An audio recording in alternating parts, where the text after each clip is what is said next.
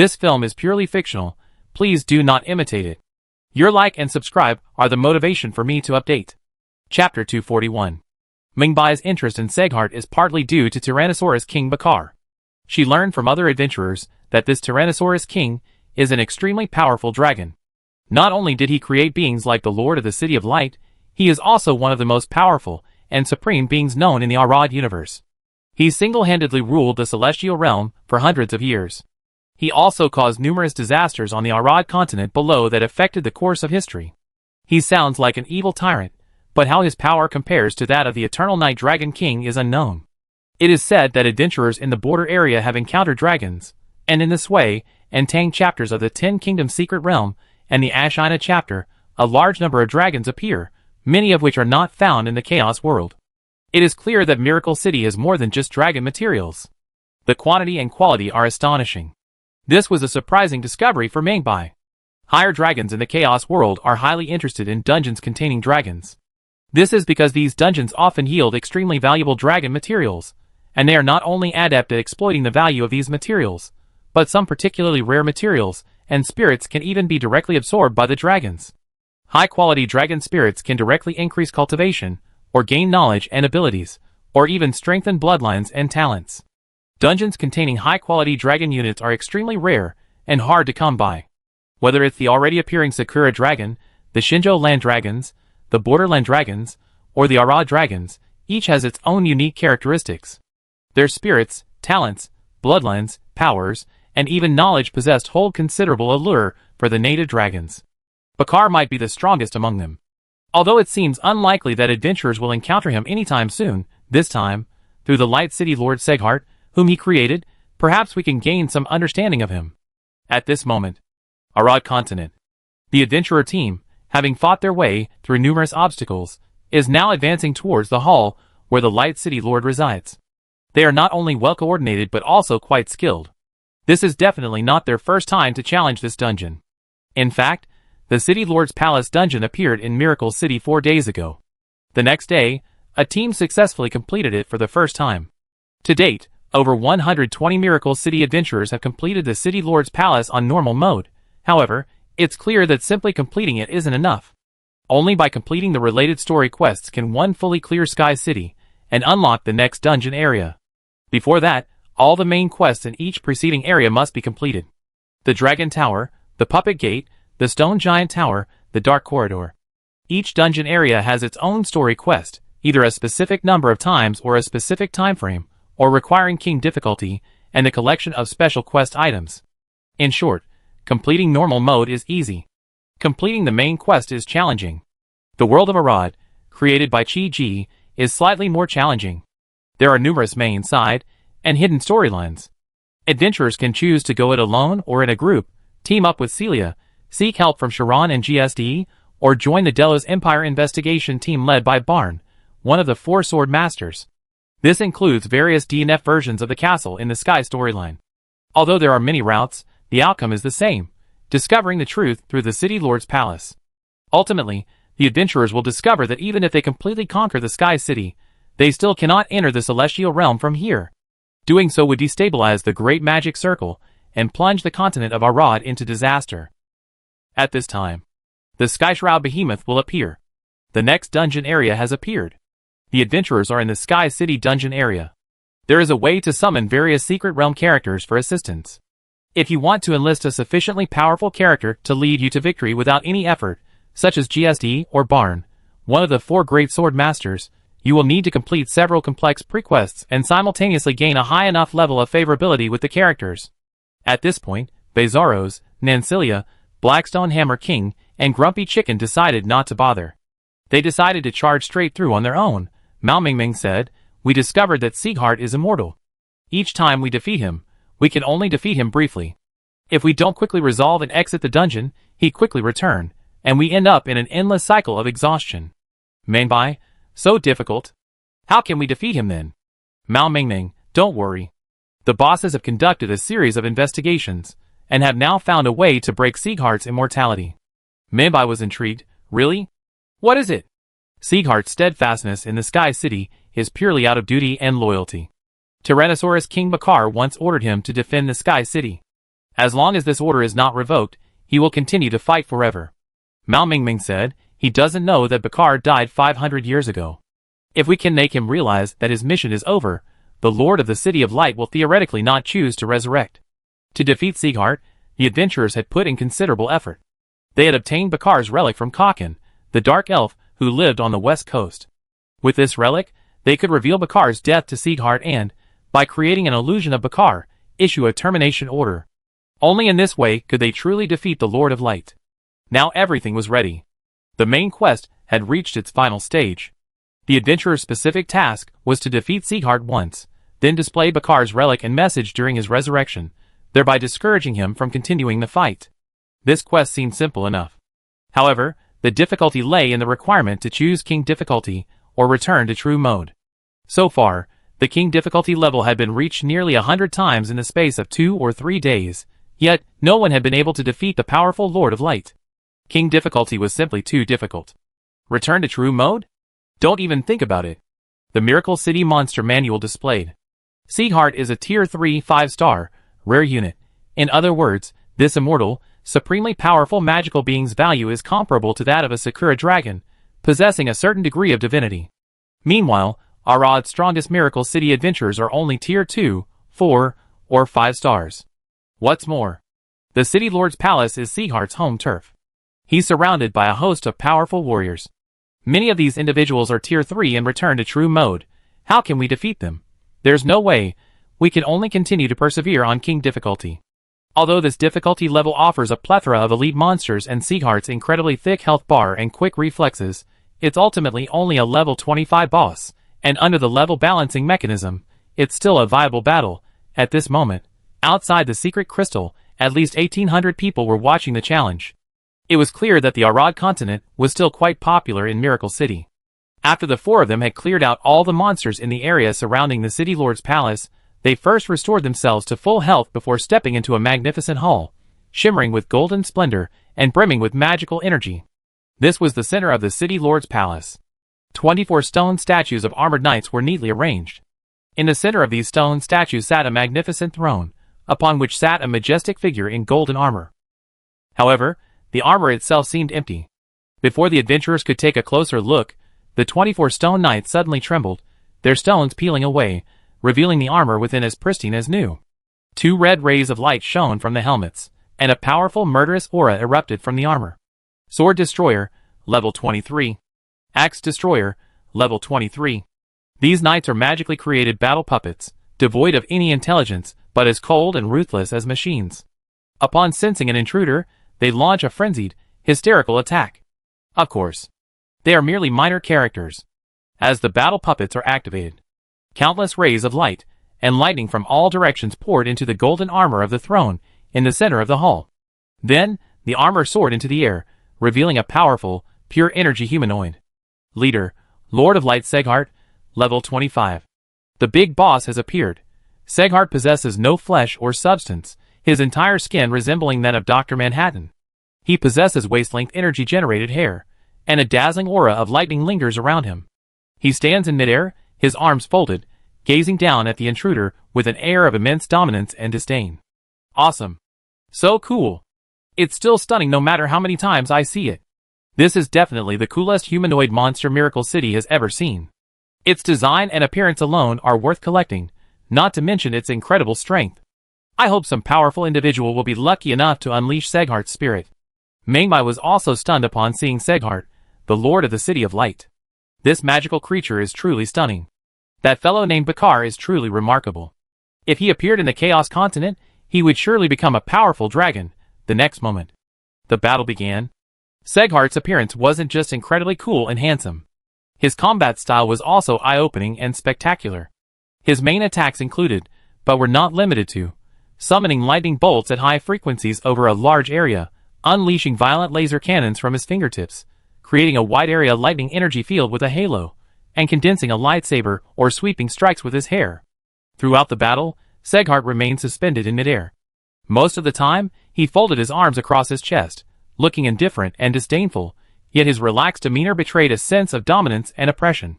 Strong. So strong, no wonder he could defend the Sky City for centuries.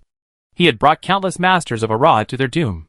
However, despite Seghart's exceptional prestige and status, the unique mechanisms of Miracle City severely limited his power.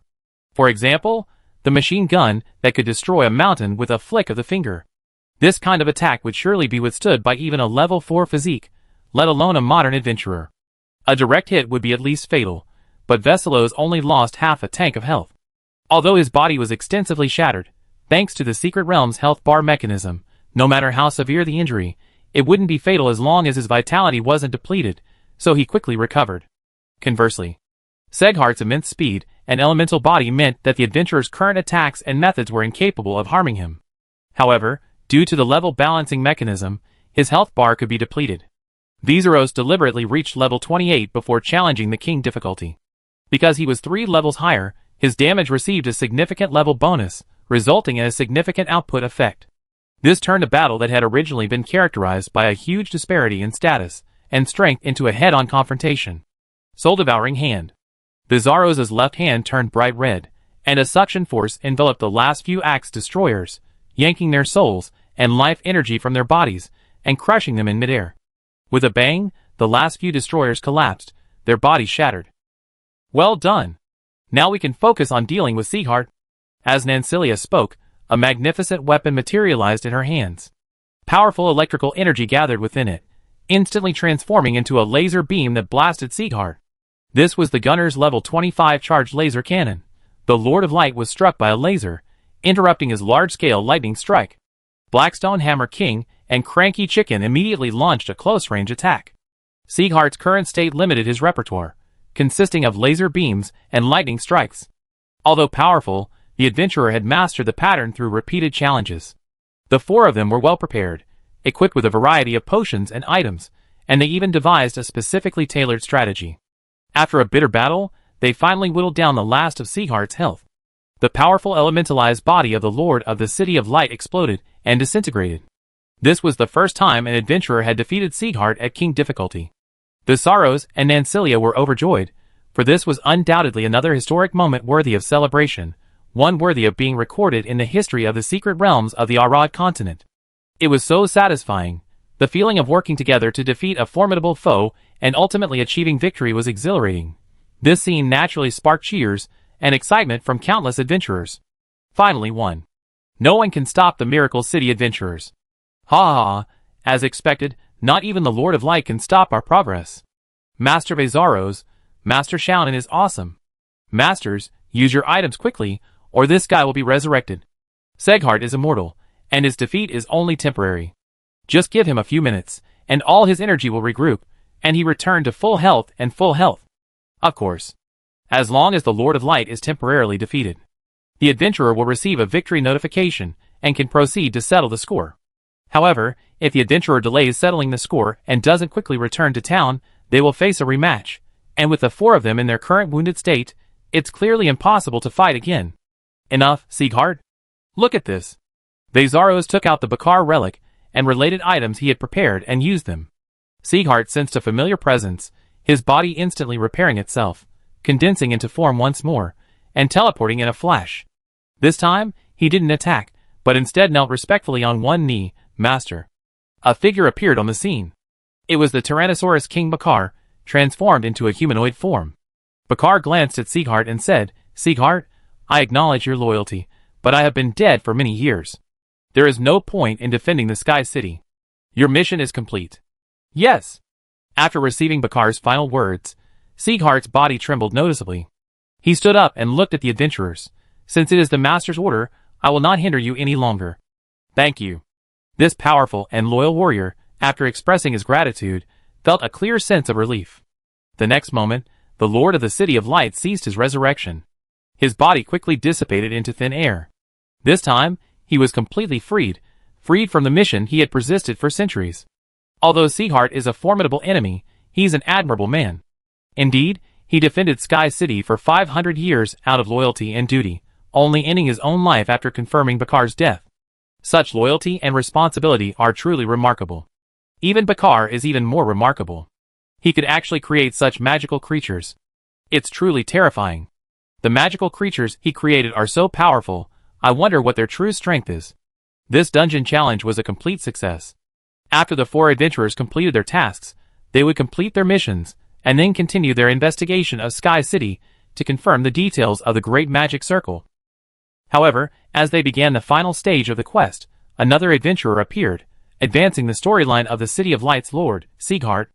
Although Sieghart had already been successfully defeated, his completely different playstyle and path quickly caught the attention of all the adventurers present, who were focused on the continent of Arad.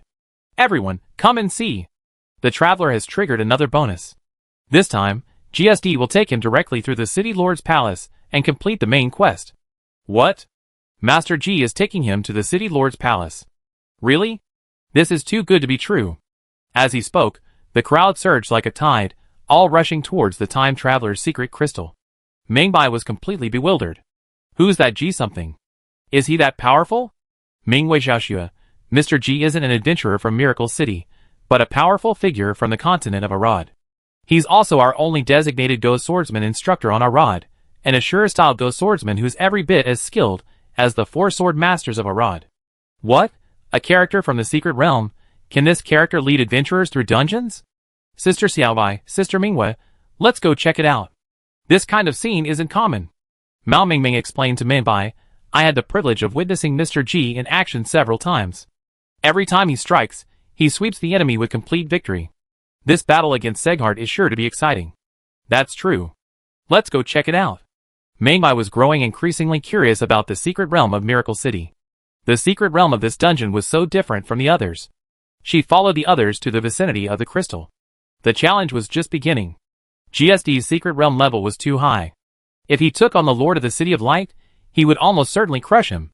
However, the time traveler cherished this opportunity to lead the team and must maximize the benefits for the best possible outcome. Upon learning that Bezaros and the others had successfully challenged the King difficulty, the time traveler decisively forgoes the King difficulty, making a choice that all adventurers longed for. Return to the true self?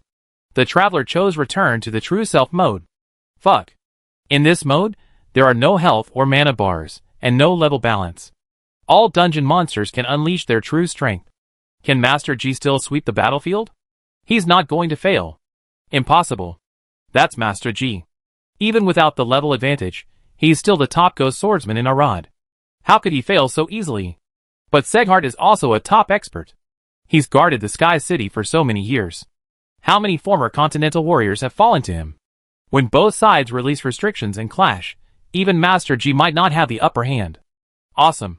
We can actually see the Lord of Light unlocking his restrictions. This battle is sure to be exciting. Thousands of people had already gathered near the crystal. Mingbai had just learned about the level setting on the continent of Arad. She couldn't help but sigh from the bottom of her heart. The Miracle Lord is truly creative and innovative. Arad and Eldon are completely different, yet both are incredibly brilliant and distinctive secret realms. Under the watchful eyes of the public, the time traveler appeared at the City Lord's palace. This time, GSD arrived right beside him, not late. Is this the palace of the legendary Lord of Light? I can already sense a powerful aura. This legendary being is indeed a worthy opponent. A strong fighting spirit rose from GSD. He warned, be careful. Don't get involved rashly. You're still too young to participate in this battle. I won't be able to take care of everything if it starts. The time traveler quickly said, yes, rest assured. I won't hold you back. Then let's go! The two officially began their expedition, but before they had taken a few steps, a large number of iron puppet masters, stone giants, ousters, and dragon men were alerted. Among them were several elites with particularly powerful auras, each possessing combat power comparable to that of a level 3 enemy. Faced with such a large number of enemies, GSD clearly had no intention of remaining behind. The secret of the Extreme Wave Sword. True Dark Sky Wave I, instantly, a powerful wave erupted from GSD's body, distorting and vanishing the surrounding light. The entire world was plunged into darkness, entering return to true nature mode. The effects of this top-level skill would obviously change. After GSD activated the Dark Sky Wave I, he could suppress the effects of all spells within his domain. Every murderous aura and every attack became transparent, instantly understood and easily countered. Extreme Wave Sword Flash. With a wave of his hand, the old Ghost Swordsman unleashed hundreds of red beams, like lasers, blasting dozens of ousters to smithereens. Even puppeteers, stone giants, and elite dragonkind were no match for the blow. Even Mangbai looked surprised. The old ghost swordsman was incredibly powerful. Although only level 4, he was no ordinary level 4. Even she couldn't understand the dark sky wave eye. It was a secret technique she had never seen before. Next, it wasn't much different from the previous times. GSD began sweeping the tower. Enveloped by a terrifying wave, all monsters and enemies were vulnerable. Even well-known elite monsters above level 3 couldn't last more than 3 rounds. Finally, it didn't take long. The two officially entered the City Lord's Hall. What was different from the King's level difficulty here was that not only were there a large number of axe and sword destroyers, but there were also exceptionally powerful destroyers located in each of the 4 directions of the City Lord's throne. Sky Destroyer, a rare tier 3, 3-star unit. Isn't this the Sky Destroyer, the boss of the Dark Corridor? I didn't expect 4 of them to suddenly appear in the City Lord's palace. This thing is tough to deal with. I've been beaten so hard trying to get through the Dark Corridor. 1 was terrifying enough, and now 3. These 4 special elite monsters are the bosses of the Dark Corridor dungeon in Sky City. The Sky Destroyer is far more powerful than the axe and sword destroyers. After all, the latter are merely ordinary tier 2, 4 to 5-star monsters. The Sky Destroyer possesses invulnerability and the ability to harness lightning. However, the moment they entered this area, GSD sensed that the sheer number of enemies here might hinder the crucial duel. So, without giving the destroyers any time to activate, he instantly unleashed his Dark Sky Wave Eye, his ultimate killing move. Cracks appeared densely in space, and in each crack, a crimson eye opened. Hundreds and thousands of eyes opened simultaneously in the darkness of the hall. Ultimately, a deadly and terrifying force emerged. Boom! In an instant. Space distorted and vibrated.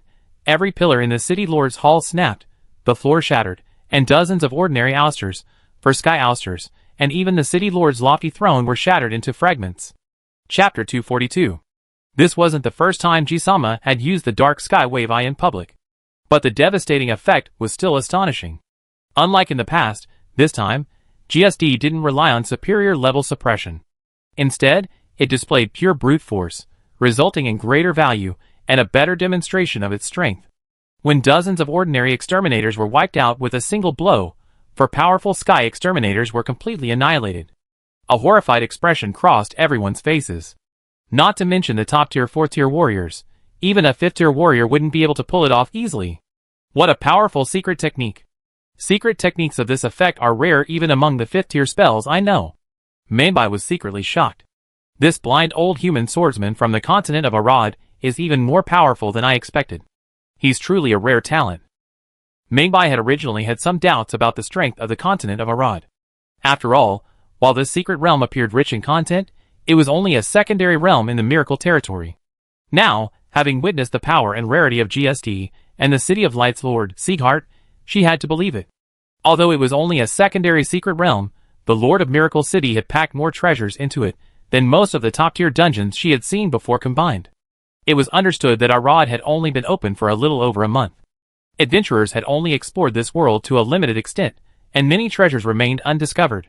Given Lord Chi's actions, the Storm Dragon King, Bakar, was likely present. His appearance was likely only a matter of time. The battle wasn't over yet. Although GSD's initial ultimate cleared the field and inflicted considerable damage on Sieghart, it failed to slay the powerful City of Light's Lord. A powerful beam of light, shrouded in lightning, erupted above the City Lord's hall. The intensity of the light was so intense that it was almost blinding. At the center of the aura, Sieghart, the City Lord of Light, took shape. His appearance remained unchanged from a regular dungeon mode, but his aura and sense of oppression were completely different, like a god. Sieghart's body was shrouded in dazzling lightning. In his right hand, he held a gleaming lightsaber. Cracks appeared on his golden armor, indicating that the blast of the dark wave I had inflicted considerable damage. GSD praised, "Not many people in Arad can physically withstand this attack from me." Sieghart, however, showed no interest in small talk. Regardless of the opponent's origins or how powerful they were, those who attempted to force their way into the Sky City would meet the same fate. In his left hand, a beam of light instantly condensed from his palm. This beam of light blasted in the form of a laser, the entire activation process taking less than half a second. Bang! An explosion erupted from the summit of the Sky City. A dazzling white beam pierced the tower, blasting a hole through the distant clouds. What terrifying power, what astonishing range, what terrifying speed. An ordinary 4th-tier expert would be unable to dodge this attack, or even react in time. Seghart, the Lord of the City of Light, was undoubtedly capable of fighting a higher-tier opponent, but GSD was no ordinary 4th-tier expert. A top-tier Azura's Minds, I was far more perceptive than the naked eye. He sensed the energy fluctuations before the Lord of the City of Light could unleash his attack and dodged with pinpoint accuracy. The Lord of the City of Light's light cannon missed. The lightsaber, Winged Shadow Light, wielded in his right hand, immediately launched a slashing blow. A flash of lightning-like sword energy roared towards him, and GSD immediately concentrated a powerful and violent wave of force into a slashing blow. Ashura Evil Light Slash. A massive sword energy roared out, instantly colliding with a thunder sword energy in midair, creating a powerful turbulence of energy that ultimately cancelled each other out. Explosive Flame Wave Sword. GSD used his most proficient wave sword. A tsunami-like wave of explosive flames covered the sky, the endless blazing flames, like the gaping maw of a giant beast, poised to devour Seghart. Whoosh! Amidst the electric current and the roaring explosion, Seghart transformed into a flash of light, darting from the air to the ground in near instantaneous speed. However, he was instantly enveloped by an extremely cold energy, frozen instantly within a massive block of ice.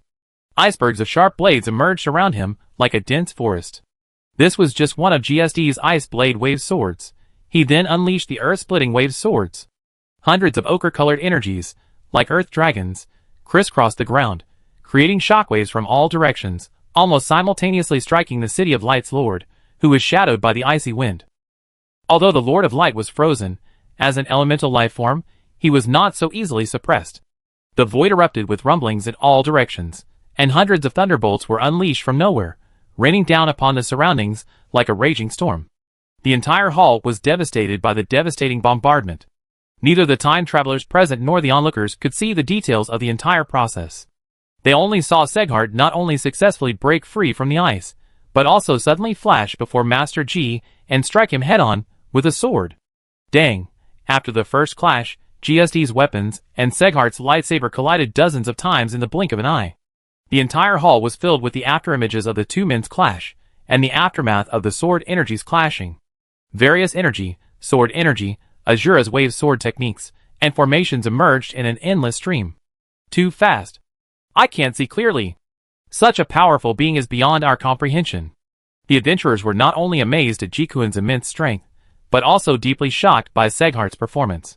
They finally understood the true power of this top-tier being. In normal dungeon mode, Seghart, the Lord of the City of Light, could only summon lightning, fire light cannons with his hands, and release a halo of electric fields.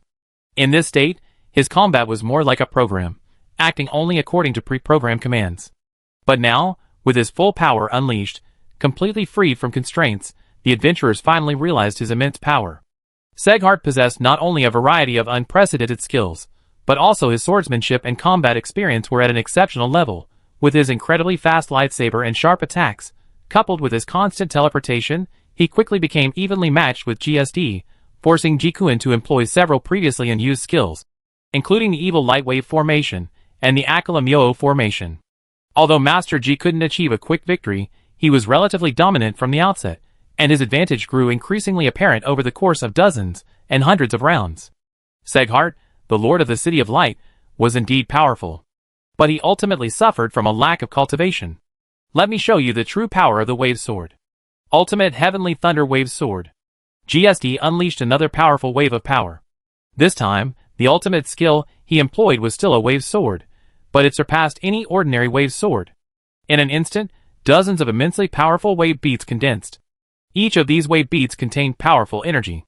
Each one appeared around the Lord of the City of Light, releasing a torrent of lightning that connected them all together. This is a formation. It must be broken before it takes shape. Seghart immediately raised his hand and unleashed a beam of light, but the indestructible beam failed to shake anything, and was instead absorbed by the formation. The lightning released by dozens of wave beats grew in volume, resonating with each other, continuously strengthening each other's power, ultimately forming billions of bolts of lightning, like a giant, airtight lightning cage. It's over. The moment GSD raised his sword and activated the formation, all these wave beats converged towards Seghart, each wrapped in a force powerful enough to destroy a small mountain. When all the force of the heavenly thunder collided together, it brewed and erupted with overwhelming force. With a resounding boom, even a body as strong as the Lord of the City of Light, Seghart, could not withstand such an impact. Ultimately, Under the terrifying attack of the heavenly thunder wave sword, it was reduced to ash and completely disappeared. Success. Seghart was defeated, at least temporarily, but it's well known that the Lord of the City of Light cannot die. When Seghart's body was crushed by the thunder wave sword, within seconds, the Sky City erupted with powerful energy, which converged in midair and once again formed Seghart's body. GSD slowly sheathed the dagger and said, as expected of a loyal subordinate created by Bakar, your strength has declined significantly compared to 500 years ago. I might not be able to defeat you in your prime, but you are no match for me now. You're strong. But it's meaningless. Seghart also expressed full confidence in GSD's strength. I have an infinite lifespan. I can never be completely defeated.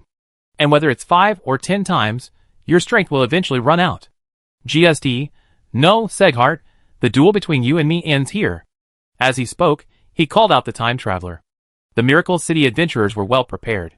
Taking advantage of the fact that the Lord of Light had not yet fully revived and was still able to communicate, they immediately produced Bakar's relics and message. The subsequent plot unfolded similarly. The Lord of Light, Seghart, accepted the message on Bakar's relics that the adventurers had retrieved, and the adventurers successfully used it to unlock Seghart's mission and task. Seghart ceased his resurrection and allowed himself to dissipate. A loyal, top-tier warrior had fallen, and thus, liberated. Although the battle process, performance, and method of clearing the level were completely different, the time traveler successfully demonstrated a different solution to the other Miracle City adventurers. The adventurer was thrilled. He was in awe of Seghart's strength. Amazing. With only a Tier 3, 5-star strength, he fought a Tier 4, Mr. G, for dozens or hundreds of rounds without being defeated. If Bakar weren't dead, and if Sky City were at its peak, this Lord of Light would definitely be no less powerful than Tier 4. If a Tier 3 is this formidable, a Tier 4 wouldn't be able to surpass him. At his peak, even a top Tier 4 boss like GSD would have difficulty suppressing the Lord of Light. With that kind of strength, coupled with his immortality, it's no wonder he's been able to defend Sky City for so many years. Master Traveler is truly awesome. You found a way to win easily. Building good relationships with the various Secret Realm bosses will make dungeon clearing a breeze. Yes, the favorability of Secret Realm characters is incredibly useful. We could give it a try. It's difficult, very hard to replicate, because ordinary people can't even get the favorability quests. Besides, while it's fun to be led by Secret Realm characters, it can also significantly impact your rating. Besides, even if these Secret Realm bosses help, they usually only help you through the storyline. For daily leveling and clearing dungeons, you still have to rely on yourself. Time Traveler exited the dungeon. He chose to return to town. Boy, thanks to you for leading the way this time, otherwise, I wouldn't have been able to meet Seghart so easily. GSD patted the Time Traveler on the shoulder and said, I'm going back to seclusion for a while. This battle has given me some profound insights. The Time Traveler asked curiously, this little thing isn't worth mentioning. But have you found any results on the matter you were looking for? No, I can sense a strong resonance between the Lord of the City of Light and the Ghost Hand, but with only the clues I have so far, I can't pinpoint the cause. It seems we have to put this matter on hold for now. GSD continued, although Seghart has been eliminated, it appears the entrance to the Celestial Realm remains sealed. Alice and Sharon were right. If you wish to venture to the Celestial Realm, you have to find another way. This was sad news for the adventurers. The plot revealed that the Sky City, thousands of years ago, served as a gateway connecting the continent of Arad and the Celestial Realm. It was not until Bakar ruled the Celestial Realm that it was closed.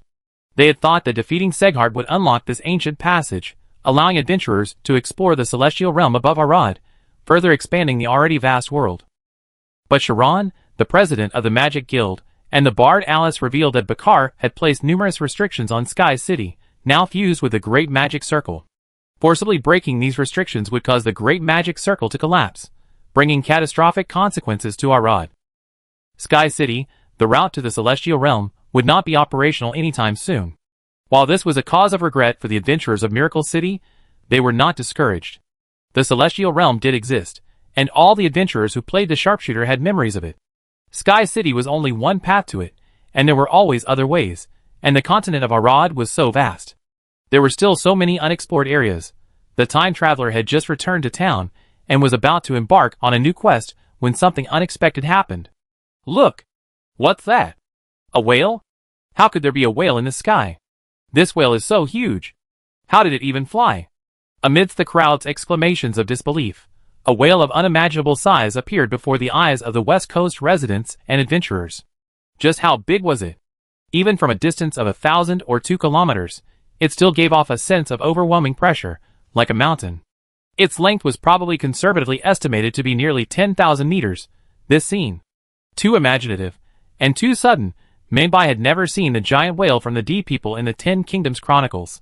And even the ancient giant whale from the Deep People couldn't fly in the sky.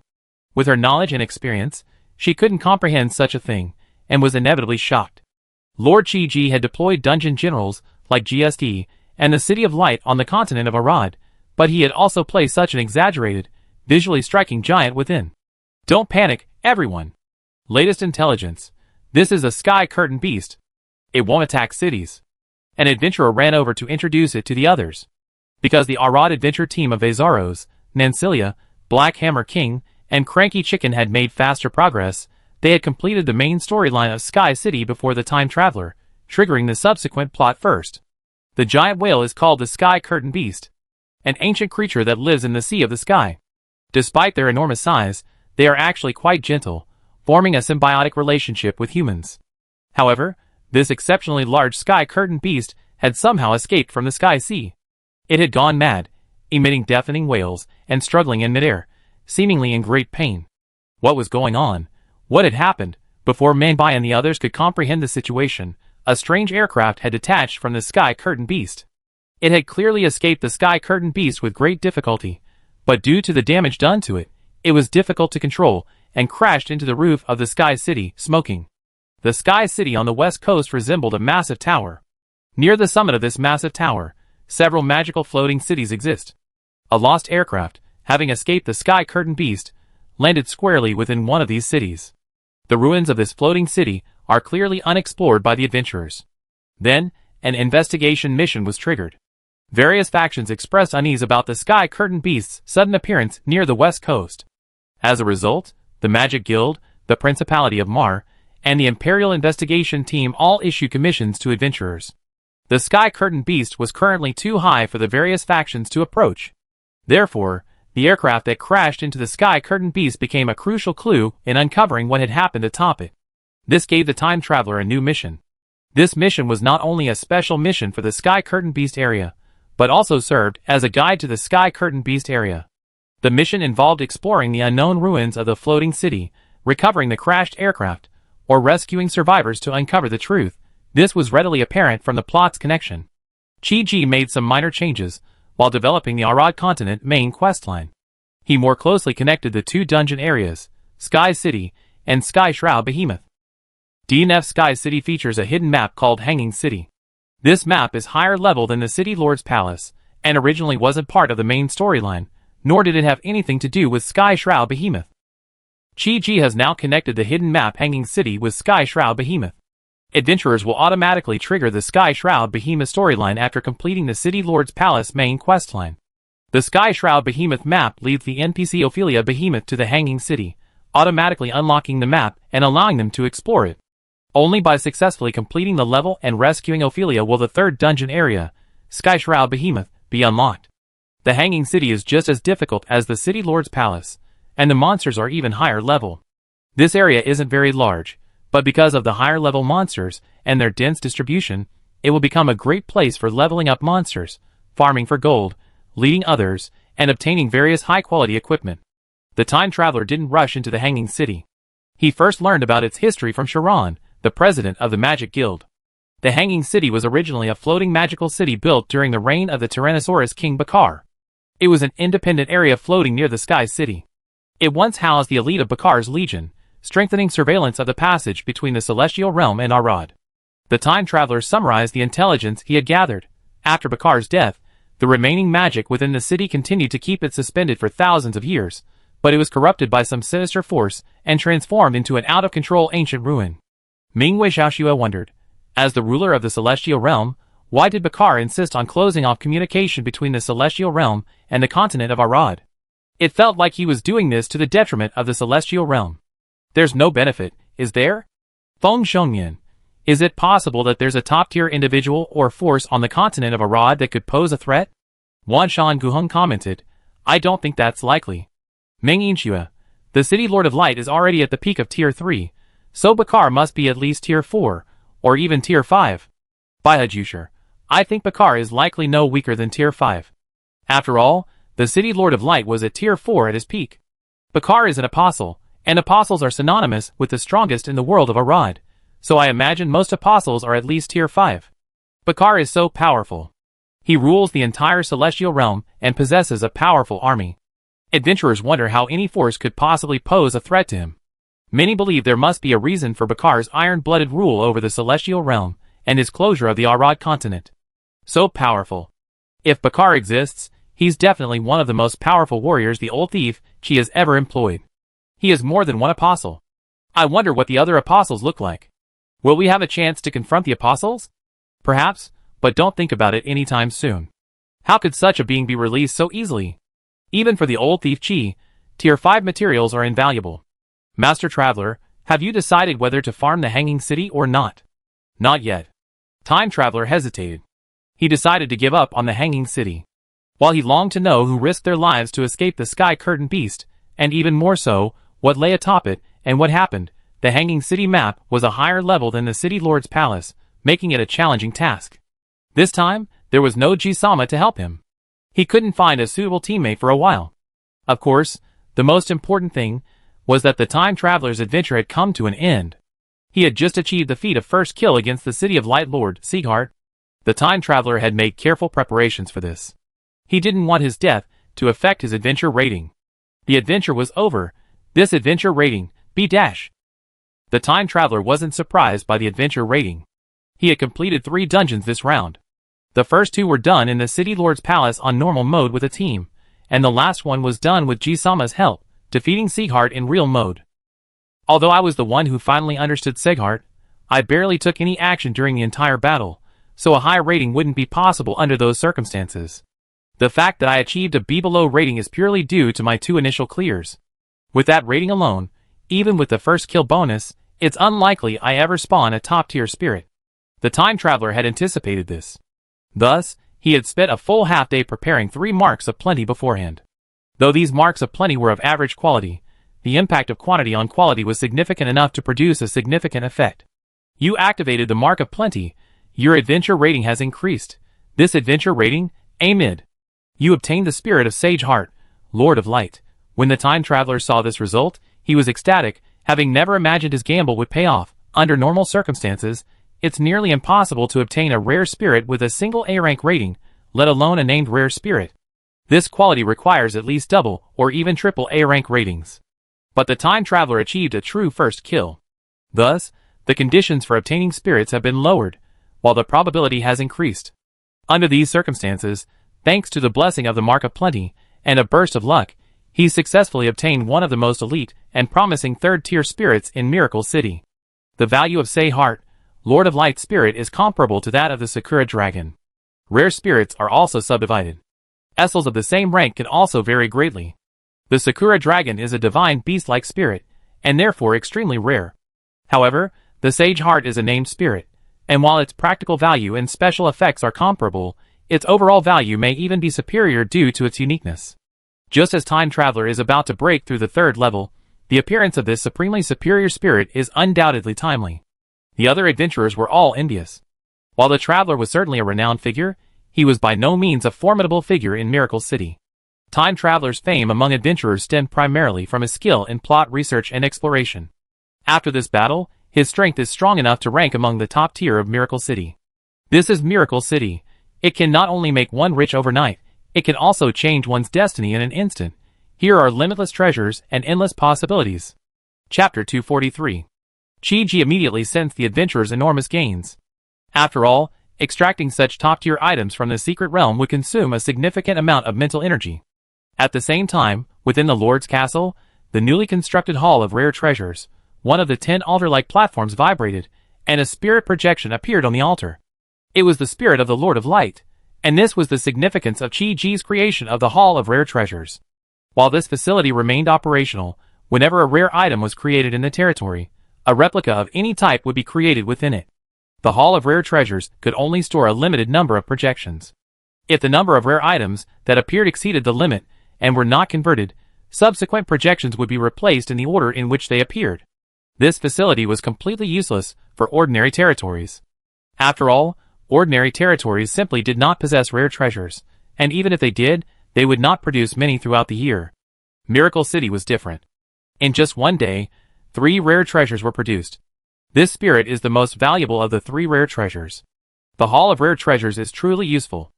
Chi-Ji had already expended a whopping 5,000 mental points to liquidate the Light City Lord's spirit within the Hall of Rare Treasures. With this facility, the territory's treasure output would double, and even the most precious spirits wouldn't need to be reclaimed. Although obtaining rare treasures from the Hall of Rare Treasures consumes a significant amount of mental energy, it's nothing. The Miracle Territory has no shortage of mental energy resources. Of course, since named spirits are unique, the Light City Lord's spirit Chi-Ji obtained is unnamed. However, the abilities, characteristics, and performance of a named or unnamed spirit are not significantly different. The Lord of Light Soul is a rare, 5th level, 3rd tier spirit. Its value is even higher than most 4th tier rare spirits. It is an extremely valuable resource, and a crucial bargaining chip. Soul materials can not only be used to directly summon monster soldiers, or create monster guards through sealing, but can also be rewarded to adventurers or traded as a top-tier commodity to interested local experts. For adventurers, the value of the Lord of Light Soul is self-evident. Whether offered as a bounty for a major quest or offered at a fixed price, it is enough to attract countless adventurers, who then utilize it to create enormous value for their territory while simultaneously praising the Lord. As for the local experts, even if they cannot fuse the soul, they will still be very interested in the Lord of Light. Because the soul itself is a material imbued with immense power and information, local experts have other ways to devour or absorb the soul, thereby mastering some of its abilities, and even comprehending its various skills and spells. This Lord of Light Soul is just the beginning. The production of various top-tier spirits will only increase in the future. The greatest advantage of the Arad continent as a secret online game realm is its long-term and stable operation. It is rich in content, containing a large number of spirits, equipment, and skills. As more and more adventurers join it, it will surely generate a steady stream of income for the territory. What's one Lord of the City of Light? Even if there are 10, or even 100, it's only a matter of time.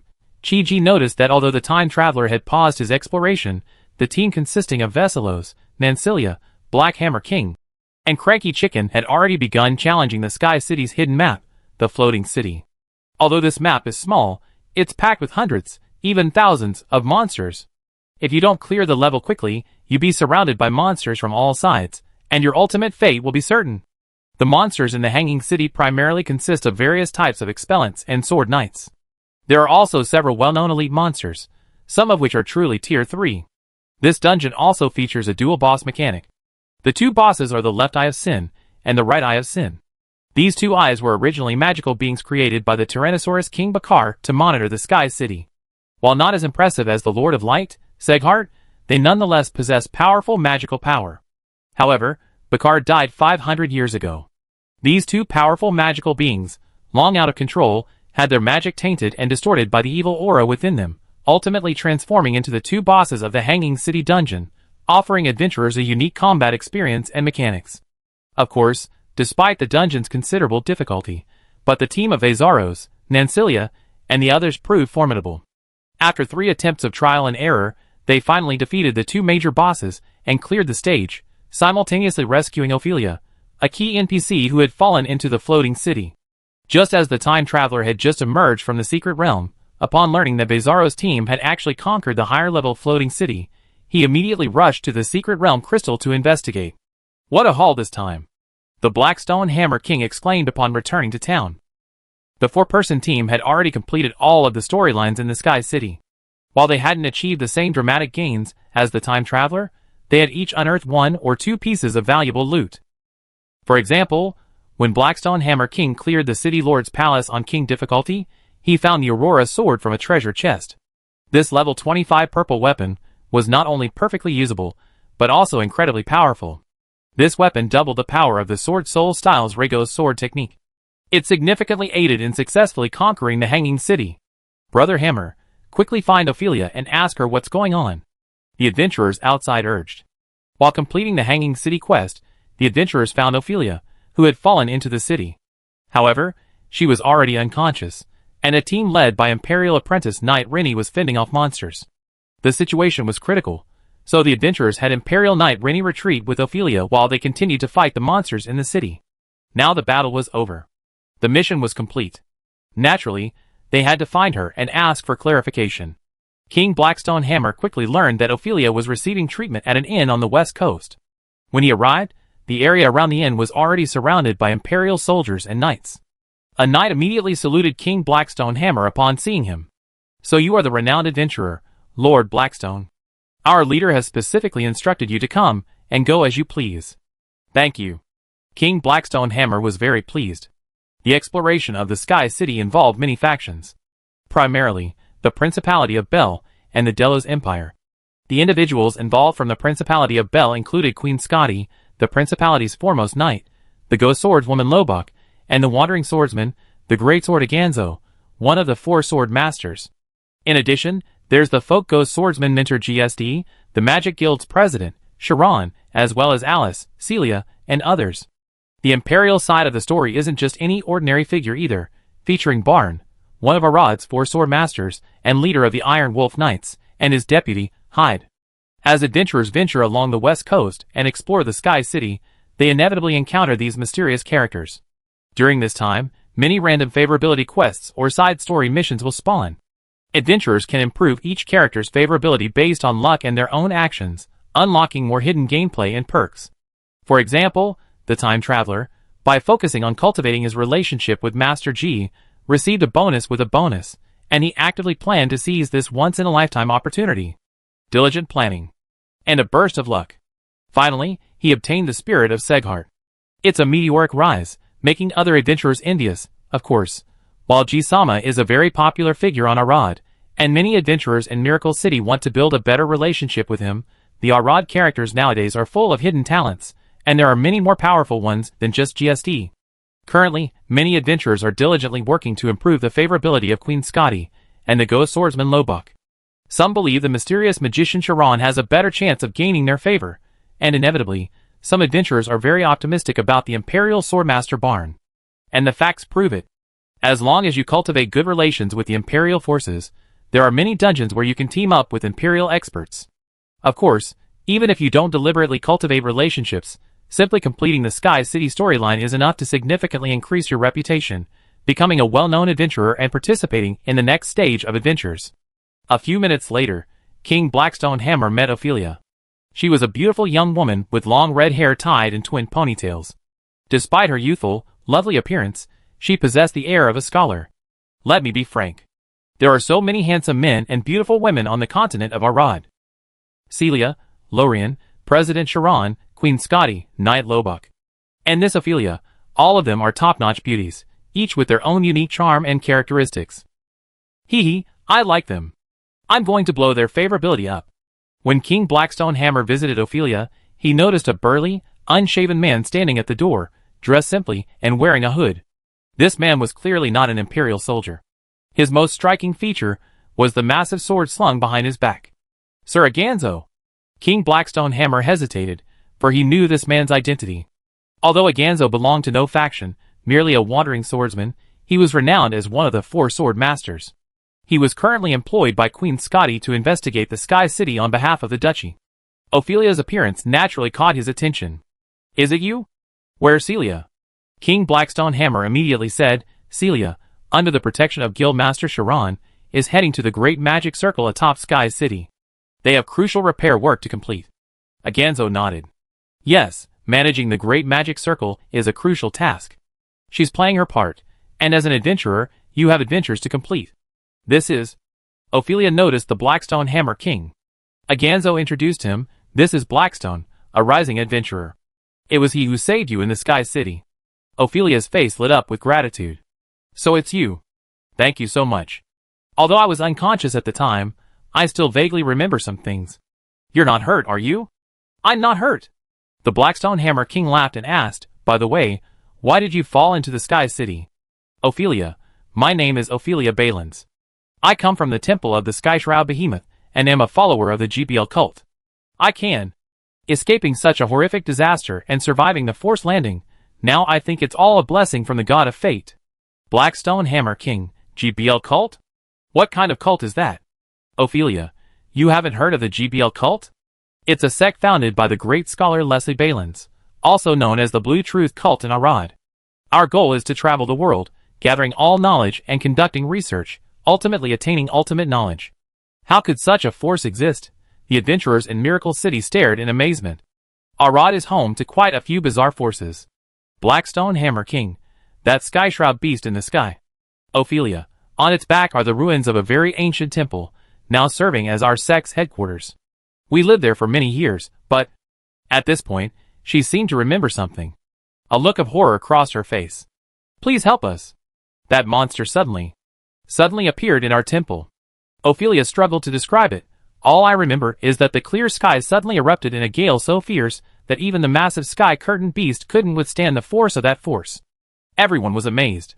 What kind of power could that be? Could it possibly overwhelm even a behemoth like the sky-shroud beast? Ophelia continued. At that moment, I felt as if a mountain were crushing my body, unbearable. The believers around me screamed like crazy and fell to the ground. Most of them burned black by the mysterious power. The monster destroyed everything in an instant. My home. The temple.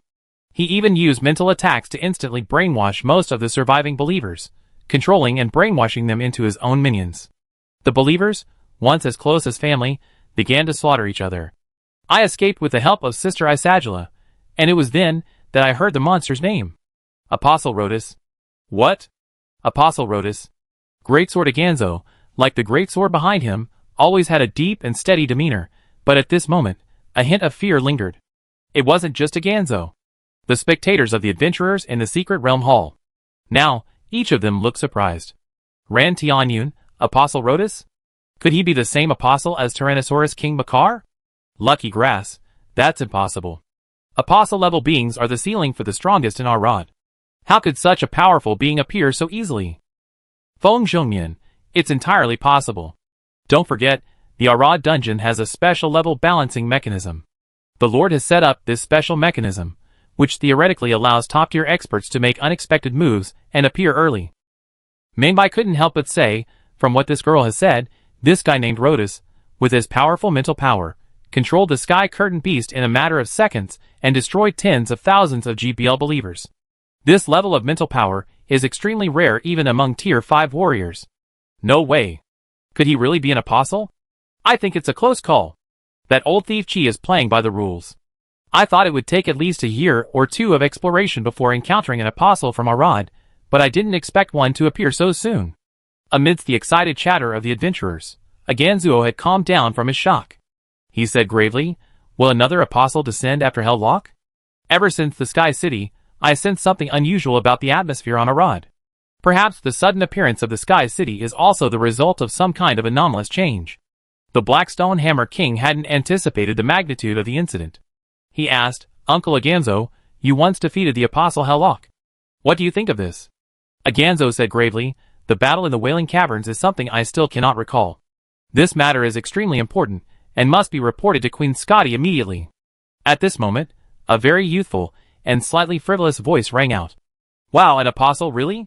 If it's someone of Helllock's stature, their power must be terrifying. The Blackstone Hammer King looked in the direction of the voice. Two men dressed as imperial generals approached. One, in his early 30s, had short black hair, a steady demeanor, and meticulous attention to detail. He was Hyde, born into a prominent family of the Delos Empire, and currently vice-captain of the Iron Wolf Knights. The other man had short, slick-back white hair. Though dressed in the uniform of a high-ranking general, he looked remarkably youthful, even a bit effeminate and childish, a young, pretty boy in his early 20s. He was the one who had just spoken. He was Shortsword Barn, the youngest of the 4 sword masters. At the age of 17, he participated in the Battle of the Wailing Caverns, and was ultimately crowned an imperial count for his exploits there. He was the leader of the Iron Wolf Knights, and undoubtedly a supreme swordsman. Hyde, there's so little confirmed information. Perhaps they're not truly apostles? Barn, I think it's a close call. I heard of the GBL cult before. While it's a very closed organization, it's quite large and teeming with experts. The force that could cause them to collapse in an instant, even abandoning the temple and fleeing in panic, is certainly not simple. Hyde immediately said, we should immediately seek aid from His Majesty the Emperor. Barn, while seeking imperial support is wise, The return journey would take considerable time. If more nobles object, the time required would be immeasurable. Ah, your majesty, you're being rude. Giving him a baron or viscount would have been perfectly fine. Giving him an earl is bound to become a thorn in some people's side. Blackrock Hammer King interrupted. The most urgent task is to get to the bottom of this matter. Barn, oh, I'm getting off topic again. Anyway, the apostle appearing overhead is the worst case scenario. It's even more serious than when Helicrud did. After all, Helicrud didn't leave the Wailing Caverns. Although the monsters in the Wailing Caverns fled to avoid Helicrud, causing significant damage to the surrounding area, Helicrud remained within the caves. The young swordsman impressed the adventurer. His only flaw was his talkativeness, a tendency to get carried away and lose his temper. The Blackstone Hammer King quickly interrupted again. What would happen if Rhodas launched an attack on Earth? Barn, using the power of the apostles, the worst-case scenario would undoubtedly be that the entire duchy would become Rhodas's puppets, ultimately leading to a catastrophe that would sweep across Arad. This isn't just a problem for the duchy, the situation is far more serious than we imagine. Soon afterward, Queen Scotty's trusted confidant, the female ghost swordsman Lobok, also arrived upon hearing the news. Hyde said bluntly, I suggest an immediate evacuation of all cities on the west coast. No, that's futile. If the apostle is parasitic on the Skyshroud beast, its power could overwhelm the entire principality at any moment. Evacuating now would only cause pointless panic and chaos. The cold and beautiful female ghost swordsman said, the only viable solution is to eliminate the apostle before the situation gets out of control. Bane sneered, haha. Eliminate the apostle. That's easy for you to say. Ophelia, I know this is a very difficult task, and I share the deepest regret for the undeserved disaster that has befallen the principality.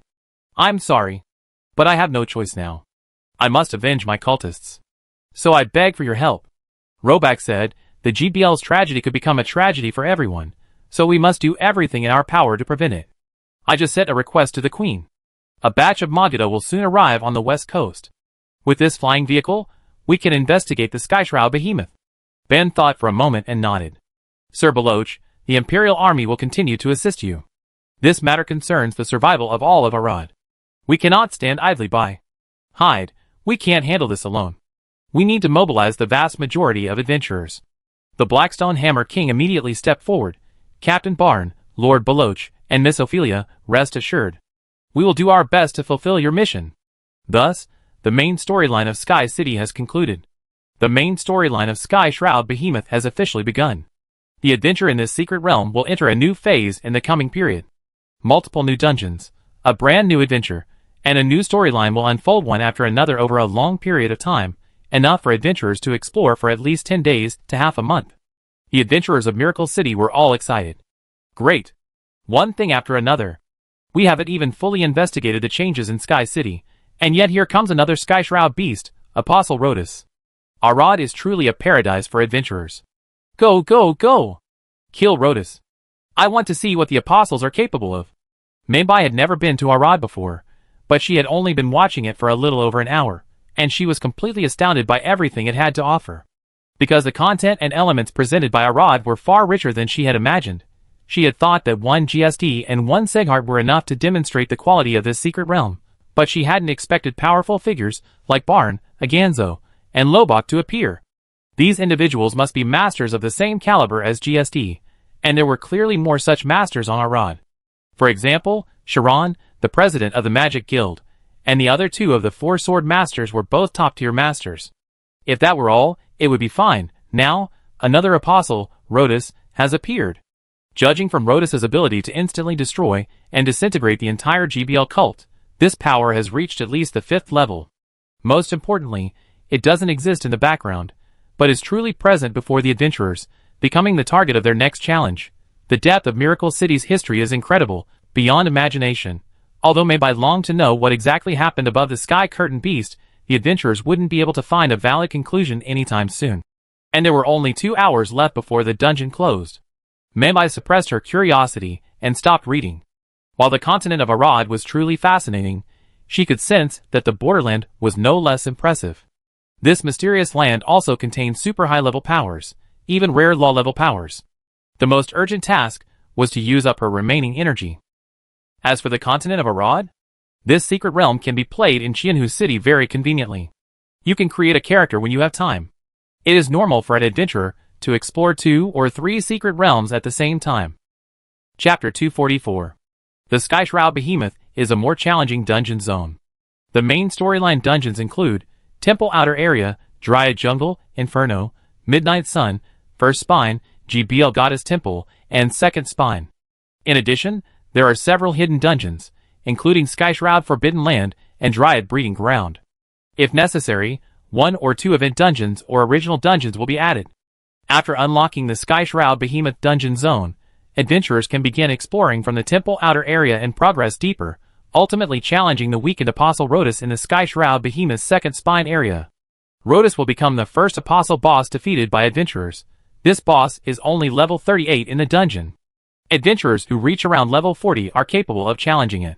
However, if challenged and returned to true mode, its power reaches a level no weaker than a Tier 4 3-star level. Even in its extremely weakened state, Rhotus remains a formidable opponent for mortals. Even the best Arad warriors of the same level are unable to withstand its powerful mental attacks. Chi-Ji believed this big boss would leave a deep impression on adventurers. Of course, even if one simply followed the original game's normal exploration process and plot, completing this entire area would take a considerable amount of time, as evidenced by the level distribution of the dungeons. The monsters in the lowest level dungeons are generally around level 25. The monsters in the highest level dungeons are generally in the early 40s. In other words, adventurers before level 40 will spend the vast majority of their time in the Skyshroud Behemoth. Leveling in the secret realms of Arad increases in difficulty gradually. Going from level 20 to level 40 is definitely not something that can be accomplished in a few days. Not to mention the sheer number of quests. These include main quests, side quests, hidden quests, and random quests. To enrich the Arad experience, Chi-Ji expanded upon the original game storyline and characters, adding at least a dozen times more storylines and quests. Adventurers explore the Skyshroud Behemoth. It's more than just grinding. These adventurers can witness firsthand the devastating conditions of the GBL headquarters under Rhotus's rule, while also gaining a comprehensive understanding of Rhotus and the Skyshroud Behemoth. Adventurers can also further develop relationships with various characters and factions, delve into the details of GBL life, culture, history, and even ancient civilization. In ancient times, the Skyshroud Behemoth was a temple to the goddess of beauty Venus. Thus, there are still many ruins and secrets that even the GBL has yet to uncover. Chi-Ji has relevant design materials. If adventurers delve deeper into this storyline, he could also create 1 or 2 special dungeon areas for the Skyshroud Behemoth, independent of all the main and side quests. In short, this will be a rich and imaginative adventure. Chi-Ji estimates that even top adventurers, like Bezaros, will need at least half a month to complete it. Ordinary second or third tier adventurers, who want to explore more thoroughly, will have to grind this area repeatedly for at least a month or 2. This is the beauty of online game-style secret realms. They allow people to work tirelessly, grinding over and over again every day. It's likely that many high-level adventurers will return to Sky City and Green Forest to grind the King's Map, which yields a large amount of resources every day. Miracle City will definitely make a fortune in this process. The appearance of the Skyshroud Behemoth. The Apostle Rhotus' stunt. This suddenly put the continent of Arad at the center of discussion. A local adventurer who had just arrived in Miracle City exclaimed, "It's incredible. This secret realm is tailor-made for us adventurers. I never seen such an exciting adventure world." Another newcomer was equally excited. Although it's a secondary secret realm, its scale is comparable to the core main secret realms of top territories. Each dungeon area is equivalent to the main secret realm of a high-quality dungeon, not to mention the large number of towns and people. An elven adventurer commented, "Guns, magic, swordsmanship, machinery, knights, elves. Although this world may seem a little unfamiliar, it also has many familiar elements. It's true that the continent of Arad is only a secondary secret realm. But as Miracle City's first long-term, true online RPG, it holds great importance for Miracle City. This secret realm's levels, equipment, skills, social and team systems, and other innovative gameplay features are truly eye-catching for adventurers. The characters are vibrant and full of personality and charm. No wonder so many adventurers are captivated by it. Among all the secret realms in Miracle City, Arad is second only to Frenzy and 10 Kingdoms in popularity, surpassing Star Sea and Sick Realm, demonstrating its immense popularity. Mainbai has returned to the Junction. While she's also very interested in the Skyshroud Behemoth, she clearly prioritizes the adventures and development of the Junction over Arad. After all, it's a world unexplored, offering the opportunity to become a legendary fated dungeon master in terms of content. It's a stark contrast to the youthful energy and passionate energy of Arad. The borderland feels both gloomy and profound, filled with majestic wonders yet simultaneously reserved, silent, and dilapidated. This sense of alienation and mystery holds a unique charm. I truly cannot understand why the same dungeon, a secret realm created by the same lord, can have such a stark difference in style and temperament. Of course, it's not just these two secret realms. It's said that every secret realm in Miracle City is unique. There's no time to dwell on it, time is running out. I left the blessing of the forest where I met Melina. Mingbai heard that while he was watching Vesselos and the others' adventures on Arad, an adventurer playing the Fated One had successfully crossed this forest and arrived at the camp before the storm level in Stonewall City. I need to hurry too. Menbai activated his spirit horse whistle and blew softly. A vast mass of soul energy emerged from the void and gathered, instantly transforming into a horned steed. This was Tourette, the spirit horse Melina had given the Fated One. It rubbed his hand with remarkable intelligence, then leaned forward, awaiting its master's ride. A wonderful horse. Mingbai rode it for a test ride. She was amazed to discover Tourette's telepathic connection with her master. This made it incredibly convenient to follow his will, without requiring any commands. The sensation was truly wondrous. Tourette felt like a mere extension of the body, allowing for precise control, a seamless union of man and horse. Tourette's performance was also impressive. It was incredibly fast and agile, easily traversing rugged terrain and leaping over cliffs. Even in complex forests and rugged mountain terrain, it moved with the swiftness of the wind. This is an excellent means of transportation. It's also a very good combat partner. If I had acquired you sooner, even facing the great tree guards would have been much easier. Menbai stroked Tourette's mane and sighed, from today on, you will follow me on my adventures and witness me become the king of Eldon. Tourette neighed as if in response. Menbai officially began her action. Although the terrain of this forest, covering tens of thousands of acres, was complex, the frequent passage of goblins and giants, and the marching of large armies had formed numerous navigable paths through the forest. Menbai quickly spotted soldiers on patrol or in ambush. To avoid alerting the enemy, she released her spirit horse's summons and groped her way through the trees, locking onto 3 patrolling soldiers. In appearance, these Grek soldiers serving the limb-joining demigod were not much different from normal humans. Their armor consisted primarily of iron helmets and chain mail, and their simple tunics were painted with tree and beast motifs. The tree likely represents the golden tree. The beast is said to represent the first king, Galfrey. Grek is a descendant of Galfrey, so it's not surprising that his soldiers and knights bear these ornaments. This is also a subtle aspect of the Miracle City secret realm. According to the Monster Encyclopedia unlocked by adventurers, the average Galfrey soldier strength is around level 1, 3 or 4 stars. When the ring was shattered, the vast majority of the people who believed in the golden rule in this land known as the Junction suffered varying degrees of spiritual and mental shock. At best, they became emotionally apathetic and numb. In severe cases, they might become completely lifeless, or lose their minds and go completely insane. Of course, a fortunate few remained unaffected and could still communicate normally, and the few Grek soldiers before them seemed relatively normal. Menbai could hear their conversations. Some complained about the heavy workload. Some expressed fear of Grek's growing madness and distortion. These sane soldiers would rather sleep in the open air than return to Stoneville, which was now a massive slaughterhouse. Of course, the conversations occasionally mingled with domestic matters. For example, one soldier mentioned, I haven't been home for 2 or 3 years, only to discover I have a 1-year-old son. My wife said it was a gift from the golden tree, and the supreme will is truly great. Menbai eavesdropped for a while, but found no particularly useful information. To avoid detection, she launched a surprise attack, stabbing her sword through the back and through the heart, killing one soldier first. Who is it? It's the Fated One. The other 2 Grek soldiers were shocked.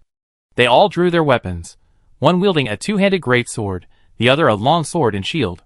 They quickly attacked Menbai. The shield-bearing soldier approached first, attempting to pin the Fated One down with his shield. He launched several rapid slashes. Although each was blocked by the shield, but after being strengthened by Melina, his strength and power had increased significantly.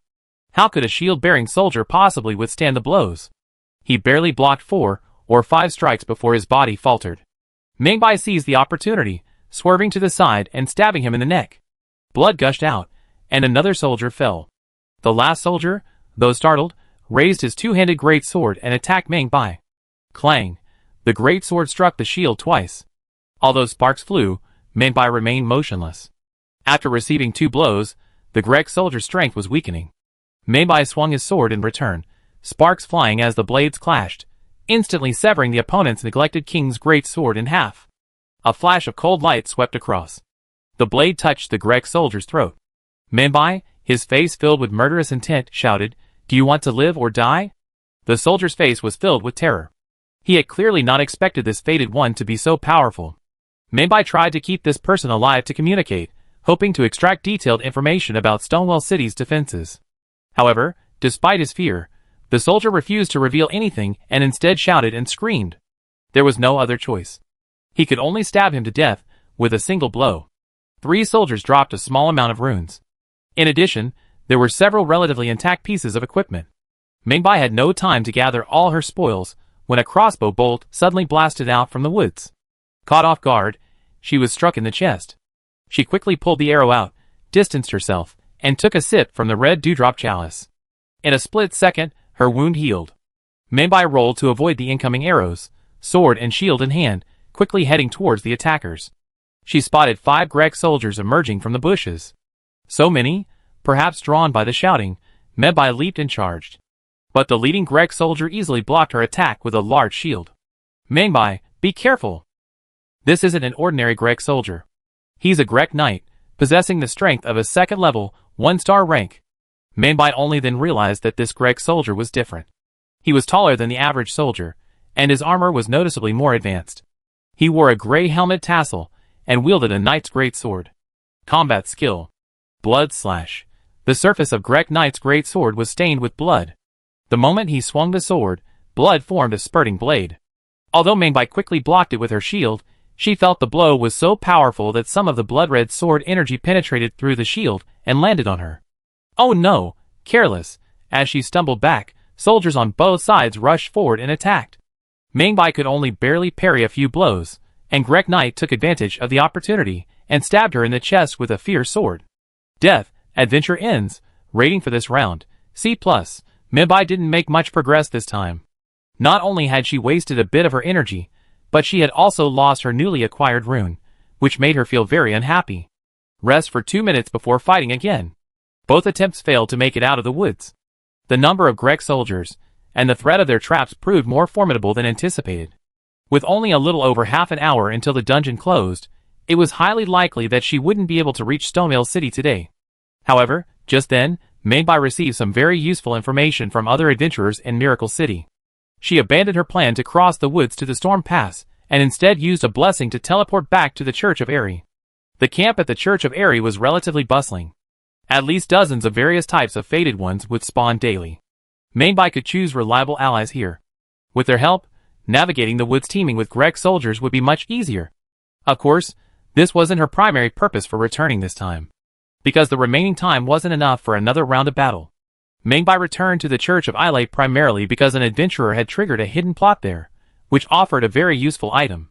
The method was simple. First, trigger Melina to obtain Torit's spirit horse whistle. Then, return to the Church of Aerie and choose to rest until midnight, as the relevant hidden plot only triggers at midnight. Mingbai sat cross-legged in the blessing and activated it, then chose to rest for 10 hours, because according to the current time at the border, resting for 10 hours would be exactly midnight. Then everything went black. 10 hours had passed. When Mingbai opened his eyes again, it was completely dark. The entire Church of Aerie was shrouded in a dead silence. A strange, faint blue mist hung between the ruins and the camp. This mist seemed to have a powerful soporific effect. At that moment, everyone in the camp, including the wandering merchant Kale, and the other fated ones, fell asleep. A faint voice rang out. "Fated one, please come here. Don't wake the others. I just want to see you alone." Mingbai immediately looked in the direction of the voice. A woman dressed as a witch sat in the ruins outside the Church of Aerie, shrouded in a hazy mist, giving her a mysterious aura. Interesting. It looks like she's the one. Mingbai walked over without further ado. She was beautiful, wearing a large witch's hat. Her eyes, like moonlight, were filled with magical power. A closer look revealed that her skin didn't resemble that of a living person. She had 4 arms with joints that showed signs of stitching, indicating that her body wasn't made of natural flesh and blood, but rather a remarkably lifelike magical puppet. Mingbai asked, Excuse me, are you? Nice to meet you. I'm Witch Reina. I heard the spirit horse Torred has a new owner, so I took the trouble to find this place. The woman calling herself Reina glanced at the ring in Mingbai's hand. It seems you're the one. You can summon this spirit horse, right? Mingbai nodded. Indeed. What can I do for you? Witch Reina, that's right. I have something to give you. Please accept it. It was entrusted to me by Torred's previous owner. Mingbai received an antique silver-black bell from the woman. Out of curiosity, she asked, "What is this?" Which Reina explained, "This item is called the Soul Summoning Bell. Some spirits in the borderland have it returned to the Golden Tree. If you can obtain the ashes containing these spirits, you can summon them. These spirits will not only possess the combat skills they possessed in life, but will also be under your control." Mingbai's eyes lit up. According to the witch's instructions, can this bell temporarily revive souls and control them? If so, it would not only be an extremely powerful item, but also an extremely powerful treasure. If it could be realized in the real world, its value would be immeasurable. I happen to have some ashes here. Although the quality is not high, I give it to you as a gift. Which Reina produced another small bottle. Inside the transparent bottle was a grayish-white soul energy. The so-called ashes are actually the ash of a soul. Well, I guess we won't meet again. Let's savor the taste of the borderland. Reina continued, I'm also looking forward to seeing how long you fated ones will obey the two fingers. With these words, Reina's body suddenly transformed into countless star-like smoke and vanished. At the same time, the mist enveloping the Church of Air quickly began to dissipate, and many of the drowsy fated ones gradually awoke, none of them aware of what had just transpired. If it weren't for the bell and ashes still in her hands, Mingbai would have suspected she was dreaming. She quickly examined the two newly acquired items. Soul Summoning Bell, Secret Realm item, a 4th-tier rare item. Stray Wolf's Ashes, Secret Realm item, a 1st-tier rare item. This bell seemed ordinary. Who would have thought it was a 4th-tier rare item? And its function was as powerful as expected. It could directly summon a spirit through the soul-containing ashes. Although this spirit could only exist for a short time, it possessed all the combat skills it had in life. Even Mingbai was knowledgeable. She also felt that this item was a rare treasure. She immediately went to the wilderness and activated the summoning bell, using the ashes of a stray wolf. With a low wolf howl, 3 translucent spirit wolves were summoned. Even if they were just 1st-tier units, when all 3 attacked together, their combat power was formidable. Mingbai believed that with the support of 3 spirit wolves, she would be confident that she could defeat even a 4- or 5-man squad led by Knight Greg. She would easily be able to fight her way through the territory and reach the Storm Pass before Stonewall City. Alas, there was no time. Because the secret realm had already closed, she had no chance to experience the thrill of commanding a wolf and fighting Greg's soldiers. In the end, she had no choice but to reluctantly leave the secret realm. Although she felt regretful, she was also even more excited. From the spirit horse whistle to the spirit summoning bell, the story of the Elden Ring truly holds a wealth of treasures. Adventurers playing the role of the fated ones are now extremely interested in the soul summoning bell. With this item's properties, combined with the abundant spirits in the dungeon, wouldn't every adventurer in Miracle City be able to summon temporary monster soldiers like a lord? At this moment, Chi-Ji returned to the lord's residence. He was preparing to summarize the day's earnings. Just then Jill, wearing a beret, entered and reported, Lord, as you requested, we have successfully procured 2 high-level training tower blueprints. Delivered so quickly? Excellent. Chi-Ji was pleased with the efficiency and speed of the blueprint acquisition. This would allow the territory to construct 2 3rd-tier training towers. Next, as long as they could receive the 4th-tier Illusionary Enlightenment Tower blueprints, they would be able to successfully build a Miracle City-style cinema. Resident Evil, Star Wars, Naruto. Chi-Ji's ocean of inspiration holds a wealth of material for film and television productions.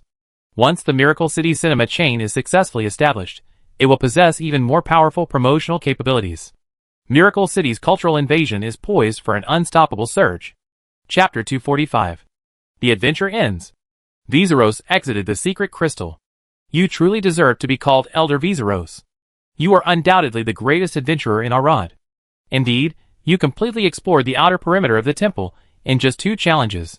If it weren't for the time constraints, you would have definitely cleared it.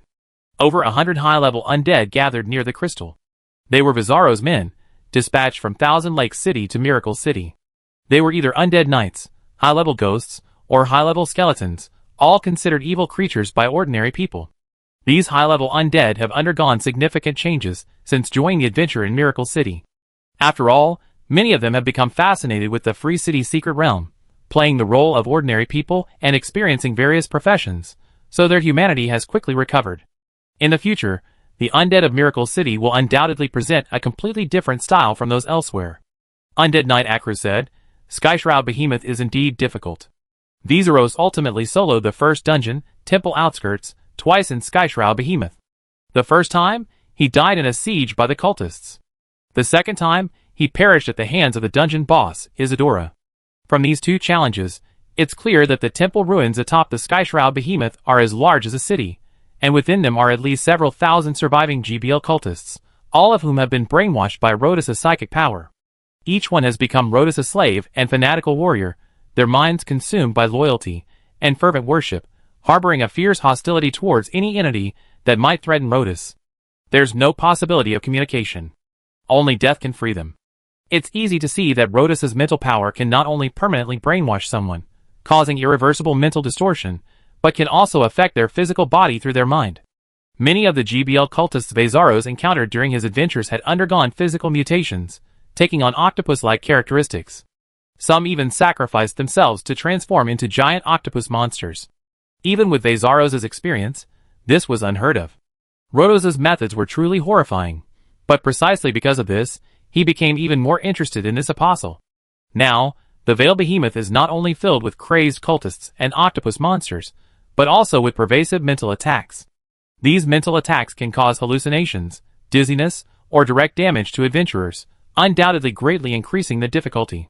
Vizeros analyzed, although Rhodas' mental power is immense, I can sense that he's currently in a state of extreme weakness, so we might be able to defeat him. Akru, can such a terrifying creature also become weakened? Could this be related to his sudden appearance within the Sky Shroud? Vizeros nodded. Rhodas' arrival may be a conspiracy, and his frantic control of the GBL cult seems more like a desperate attempt to save himself. The reason for this is unclear, but it appears to no longer be able to move, which gives us the opportunity to gradually explore the Sky Shroud. Vizeros only explored the outer dungeons of the Sky Shroud Temple twice. The second time, he successfully made it to the library and encountered Isadora, the leader stationed outside. According to Ophelia's later description and introduction, Isadora was the head of a branch of the GBL cult and the manager of the church's library. She possessed exceptional magical knowledge, mastering various spells, and possessing dozens of long-lost ancient magics. Her knowledge was unparalleled even within the GBL. But even this profoundly knowledgeable and intellectually intelligent scholar had been brainwashed by Rhodas' psychic power and reduced to a mere puppet of his fanatical followers. Although only level 26 in the dungeon, Isadora could cast over a dozen different spells, including summoning spells, elemental spells, and many ancient forbidden spells. Vizeros challenged the boss for the first time. He lacked sufficient understanding of its abilities. Additionally, he was harassed and distracted by a large number of cultists. Ultimately, he was defeated by Isadora, slain by the flaming meteorites she summoned. Although both challenges ended in failure, these failures were not due to personal faults, but rather a lack of understanding of the new area's terrain, mechanics, and monsters. Vizeros had reached level 29. The other top-tier adventurers in Arad have generally reached level 25 or above. We expect dozens of people to enter the Sky Shroud Behemoth tomorrow. By then, with a few skilled adventurers, we're confident that conquering the outer reaches of the temple will be a breeze. What a pity. We have to wait another day. Waiting for the city to open is excruciating. Today's total collection was 1 tier 2 spirit, 1 tier 3 spirit, and 7 other spoils. Very good, but these 2 spirits have limited use and research value, so Vizeros didn't keep them. Instead, he turned them in along with the other items, ultimately earning a total of 3,220 contribution points. Not a bad income. Vizeros was very satisfied. Most of it was exchanged for miracle coins. Although a 10% seigniorage is levied, miracle coins can be freely circulated. Akru, take these miracle coins and share them with the newcomers. Lord Vizeros, miracle coins are so valuable and a crucial strategic resource. Why are you? Vizeros said, Miracle City has recently opened a training zone. All adventurers and residents of the territory can apply to train. We, the undead, must seize this opportunity. Chi-Ji, with his wealth and generosity, built over 10 training towers in one go. Naturally, This information was immediately communicated to the people of Miracle City through a public notice. Training towers are a common yet extremely rare type of underground supernatural facility, making them quite famous. The reason they are common in underground cities is that they are only second-level supernatural facilities, so many large underground cities have them. Their rarity is that each training tower can only accommodate 10 people. You have to understand that a large underground city has a population of hundreds of thousands, or even millions of residents. With so many natives and so many outsiders vying for these cultivation resources, competition is inevitable. Therefore, the barrier to entry is often very high, making it a crucial bargaining chip for dungeon lords to attract powerful indigenous cultivators to reside permanently in their territories. 3 days of cultivation, equivalent to 1 month. At least 10 times the cultivation acceleration.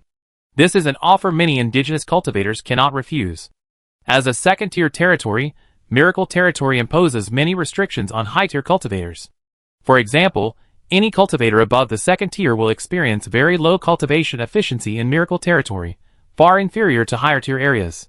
Furthermore, due to the constraints of the territory's laws, cultivators above the second tier cannot break through the bottleneck. This is why low-level areas struggle to attract high-level practitioners to stay long-term. Cultivation towers can remedy this. The independent cultivation space within a cultivation tower defies territorial constraints. A standard second-level cultivation tower is effective for practitioners up to level 5, while a high-level third-level tower is effective for practitioners up to level 6. The higher the level of the cultivation tower, the wider its scope of application. However, for a dungeon, cultivation towers incur costs.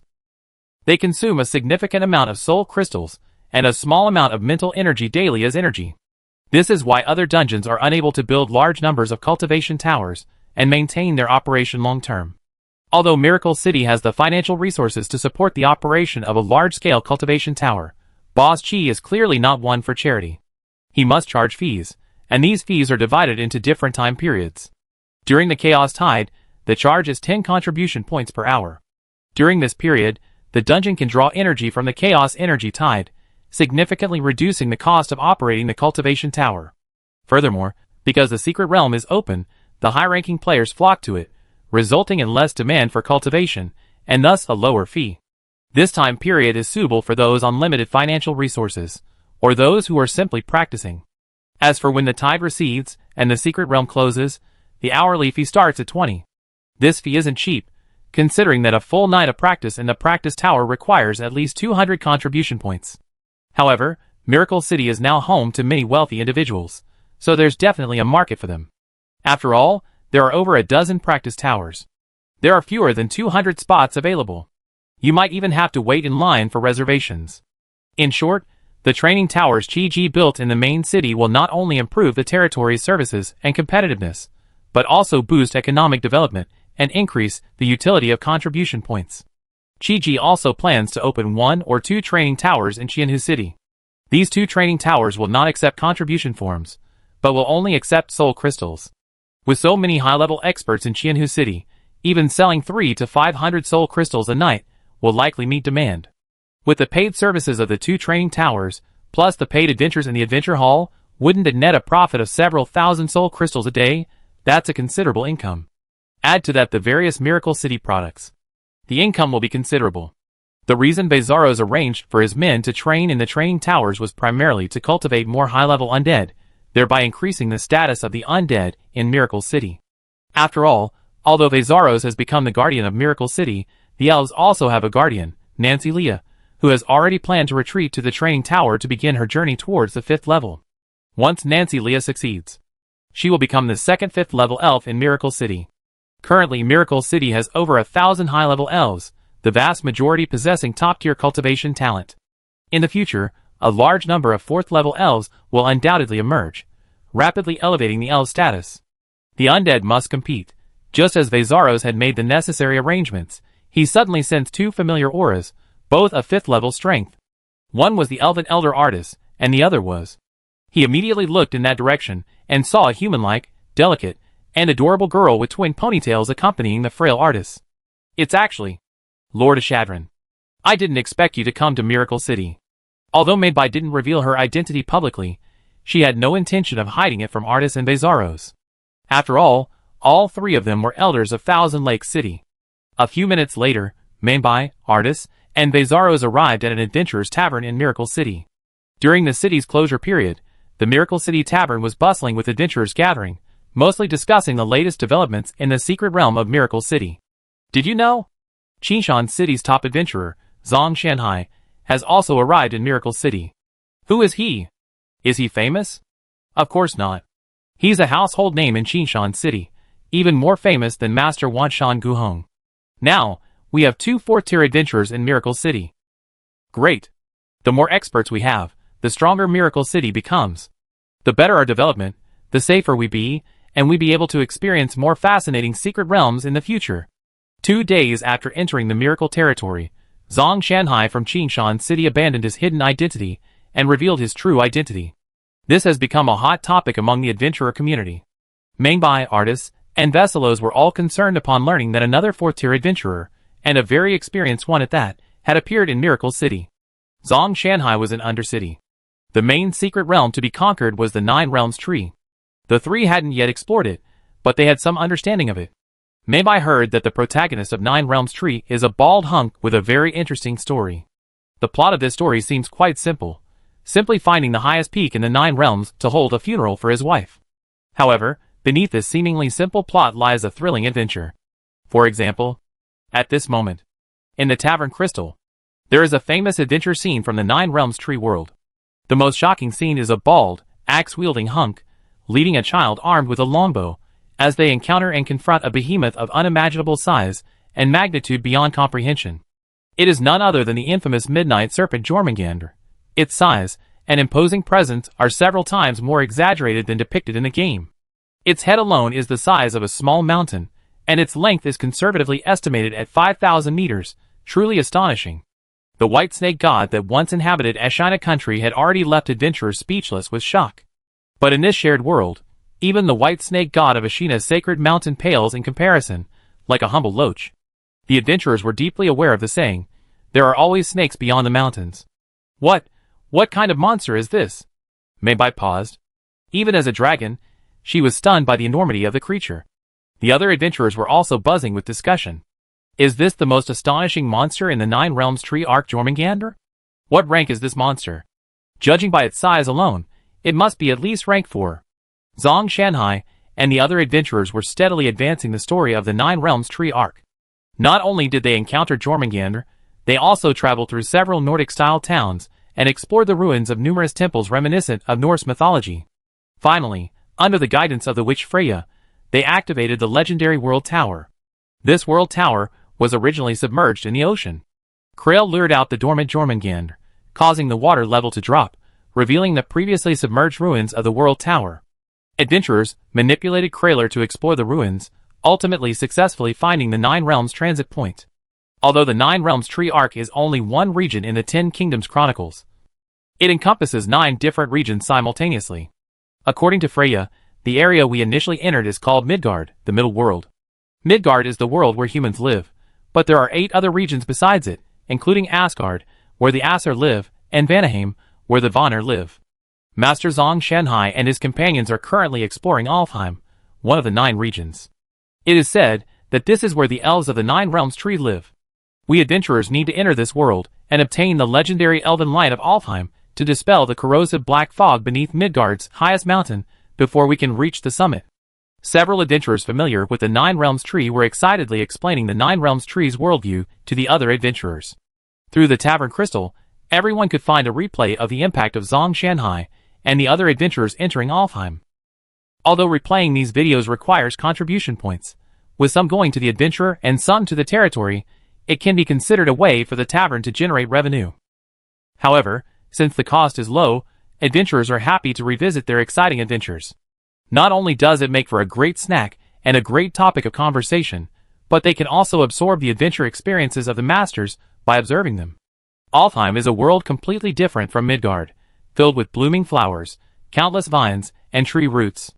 Although the 9 Realms tree elves are called elves, they appear more like humanoid creatures with insect-like features, a completely different species from the elves we are familiar with. Due to an unknown mutation, the world is now overrun with evil dark elves. The adventurer, playing the role of a bald, macho man, teams up with his son to wreak havoc. The imaginative scenes, the stunning spectacle, the exhilarating combat, and the rhythmic unfolding of the story are truly a feast for the eyes. The pairing of the macho father and his somewhat rebellious son is a highlight of this adventure. During the journey, their bond deepens, and they gradually grow in understanding each other. This element of family and parent-child love is a unique feature not found in other secret realms. Bezaros exclaimed, "The Nine Realms Tree Kingdom is already the third secret realm chapter in the Ten Kingdoms world. Compared to the Ashina region of Japan and the Sui and Tang dynasties of China, it feels completely different, a real world like a work of art. Artists, Lord Chi's talent and genius are unfathomable." Minbai also developed a strong interest in the Nine Realms tree. After all, the story seemed unique and exciting. However, despite her interest, she would focus on exploring the Junction lands for the time being. She still trusted her instincts. Although the story of the Junction lands seemed a bit obscure, lacking the straightforward and exhilarating nature of the Nine Realms trees, nor the vibrant, playful, and entertaining atmosphere of the Arad continent, the treasures it held within were sure to not disappoint. Mainbai then had a conversation with the two elders. She learned that Nancilia, the elf with the noblest bloodline, the greatest talent, and the greatest potential among the elves, had become the guardian of Miracle City, and that the old lich, Bezaros, had just become the second guardian of Miracle City. This group of elves and undead had staked their own futures, and those of their race. While one had to acknowledge Miracle City's immense potential, given the experience and shrewdness of these two elders, it took considerable courage to stake their all so resolutely. Although the second elder has only just arrived in Miracle City, the potential of this territory is clear to all. Artis said, Thousand Lake City is capable of defending itself against the Eternal Night Dragon King, but truly confronting or even defeating him is impossible. What Thousand Lake City cannot do, I believe Miracle City has a chance to do. This is why the elves support Miracle City. Viseros also said, Lord Asheran's mission is to defeat the Eternal Night Dragon King. To accomplish this mission, Miracle City is an indispensable aid. Mambai, you want to convince me to follow the Lord of Miracle City like you do? Artis. Both I and Bezaros know Mingbai's true identity and deep background. If he joins Miracle City will not only have elves and undead, but also gain a dragon power boost for outsiders. Bezaros. This decision is of grave importance. I dare not make it for you. However, it would be a shame not to seize this once-in-a-millennium opportunity to change your fate in Miracle City. Lord Ashelan surely wishes to be respected by the dragons. Ardos, if you choose to cultivate in Miracle City and absorb the dragon power there, then with the second elder's noble bloodline, you can easily rival or even surpass the Eternal Night Dragon King. The two veterans knew Mingbai's purpose for coming to the Evernight Forest. This dragon wasn't interested in territory at all, she simply wanted honor and the respect of her tribe. The glimpse of dragon heritage revealed in Miracle City was enough to greatly attract any high-ranking dragon. Minbai agreed. The interview with the two was also a way to confirm their stance. Miracle City's potential and value are enormous. Thousand Lake City and other nearby forces will soon react. Artis said, Second Elder should understand that our Guardian Elder Council is not a monolithic entity. There are always those with short-sightedness or ulterior motives who will make foolish moves. His implication was that Miracle City would not only face threats from Evernight City. It might also face threats from Thousand Lake City. After all, the Guardian Elder Council of Thousand Lake City has 18 seats, representing 18 different factions. Each faction has a distinct origin and identity, representing different interests and pursuing different goals. The rapid rise of Miracle City, which could even replace Thousand Lake City in the future, clearly doesn't necessarily serve the interests of all factions. What if a conflict breaks out between Thousand Lake City and Miracle City? Although Miracle City enjoys the full support of the elves and the undead, the elves have declined, and most are now scattered. Viseros joined Miracle City for his own purposes. The pale truth behind him might not necessarily support this move. As an outsider, their roots in the Evernight Forest are undoubtedly not as deep as those of some natives. Miracle City is the most interesting and fun dungeon I ever seen, and it's a crucial force in the fight against the Eternal Night Dragon King. Minbai stated her stance directly. If certain forces in Thousand Lake City disregard the greater good, I will of course side with Miracle City. Okay. Although Minbai hadn't expressed her stance on joining Miracle City, her willingness to stand by Miracle City at a critical moment would provide Miracle City with an additional layer of security, giving it greater confidence in the future, whether facing the threat of the Eternal Night Dragon King or suppression from local forces. Dragon, Elf, and Undead. These three tribes could use this opportunity to establish a deeper cooperative relationship. Since Miracle City offers numerous benefits, if the three parties collaborate on Secret Realm exploration, they could reap huge profits before the other races react, solidifying their position in Miracle City. This was the key point of their meeting and negotiations. As the Lord, Chi-Ji was fully aware of what was happening in the territory. He had noticed that Vesilos and artists were trying to win over Mengbai. This wasn't a bad thing, of course. Mengbai was a prophetic ancient dragon with immense luck, and a future target for Miracle City's taming and recruitment. However, Chi-Ji wasn't in a rush about this matter.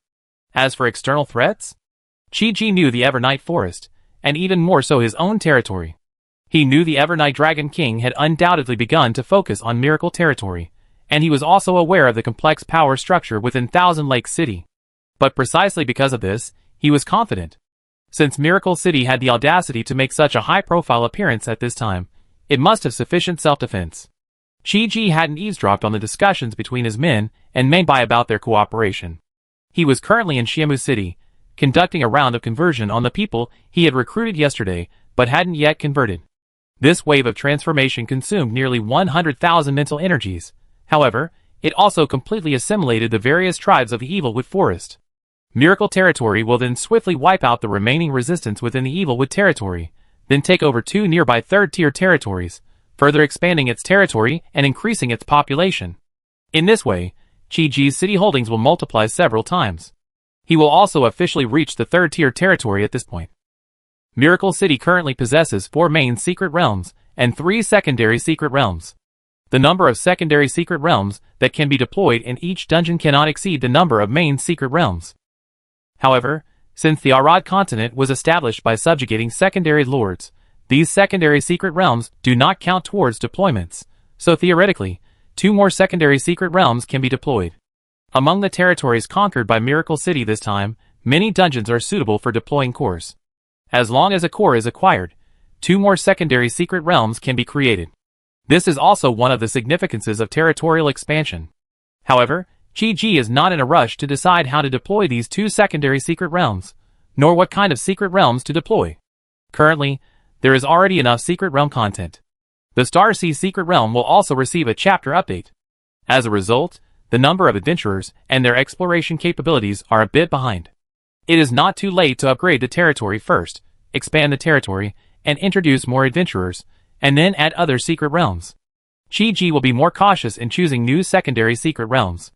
After all, secondary secret realms are positioned to supplement the main secret realms, so it is entirely possible to introduce content with a different style and more unique gameplay to the territory. Chapter 246. Chi-Ji opened the Lord map. The boundaries of Miracle territory appeared clearly before him. His current territory overlapped closely with the sphere of influence of the Evilwood Forest. This formerly third-tier dark territory consisted of the Evilwood territory mainland and its subordinate territories. The former included the main city of Evilwood and 4 important fortresses. The 4 fortresses were Black Iron Fortress, South, Chaotic Rock Fortress, East, Greenthorn Fortress, West, and Giant Crow Fortress, North. The Black Iron Fortress and the Black Iron Mountains had fallen into Chi-Ji's hands early on, while the other 3 fortresses had not yet been taken and were targets that needed to be quickly conquered. Surrounding the Evilwood Forest were 4 second-tier subordinate territories: Thunder City, Bloodhowl City, Phosphorus Fire City, and Rotbone City. They occupied the Thunder Swamp, Bloodhowl Valley, Phosphorus Volcano Hill, and Rotbone Swamp. Chi-Ji had already long since taken control of Thunder City, and its enclosed Thunder Swamp, and Bloodhowl City, and its enclosed Bloodhowl Valley. This meant that 2 territories north of the Evilwood Forest remained unconquered. As a vassal of the Eternal Night Forest, the Evilwood Forest was a typical third-tier power in a stable period. This lotus-shaped territorial structure was the most common in Classic.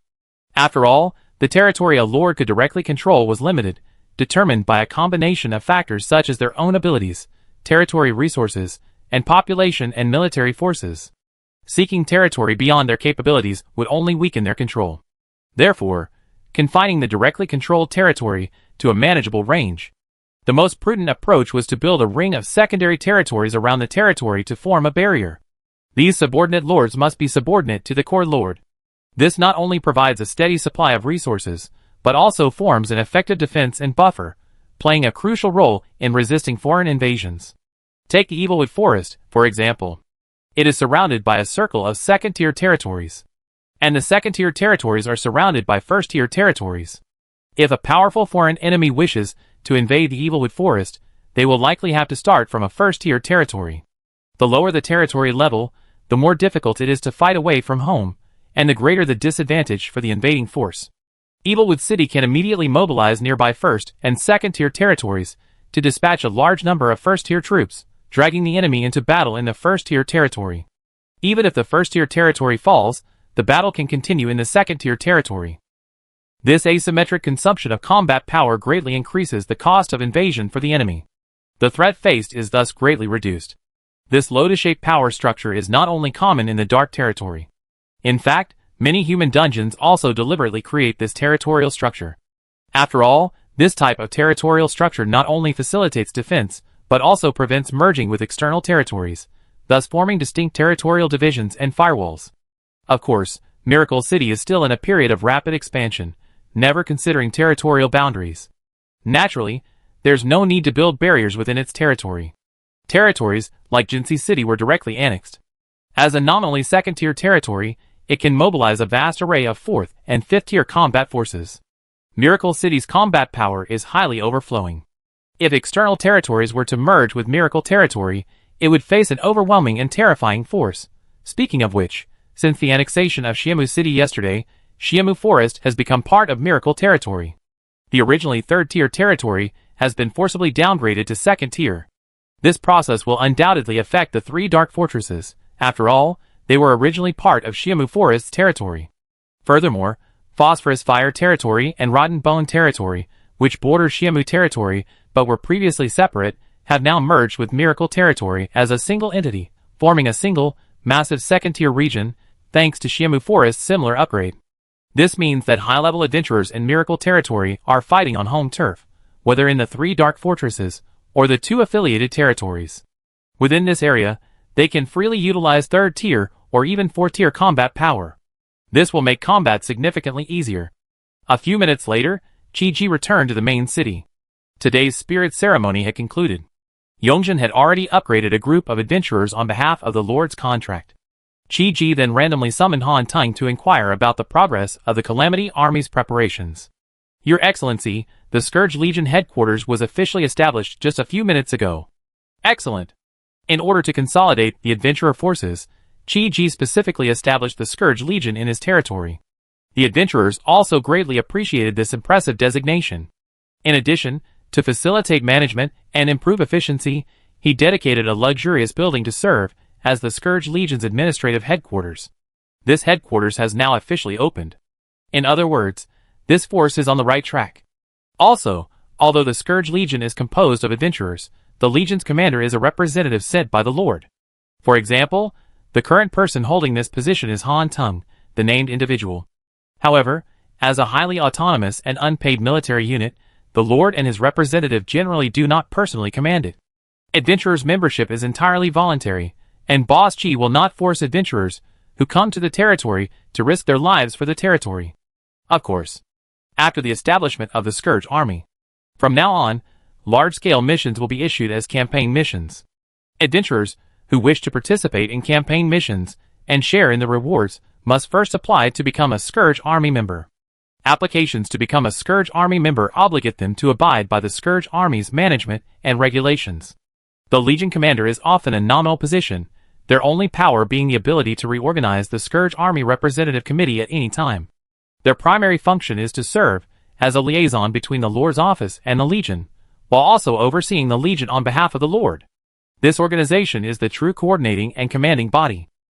Currently, the Scourge Committee has 20 seats, some held by the leaders of the top-ranked adventure groups or top-ranked individual adventurers, while the other seats are held by representatives elected by all Scourge Army members. Among them are highly respected veteran adventurers like Baihe Jushir and Wanshan Guhong, young and powerful figures like Higanbana, Minjingsu, and Greenskin Bully, and up-and-coming young talents like Mingwei Xiaoxue, Feng's Hongmian, and Blackstone Hammer King. Chi-Ji took into account the territory's development and the growth of the number of adventurers. He tentatively plans to reorganize the team monthly, adding 1 or 2 new positions each time. The organizational structure and power distribution will also be continuously adjusted and optimized throughout the process to create an efficient and powerful undead army. I really envy Lord Qi. Ran Tianyun, Ren Wanqiong, Li Jianhan, and Gao Yu all sighed heartily. The four lords visited the Scourge Army headquarters and witnessed the entire process of its formation.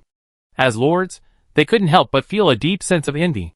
Adventurers are a bohemian and freedom-loving group known for their lax nature, poor obedience, and mercenary nature. No territory has ever been able to integrate the Scourge Army and implement a fully militarized system like Miracle City has. It's foreseeable.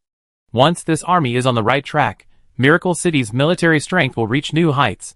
Han Tung said, according to the Lord's request, the Scourge Army has elected 20 representatives, and these 20 representatives have elected Adventurer Higanbana as the Scourge Army's commander-in-chief. This result wasn't surprising.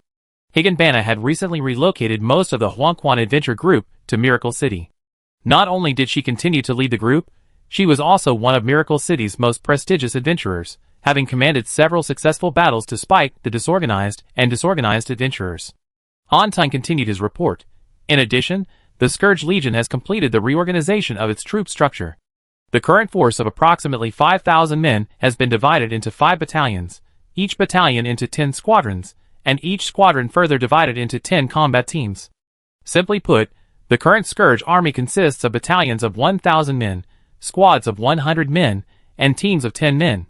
Each battalion has a captain as a mid-level officer, and below the captain are captains, and team leaders are junior officers. Qi Ji nodded in satisfaction. This in-depth reform of the Scourge Army is undoubtedly an attempt to optimize each adventurer based on their strength and ability type to ensure maximum effectiveness and efficiency on the battlefield. While the current organizational plan might not be entirely scientific, given the Scourge's recent establishment, it's still better to have organization than not to have it. It will always be more effective than the loose, disorganized, and fragmented past. The time is ripe. Qi Ji wasted no more time. He issued campaign missions for the remaining 5 strategic targets. The goal was to capture the Evilwood Forest faction in one fell swoop, those 3 remaining fortresses, and 2 Tier 2 territories, and completely annex and absorb all of the Tier 3 factions' towns, resources, territory, and population. The mission was issued. The Scourge's soldiers were overjoyed. Everyone was as excited as if they had been injected with chicken blood. Great! Great! The mission has arrived. Our legion has just been officially established. I didn't expect such a formidable mission. 3 fortresses, 2 second-tier territories, all taken in one go. This mission is quite a task. Although it's not difficult, there are too many targets. We need to request more vehicles from the Territorial Lord. Only then can we complete the mission as quickly as possible. The adventurers were fervent. After all, this was the Scourge's first real campaign mission. Coincidentally, the Scourge had 5 battalions, each just enough to deal with one target. As a regular territory army, they could recruit mercenaries during combat or request territory equipment and firepower support. Qi Ji spared no expense in inventory to ensure speed and efficiency. He not only dispatched over 100 helicopters and 60 Titan mechs, but also mobilized the majority of the territory's kobold machine gunners, dwarven artillery, and a portion of the monster guards. At this moment, the Xiamu Lord was killed. The main force has been destroyed. Only a few remnants remain in the 3 fortresses of the Evilwood Forest. Some of these Tier 3 units aren't native to the area, but rather recruited or incorporated from outside by the Evilwood Lord. When the Evilwood Forest was still a Tier 3 zone, they wouldn't be affected at all. Now that its territory has been downgraded to Tier 2, its strength has been immediately suppressed, and it can't even display its Tier 3 combat potential. Under these circumstances, how can the Dark Race resist the ferocious Scourge? The key to this battle isn't whether they can win, but whether it can be resolved within a day as expected. After making his arrangements, Qi Ji stopped dwelling on the details, confident that the Scourge and the adventurers are capable of handling this battle and delivering a successful victory. Lord, my Serenity arrived to report. We found a rare blueprint in the Lord Market. This blueprint may be useful to our territory, but the other lords' asking price is too high, and they won't accept soul crystals. We're at a loss as to what to do, so we come to you for your advice. Rare blueprint? That's certainly quite rare. Although the quality of the Lord Market in Miracle City was quite average, it had undergone several upgrades and expansions, expanding to 4. Even though most of these lords were no more than Tier 3, the number of lords and territories was still considerable. This provided most of the territory's daily basic supplies and common blueprints. For example, common blueprints for Tier 1 to 3 spiritual fields, inns, taverns, spell towers, barrier towers, and adventurers' guilds. Chi-Ji was too busy to monitor the market personally, so he set price ranges for various common blueprints based on demand, and had his assistants organize a purchasing team to monitor them around the clock.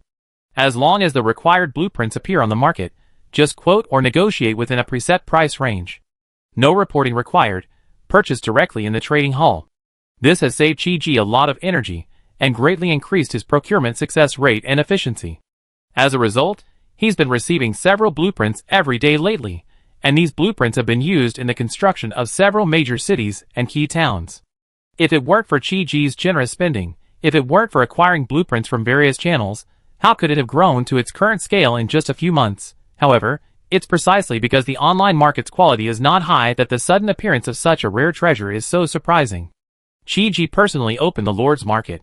When he saw the blueprint, he was stunned. Construction Blueprint, Chaos Synthesis Array, a second-level rare blueprint. It's a synthesis array. Chi-Ji's eyes lit up. This facility, like the territory array, belongs to the formation-type blueprint. However, compared to the rare-level territory formation, the Chaos Synthesis formation is an even rarer blueprint. Its primary purpose is to synthesize chaos treasure chests, for example, combining several chests into one. Cheap chest synthesis. There is some loss. The resulting chest can contain higher-level items, and the chance of rarer items is also increased. Furthermore, if enough chests are synthesized at once, there's a chance of obtaining a higher-level chest, and this generally doesn't result in a loss. It couldn't have come at a better time. The territory army is attacking from all sides, expanding its territory in full swing. Chi-Ji will soon receive a large number of green and white chaos treasure chests. These two types of chests can only drop second or third level blueprints or skills at most. If they can be synthesized, there's a chance of obtaining higher level, rarer items. He then sent a private message. Friend, make an offer. I'm interested in your blueprint. The selling lord replied bluntly, I don't want soul crystals, I only want spirits. Give me 40 level 3, 1-star spirits in exchange. 40?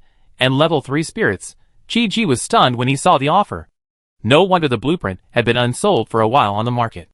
This lord seemed wealthy, but the problem was that his offer was too high. Especially in such a low-end market, it was unlikely anyone would be able to come up with so many spirits or spirits of equivalent value. Chi-Ji did have 40 or 50 level 3 spirits. Not only that, many of them were of high quality. For example, a level 3, 2-star rare spirit of the seven-faced warrior was worth at least 5 or 6 level 3, 1-star spirits, while a level 3, 5-star Lord of Light was worth at least 50. With his abilities, it wouldn't be difficult to obtain. But Chi-Ji wasn't willing to take that loss. After taking inventory of his spirits, he discovered a total of 12, Tier 3, 1-star, ordinary quality spirits. He then sent these spirit information to the other party one by one, gradually increasing the price of the offer, attempting to reach a deal. These 12 spirits were the lowest quality of the Tier 3 spirits Chi-Ji possessed. However, among them were 7 great Sui general spirits, which had been dropped by adventurers when they killed Sui dynasty generals in the 10 Kingdom secret realm. While their power and quality were average, they were human-like spirits. The skills learned by adventurers through skill stones could not be used in beast or other spirit forms, and even if they could, only a very small portion could be used. Human spirits also have varying physical talents. But they are still human after all, and most skills can be used. Although the fact that magic grants special abilities and strengthens other spirits is the most significant drawback of human-shaped spirits, their overall value is still higher than that of ordinary spirits. These 12 spirits can easily be treated as 20. However, surprisingly, the other party was very adamant, demanding 40 level 3, 1-star spirits, or level 3 or higher spirits of roughly equal value, or else he would not hand over the blueprint. So stubborn, if you're so anxious, this offer is almost impossible to close. Give this guy some time before negotiating, I believe he'd become more approachable. Chi-Ji withdrew from the Lord Market. He glanced at the Scourge army. Now that the adventurers have become militarized, they are now well organized and disciplined. Their assembly and marching speed is indeed more than double compared to before. They have already used the sacred stone in the Evilwood Forest as a springboard to launch attacks from all sides and divide into 5 directions. The current Miracle City. Among the contracted adventurers, there are hundreds of level 3 adventurers. Add dozens of mechas and thousands of firearms, and the resulting combat power is enough to attack Shimu City again. Dealing with the small strongholds along the way would be a complete devastation. A few hours later, inside Giant Crow Fortress, the 4 dark generals looked solemn, as they hesitated over whether to abandon the fortress and flee. These Giant Crow Fortress generals were all level 3, but only one troll remained strong. The other 2, not native level 3s, had been suppressed by the power of the laws, and had fallen to level 2. They didn't know what had happened in Shimu City, but the shift in territorial laws foreshadowed an unbelievable truth. The Shimu Lord had lost the war against Miracle City, not just lost, but a crushing defeat. We just have to hold out for a day or two. Several nearby great lords, and even His Majesty the Eternal Night Dragon King, will surely send reinforcements. Whatever happened in Shimu Forest, Miracle City is, after all, just a second-tier territory. I suspect the powerful men of Thousand Lake City have intervened, leading to the current situation. The other Dark Warriors all agreed that this was the only plausible explanation. After all, yesterday was the Dark Night. Theoretically, the powerful men of Thousand Lake City could have taken advantage of the situation to attack. Perhaps Miracle City had been a decoy from the beginning. Now the Dark Night had passed. The powerful men of Thousand Lake City couldn't possibly take action again. As long as we hold the fortress for a day or two, reinforcements will surely arrive. Just as these Dark Warriors had found a safe haven they could justify, they suddenly heard the roar of helicopters approaching from afar. Then, 20 Black Hawk helicopters, loaded with Scourge troops, appeared in sight. Not good. Enemy attack. The Dark Defenders of Crow Fortress were already on high alert, immediately activating various traps, formations, and barriers to defend the fortress. A flash of light. A figure appeared. Floating in front of Crow Fortress, he was clad in majestic golden armor, his body composed of powerful white pure energy. His long, radiant hair hung down to his waist, and he wielded a gleaming lightsaber. Awesome. An overwhelming sense of oppression. The Time Traveler, captain of the Scourge Army's 3rd Battalion, is here. This was the Time Traveler, transformed into the Lord of Light, Seghart. He had just accelerated his cultivation by sacrificing his spirit, completing his second-tier soul training a few days early, and completing his advancement through the soul contract. This adventurer, once barely a 2nd or 3rd-tier warrior, had now become a top 10 warrior in the Scourge Army thanks to gaining the soul of the Lord of Light. His overall strength could even rival that of a 4th-tier warrior. When the Time Traveler appeared and felt his astonishing pressure, all the Dark Generals present were plunged into panic, realizing they might have made a grave mistake. You blocked the path to Miracle City, so I must send you to hell. No nagging, no attempts at surrender, not a single attempt at persuasion. The disparity in strength between the two sides was too great to waste time. Power erupted. Summoning thunderbolts. Dozens of lightning bolts rained down. The Time Traveler's attacks all struck a single point. The immense force caused the defensive barrier to warp noticeably. He then raised his hand, concentrating the power of light into a massive beam of light. Bang! This attack tore a hole in the barrier, and the light pierced through like a blade, instantly causing a series of explosions across the fortress, damaging several defensive structures. The Dark Ones were terrified to death upon witnessing this scene. This fellow had single-handedly torn a small hole in the fortress's barrier. Such strength and performance were beyond the capability of even a few 4th-tier warriors. At the same time, the others' attacks followed suit. A dozen or so Tier 3 adventurers appeared. In addition, there were a dozen powerful mechas. Under the combined attack, everyone unleashed their Tier 3 strength, and the Giant Crow Fortress's barrier quickly collapsed. Let me lead the charge. Qinshan City adventurer Six-Eyed Flying Fish stepped forward. He was a newly promoted Tier 3 adventurer. When he activated his spirit transformation, everyone gasped in amazement. Six-Eyed Flying Fish's spirit was the White Snake God. This adventurer had already reached the late Tier 2 stage in Qinshan City. Hoping to acquire the Tier 3 spirit needed for a breakthrough, he had spent over a year grinding in the dungeon day and night, but to no avail. After arriving in Miracle City, he quickly maxed out his cultivation. Furthermore, Miracle City easily affords 3rd-tier spirits. Six-Eyed Flying Fish ultimately chose the rare 3rd-tier spirit, the White Snake God. Why did he choose this spirit? Because while the White Snake God lacks supernatural powers, its 400 to 500 meter long body is comparable to a moving natural disaster. Ordinary 3rd-tier warriors simply can't withstand a single powerful charge. And this immense size and destructive power make it ideal for use in warfare. After transforming into a supergiant white snake, Six-Eyed Flying Fish immediately charged towards the Giant Crow Fortress. Using its enormous size and thick skin, it attracted some of the Dark One's firepower and counterattacks, while simultaneously destroying numerous surrounding traps and facilities. Kill, kill, kill! The other adventurers rushed forward. The two adventurers in their 1,000-year-old mermaid forms combined forces to unleash a massive wave attack spell, instantly triggering a massive flood that further damaged the fortress's defenses. The other adventurers seized the opportunity to launch a fierce attack. Back and forth. In just 2 or 3 hours, this overwhelming battle was over. Although the attacking scourge suffered some casualties, due to the immortality of the adventurers, they didn't actually incur much of a substantial price. During the capture of Raven Fortress, the time travelers shone with brilliance. The Lord of Light's speed, attack power, and lightning cannon were truly impressive. Most importantly, while the Lord of Light didn't possess a traditional human body and couldn't use most human martial arts or magical skills, he could still employ some swordsmanship. This guy's strength was already formidable. Adding a small amount of Miracle City swordsmanship to his strength, one can only imagine his potential. Soon after, Chi-Ji received notifications one after another. You successfully captured Greenthorn Fortress. Received Chaos Chest, Green, X1. You successfully captured Rumble Rock Fortress. You successfully captured Giant Crow Fortress. You successfully captured Phosphorus Fire Territory and received Chaos Chest, Green, X1. You successfully captured Rotten Bone Territory and received Chaos Chest, Green, X1. Chi-Ji checked the time. It only took 7 or 8 hours. The Scourge Army achieved their goal. They successfully activated 5 Sacred Stones. Miracle Territory officially swallowed up the entire Evilwood Forest sphere of influence. Chi-Ji now directly controls territory that is 1 or 2 times larger than that of the Evilwood Lord. Not only did he annex the entire Evilwood territory, but the 4 subordinate territories, and their subordinate territories were also directly incorporated into Miracle City's territory. Today's territorial expansion mission has been successfully completed.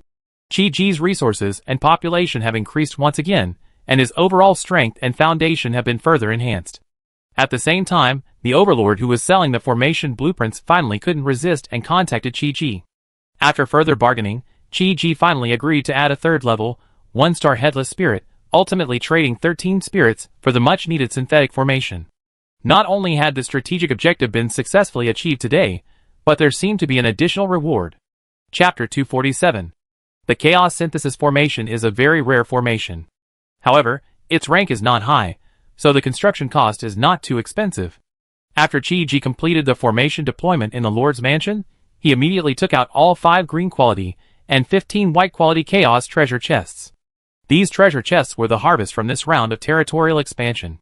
A Chaos treasure chest is essentially a gift from the will of the Chaos world, a reward transformed from refining divine stones. Each treasure chest can only be kept for a maximum of 3 days. Not only do treasure chests have an expiration date, the power of the Chaos Synthesis Formation also has a clear upper limit. The formation Chi-Ji has currently constructed is the most basic, and at most can only synthesize a blue-quality treasure chest. It is clear that even though Chi-Ji has gained the power of Chaos Synthesis, he cannot spend months amassing dozens, or even hundreds of treasure chests to synthesize a massive, luxurious treasure chest in one go. Therefore, use it when you need it. There is no need to deliberately hoard treasure chests. He synthesized the treasure chests he had obtained during this phase. Chi-Ji expended another 3,800 mental energy points in this process. While this amount itself was a drop in the bucket for him, Chi-Ji's net daily mental energy income now reached tens of thousands. But lately, his mental energy expenditures had become excessive. For example, refining the various regional protective and core divine stones, and converting them into territory teleportation divine stones, had cost tens of thousands of mental energy points. Similarly, absorbing a large number of local residents and converting them into territory subjects had cost tens of thousands of mental energy points. This didn't even include the daily expenses for large-scale purchases and construction. The expenses for the more than 10 cultivation towers alone were considerable. Chi-Ji felt a bit overwhelmed. After all, the population Miracle Territory absorbed today was greater than the average Tier 3 or 4 territory would have absorbed in 3 or 2 years combined, and the construction projects Miracle Territory completed in a single day were greater than most Tier 3 or 4 territories would have completed in several months. However, after this wave of rapid development and expansion, it might be time to slow down a bit. The moment Chi-Ji activated the formation, all the treasure chests transformed into energy and converged at the center of the formation. Successful synthesis. A brand new Chaos treasure chest appeared before his eyes. It glowed with a blue halo, clearly a blue-quality treasure chest. Not only that, it appeared quite large, and the patterns on it were more refined, even slightly better than the Chaos treasure chest obtained from refining the evil with City Divine Stone yesterday. Chi-Ji was very satisfied. You opened a Chaos treasure chest, gaining 150,000 soul crystals, 1 skill secret crystal, greater protection, 1 recipe, soul forging furnace, 1 recipe, rare item shop, and 1 inspiration stone, forest troll chieftain. In addition to a large amount of soul crystals, you also found a tier 4 lord skill, a tier 3 rare recipe, and a tier 4 rare recipe. What surprised Chi-Ji even more was that this treasure chest also contained an inspiration stone.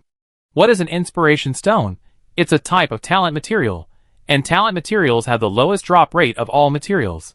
Spirit Sea Pearls and Spirit Sea Conch are both talent materials, granting the chance to activate inspiration or awaken the Spirit Sea. An inspiration stone is a material containing inspirational materials. By expending a certain amount of mental energy to refine it, the corresponding material can be integrated into the Spirit Sea, permanently possessing it. While most inspiration materials are nurtured by the Sea of Inspiration, some lords increase their lord materials by collecting inspiration stones in bulk. Of course, inspiration stones are rare. They can't be purchased simply by having money. A top-tier lord has a natural inspiration material gap of tens, or even dozens of times greater than that of a mediocre lord, and amending this gap through acquired talent is extremely difficult. This forest troll chieftain is a level 3, 2-star, common monster material. It's not very rare, but its quality is quite good. This monster material is enough to create significant value for a dungeon, especially for many mediocre dungeon lords. They can even make it one of their territory's signature monsters, effectively increasing traffic and popularity. A normal lord getting an inspiration stone from a treasure chest. Most people would feel as if their ancestors were emitting smoke. Chi-Ji, however, was no ordinary lord. He looked at this precious talent material with little emotion. With monsters of this level, he simply couldn't use up as many as he wanted. No emotion, absolutely no emotion. This must be the trouble of geniuses. Suddenly, I feel like my life has lost a lot of sense of achievement and surprise. In Chi-Ji's eyes, this thing was junk. He didn't even bother wasting his mental energy on it.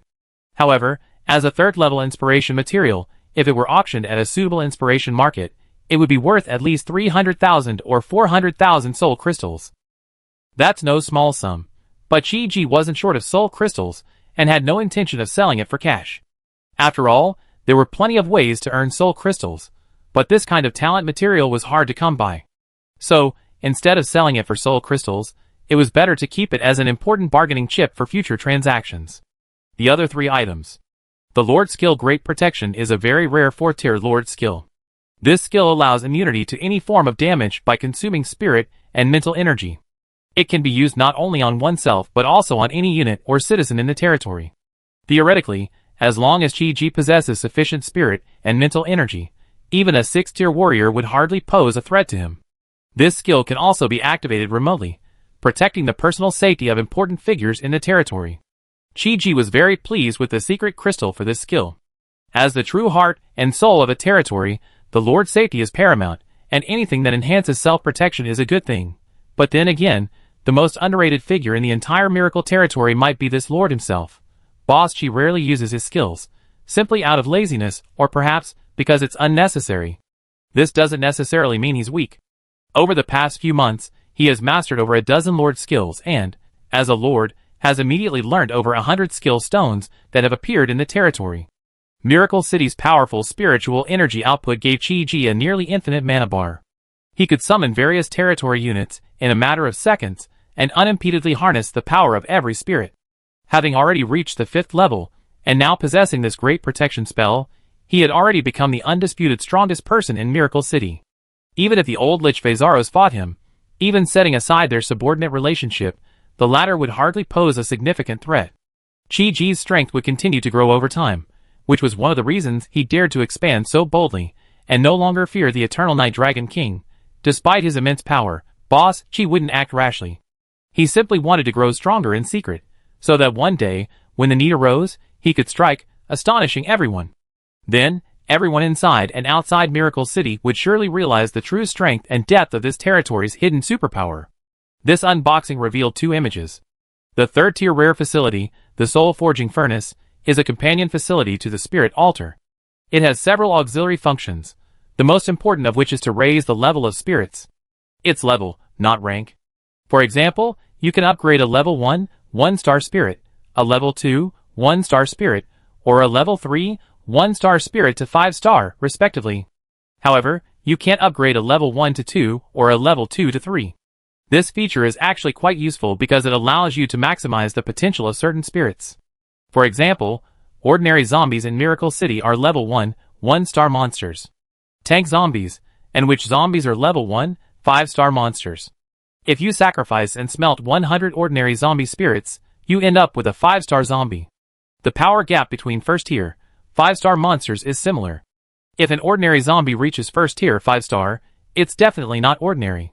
Even if its speed and strength still lag far behind those of a witch or tank, its other characteristics will inevitably be enhanced, such as possessing a powerful, contagious poison or astonishing regeneration abilities. With the spirit smelting and upgrade feature, Miracle City's spirits will undoubtedly see their potential unlocked. Many monsters have strong attributes, but their strength isn't very strong due to their low level. For example, the rare, first-tier, 1-star monster Headless in Ashina Country has psychic attacks, immunity to physical damage, and considerable attack power, making it a very capable spirit. But it's only 1 star. Its strength is definitely inferior to that of a common 4 or 5-star monster of the same rank. Now, as long as adventurers obtain a sufficient number of headless monsters, they can upgrade them at the spirit altar, raising the rank of their headless monsters. If they can raise them to level 3, 5 stars, their strength and value will definitely increase 10-fold or 8-fold. The spirits consumed in this process also count as a sacrifice, and their residual souls can enter the realm's reincarnation cycle. This means Chi-Ji can even expend his mental energy to recycle them, greatly increasing his spirit acquisition and inventory. This has certain benefits for both the realm and the adventurer. Of course, upgrading spirits consumes a lot of energy, and has a certain failure rate. This isn't something the average adventurer can afford. For most adventurers with limited resources, finding a high-level spirit and directly contracting with it is still the most cost-effective option. Chi-Ji built the Soul Furnace without hesitation. This furnace is currently only Tier 3, and can only refine Tier 3 souls at most. If he finds advanced blueprints and upgrades it in the future, it will not only be able to refine higher-level souls, but also allow for the fusion of different souls. Its potential is enormous. The final reward is the Rare Item Shop. This Tier 4 rare facility complements the Secret Realm Shop. Its function is simply to provide rare quality goods. As everyone knows, each Secret Realm shop is bound to a single secret realm. When adventurers discover ordinary quality rewards while exploring that secret realm, any non-soul related loot can be unlocked in the shop. Rare and precious items cannot be purchased from the shop.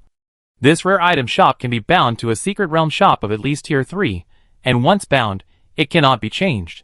From then on, the shop will stock not only ordinary goods, but also rare quality goods.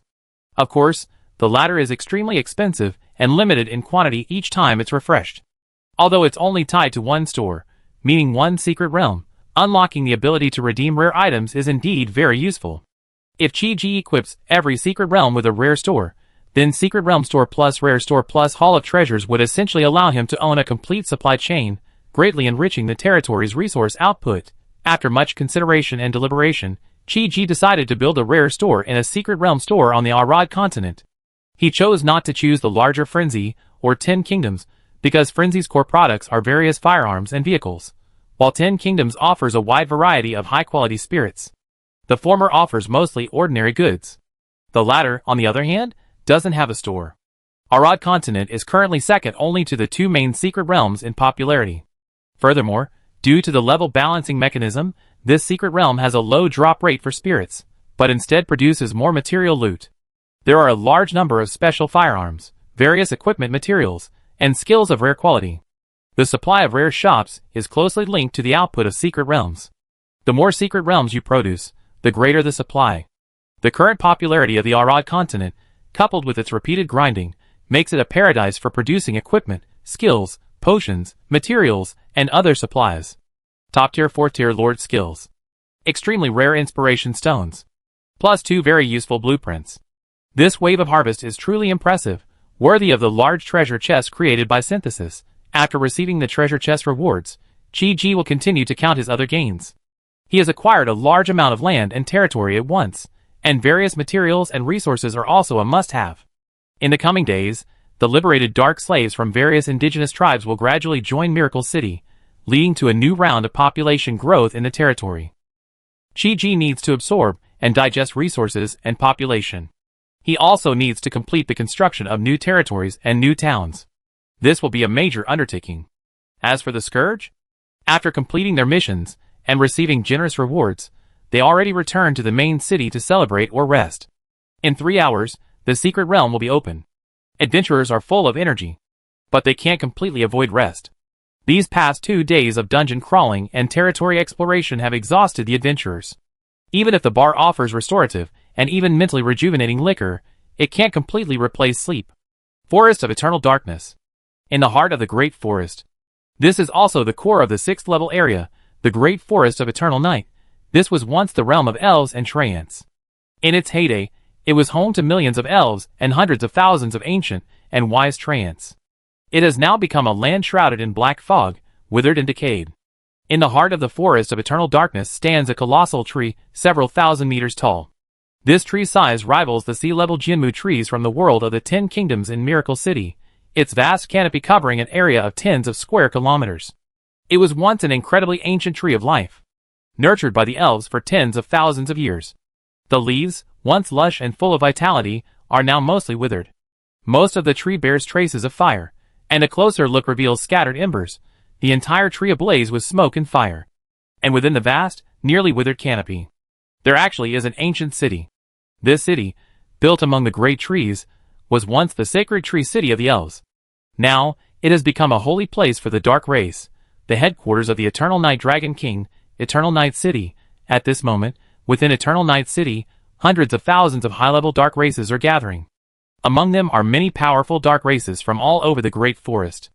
A close look reveals that a considerable number of them are fallen elves. These elves were once native to the Great Forest. After death, their souls were captured and corrupted by the dark race. Then, through special means, they were resurrected and transformed into dark races, becoming minions of the Eternal Night Dragon King, the Dark Elf High Priestess Erema. She is the strongest known fallen elf. Originally, she was a highly respected High Priestess of the Elves. 100 years ago, while protecting the last descendants of the Elf King, she was defeated and captured by the Eternal Night Dragon King, eventually transforming into one of the 9 most powerful warriors under his command. Recently, the Eternal Night Dragon King has been cultivating within the core of the ancient tree of life. It's said that His Majesty is close to successfully absorbing all the energy within the ancient tree, which will enable him to achieve a more comprehensive breakthrough. The entire Great Forest will then be free of threats, and any remaining resistance will be of no concern.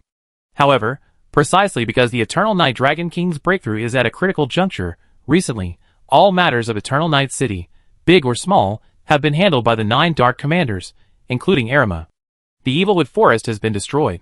Erema could sense that one of the many dark forces under the command of Eternal Night City had suddenly lost contact with the city. This could only have one possible reason. The core of this territory has been captured by an external enemy. This process is happening incredibly quickly. Eternal Night City received no calls for help or assistance. Several major Dark Commanders, noticing this unusual situation, convened a meeting to discuss it. A Dark Commander, shrouded in a dark aura, possessing 3 heads and covered in lava veins, shrugged. Yesterday was the time of the ultra-dark night. Perhaps Thousand Lake City finally gave up and took action. Could they have been alerted? No, that's impossible. We have spies within Thousand Lake City. If Thousand Lake City had become alerted or rebelled, we would have received the news in advance. Although the Evilwood Forest is only a 3rd-tier territory, to wipe it out in such a short time would require a large-scale deployment of troops. Such an action would be impossible to conceal. Blood Lake City, Crazy Claw City has sent urgent intelligence. They mention a human underground city called Miracle City.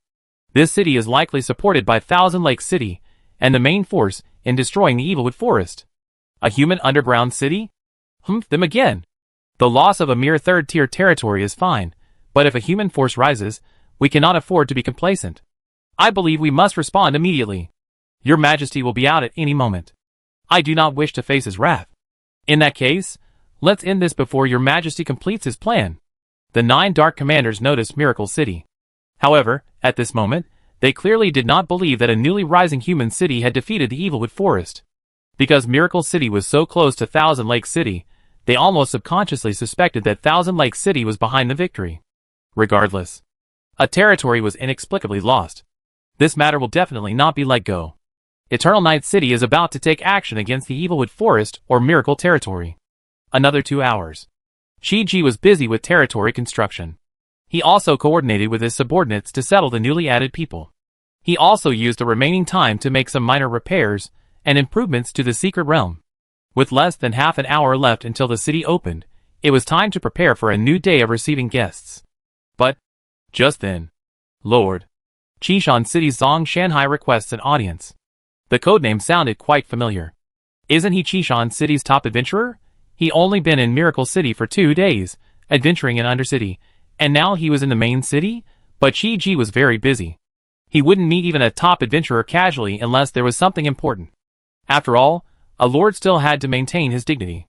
Of course, if the adventurer showed up for no reason, the guards at the lord's mansion would have immediately turned him away. Since Yongjin had come to report, there must be a reason. Zhong Shanhai is a well-connected adventurer from Qishan City. Before coming to Miracle City, he resided in Wintian City, the only 5th-tier dungeon in all of Qishan City and recognized as the best. Yongjin explained. Zhong Shanhai claimed he could act as a liaison for cooperation between the 2 territories. Wintian City? A 5th-tier dungeon. Chi-Ji couldn't help but pique his interest. Ran Tianyun, Ren Wanxiong, and other veteran lords with decades of experience, yet their dungeons are only 4th tier.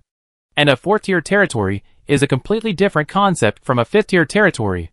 Having the ability to reach Tier 5, and daring to do so are 2 completely different things. Senior Tier 4 lords, like Ran Tianyun and Ren Wanxiong, actually possess the ability to build a Tier 4 main city, and then break through their territories to Tier 5. But they clearly wouldn't dare do so in such a short period of time. Fearing the risk of encountering overly powerful enemies, Wintian City is a Tier 5 territory. It's also a Tier 5 territory that's already firmly established. This dungeon strength is definitely superior to Ran Tianyun and his ilk. Qishan City has been connected to Miracle Territory for some time now. It's likely that Miracle City's various spirits and specialties have become popular within Qishan City. It's not surprising that Wintian City's adventurers and territory leaders have noticed. For a dungeon to reach this point, the Lord can't be a mediocre person without vision or insight. By now, Wintian Lord has likely developed an interest in Miracle City, and Zhong Shanhai happens to be a veteran contracted adventurer from Wintian City, a trusted figure with decades of experience in the dungeon. So, he acted as the go-between.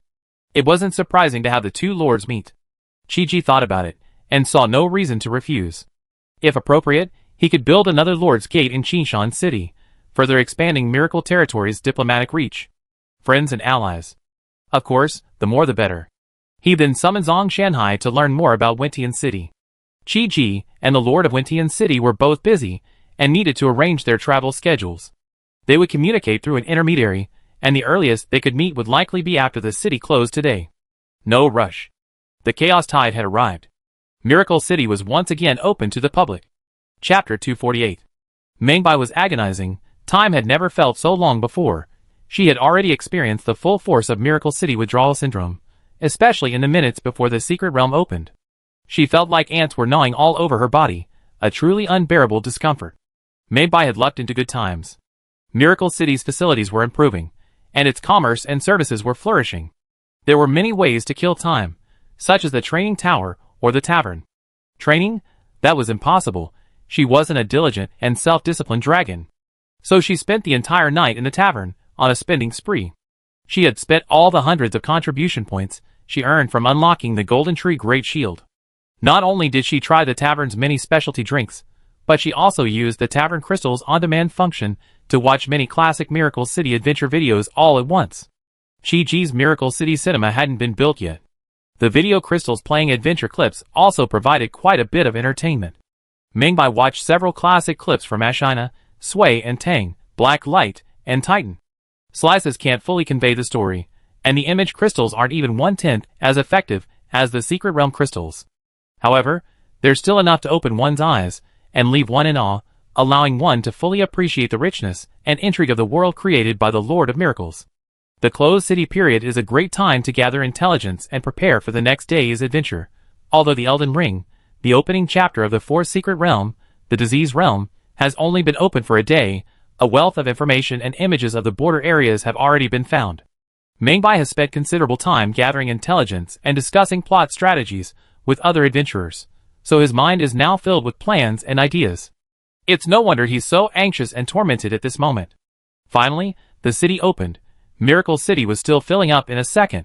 Over 10,000 adventurers madly poured into the Secret Realm Hall. While the Miracle City Hall was large, it couldn't accommodate so many adventurers in such a short period of time, so inevitably, some slow-moving adventurers would have to wait in line. Damn! The crystals are full.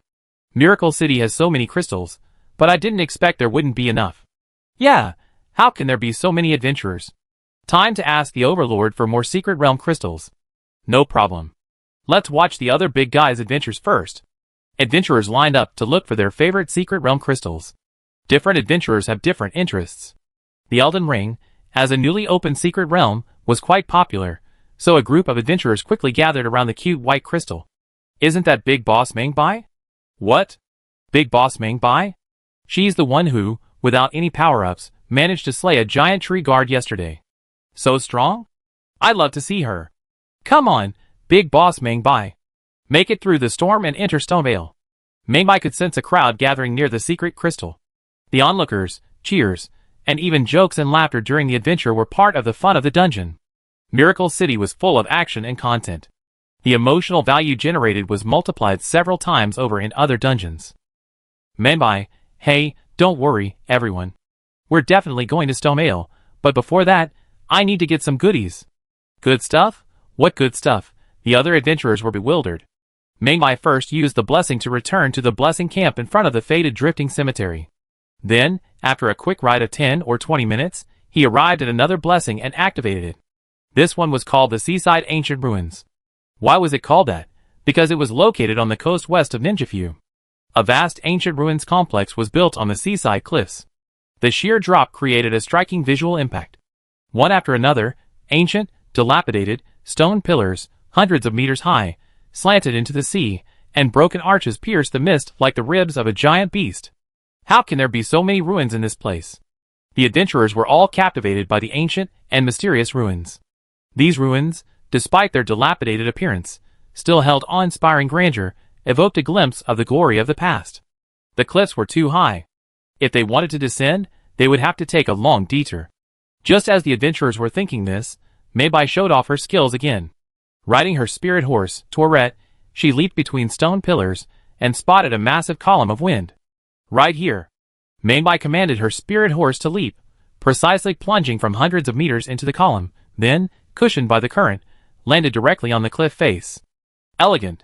So elegant. The other adventurers were stunned. Among the many characters in Miracle City were high-performing figures, like Igor and Kratos, but the characters portrayed in the Elden Ring story didn't possess exceptional abilities. At least, their abilities were weak in the early stages. A direct jump from hundreds of meters would surely have killed her, but Mengbai, while still on horseback, landed smoothly and unscathed, astonishing the other adventurers. Could it be? Spiritual horses can harness air currents. Or perhaps possess a certain ability to control the wind?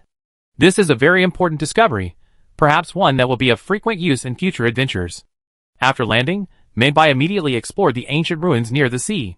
The beach here was filled with crabs of all sizes, as well as ugly sea squirts. They weren't particularly aggressive, and the threat was limited, so Mengbai didn't pay much attention and continued exploring. Not long after, she heard the sound of fighting ahead, which immediately alerted her. She dismounted her warhorse. She cautiously approached the direction of the sound. Two faded ones were challenging a strange humanoid creature near the ruins of an archway. Embraced. Mengbai was delighted. The intelligence she had gathered proved correct. She immediately hid in the nearby ruins and observed carefully. The two faded ones were unremarkable, clad in rusted, tattered armor, their weapons heavily worn and aged.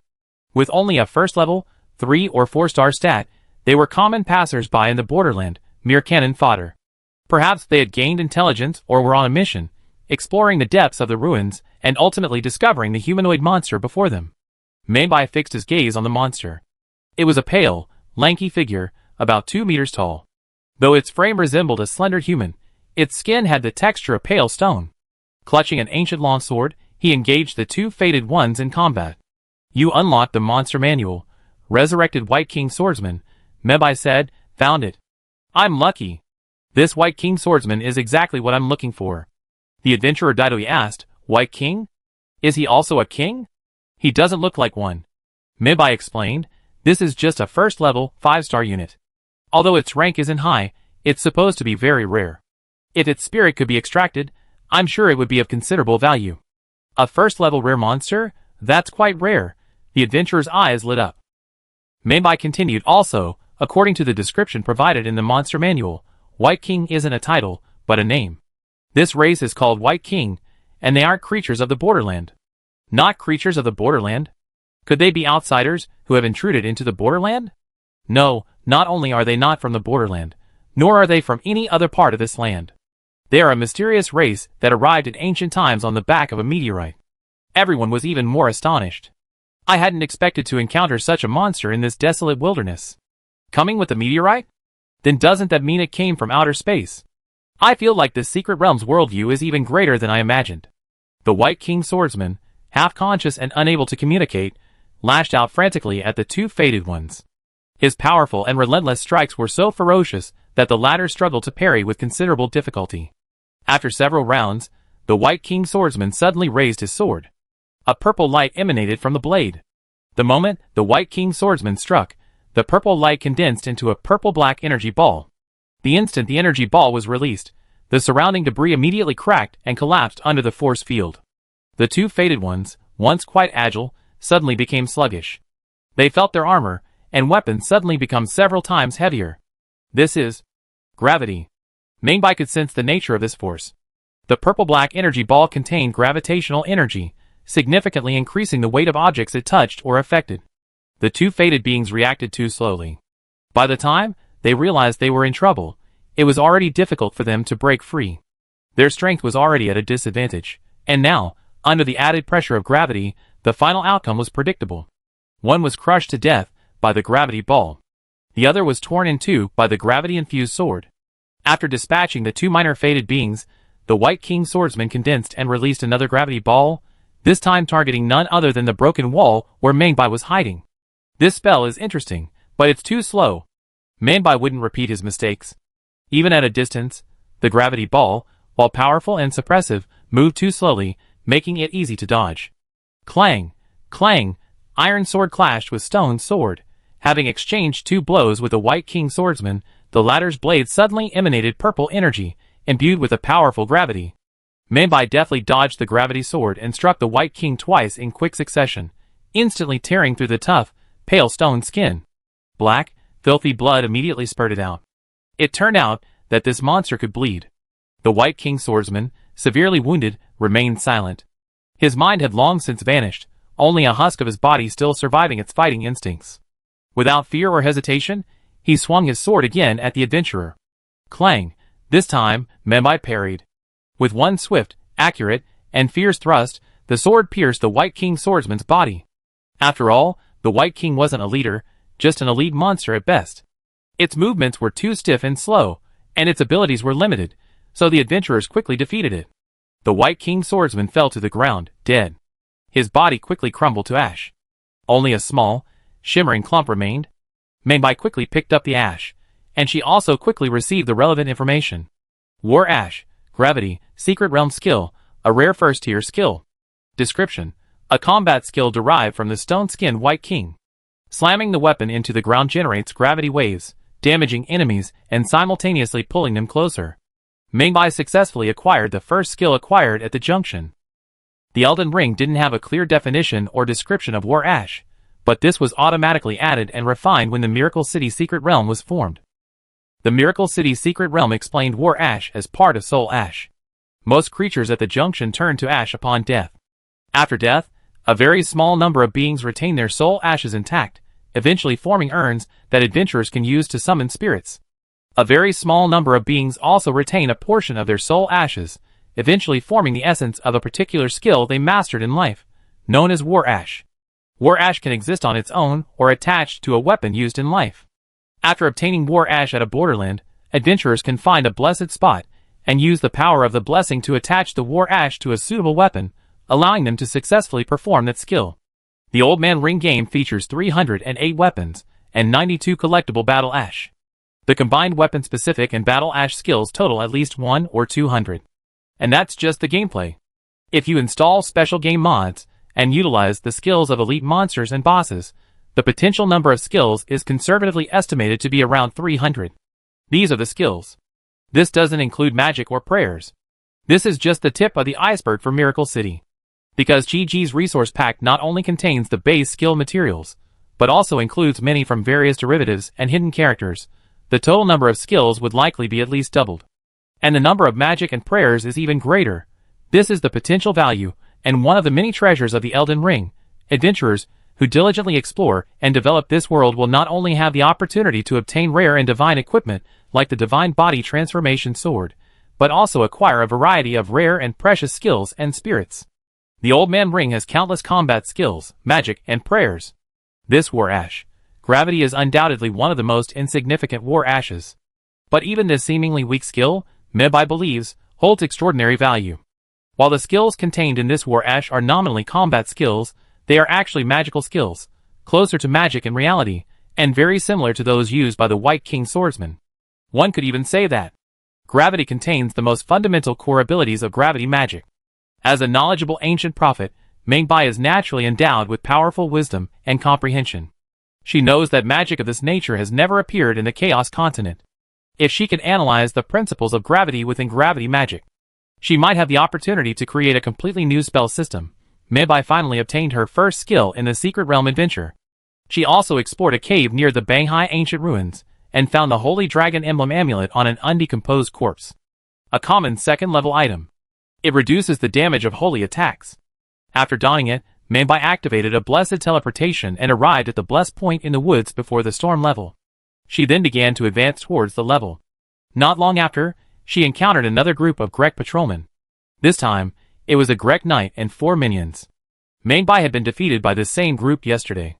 Determined to seek revenge and earn some runes, she immediately took out the summoning bell and the wolf's ashes. Ding dong, ding dong. The Grek knight and his men were patrolling the woods when they heard a bell ring in the bushes. Before they could react, they ordered a search, and 3 translucent, spirit-like wolves roared out. "What is that? Kill them!" The Grek soldiers hurriedly responded. The 3 wolves were not too weak and quite agile. Mingbai, taking advantage of the Grek knight's distraction, cautiously approached from behind. He raised his sword, purple energy gathering around the blade, and then stabbed it into the ground. Boom! A wave of purple energy erupted, not only causing some damage and impacting the Grek soldiers, but also pulling 2 of them closer. A good opportunity. Mingbai immediately struck with several strikes, breaking down one soldier's defenses and then piercing his heart, killing him instantly, making the situation 4 against 4. Fated 1. Knight Gregor was furious and immediately attacked. There was no reason to fear him in a one-on-one situation, so Mingbai engaged him head-on.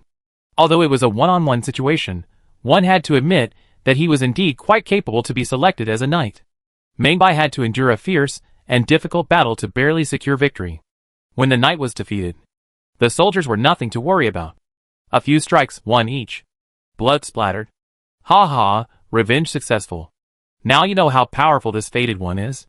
Mingbai exclaimed in satisfaction at having avenged yesterday's murder, but for her, it was just a minor incident. She soon found a blessed camp hidden in the woods, where dozens of fated ones gathered. 4 or 5 miles north from here, we passed through the woods and reached Storm Pass. Mingbai explained his purpose to the group. However, Storm Pass is easy to defend but difficult to attack. The Grek garrison inside and outside is heavily fortified, so I don't plan to attack it right away. An adventurer immediately asked, "So what's your target, sir?" According to my intelligence, over 10 miles outside Storm Pass, there's a place called the Ruins in front of the pass. This has been established as a transit point by Grek soldiers. Mingbai said, wagons carrying goods in and out of Stonewall City stop here, so the military camp should have a lot of supplies and goods. I plan to gather forces here and seize them. So that's what it was. Everyone suddenly understood.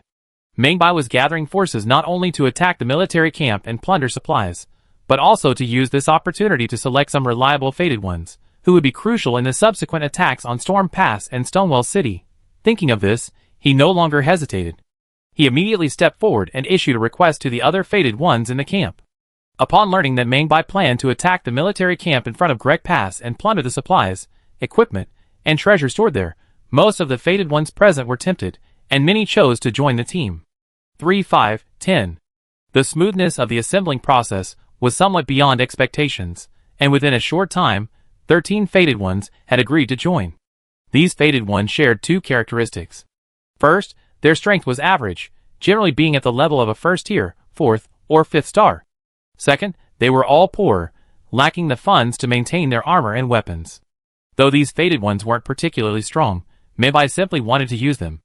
As the saying goes, there's strength in numbers, and with so many fated ones joining, the chances of victory would be much higher. Not enough, or not quite enough, a few more would be nice. Based on the intelligence she gathered, Mingbai speculated that the military camp within the ruins before the pass contained at least 300 or 400 Grek soldiers, including perhaps several Grek knights. The currently assembled forces were clearly insufficient. Just then, she noticed a distinctive fated one appearing in the camp. This fated one's attire and demeanor were completely different from the others. He wore a magical swordsman's travel garb, richly embellished with intricate ornaments, and a slender rapier dangled from his waist. Mingbai had been at the border for so long. This was the first time she had seen a fated one dressed so exquisitely and ornately. The blessing camp at the border of Miracle City would randomly spawn a variety of fated ones. Over 90% of them were useless cannon fodder, but occasionally, a more powerful individual would spawn, even a key figure involved in a significant plot point. And this fated one. At first glance, he's no ordinary creature. Perhaps, he's an important figure. Mingbai asked, "What's your name, friend? Are you interested in joining us for a big deal?" "Hello, my name is Roger. As you might imagine, I'm a fated one and a magician." Roger said calmly, "I'm not interested in robbing Greg's camp. I'm investigating a very important matter and need to enter Stonevale to retrieve something. But if you're willing to help me, I can lend a hand." Entering Stonevale. Although Stonevale seemed not far away, entering the castle was no easy task. Not to mention Stonevale's towering heights and heavy security. Even if they successfully captured the pre-pass camp, they still had to pass through the Storm Pass and Storm Hills before reaching the main gate of Stonevale. However, Mingbai's goal. It's Stonevale's limb replacing Grick. This Roger might be useful, so he agreed to Roger's request, allowing him to enter Stonevale and search for what he was looking for. In exchange, Roger would help him deal with the military camp. The cooperation was already agreed. Mingbai wanted to try to get him to talk. But this fated one was very tight-lipped, never revealing his origins or what he was investigating. He probably didn't trust the adventurer enough at the moment. That didn't matter. With Roger joining, the fated one's team had grown significantly stronger. Mingbai now had enough confidence to take down Grick's military camp in front of the pass. Chapter 249. Ruins before the checkpoint. This may have once been a small town, but now it's completely deserted. To facilitate and ensure transportation to Stonewall City, Greg stationed some of his soldiers here. He not only set up a military camp, but also turned it into a supply transfer station. At this moment, at least 7 or 8 black carriages were being loaded parked in the ruins. 15 fated ones had arrived to lie dormant nearby. They were the camp robbing team led by Mingbai and Roger. They observed the location of the carriages assembled by Greg's soldiers. They saw that the carriages resembled a gigantic coffin, and were of immense size. Ordinary horses could never pull such a carriage, and Greg's use was no ordinary oxen or horses. One of the carriages was already loaded, and it was pulled by 2 enormous, oppressive monsters. You unlock the monster manual, Mountain Troll Slave. This monster is enormous, its hair tangled like dry grass, its flesh shrunken and hideous. Most strikingly, its entire chest and abdomen appear hollowed out, as if something has been gouged deep within. A massive iron chain pierces its body, connecting it to a massive, black, coffin-like carriage. As 2 mountain trolls took heavy steps, turning the chains, the carriage slowly moved forward, leaving the camp accompanied by a guard of over 20 Grek soldiers. Mingbai couldn't help but wonder, how did these mountain trolls end up in Greg's employ? She asked casually. She hadn't expected an answer. Roger offered an explanation. Mountain trolls are the smallest and weakest of the ancient giants. It's said that they chose to side with the gold giants during the war between the gold giants and the giants. The parts of their chests and abdomens that were gouged out and discarded once represented the giants' ancient beliefs.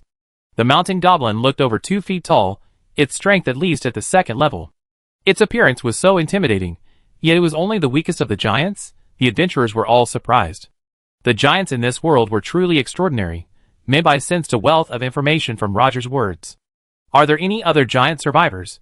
Since the mountain goblins have joined the Golden Rule, why have they become mere laborers? What do the eviscerated bellies of these monsters represent? And what are the giants' beliefs?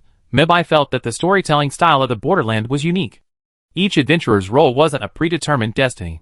This world lacked named protagonists, nor was there a straightforward narrative. The various plots and information were hidden within various scenes, objects, and subtle conversations. For adventurers to truly understand and experience the history of this land, they had to gather fragmented information and then unravel it to restore the history and truth. And this is significantly different from other secret realms. Grek soldiers are too numerous now, and there are still several mountain goblins in the camp. Now is not the time to attack. Menbai, after comparing the enemy's strength on the scene, decisively chose to retreat to Sifu for a quick 2-hour rest. When she arrived at the ruins in front of the pass again, the mountain goblins and some soldiers were currently escorting the goods. At this moment, there were still 4 black carriages in the camp, plus 200 or 300 soldiers. Because it was late, most of the soldiers were resting. This was a perfect opportunity to strike. Action! Menbai gave the order decisively. A dozen Fated Ones launched their attack as planned. Although the initial wave of attacks caught the Grek soldiers off guard, a Grek soldier with a trombone soon sounded the alarm, alerting the other soldiers and organizing a counterattack against the Fated Ones. Menbai had just summoned 3 wild wolves, but before he could launch his attack, the first Fated One in front was pierced by a spear. The slayer was a Grek knight clad in armor, wielding a spear and shield. Despicable Fated Ones! How dare you attack the Golden King's troops? This Grek knight must have been the most powerful knight captain in the camp, estimated to be at least a 2nd tier, 3-star rank. An ordinary, lesser Fated One wouldn't last more than 3 rounds against him. At the same time, a dozen or so Grek soldiers surrounded them from all directions. Mengbai's expression was grim. One elite knight alone was already difficult to deal with, and with a dozen more Grek soldiers, even with the aid of the wild wolves summoned by the spirit bell, there was no chance of victory. Knight Greg quickly approached, stabbing Menbai with his spear. However, at that moment, a powerful surge of magical energy appeared overhead, and a ball of magical energy shone brightly with a brilliant blue light. This is Kalia's magic. Knight Greg recognized this classic magic, the magic of the Kalia royal family from the Lake Linia region. The magic floated in midair, briefly gathering power, then suddenly approached him with a torrential downpour of light. He blocked the attack with his shield. Although Knight Greg withstood most of the attacks, the ordinary soldiers were not so lucky, and several were severely injured on the spot. It's Roger! The adventurers saw a figure approaching, a magician's staff in his left hand, and a slender rapier in his right. It was none other than the special Fated One, who had joined the group. As he approached, the staff continuously shone with a profound radiance. Another spell was completed in a matter of seconds, transforming its magic power into dozens of energy-bright swords floating around him. Kalia magic. Radiant sword array. Roger summoned dozens of energy-bright swords in a single breath, which formed a circular pattern around his body and automatically followed him. When they came within a certain range of the Grek soldiers, swish, swish, swish, a volley of magical radiant swords. The Grek knight still blocked most of the attacks with his shield, but several already injured Grek soldiers were pierced by the radiant swords and fell to the ground, dead. Damn the Fated One! The Grek knight, enraged at the continuous casualties among his men, abandoned Menbai and attacked Roger, but just then, Roger completed a new spell. Kalia magic. Kalia great sword. A brilliant blue magical light emanated from Roger's left staff, filling it and erupting into a 3-meter-long, shimmering energy sword. The next moment, with a swing of his arm, the over 3-meter-long energy sword slashed down head-on. The force of this strike was immense. Even the mighty knight Captain Grek couldn't withstand it, sending him flying over 10 meters and sustaining considerable damage. Of course, while the spell was powerful, it couldn't sustain a continuous strike. Roger simply swung his sword once, and the massive sword shrouding the staff instantly dissipated into thin air. This move is simply stunning. The Miracle City adventurers' eyes lit up at the sight of the Kalia great sword, for they had never heard of magic being cast and displayed in this way before. At this moment, near the Menbai secret realm crystal, there were several top figures. For example, Bezaros, who had just finished a round of adventures, and Nancilia, as well as several undead and elves. Elsa the elf exclaimed in delight, "What kind of magic is this?" Nancilia, "Excellent skill. I must learn it. It will greatly increase a mage's melee ability, allowing a warlock to deliver powerful strikes like a warrior. Bezaros was also quite surprised. I didn't expect magic to be so powerful. The magic of the borderland is truly eye-opening, and it's given me a lot of inspiration. The adventurers didn't yet know the spell's origin or name, but the mere fact that it transformed mana into a giant sword and unleashed a ferocious strike was enough to inspire them with insights and creativity. Roger repelled the Grek Knight and approached Mingbai. With a lightning-fast slash of his right sword, he repelled a soldier with 3 or 2 strikes. The final strike, cunning and treacherous like a venomous snake, instantly pierced the soldier's throat. Another one was killed. Mingbai was now outnumbered, but without the Grek Knight, ordinary soldiers posed little threat. Upon witnessing Roger's prowess, she was overjoyed. Excellent skills. I was right, this was a rare fated one. Its cultivation level was at least level 2, 5 stars. It possessed a variety of powerful and practical magic, along with impressive agility and swordsmanship. I'm sure they could handle even a level 3 expert. With this expert's help, this battle is likely a sure win. Roger, there are too many Grek soldiers. Don't engage them. End the battle quickly. Mobai nodded, understood. The dozen or so Grek soldiers weren't as naive as in a video game. Seeing the 2 fated ones' impressive strength, they surrounded them without attacking, waiting for the knight to recover and rejoin the battle. We must deal with the miscellaneous soldiers first.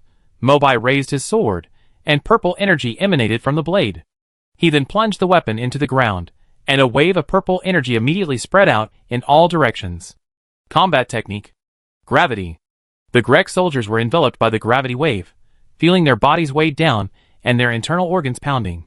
Furthermore, they were pulled towards Mobai and Roger by a force of attraction. Is this similar to star-breaking General Retton's gravity magic? Roger's expression was a touch of surprise at Mingbai's skill, but at the same time, he felt certain he hadn't misjudged him. This was a potential fated one. Roger raised his left staff again, concentrating his spell. Kaliel Great Sword. This time, the magical giant sword, composed of brilliant blue light, was even larger than before. It swept through the drawn-in Grek soldiers like fallen leaves in an autumn wind, its terrifying power. The terrifying power unleashed by the magical giant sword, instantly ripping through the soldiers' armor and flesh. They were instantly killed, and even those who survived were completely depleted of their combat effectiveness.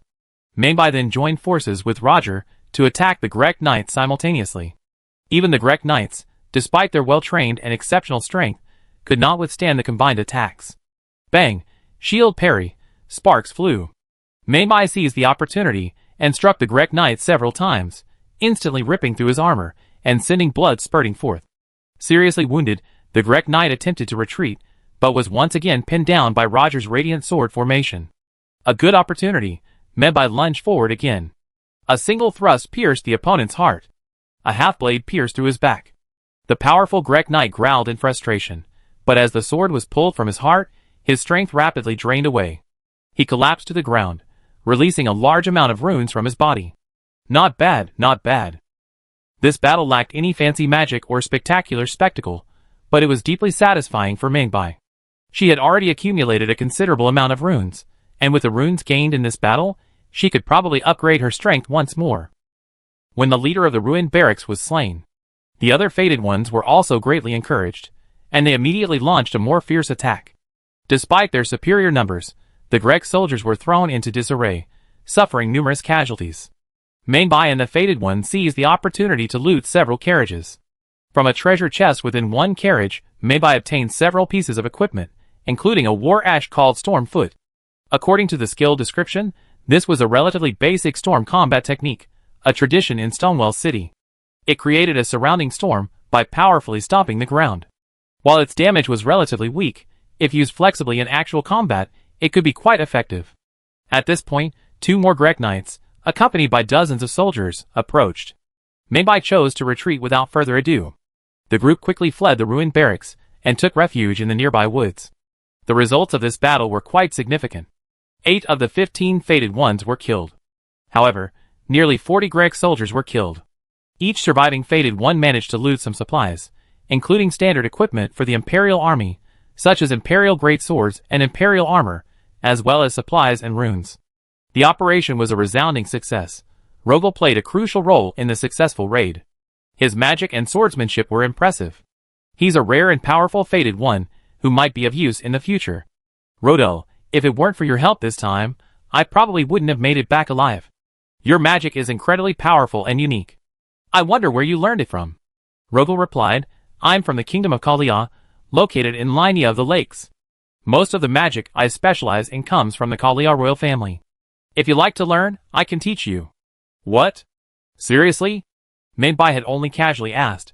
She hadn't expected this to trigger an unexpected reward. However, there's no such thing as a free lunch in this world. This person must have an ulterior motive for being so forthcoming. She then asked, what are the conditions? Roger said, of course, you need to pay me a portion of the runes needed to create magical memories, and you also need to fulfill our agreement to enter Stonemail. Minbai couldn't help but speculate, why are you so eager to enter Stonemail? What you're seeking? Is it also the great rune from Greg's hand? Greg was one of the fragment kings who wielded the ring fragments. The great rune was the fragment formed when the Elden ring shattered. Adventurers who wish to become the king of Elden must collect a certain number of great runes. If Roger also desires great runes, the two will only become rivals and find it difficult to truly cooperate. Surprisingly, Roger didn't seem interested in the great runes held by Greg.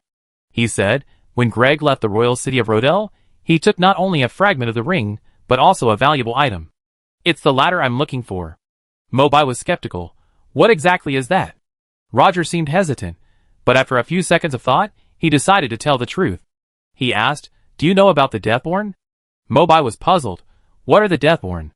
Roger said gravely, it's a strange disaster that originated since the night of the Black Blade conspiracy, caused by the Death Prince Godwin. The Deathborn are strange beings born from death, but unable to return to death. Mobai fell into thought. According to Roger's description, the Deadborn are strange beings born from death. While they sound like undead, they are definitely not ordinary undead. Because in the borderland ruled by law, there has never been a true concept of death. All living things will die, yet all living things will not die. It is said that in the ancient furnace age, all beings, regardless of race, possessed a myriad of forms, all born from the primordial furnace and returned to it. After the Golden Tree Age officially began, all beings would also perform a ceremony to return to the tree. In this magical land, life only changes in form and state, following certain conservation laws, and there is no true and complete death. This situation. Until the night of the Black Blade. The once golden Godwin, the most perfect child of the eternal Queen Marika, was assassinated that night by a group of Black Blade assassins using a black knife imbued with mysterious power. After Godwin's death, he did not enter the reincarnation system of the Golden Tree.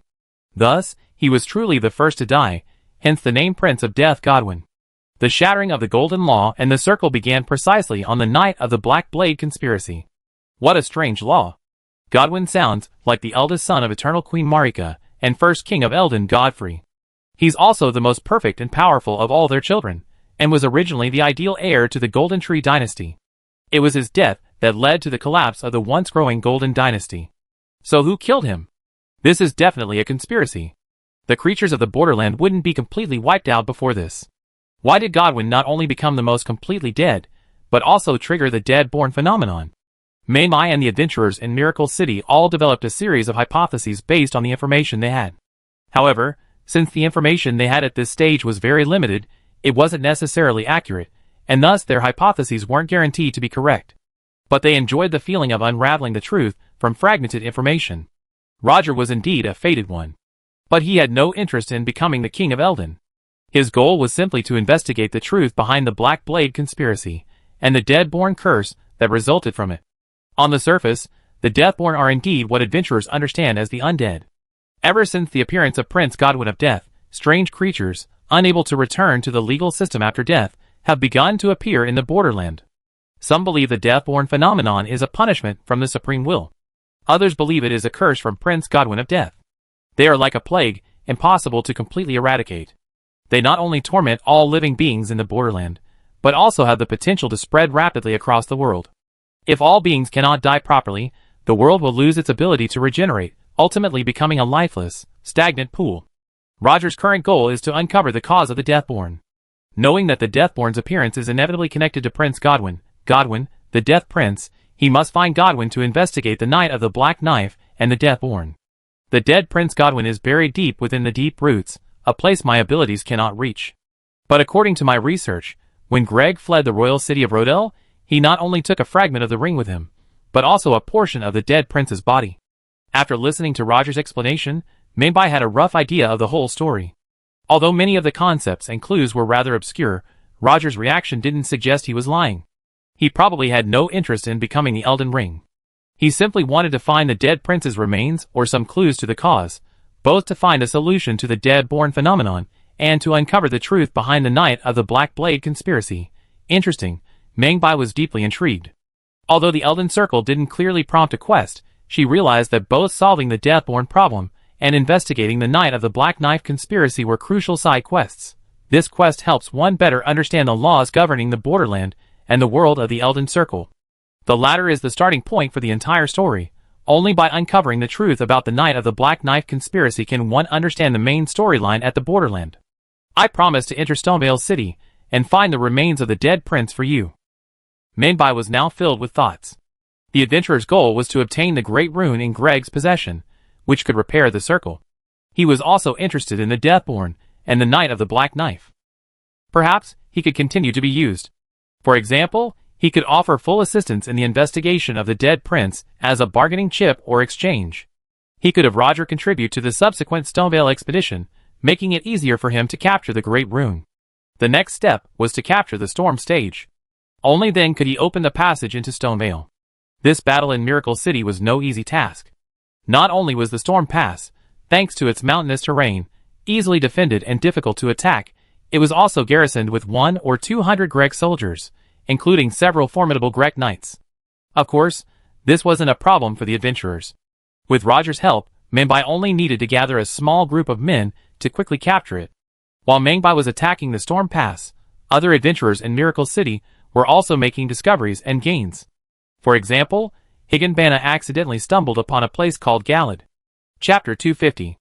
The Junction. This land, imbued with a mysterious aura, has attracted many formidable adventurers from Miracle City. For example, renowned adventurers include White Crane Monk, Wanshan Guhong, Higanbana, Sayanju, and Feng Zhongyan. In addition, several lords disguised as adventurers, like Ran Tianyun and Gao Yu, are currently exploring the junction, demonstrating its allure. Higanbana is one of the main forces exploring the junction. She is currently one of the fastest progressing adventurers. Higanbana is different from the somewhat stubborn Mingbai or adventurers, like White Crane Monk, who like to push their limits. She values efficiency and adaptability. Therefore, after emerging from the drifting cemetery, she only clashed with the tree guardian twice before realizing she could not defeat this opponent in a short period of time.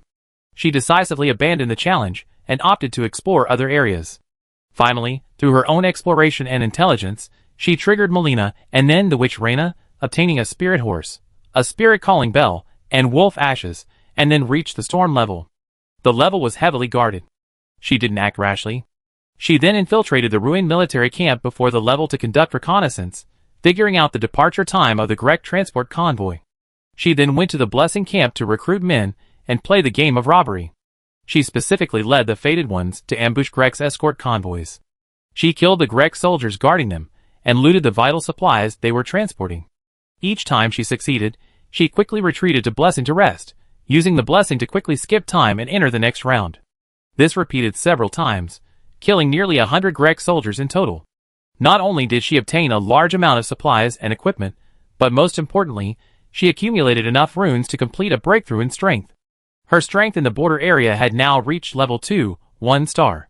Higanbana had originally planned to continue robbing, collecting runes, and gathering supplies, but she hadn't anticipated that Greg had increased the security of the supply escort, deploying knights, and even limb-jointed nobles to counter ambushes. In a failed robbery, Higanbana's bandit squad was completely wiped out. Several of her fellow Fated Ones were tragically killed.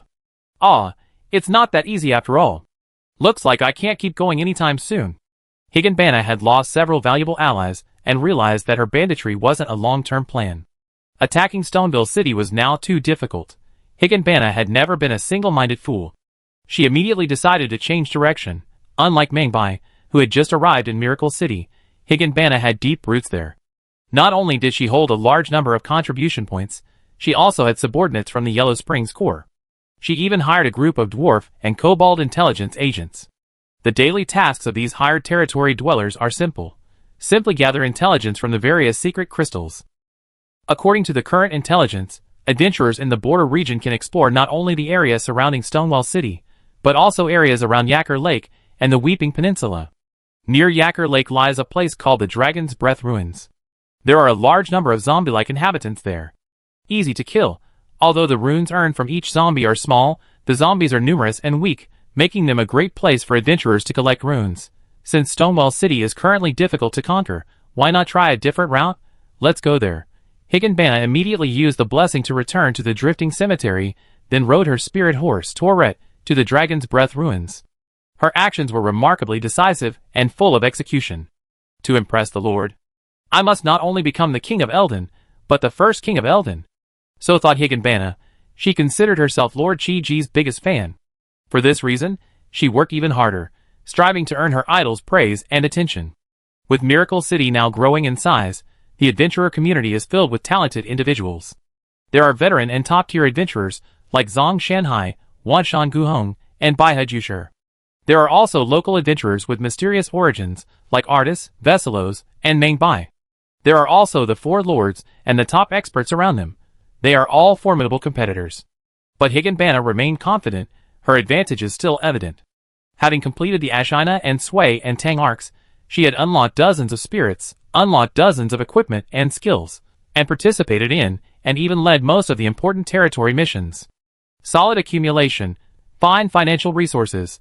Higanbana may not be the most talented adventurer in Miracle City, but due to her youth and high growth potential, and her early accumulation of knowledge and first mover advantage, she is fully confident that she can compete with any top adventurer or powerful figure, as long as she can achieve the first clear of the magic circle.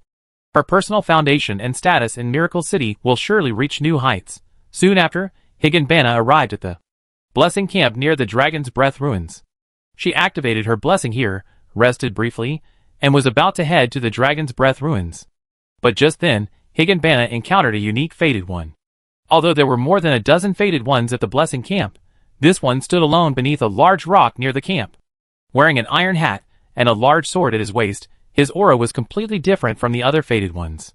Higanbana knew that rare Fated Ones could spawn in each blessed camp, and that getting to know these Fated Ones would likely be helpful for her upcoming adventures. So, she instinctively approached and spoke to this Fated One. I don't know you, but I haven't seen you before. Are you a new Fader? The Iron Hat Tachikuan, peering through the slit in his hat, observed Higanbana. Then be careful. Lake Yakel is the domain of dragons. These creatures are both powerful and beautiful, but also terrifying. Unless you're an immortal who wishes to be consumed by dragon flames, it wouldn't be wise to approach rashly. Higanbana asked, Dragon tribe from the border region? I'd like to meet them. What's your name, sir? The Iron Hat Tachikuan said, My name is Eula, and I'm a Bloodfinger hunter. Higanbana, Bloodfinger hunter? What's a Bloodfinger? Eula said, They're a group of despicable faders obsessed with the blood curse, their hands stained with the lives of their fellows. They're the common enemy of all of us, who have a reasonable mind. This fader was actually a knight. Higanbana was slightly surprised. When she learned, she was heading to the Dragon's Breath Ruins. Yura immediately said, I came to Yacker Lake to track down a Bloodfinger. He's most likely hiding in the Dragon's Breath Ruins. If you can help me lure him out, I reward you handsomely. Sure enough, this wasn't an ordinary Fated One. He had a side quest. Higanbana was already going to the Dragon's Breath Ruins to farm souls, so accepting this side quest was a natural progression. She accepted it without hesitation and headed for the ruins. Yura didn't follow, presumably observing from the shadows. The border area after the Miracle City reset. The various ruins, caves, and relics are generally 10 or even more times larger than in the game. This makes the already considerable Dragon's Breath Ruins even larger. Not only are broken walls and collapsed buildings scattered throughout, but a large number of Golden Dynasty survivors roam the area. Killing these residents will yield a small amount of runes. In addition, the ruins also hide many valuable treasures. This kind of place is bound to attract Fated Ones, and since Bloodfinger makes his living by killing other Fated Ones, it's a perfect ambush point. However, Higanbana arrived without delay. She didn't see any other Fated Ones, but she didn't care. Instead, she surveyed the large ruins on the lakeside. Is this the Dragon's Breath Ruins? This must have been a small town. Higanbana quickly spotted groups of figures wandering among the ruins. You unlocked a new monster, the Exiled Dwellers. she found the borderland residents mentioned in the intelligence. They mostly appeared to be extremely old humans. Their clothes, though ragged and dirty, were clearly made of fine fabric, and they wore various golden tree ornaments and pendants. These residents once lived in good conditions. Some were even wealthy aristocrats. But now, their eyes were glazed, their movements were slow, and they all looked emaciated. Their flesh was shrunken, their hair was sparse and falling out in large quantities. Their skin was completely bloodless and even festering and rotting, making them indistinguishable from the zombies in the Frenzy Secret Realm. Of course, while they looked like zombies, they lacked their aggressive nature. They wandered aimlessly, completely numb, either gazing at the sky or rummaging and digging, like a group of thoughtless, mindless zombies. Wangchuan Sanren, are these the natives of the borderland? Wool Warrior, but how did they become so zombie-like? Lonely Blade, it's probably because the Elden Ring was shattered, causing the Golden Tree's laws to collapse and the tree returning system to fail, so they couldn't die a normal death. A normal death? Some adventurers clearly couldn't grasp this concept. Bana nodded. I think so too. I think the reason so many people have gathered in the Dragon's Breath ruins is most likely because these residents, unable to die, are seeking a complete release through the Dragon's Flame. Eula had mentioned this earlier. Bana continued to speculate. When the Elden Ring shattered, a soul shock spread throughout the borderland, and most residents suffered severe mental trauma. Not only that, the Golden Tree's return mechanism also malfunctioned. This prevented some Golden Tree residents, who were supposed to return to the tree and reincarnate from completing this process. Under the Golden Law, life cannot fully die without returning to the tree. No matter how their body and mind age or decay, their consciousness remains. This is undoubtedly an extremely cruel and painful torture. Most of these Golden Tree residents, who were supposed to return to the tree but were unable to do so, ultimately became wandering zombies, like the ones we see before us. I believe they long to be reduced to ash by dragon breath in order to escape their suffering. Of course, this is just my personal speculation. Although it's Higanbana's guess, it's not entirely unreasonable. This would explain why there are so many zombified residents inside and outside the Dragon's Breath ruins. A careful investigation of the ruins and its surroundings would reveal numerous remains reduced to charred ash.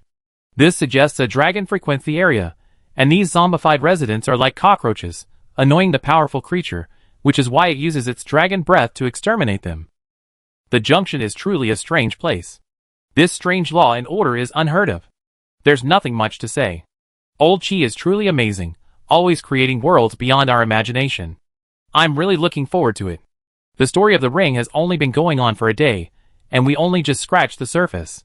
Who knows what other eye-opening creatures and stories will be revealed in the upcoming adventure. Higanbana wasted no time in hunting down the wandering zombies. Pyroxene magic sparkle. She raised her staff and summoned a stream of small pebbles shrouded in light. Then, fueled by magic, she launched them rapidly. Though not extremely fast, with a second-level power, their destructive power rivaled that of rifle bullets. Bang!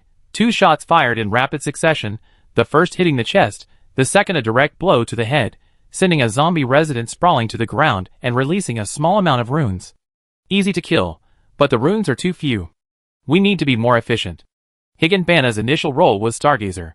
This was a typical mage role. While its strength, physique, and stamina were far inferior to those of the Wandering Knight, it came equipped with basic offensive spells.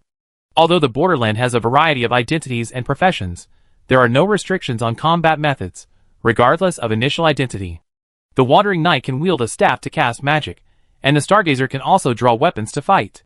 Higanbana, holding a staff in her left hand and drawing a flail in her right, charged into a group of zombies, casting spells and swinging the flail frantically.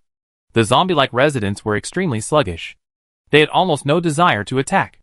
Even if some occasionally appeared to fight back, their speed and strength made them unlikely to pose a threat. In a short while, Higanbana had eliminated dozens of zombie residents, but the runes produced by so many zombies combined were only comparable to those produced by 3 or 4 ordinary Grek soldiers. This rune farming efficiency is still too low. If that's all I can earn, I'd be better off searching the woods and hills between Airy Church and Stonewell City, searching for monsters or hunting patrolling Grek soldiers. Be careful. Boss Higanbana. Ambush. While Higanbana was still pondering, a sudden sense of danger washed over her. The adventurers outside, through the secret crystal, saw a stealthy figure suddenly emerge from the ruins, attempting a sneak attack on Higanbana from behind. Who's that? Higanbana sensed danger. She lashed out with a pyroxene magic flash. The attacker nimbly dodged the magic-enhanced stone, which slammed into the rubble, leaving a hole the size of an egg. You unlocked the monster guide, Bloodfingers Nelius. It's Bloodfingers. Higanbana immediately realized. This was the humanoid monster they were looking for in Yura's side quest. Bloodfingers Nelius was wrapped up thickly, dressed like a wandering swordsman, each holding a serrated blood-red dagger. No nonsense. No exchange. Seeing his sneak attack failed, Nelius launched an immediate attack. Quick, too fast, the blood-red blade slashed down continuously. Higanbana felt a strong sense of threat. She dodged repeatedly, trying to gain distance, while simultaneously charging a pyroxene arc. Unexpectedly, the serrated blood-red dagger in Nelius's right hand suddenly erupted with a surge of blood-like energy, and then, with a swing, released a blood-red energy blade. Bang! The blood-red blade slashed. The pyroxene arc was shattered. Higanbana quickly rolled to avoid the blood-red blades, but before she could regain her balance, Bloodfinger was already closing in, his two short swords simultaneously lashing out with blood-red flashes. It seemed impossible to avoid this attack. Suddenly, a flash of white blades blocked Higanbana's attack. A man wearing a conical hat and wielding a katana stepped in front of him, the sword and the blood-red blade clashing and grappling. Eula, Nelius, I found you. You can't escape this time. Bloodfinger Nelius saw the conical hat man, Eula, and glanced at Higanbana, immediately feeling the need to retreat. Don't let him escape. Understood. Higanbana drew her summoning bell, and summoned 3 wild wolves, which surrounded and restrained Nelius. Bloodfinger was quite powerful, estimated to be around level 2, 3 stars, while Eula was also level 2, 3 stars. The outcome of the duel was still uncertain. But now, with the addition of Higanbana, a second-tier mage, and 3 wild wolves, the result is predictable. Nelius only held out for a moment. Usually, unsurprisingly, he succumbed to the siege. Eula sheathed his katana. Yes, you're quite skilled. You're certainly no ordinary fated one. Higanbana, thank you. Eula handed Higanbana a ferocious, blood-red, serrated dagger. This reverse thorn is Nelius's primary weapon. It's quite powerful. I hope it's helpful. Take it. Reverse thorn, secret realm equipment, a rare 3rd-tier item, with the combat skill Reverse Thorn Blood Blade. Description: this unusual dagger, with a twisted blade and a serrated edge, is wielded by nobles serving the Blood King. Excellent weapon. Higanbana's eyes lit up. This dagger not only had extremely high attack power. It even comes with a combat skill that grants ranged attacks. Higanbana was very pleased with the results of this mission, but before she could test out her new weapon, with a few zombie residents, something unexpected happened. A roar filled with majesty and fury echoed from the sky. Oh no! It's the flying dragon Yacker. The dragon has appeared again. Eula's expression was serious. We are currently no match for this creature, so it's best to retreat. Higanbana thought nothing of it. You go first, I cover you. Eula, now is not the time to show off your strength. Please do your best to survive the dragon's breath. You are a fated one with great potential. Perhaps we will meet again. With that, no more nonsense.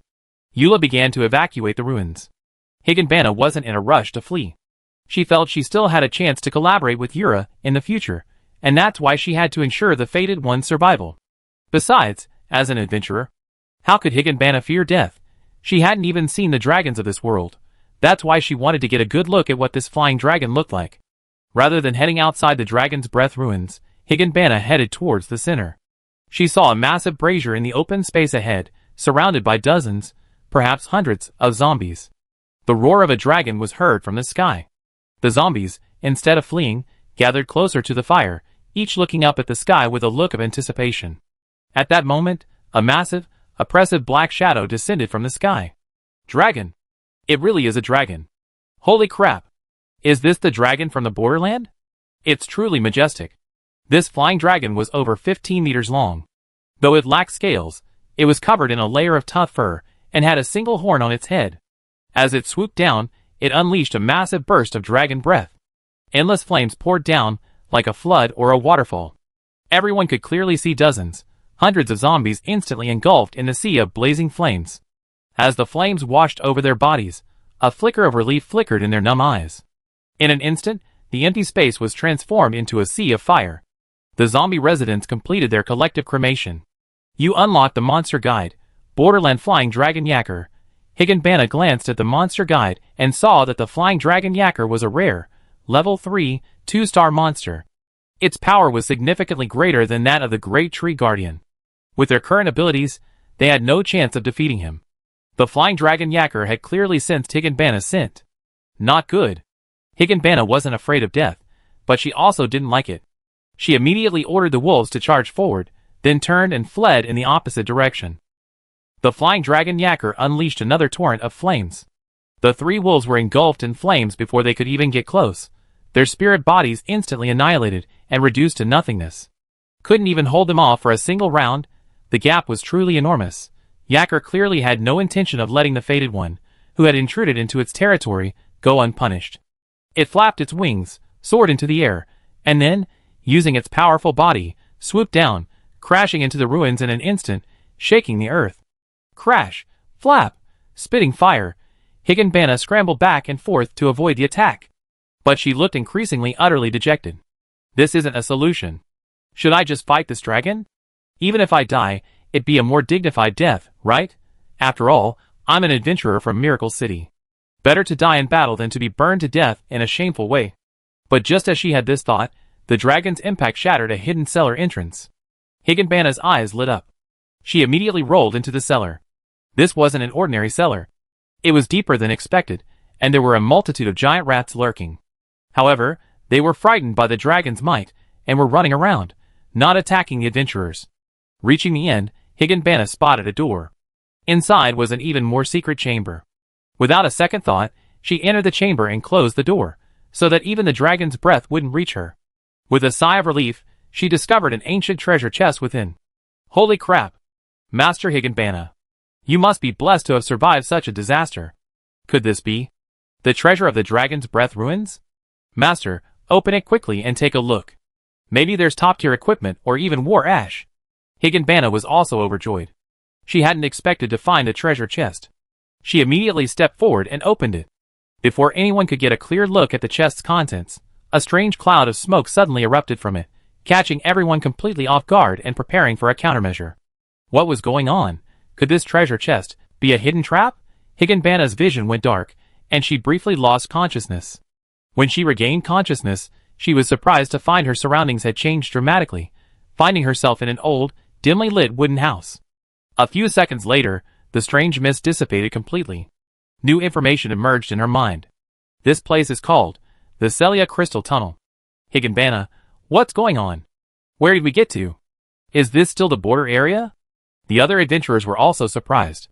From what they saw so far, the treasure chest was indeed a trap, and the strange mist it released seemed to have the effect of rapid teleportation. The development of events was somewhat unexpected. But this only made the adventurers even more excited. Because the more dramatic and unpredictable the development and exploration, the more entertaining it was. Chapter 251. Higanbana was still scratching her head in confusion. The adventurers were already starting to make a noise. The Celia Crystal Tunnel? I never heard of this place before. Boss Higanbana, you're the first to discover this place. Maybe there's some treasure inside. Hurry up. Explore the way for everyone. There was no way back to the Dragon's Breath ruins. There was no other choice at this moment. Okay, no problem. Since you're curious, let me see what this place has to offer. Higanbana cautiously walked out of the area and saw a long mine tunnel before her. After observing it, she whispered, first and foremost, this is an underground mine, and it's most likely still in operation. The sounds of excavation could be heard from all directions. Interspersed with these were sounds similar to those of welding. Higanbana tiptoed through the mine passage and saw a large working area before her. Numerous wooden huts, stilts, and scaffolding were visible, and numerous torches and braziers illuminated the area with a brilliant, clear light. Is this really a mining area? What are these guys digging for? Are these miners human? Why do they look like this? You unlocked the monster encyclopedia, Pyroxene miners. These working miners resemble deformed humans. Not only are they emaciated and hairless, but their skin has become petrified, with large areas of stone growing from their heads, backs, and thighs. Their abdominal organs have also mutated. Their entire chests and abdomens are covered in glowing blue pyroxene. These miners use long staffs with blue-white energy beams at the end, blasting or crushing the ore like an electrician's welding torch. These miners were once powerful mages. Their bodies have undergone a transformation due to long-term work in the energy-polluted mines. Higanbana consulted the Dungeon Monster Manual and learned the basic information and strength of the pyroxene miners. Only a level 1 2-star strength? That doesn't look very strong. The pyroxene miners looked dazed. Despite their terrifying appearance, they weren't particularly aggressive. Higanbana locked onto a lone miner and quickly unleashed 3 spells of magic rubble, killing him before he even had a chance to fight back. Not only did they drop a small amount of runes, but they also dropped several pieces of shattered pyroxene. Not bad. The rune yield is close to that of Grek soldiers. I think I found a good place to farm runes. Higanbana was pleasantly surprised. This mine is quite large. I estimate there are 100 or 200 miners. Isn't that much better than slaughtering the ordinary residents of the Dragon's Breath ruins? Just when she thought she had found a good place to farm monsters and level up, a sharp whistling sounded from behind, and a dense mass of spikes rushed towards her like a torrential rain. What the hell? Higanbana was caught off guard and struck directly, instantly piercing her body with a swarm of spikes. She hurriedly took a sip from her red dewdrop chalice bottle while locking onto her attacker. You have unlocked the Monster Manual, Corrupted Follower. This is another hideous monster you never seen before, named Corrupted Follower according to the Monster Manual. At first glance, the Corrupted Follower appears humanoid, but possesses many insect-like features. Its abdomen is densely covered with tentacle-like legs, and its overall appearance resembles a centipede or shrimp. It wields a spear and emits a sharp, long whistling sound. But in the blink of an eye, 4 or 5 more corrupt minions rushed in from all directions. These corrupt minions simultaneously unleashed their spikes, hundreds of poison-laden spikes raining down on them like raindrops, so dense that it was impossible to dodge. Red Spider Lily had no chance of escape. With no blind spots, it was instantly shot into a hedgehog, a horrible death. The adventurers were stunned. What the hell? This monster is so disgusting. Are these shrimp-like creatures also intelligent? Holy crap! Big Red Spider Lily's death was tragic. This wave really died before they even achieved their goal. I knew this cave was more than just that. The treasure chest in the Dragon's Breath ruins was clearly a trap. Soon after, Red Spider Lily resurrected and climbed back up. But she still appeared in the Celia crystal mine. She was in the same place she had just been teleported from. Hey, what's going on? Why are we still in the mines? Could Boss Higanbana be trapped in this hellhole? Adventurers who die at the borderland usually resurrect at the blessed point they visited. But this situation has never happened before. Ran Tianyun, I think the blessed points have a limited range as safe resurrection points. Higanbana was teleported too far away, and there are no activated blessings within the effective range, so she can't return to the blessed point. Pancher, that makes sense. It seems that if we want to go back, we have to find a way out of the mines, otherwise we'd be trapped here forever. That's just what I want. Since we're here, I won't go back without exploring properly. Higanbana was very optimistic. I have a feeling there's something good here. No more nonsense. Operation again. Higanbana entered the mine's working area again. She discovered that the pyroxene miner she had just killed had reappeared. This indicated that the mines were reset, with each death bringing a new monster to life. Therefore, relying on gradual dwindling rather than a round-the-clock approach wouldn't work. Higanbana drew her dagger, stabbed backwards, and quietly approached, slashing the miner's heart from behind. Then, using magic and powerful weapons, she quickly hunted down several dedicated pyroxene miners. A large number of runes were dropped, along with several useful materials. For example, forging stone, shattered pyroxene, and gravity stone. However, despite Higanbana's extreme caution, she quickly attracted the attention of the mantis shrimps. These corrupt followers were clearly the mine's overseers, and upon discovering the death of a pyroxene miner, they were immediately alerted. No exceptions. Higanbana was besieged again. Once again, she fell to a torrent of poisonous stingers. I just don't believe it. When Higanbana resurrected once more. When she died twice in a row at the hands of corrupt followers. She felt deeply frustrated. These ugly shrimp men weren't very strong, only 4 to 5 star strength at the first level. They relied on their wide area ranged attacks to instantly kill her. This time, she struck first. Higanbana attacked a corrupt follower. Though she managed to kill one, she attracted more followers, and unsurprisingly, she died again. The 4th time. The 6th time. The 8th time. Higanbana died 8 times in a row in just half an hour. Damn! These guys aren't just disgusting in appearance, their methods and abilities are truly disgusting. It seems we can't fight them head on for now. Let's get out of here and find blessing first. Higanbana spent contribution points to restore the runes dropped by the dead. She adjusted her tactics again, deciding not to fight the corrupted minions. Although her 8 explorations had all ended in failure, they had given her some understanding of the structure of the Celia mine. So this time, her goal was to leave this hellish place.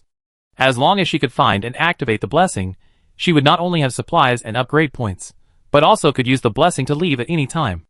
She began her move, this time without deliberately killing anyone, parkouring her way through the mine's operating area. By then, a large group of corrupted minions were already following her. Go, Higanbana. These corrupted minions aren't very fast. If you run fast enough, they won't be able to catch up. Higanbana quickly and smoothly crossed the mining area, but then 2 branching mine tunnels appeared before her. Without hesitation, she ran into the left passage. A few seconds later, the corrupted minions also reached the fork in the road. When they saw Higanbana running into the left passage, the corrupt followers looked at each other in bewilderment, ultimately abandoning pursuit. Higanbana soon discovered that this passageway, instead of leading to the outside world, led deeper and deeper into the mines. However, there was no turning back at this point. They advanced rapidly for about 10 minutes. They encountered no corrupt followers or pyroxene miners. Higanbana couldn't help but say, "I have a bad feeling." This premonition was soon fulfilled. A large underground space appeared before their eyes. It looked like it had been formed by a meteorite impact. The ground was covered in glowing crystals, and volcanic glass formed by the high-temperature combustion of the rocks. A massive creature lay dormant in the center of the area. You unlocked the monster manual, Falling Star Beast, new monster? Higanbana glanced at the manual. Her face paled. A rare, level 3, 2-star monster? Oh my god! Compared to the flying dragon Akil, this thing is probably only slightly inferior. Haha, that's hilarious. Higanbana came here to escape the flying dragon, only to encounter a ferocious foe almost as powerful as Akil, and this time there's absolutely no escape. Do you think Higanbana will be trapped in the mines forever? By the way, this falling star beast looks pretty cool. If I could extract its spirit, it would be quite valuable. The adventurers all looked at the falling star beast. This monster was massive, resembling a giant bull, but its body wasn't made of organic matter, but rather a large amount of inorganic material, crystal and volcanic glass. Its head resembled an ant, with a pair of massive black mandibles.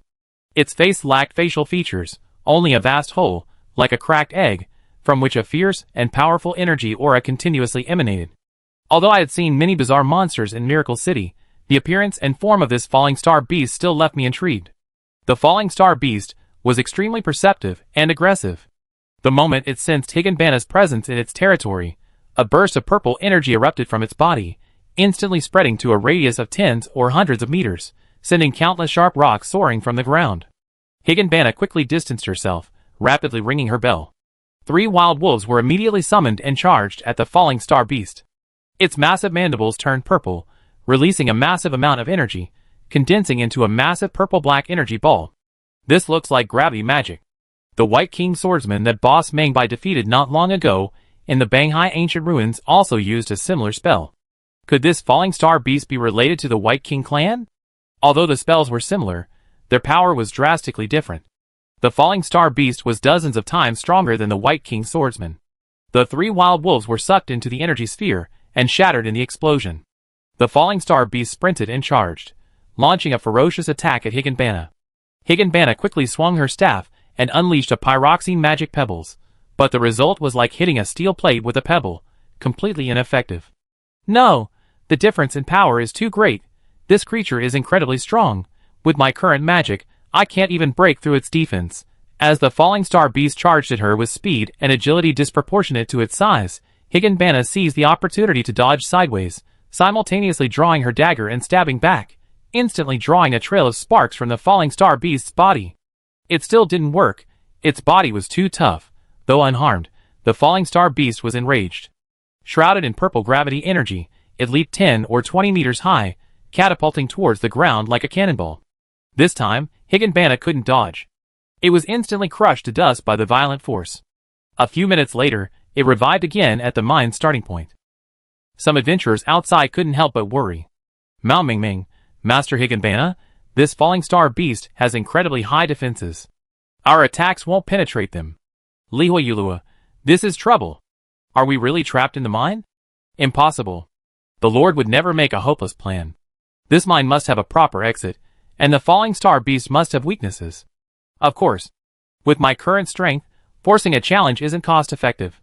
Higginbana said solemnly. From the information in the monster manual, it appears to be just a newly born falling star beast hatchling. What? A hatchling?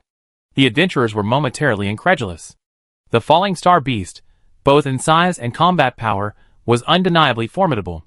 This creature, undoubtedly a formidable beast in any secret realm, was actually just a newborn? If even a newborn hatchling possessed such strength, how much more powerful would the adult form of this monster be? Higginbana speculated. The falling star beast hails from the depths of the lightless universe. They're an incredibly powerful interstellar race. Even the dragons of the borderland pale in comparison. If she hadn't seen the monster manual's description, she wouldn't have believed such a terrifying creature existed. Falling star beast hatchlings are rare, level 3, 2-star monsters. If they could successfully grow to full form, they'd likely be at least level 4. This tiny borderland truly hides many formidable creatures. Higginbana closed her eyes and recalled her route. Now that the wrong answer had been eliminated, the only remaining route must be the correct one. She acted without hesitation, and after another thrilling parkour run, she reached the fork in the road again. Without hesitation, she chose to break through to the right, successively dispatching 3 corrupt followers along the way. Exit! Found the exit. Good job, Higginbana. The adventurer saw the mine's exit through the secret crystal. After enduring numerous tortures and near-death experiences, Higginbana finally escaped the perilous Celia crystal mine, but she didn't have time to feel the freedom and relief. What the hell is this place? After Higginbana emerged from the Celia crystal mine, a completely different environment from Nwamfu unfolded before her. The sky was blood red. All the trees within sight were withered and dead, and there was barely a single weed on the ground. The trees and parts of the ground were covered in a foul-smelling mushroom, resembling rotting sores. According to the secret realm instructions, this is a place called Galit. The good news is, I'm still in the border area. The bad news is, it's a long way from Nwamfu. Galit and Nwamfu are both border areas, and their relationship can be thought of as 2 adjacent provinces. Trying to travel back to Nwamfu from here would undoubtedly be extremely difficult. But fortunately, this time, luck was on their side. Not long after Higginbana left the mine, she found a blessing point that could be activated. This blessing point was located on the edge of a swamp.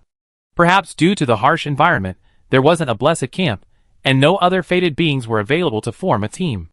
No matter, a blessing point is enough. Higginbana activated the blessing and breathed a sigh of relief. For adventurers in Miracle City, a blessing enabled map teleportation. She could now return to Nwamfu at any time, but since she was already there, she couldn't help but explore a bit. Higginbana gazed deeper into the swamp, which was filled with a cyan mist, and the air was filled with the stench of decay. However, a massive ruin complex could still be vaguely discerned within. According to the secret realm's information, this was a swamp called Ionia. This swamp, flowing with bright red, rotting water, is clearly highly toxic. While the fated cannot traverse it on foot, they can traverse it quickly using spirit horses, leading to the ruins known as Sage Town. Higginbana speculates that Sage Town was once a fairly large town, home to a large number of magicians. Perhaps due to the drastic environmental changes caused by the pollution of Galit, Sage Town was destroyed in the process. Some of its magicians were enslaved by corrupt followers, and eventually became pyroxene miners in the mines. Also, while exploring the ruins of Sage Town, Higginbana discovered that the area was infested with a hideous humanoid monster. This monster, covered in fungi, is called a mushroom wizard, according to the monster manual. It uses spells to attack, and is likely a former resident of Sage Town. What on earth happened here? Why has it become like this? This ruin shows signs of a large gathering of magicians. Its value is definitely far greater than ordinary ruins. Maybe we can find something useful here. With this thought in mind, Higginbana wandered through Sage Town, being slain 4 or 5 times by mushroom wizards, occasional corrupted followers, and troublesome monsters like corrupted wild dogs. It must be said, the monsters in Galit are incredibly infernal. Higginbana had been teleported here for over 2 hours, and had died over a dozen times, yet still hadn't found anything of note. Any other adventurer would have lost their patience. But she persisted in her exploration. Because Higginbana believed the Lord wouldn't make such arrangements for no reason. This place must be hiding something important, but she simply hadn't discovered it yet. With this thought in mind, Higanbana entered and exited 3 more times, finally discovering a hidden tunnel. Inside, she discovered a secret room resembling the Dragon's Breath ruins, and within that room, a treasure chest. Be careful, Higanbana. This might be another trap. Although Higanbana was a little apprehensive, she couldn't help but open the treasure chest right in front of her, so she opened it without hesitation. No trap this time. The treasure chest contained 2 items. One was a rather plain-looking staff. The other was a magical rune, a container for magical memories. Meteorite staff, secret realm item, a rare tier 3 item with a skill gravity magic enhancement. Description: a staff with a deep purple pyroxene embedded in its tip. It's said that the pyroxene is a fragment of a meteorite, giving it a high magic bonus and also enhancing gravity magic. However, it cannot be enhanced with forging stone. Rock ball, secret realm item, a rare 2nd level skill. Description: a type of pyroxene magic that controls gravity, capable of summoning and releasing supergravity rock blocks. This gravity-based technique was learned by the young Rutten, whose teacher was the stone-skinned White King. What a treasure! Higanbana was immediately delighted. This staff is incredibly powerful. It's like upgrading from a musket to a cannon. Not only is this staff powerful in its own right, it also greatly enhances the power of gravity-based spells. The rock ball obtained with it happens to be a gravity-based attack spell. For a moment, the adventurers were all excited. As expected of Higanbana, perseverance truly pays off. This discovery is truly significant. This is absolutely the best equipment and skill I ever seen. Rock ball sounds ordinary, but I didn't expect it to be a rare 2nd-tier skill. From the description, it seems to be related to the star-breaking General Rutten from the opening scene. Rutten's master is a White King. Then is it possible that this treasure chest was left by him? Higanbana was equipped with the meteorite staff and the magical memory of rock ball. She tested the spell. If the pyroxene demon gravel had the power of bullets, then this rock ball move was now as powerful as a volley of artillery. Excellent! After Higanbana's harvest, she didn't linger in the harsh environment of Galad. She impatiently teleported back to the wandering cemetery in Ningyufu and rode to the route where the Great Tree Guard was active, ready to test her new spell on this formidable foe she had never been able to defeat. Amidst a burst of fierce neighing and the clatter of hooves, the Great Tree Guard appeared, carrying a golden tree halberd. When the tree guard spotted Higanbana, it immediately charged without hesitation. Higanbana rang her bell to summon a wolf to distract the tree guard. Then, she raised her meteor staff and cast Rock Ball. Purple energy enveloped the surrounding earth and rocks, causing them to float into the air and instantly compress into 3 rock balls. Go! Higanbana waved her staff. 3 rock balls, shrouded in purple light, quickly attacked the tree guard. The tree guard sensed the power of this spell. Although the rock balls were a spell, they were purely physical attacks, and could not be deflected using gold in return. The 3 rock balls looked insignificant and slow. But under the influence of gravity magic, their mass was multiplied 10,000-fold. With such a terrifying mass, even though their speed seemed slow, the destructive power they unleashed was no less than that of a cannon. The Great Tree Guard was equivalent to being hit by 3 large-caliber shells simultaneously. Bang! A loud bang. Even the Great Tree Guard suffered considerable damage. Sensing the threat, the Great Tree Guard immediately broke free from the Spirit Wolf's entanglement and attempted to attack the Fated One directly. Meanwhile, Higanbana, riding her spirit horse Tourette, was no less agile than the Great Tree Guard. The chase was like flying a kite. Thanks to the meteorite staff, Higanbana's damage output was greatly increased. Each rock ball launched was incredibly powerful, capable of inflicting considerable damage even against the Great Tree Guard against the Falling Star Beast, not to mention the Great Tree Guard. The final outcome was predictable. Higanbana and the Great Tree Guard engaged in a tug-of-war for 5 or 6 minutes. He used the blue dewdrop chalice bottle twice to replenish his mana. Finally, he crushed the tree guard to death with a rock ball spell. Although several adventurers in Miracle City had already defeated the tree guards, none had ever done so easily and effortlessly as Higanbana. Big Higanbana, you're awesome. This is a real upgrade? Higanbana felt her strength increase instantly. Excited, she returned to camp and summoned Melina to strengthen herself, increasing her power by several small levels, from a Tier 2, 1-star entry-level unit to a Tier 2, 2-star unit. Now, with Higanbana's own attributes and strength, along with the meteorite staff and turret support, she was confident she could rival most Tier 2, 5-star units in power. Challenge over. This challenge rating, B+. You obtain the Golden Tree Halberd. This secret realm rating is quite good. The Golden Tree Halberd of the Great Tree Guardian dropped. This weapon is a level 3 common item with considerable power, and it also comes with the skill Golden Tree Pledge. This skill increases the various attributes of the player and nearby allies, comprehensively improving their overall strength. It's undoubtedly very useful, another piece of equipment suitable for export. Although the Golden Tree Halberd is used as a banner, it can effectively enhance the overall strength of an army on the battlefield. I'm sure most lords would be willing to spend a fortune to purchase several. Chi-Ji observed Higanbana's adventure from behind the scenes. The meteorite staff and rock ball were obtained by an adventurer so quickly. These two items are the pioneering artifacts in the old man's ring. So Higanbana is truly blessed with good luck. Chi-Ji glanced at the other secret realms. The adventure in Miracle City was already halfway through today. Mental power plus 3, mental power plus 5. Soul crystal plus 1. Soul crystal plus 1. The adventurer's adventures were in full swing, and the output of both mental power and soul crystals was astonishing. Chi-Ji felt that at the current rate, he would be able to advance again in a few days. From level 5 to level 6, if he completed this upgrade, Chi-Ji would officially surpass Ran Tianyun and the others. And the Eternal Night Forest's ultimate boss, the Eternal Night Dragon King, was actually only level 6. Although reaching level 6 required a considerable amount of mental power, it posed no difficulty for Chi-Ji. Reaching level 6 before the territory officially broke through level 3 would make the Miracle Territory even safer. Chapter 252. Chi-Ji had a plan for another breakthrough. However, the territory had been developing rapidly recently, requiring several days of gradual digestion and construction. Since the territory's security was currently secure, there was no need to rush. Chi-Ji continued to monitor the operation of the territory's secret realm. At this time, adventurers scattered across the border region of Ninjafu had achieved another breakthrough. Shortly after Ming Bai successfully plundered the ruined military camp in front of the pass with the magic swordsman Roger, she immediately began preparing a plan to storm the Storm Pass. The Storm Pass was the gateway to Storm Hill, and the main gate to Stonewall City's sphere of influence. Recently, too many Fated Ones had appeared. Although most of these Fated Ones were weak, they had caused significant trouble for Stonewall City.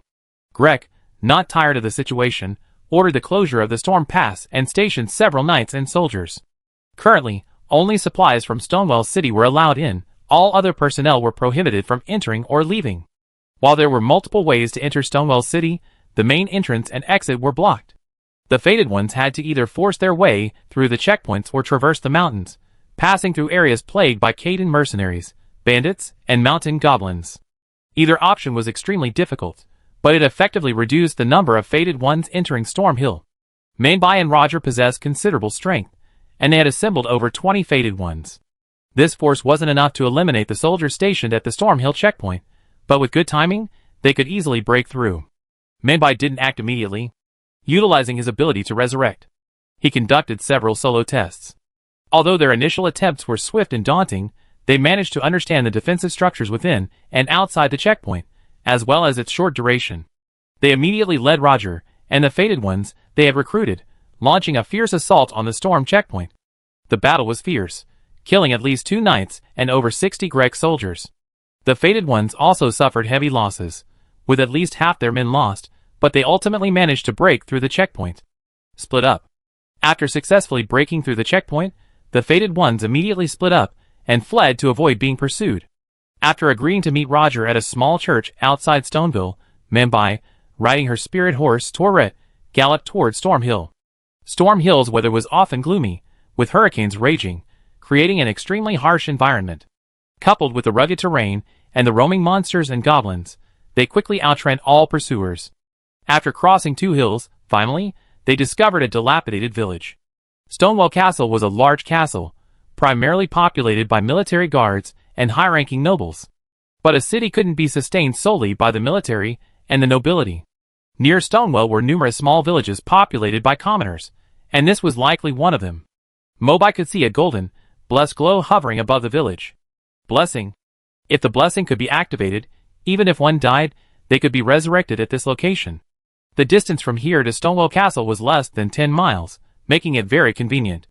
To avoid attracting attention, Mobai donned the uniform and armor of a Grek soldier and disguised herself as one, blending in. When Ming Bai entered the small village, he discovered that it had once been quite large. But now, most of it was deserted. The total population was estimated at no more than 300 or 400. Most of the residents of Stonewall territory were middle-aged or elderly, with pale skin, sparse hair, and withered skin. They still had the comprehension to communicate, but most were in a daze, mechanically numb, unable to discern Mingbai's identity as a fake soldier. Or rather, they simply didn't care. Each villager was minding their own business, uninterested in what was happening outside, and no one even glanced at the intruder, the Fated One. Are all the residents of this borderland like this? Even though they appear to still be conscious, they're not much different from zombies. What a depressing place. Not only that, Minbai discovered another problem. It was that it was rare to find intact bodies among the residents of Greg territory. These people were either missing arms or legs. Considering this area was within the core sphere of influence of Greg, most of these civilians' missing limbs were taken by Stonewall City for limb reattachment experiments. Well, the ordinary people here are living in truly miserable conditions. She tried to communicate with the villagers, but they were clueless and mostly unable to provide any valuable clues. But it wasn't a big problem. Following the blessing's guidance, Minbai found an abandoned church near the small village. A golden blessing appeared in the courtyard. Dozens of people gathered around. Judging from their eye color and attire, most of them were dormant Fated Ones, with a few witches and a few travelers gathered for other reasons. New here? A burly Fated One sized Minbai up. Although Minbai wore the uniform of a Grek soldier, his identity was easily discernible by his eye color and demeanor. Minbai nodded. Indeed, I'm heading to Stoneville. I hope to work with everyone from now on. Stoneville was heavily guarded, not to mention the powerful limb-replacing nobles, even the limb-replacing demigod Grek. There were probably at least 1,000 or 2,000 Grek soldiers and knights alone. Rumor has it that Grek recently took in a group of exiled soldiers and homeless knights. It would be extremely difficult for Minbai to break into Stoneville, a city with its rugged terrain and heavy defenses, on her own. One Roger certainly wouldn't be enough. She needed more allies. When the other Fated Ones heard Mingbai's words, they were startled, and then their expressions turned strange. Minbai couldn't help but ask, "What's wrong? Is there a problem?" An elderly, white-haired, seemingly quite powerful, sighed. "Young Fated One, I advise you to give up on this idea. It's impossible for us to enter Stonevale, let alone even get close." Minbai wondered, "Why do you say that?" The old Fated One said, "Stonevale is haunted not only by Grek, one of the Shard Kings, but also by the ominous demon, who is said to have performed countless feats during the Shattering War." A middle-aged Fated One said, "Indeed, let alone entering Stonevale, we have trouble even approaching it." Ominous demon? What is that? After some research, Minbai realized that the so-called ominous demons are actually humans, just a special kind. These individuals are born with a curse, which causes them to grow numerous ominous horns. They are naturally unacceptable to the Golden Tree, and are therefore collectively despised by the Golden Clan. The ominous demon is an extremely powerful omen. It is said that he was very active during the Shard Wars, even single-handedly defeating a Red Lion Knight under the command of the so-called star-shattering General Latarn, known as the strongest demigod. Now, for unknown reasons, this powerful ominous demon has appeared in Stonevale City, specifically ambushing and slaughtering Fated Ones who attempt to lay claim to the Great Rune. To date, at least hundreds of Fated Ones have been killed, forcing others to fear approaching Stonevale City. The ominous demon is interesting, but I like to see what he can do to stop me. Minbai remained completely unmoved. The old Fader said, "Young man, if you insist on going to Stonevale, you might want to meet someone beforehand." Minbai asked, "Who?" "Bernard, one of our strongest Faders, is currently alone in a shabby hut outside." The old Fader said, "If he's willing to lend a hand, his abilities should be of considerable assistance to you." "Thank you." This was crucial information. Minbai immediately headed to the outskirts of the village. There were many abandoned and dilapidated wooden houses here. She reached a shabby house with drafts on 3 sides. Before she even entered, she heard a deep, raspy, yet captivating voice. "Are you a new Fader? Please come in and talk." "Excuse me." Minbai entered the shabby house. A middle-aged man dressed as a knight sat before a campfire. His long brown hair was tied simply back, and a knight's sword lay at his side. His mature, handsome face, framed by the bonfire, looked weathered and melancholy. "Are you a new Fated One?" "I'm Bernal, and like you, I'm a Fated One." Bernal looked at Minbai with a humble and gentle tone. He seemed to be a good-tempered middle-aged human. "Minbai, I want to explore Stonewall City and challenge the so-called Fragment King, Greg. I hope you can lend me a hand." Bernal remained silent, saying, "I want to ask you something." Are you prepared to stay in this borderland and fight relentlessly, even at the cost of your life? Mengbai nodded, of course. Bernal, then if the golden rule is broken beyond repair, and your hope of becoming king of Eldon is completely gone, will you still trust in the guidance of the blessing? Mengbai was stunned by this. This handsome knight seemed to have a story. She could sense it. Bernal was very powerful. His strength was even far superior to Roger's, at least at the 3rd level, and he held a high reputation among the other fated ones. This person could easily have attacked Stonewell, but for some reason, he stayed alone in this shabby house. As for his question, I won't give up. A phrase from a witch whose name he didn't even know flashed through Mengbai's mind. It was a message left behind by her. Although her predecessor had failed to protect this witch, she still trusted him even until her death. Mengbai then spoke with even greater resolve. Even if my guidance is broken, I will definitely become the king of Eldon. Not bad. A true role model for the fated. I miss you so much. Bernard said slowly. For some reason, I no longer have any interest in competing for the Great Rune, so I won't help you against the ominous demon or reattachment Grek, but... At this point, Bernard said, if you're willing, I can teach you my combat skills. After all, there aren't many exemplary fated ones like you anymore. Not helping? That's truly a shame. This fated one is quite powerful. If he could join the team fighting Grek, the upcoming battle would surely be much easier, but on second thought, I don't think this might be a bad thing. Rogel is solely focused on investigating the truth behind the Knight of the Black Blade. For some reason, Bernard seems disheartened and unwilling to pursue the throne of King Eldon. This means that these two fated ones, with their enormous potential, no longer compete with his own goals. Two powerful opponents eliminated. We can also collaborate more in the future. As for Bernard's combat skills, he's a formidable master with over 10 techniques to teach. From physical skills to swordsmanship, everything was covered. Mengbai took a quick look and found them incredibly useful. Having a combat instructor like this would significantly improve her strength. Of course, learning combat skills wasn't free. Mengbai needed to collect enough runes to convert them into the corresponding battle ash. She used her current runes to gain the simple yet very useful skills of fleet and thrust. After learning the skills, Bernard remembered something. He reminded her, there's a girl nearby with a unique background. She appears to have recently escaped from Stonewall City and needs help. She might be able to provide you with some useful information. Another useful person? Mengbai expressed his gratitude to Bernard. The girl Bernard mentioned was hiding in a dilapidated, leaky wooden house nearby. The girl wore a red hood, had long golden hair, and wore exquisite clothing. Most importantly, unlike ordinary borderland residents, she appeared completely normal, both physically and mentally. This suggested either that she came from a privileged background and had better protection, or that she possessed exceptional willpower, allowing her to withstand the impact of the shattered ring. Mengbai leaned towards the former. This girl didn't appear to be a master, nor someone with a strong will. She was currently cowering in a corner, trembling with fear. Mengbai demonstrated his identity and goodwill. She immediately asked, "Why are you hiding here alone?" The red-hatted girl muttered in horror, "Everyone's had their limbs reattached. Those who came here with me and fought for me. Their hands, feet, heads, all chopped off and turned into parts of spiders." Mengbai struggled to understand the whole story from the girl's chaotic description. The red-hatted girl's name was Roderica. She was no ordinary girl, but a member of the Rodo royal family, a descendant of the Golden family. One day, Roderica suddenly lost her ability to see the blessing, and was exiled by the Golden family. Following the events of the Black Blade Night, the shattering of the ring, and the Shard War, she and her entourage arrived in Ningfu. Instigated by the white-masked Van Lay, Roderica led her men into the city of Stonewell, intending to meet with Greg, a direct descendant of the Golden family. This king of noble descent, wielding a fragment of the Great Rune, has embarked on a journey of limb reattachment.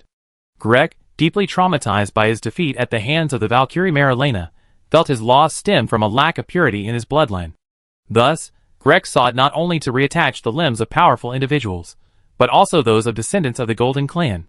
Most of Roderica and her entourage possess Golden clan blood, making them natural targets for Greg. Under Greg's instigation, they even volunteered to sacrifice their limbs in order to revive the Golden dynasty. However, after witnessing the limb reattachment process, Roderica was overcome with fear and ultimately fled Stoneale, arriving here alone. For this reason, she felt profoundly guilty, for she should have been with her companions, a part of King Greg. Did you know? When a person's body is attached to a spider, they grow like a chrysalis. Rodlika looked at the faded one before her. Do you want to enter Stonevale? Is it because of Mr. White Mask's words, or do you want to become part of the spider? Greg only wants the arm of a golden family bloodline. An ordinary faded one wouldn't be able to. If that's the case, then my goal is the same, but I simply don't have the courage right now. The limb attachment ritual involves having your hands, feet, and head chopped off. It's too terrifying. I want to be with everyone, but I'm terrified. I'm such a coward. Although the girl hadn't lost her mind due to the shattered ring, she seemed to have witnessed something extremely terrifying, and she was now babbling incoherently. Menbai bluntly stated, I have no interest in the limbs. I went to Stonevale City for one purpose, to challenge Grek and take the Great Rune. What? You want to challenge Lord Grek? That's impossible. He's too formidable right now, unbeatable. Rodlika clearly wasn't optimistic about the faded ones, but as if realizing something, she immediately said, but if you're going to Stonevale, please tell everyone who's transformed into insect pupae. I love you. Although I'm still scared, if I give myself a little time, I definitely become like you. Mengbai was a little confused. The other spectator adventures were similar. From Roderica's description, her companions must have had their limbs, and even their heads chopped off, and the severed limbs became part of Gray's body. Isn't that completely dead? Dead? Not necessarily. The borderland has a strange setting where the soul, and even the body, never perishes. Even if these people's bodies are chopped to pieces, their souls may still remain within them, not truly dead. Damn, this is so bizarre. What a twisted and sick world. Roderica, perhaps worried that the faded one wouldn't agree, removed a portion of ashes from her body. This child's soul might be helpful to you. It's pitiful to have it follow someone as cowardly and incompetent as me. She seems to like you too. Please accept it. It was a portion of ashes. The ashes of the soul jellyfish, secret realm item. Mengbai's heart skipped a beat. This was the second portion of ashes. Although it looked like a jellyfish with little offensive power, the ashes were actually quite formidable and extremely useful. Rodlika not only gave Mobai the ashes, but also pointed the way into Stoneville. Mobai was delighted. So, she agreed to Rodlika's request. If she passed by this area while in Stoneville, she would stop by to take a look. After meeting with combat instructor Bernard and the red-hatted girl Rodlika, Mobai rode straight towards Stoneville. Although patrolling Grek soldiers and mounting goblins were visible along the way, thanks to the agility of her spirit horse, Tourette, she quickly outran them. Soon after, Higanbana officially arrived at the gates of Stoneville. Although she hadn't officially entered, she could already sense the carnage and brutality of the place. The vast castle was built atop a massive cliff, with only a narrow passage leading outside the main gate. A wall surrounded the castle, but outside it lay a vast expanse of fortifications. Uncleared corpses piled high, and scattered across the ground were flags, arrows, and broken spears and swords. The war here seemed to rage on constantly, accompanied by the hurricane-force winds characteristic of storm hills, creating a profoundly austere atmosphere. Before entering this area, Higanbana encountered a blessing. When she activated it, she received a notification. You activated the miracle blessing. Team challenge mode is available here. Do you want to start team matching now? Please note that this mode automatically excludes local units. Menbai looked surprised. This was clearly a special blessing. It should only be usable by Miracle City adventurers. Other local fated ones cannot use or see it. This blessing not only has the functions of a normal blessing, but also serves as a node for summoning adventurer teammates. Of course, in team mode, adventurers have a limited radius of movement, and if they fail a challenge, their time is rewound. This was the first time Menbai had encountered this situation, and she realized that a fierce battle was likely ahead. Now Menbai had two choices. First, activate team mode. This allows her to summon several Miracle City adventurers exploring the parallel intersections, teaming up to face the upcoming challenge. However, in this mode, local units from the intersection cannot be recruited, including not only other fated ones, but also ashes. Second, in normal mode, adventurers can proceed directly without forming a team. In this mode, Menbai can seek help from locals like Roger, and of course, summon ashes with the summoning bell. Interesting, Menbai hadn't expected this. Miracle City has quite a bit going on. However, Menbai chose neither to summon adventurers nor to seek Roger's help. She decided to first experience for herself what kind of battle warranted such trouble. As Menbai approached Stonevale City, a voice rang out, Fated One, driven by the fire of foolish ambition, do you dream of obtaining the Elden Ring? A golden light suddenly appeared from a tower outside Stonevale. As the light faded, a strange-looking old man emerged. He was unusually tall, clad in a tattered brown cloak. His face was covered in twisted horns, nearly half of which had been deeply broken off, revealing an aged, white-haired face. His eyes were a deep orange gold. He leaped suddenly, at least 100 meters high, and landed straight and fast like a meteorite, instantly stirring up a gust of wind and dust that swept across a radius of 200 or 300 meters. Such an oppressive feeling. I'd never seen an enemy like this. This must be the ominous demon the other fated ones have spoken of. Just as the other adventurers had imagined. The ominous demon landed smoothly and, after the smoke and dust had cleared, he slowly stood up. He raised his massive, pitch-black staff and slowly gestured something like a swordsman's salute. Then, put out the fire too. I, ominous demon Marquette, will do it immediately. Chapter 253. Miracle City adventurers are at the border. They only been exploring for 2 days. However, due to their large number and diverse exploration directions, they're spread out over a wide area, making their exploration efficient. Adventurers can be found in key areas of Ningyufu, such as those near Stonewall City, near Lake Yaker, and even on the Weeping Peninsula. Adventurers have discovered numerous hidden areas and monsters, and have encountered powerful bosses such as the Flying Dragon Yaker, the Falling Star Beast, and the Lion Hybrid. However, these powerful enemies are optional, while the ominous demon Marquette is a boss tied to the main storyline. At this moment, in front of the towering, mountain-like Stonewall City, the battlefield is littered with broken soldiers and piles of corpses. 2 figures, one large and one small, confronted each other, and Mangbai could already sense the formidable power of the enemy before him.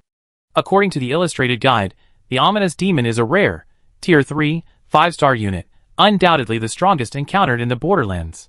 Mobai asked, "Hey, we're not at odds, why are you stopping me?" The ominous demon sneered, "I'm not targeting anyone. My duty is to uphold order in the Borderlands, and never allow the fire of ambition to threaten the Golden Tree." Mobai was puzzled. But order has collapsed. Only a new king of Eldin can save this land. The ominous demon, foolish fated ones, your actions constitute the ultimate blasphemy and mortal sin. The raison d'etre of my existence is to uphold the golden law. I will never allow you to succeed. Mobai was somewhat confused. This old creature wants to protect the Golden Tree? What does that have to do with whether or not we become the king of Eldin? Could a fated one who becomes the king of Eldin possibly change the golden law and pose a threat to the Golden Tree? But then again, this old creature looks like an ill omen. From what other fated ones have described, an ill omen is clearly the ominous sign of not being blessed by the Golden Tree. Why would an ill omen abandoned by the golden law stand up to defend it? This guy is truly strange. Marquette, the evil demon, had no intention of continuing the small talk. A powerful and chilling murderous aura emanated from him. The next moment, Marquette exerted force with his legs, leaping over 10 meters high and flying dozens of meters away. A massive golden hammer of light condensed in his left hand and smashed down. How fast? Mangbai hadn't expected Marquette's astonishing speed. She quickly dodged and rolled to avoid the attack. Bang, a loud bang. The earth shook. The golden light hammer pounded a large crater in the ground before dissipating, but the attack wasn't over yet. Marquette raised his hand and launched a barrage of flying knives condensed from golden energy. Each knife was composed of pure energy, and its speed rivaled that of a bullet. Mangbai quickly raised her shield to block it, feeling the continuous lightning strikes, her entire arm going numb. Without waiting to catch her breath, Marquette appeared. The long black staff in his right hand, like a great sword, unleashed a torrent of attacks from all directions. His swordsmanship was incredibly strange and intricate, the speed, force, and angle of each strike unpredictable. Mangbai barely managed to parry for a few rounds before, misjudging the speed of the blade, a single blow from Marquette slashed away her shield. Oh no! Mobai tried to dodge, but it was too late. A sharp slash landed on her, instantly sending her flying 10 meters. The next moment, a golden flying knife followed. Mobai was completely unable to dodge or defend, not even having the chance to use her red dewdrops. The knife pierced through her shattered breastplate. Challenge failed. Mobai died instantly and exited the secret realm. The adventurers looked at each other in shock. Mobai's strength and abilities were quite impressive. Amazing. This freak's strength is probably not much inferior to that of the Ashina Sword Saint. Even Master Mobai could only hold out for a few rounds. Anyone else wouldn't stand a chance. Mobai realized the disparity in strength, but she was clearly unwilling to accept this defeat. This time doesn't count. One more time, Mobai challenged again. She appeared before the miracle blessing. Although the battle could begin immediately without having to travel to the map, the battle and the battlefield were completely reset. Market will have no memory of the previous encounter, appearing at peak health each time. There's no room for trickery, only through sheer strength and skill can one defeat it and pass through this area. This time, Meibai learned his lesson and immediately summoned 3 wolves with the summoning bell. He then used consumables to buff himself and his equipment. Meibai figured that with the wolf's ashes harassing him, even if he couldn't defeat him this time, he could hold out longer and gain a deeper understanding of the ominous demon's moves and abilities. The battle began again. A beautiful thought, a cruel outcome. The ominous demon's strength and formidable nature were beyond imagination. Not only was he incredibly agile and possessed a variety of combat skills, his swordsmanship was truly exceptionally tricky and bizarre. Even with the assistance of 3 spirit wolves, the results weren't much better, as these spirits couldn't even last 2 rounds against the ominous demon's light hammer and light blade. Finally, Meibai was defeated in just a few blows by the ominous demon's dual attack, the stone staff in his right hand and the light blade in his left. 3rd time, death. 4th time, death. 5th time, death. 6th time, death. 6 defeats in a row. Being watched by so many people was like being publicly tortured. No matter how he switched tactics and changed his fighting style, the end result was the same. Meibai couldn't even touch the edge of the ominous demon's clothes, let alone win the battle. Damn it! The disparity in strength is too great. This enemy is beyond my reach. Despite being a stubborn person, Meibai hadn't made any progress after so many battles. She couldn't help but feel a sense of stagnation in her Taoist spirit, feeling rather depressed. She thought, if I keep fighting like this, even if it's 8 or 10 times, the result won't be much better. I can't just keep fighting like this. What should I do? There are only 2 options. Either, I can skip the battle against the ominous demon and go level up. After all, this battle will be frozen by the miracle blessing, and I can return and continue fighting no matter how long I'm away. Or, I can seek help. I can team up with adventurers from Miracle City, or seek help from the native fated ones in the border area. Roger will definitely help me. If I can convince Bernal to join me, a 3-on-1 fight is likely to win. Meibai thought. Bernal, the combat instructor, is a very powerful fated one.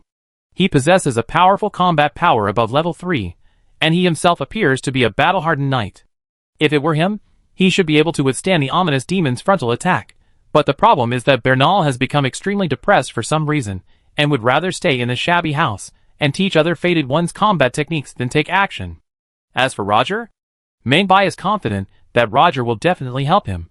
He is a very reliable adventurer. Although Roger has the strength of a level 2, 5-star, the gap compared to the ominous demon is still too great. Relying on just 2 people is still too difficult. Meibai feels that Roger still has many plots and quests to explore, and he is also a fated one with good character. It would be a shame if he died here. In that case, if I want to continue the challenge, the only way is to activate team mode and gather more adventurers to fight the ominous demon together. This battle can only involve 2 teams, which means up to 3 Miracle City adventurers can join forces. Meibai waited patiently. After about an hour, 2 adventurers arrived. They were no ordinary men. One was Higanbana, the other was White Crane Monk. The 2 successfully reached the boss battle location, and each attempted to challenge the ominous demon Market once or twice. Without a doubt, both were defeated. Although both possessed at least a Tier 2, 2-star base, the gap compared to Tier 3, 5-star Market was vast. There was no better choice. To advance the plot, they had to team up. Upon hearing this, the other Miracle City adventurers were filled with excitement and anticipation, cheering enthusiastically. Finally, Meibai, Higanbana, and White Crane Monk discussed and decided to join forces. Starting a team is simple. 3 adventurers activated the miracle blessing simultaneously to match, and then appeared at the same intersection. Match successful. Higanbana joins the team. White Crane Monk joins the team. In this mode, all adventurers cannot leave the restricted area, otherwise they will automatically exit the team mode. Meibai saw 2 golden lights appear around him.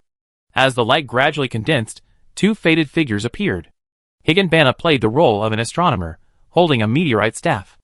As for White Crane Monk, he chose the initial role of a warrior, and now wielded an extremely exaggerated great sword. It looked like a giant sword fused with dozens or hundreds of swords. Its style was rough and ferocious, more like a blunt instrument than a sword. Meibai, what weapon is this? White Crane Monk, this is a powerful, rare, 3rd-tier weapon I just found in the Morn Tomb of Sorrow, deep in Morn City. Moan City is located on the Weeping Peninsula. This is an area that can be explored in the early stages. This is also a place that fully reveals the dark, bloody, and brutal nature of the Golden Dynasty. Before the establishment of the Golden Tree Dynasty, the borderlands were infested with many hybrids, humanoid creatures with horns, feathers, scales, and warts. Hybrids and ominous signs are clearly influenced by the ancient crucible of life, a symptom of the undifferentiated life forms of this world in ancient times. These crucible forms, once symbols of nobility in ancient times, became a form of blasphemy in the Golden Tree Age. For this reason, discrimination, massacre, and oppression of hybrids were rampant from the outset of the Golden Tree Dynasty. These races were driven from all corners of the borderlands to the Weeping Peninsula. From then on, the Golden Tree Dynasty distorted historical memory, reducing the hybrids to the inherently lowly status of slaves. The hybrids' resistance never ceased, and their base was the Weeping Peninsula. Until then, however, the Golden Tree Dynasty was powerful, relying on Moan City to suppress the entire Weeping Peninsula, rendering the hybrids their cheap slaves. After the Ring of Magic was shattered, the Golden Tree Dynasty was severely weakened. Moan City was no longer able to suppress the hybrids, and when the Fated Ones arrived, they coincided with the hybrid uprising. For the hybrids, this was a struggle for freedom, dignity, and revenge, but for humans, it was an incredibly bloody and brutal massacre. The entire Moan City was transformed into a living hell, with corpses piled high everywhere. Even the Moan City Lord's kind-hearted daughter was tragically killed by the hybrids. The White Crane Monk was already completing the Moan City storyline, understanding the entanglement between humans and the hybrids. He witnessed the Golden Tree's filthy and sinister side, and was also deeply moved by the racial struggles, defense, and revenge, fought from different perspectives. The plot of the Weeping Peninsula, while unrelated to the main storyline, is nonetheless profound and thought-provoking. From both the human and hybrid perspectives, a closer look reveals numerous stories, perhaps even enough to fill a book. Of course, currently, conquering the Weeping Peninsula is quite challenging. Dozens, perhaps hundreds, of adventurers have explored it, but only White Crane Monk has succeeded. For a moment, Mingbai's confidence surged.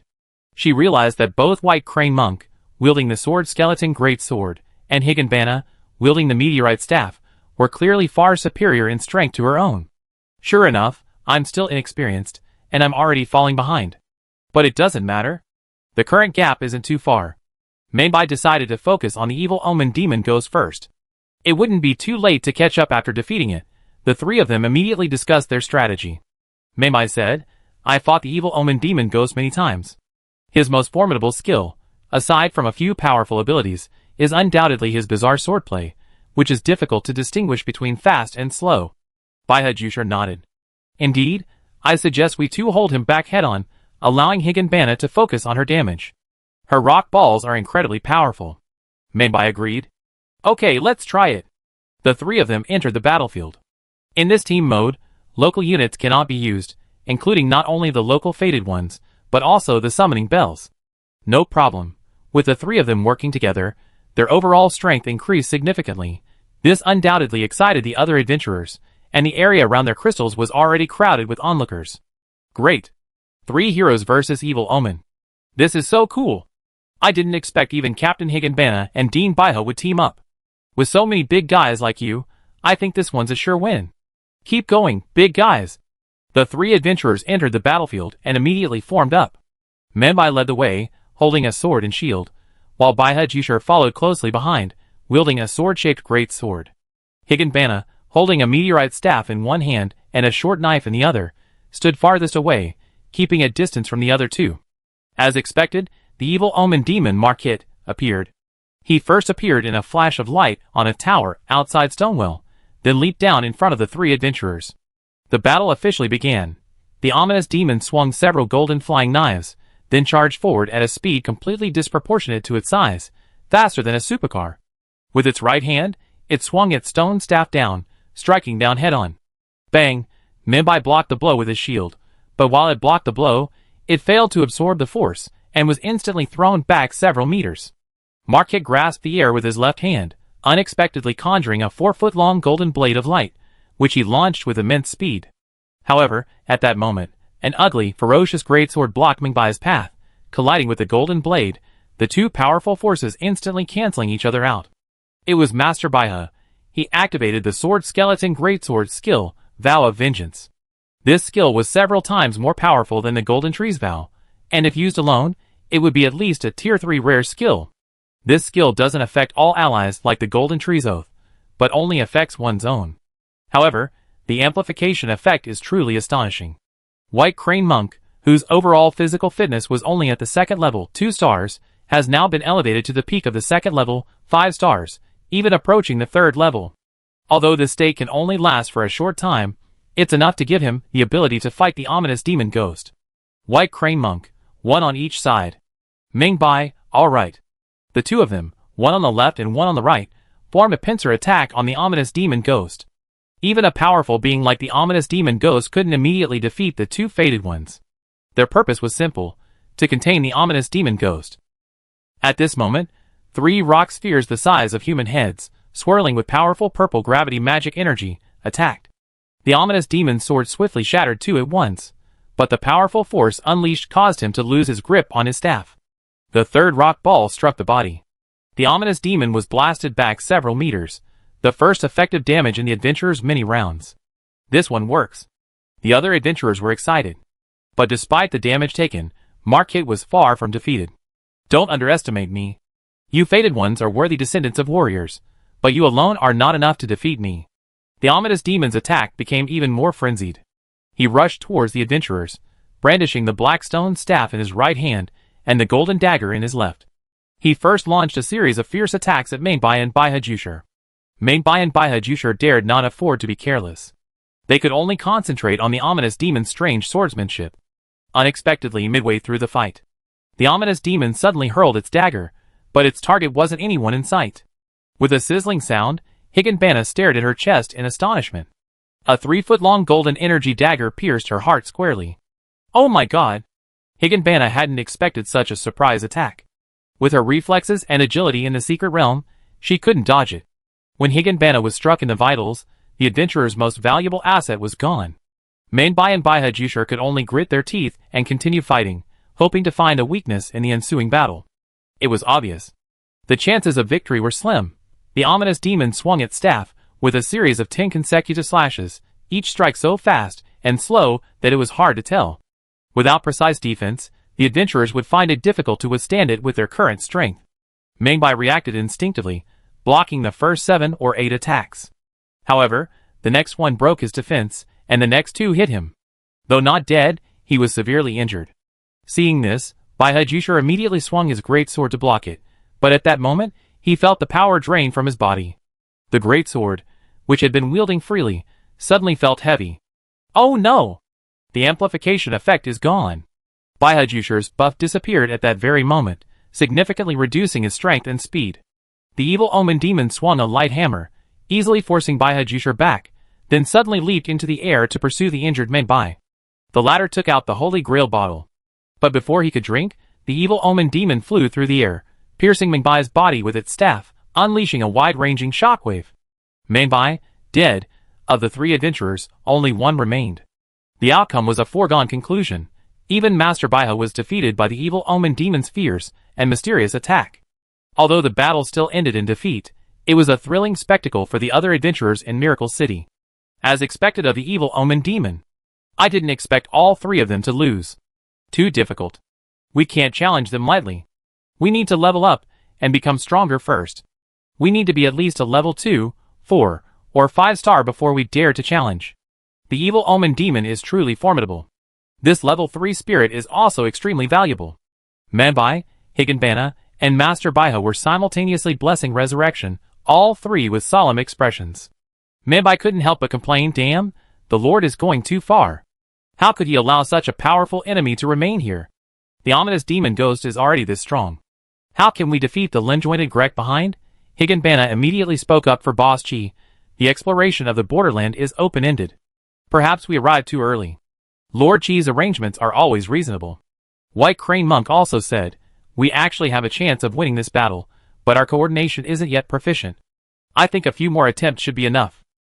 The 3 of them were currently severely depleted, but they could still play 3 or 5 more rounds, which should be enough time to improve their synergy. After some discussion and tactical planning, they entered the battle again, their second team challenge. This time, they persisted longer than the last, but ultimately lost by a narrow margin. Let's do it again. I think we can do it this time. Mumbai, Higanbana, and White Crane Monk seemed to have seen a glimpse of victory. After 2 rounds of battle, their synergy was deepening. During the 3rd round of the team challenge, the 3 adventurers, leveraging their experience from multiple battles and their coordinated efforts, were able to dominate the ominous demon ghost. 20 or 30 rounds passed. The ominous demon was struck by 7 or 8 rock balls, struck twice by the sword skeleton's great sword, and struck 3 times by Mingbai's thrusts. The adventurer noticed no blood in the ominous demon's wounds, only a faint golden aura emanating from them. What's going on? There's something strange about this ominous demon's body. Could it be that it's not a physical form? There was no time to dwell on this. At this moment, success was just 1 step away. The 3 of them redoubled their efforts and attacked fiercely again. Finally, with tremendous effort and a bit of luck, they inflicted a fatal wound on the ominous demon. The ominous demon could no longer maintain its form, its massive frame disintegrating on the spot, transforming into a sky-filled golden glow. A gloomy voice echoed from all directions. "Fated one, I remember you." Higanbana was filled with surprise. "What's going on? Is he dead or not? It makes me so uneasy." Mumbai said, "This Markid doesn't look like the real one. It's just a clone appearing here." Baihajushur's expression was solemn. If a clone has this much power, his original form is probably at least rank 4, even stronger than the limb-jointed Greg. After enduring countless hardships and difficulties, the 3 adventurers finally succeeded in defeating the ominous demon Markid. The adventurers watching outside cheered. "We won! The boss is truly awesome. This battle was truly meaningful. We can finally explore Stoneville City." Although the journey was arduous, victory was ultimately achieved. This was a major breakthrough for the adventurers of Miracle City. After defeating the ominous demon, the 3 adventurers each received a large sum of runes and returned to their own dimension. Mumbai couldn't wait to activate the blessing. She wanted to spend the runes on upgrades and enhancements. When she summoned Melina, the young woman in spirit form, she first apologized to the adventurers. "I'm sorry. I actually been observing you because I doubted your resolve and ability to meet the Elden Ring. And Toreb believed in you from the beginning." Mumbai was stunned by this, confused as to why Melina suddenly said this to her. She said calmly, "It's okay, I don't mind. After all, I'm fully confident in becoming the King of Elden." Melina nodded. "There's one thing I can guide you with. I can take you to the Round Table Hall and have you join it." "What? The Round Table Hall?" Hearing this, Mungbai's eyes widened. Of course she knew what the Round Table Hall was. She had heard about it from the white-masked Van Lay when they first entered the border area. It was said that the Round Table Hall was very special, a place where only the truly top-tier fated ones could be invited to join. Melina could actually introduce her to the Round Table Hall? This mysterious girl's identity was truly remarkable. Either way, this was good news. It showed that her potential and abilities had been recognized. Secondly, the Round Table Hall was home to many powerful fated ones, even top-tier experts.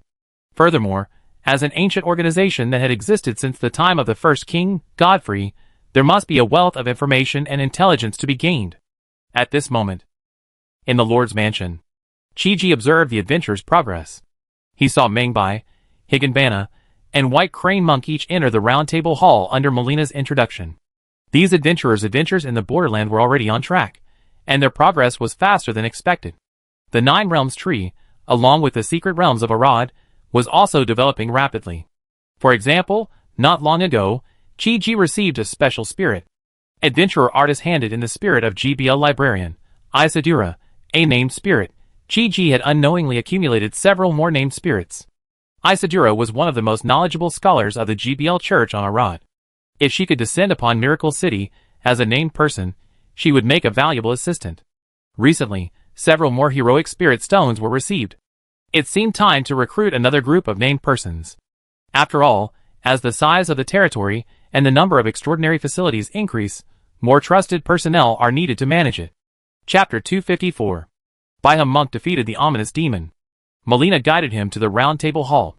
The first thing that caught his eye was a large, ancient, and imposing round table, situated in the center of a large hall. At its center was a cluster of blessed light, 10 times larger than an ordinary one. Many chairs were placed around the table. Fires burned in the surrounding fireplaces, illuminating the statues and paintings on the walls. Numerous fated ones could also be seen inside and outside the hall. At a glance, there were at least 100 or 80 of them. These fated ones were all very powerful. The weakest were at the second level, 4 or 5 stars, while the strongest were at the third or even fourth level. This place truly harbored many powerful individuals, as Baiha Monk observed the fated ones within the hall. Oh, another fated one has been guided into the round table hall? It's been a while since the last one. A low, slightly older voice spoke slowly. White Crane Monk immediately turned to look at the man. He was a slightly shorter man, wearing a gray leather cloak and a dark cape, the edges of which were dotted with eyes and ears. He didn't look tall, and even leaned slightly, supporting his slightly hunched body with a cane, making him look frail. But facing him, White Crane Monk felt a strong sense of oppression and danger. This person would easily kill him. Because according to the Unlocked Atlas, he was at the 4th level, a level of cultivation that was considered top tier even in Miracle City. I never seen such a powerful fated one. Baiha Lay Buddhist immediately became alert. You are. My name is Gideon Ofnir. You can call me Sir Baiji like everyone else. Sir Baiji said calmly, don't be nervous. The Round Table Hall is a place protected by the Great Blessing. No one can cause trouble here. I am merely welcoming you as a senior and temporary administrator of the Round Table Hall. As soon as these words were spoken, the adventurers began to discuss. Sir Baiji, Gideon Ofnir, why does that name sound familiar? I remember. I mentioned that name in the opening chapter. He was one of the famous fated ones awakened. Baiha Lay Buddhist frowned slightly. Although he had known these top-tier fated ones were quite powerful, he had never imagined they could be this strong. Even if the Sir Baiji was only at the 4th level, 1 star, he was still untouchable. A being who could single-handedly defeat him. It's safe here, relax. Sir Baiji continued, Senior, let me give you a piece of advice. Right now, you can only enter and exit the Round Table Hall. In other words, you're a passerby, only permitted to roam in and around the hall. Do you understand what I mean? Baiha Lay Buddhist frowned. Why? Sir Baiji, haha, are you offended by the fact that you're just a passerby of the Round Table? Forgive my impoliteness, but that's the rule of the Round Table. If you want to be truly accepted and recognized by the Round Table, you need to work harder to prove your strength. Baiha Lay Buddhist pondered this. This Round Table Hall organization also seems to have different levels. Some fated ones can only enter it, and only a very few can truly join the Round Table Hall. As a newcomer, he was currently only a trainee. Baiha Jusher asked, what do I need to do to earn true recognition? Before Sir Baiji could speak, a hearty voice rang out. Ha ha ha, it's simple. All you have to do is prove your strength. Baiha Jusher looked in the direction of the figure. He saw a handsome young man in armor approaching. He had sharp eyebrows and bright eyes, a face like a protagonist in a story, yet possessed a remarkably approachable demeanor. His weapon was a spear, and red lightning streamed from its shaft, imbued with unstoppable destructive power. Another powerful figure. He looked too young, yet his strength was already approaching that of Sir Baiji. He was estimated to be at the peak of the 3rd rank, halfway to the 4th. Behind him followed a delicate young woman. Her appearance wasn't striking, but she possessed an ethereal, pure aura. Judging by her attire, she was a finger witch. Let me introduce you. This is Dragonlance Vic. Lord Baiji introduced him to White Crane Monk. Dragonlance Vic? I never heard of him, but he seems like a very promising fated one. His strength is already approaching the 4th level, and with a witch by his side, he might have room to grow even stronger. Indeed, please remember my name. After all, I am destined to become the King of Eldon. Vic laughed heartily and continued, as for you, little fated one, do you remember what you first heard when you were blessed and guided?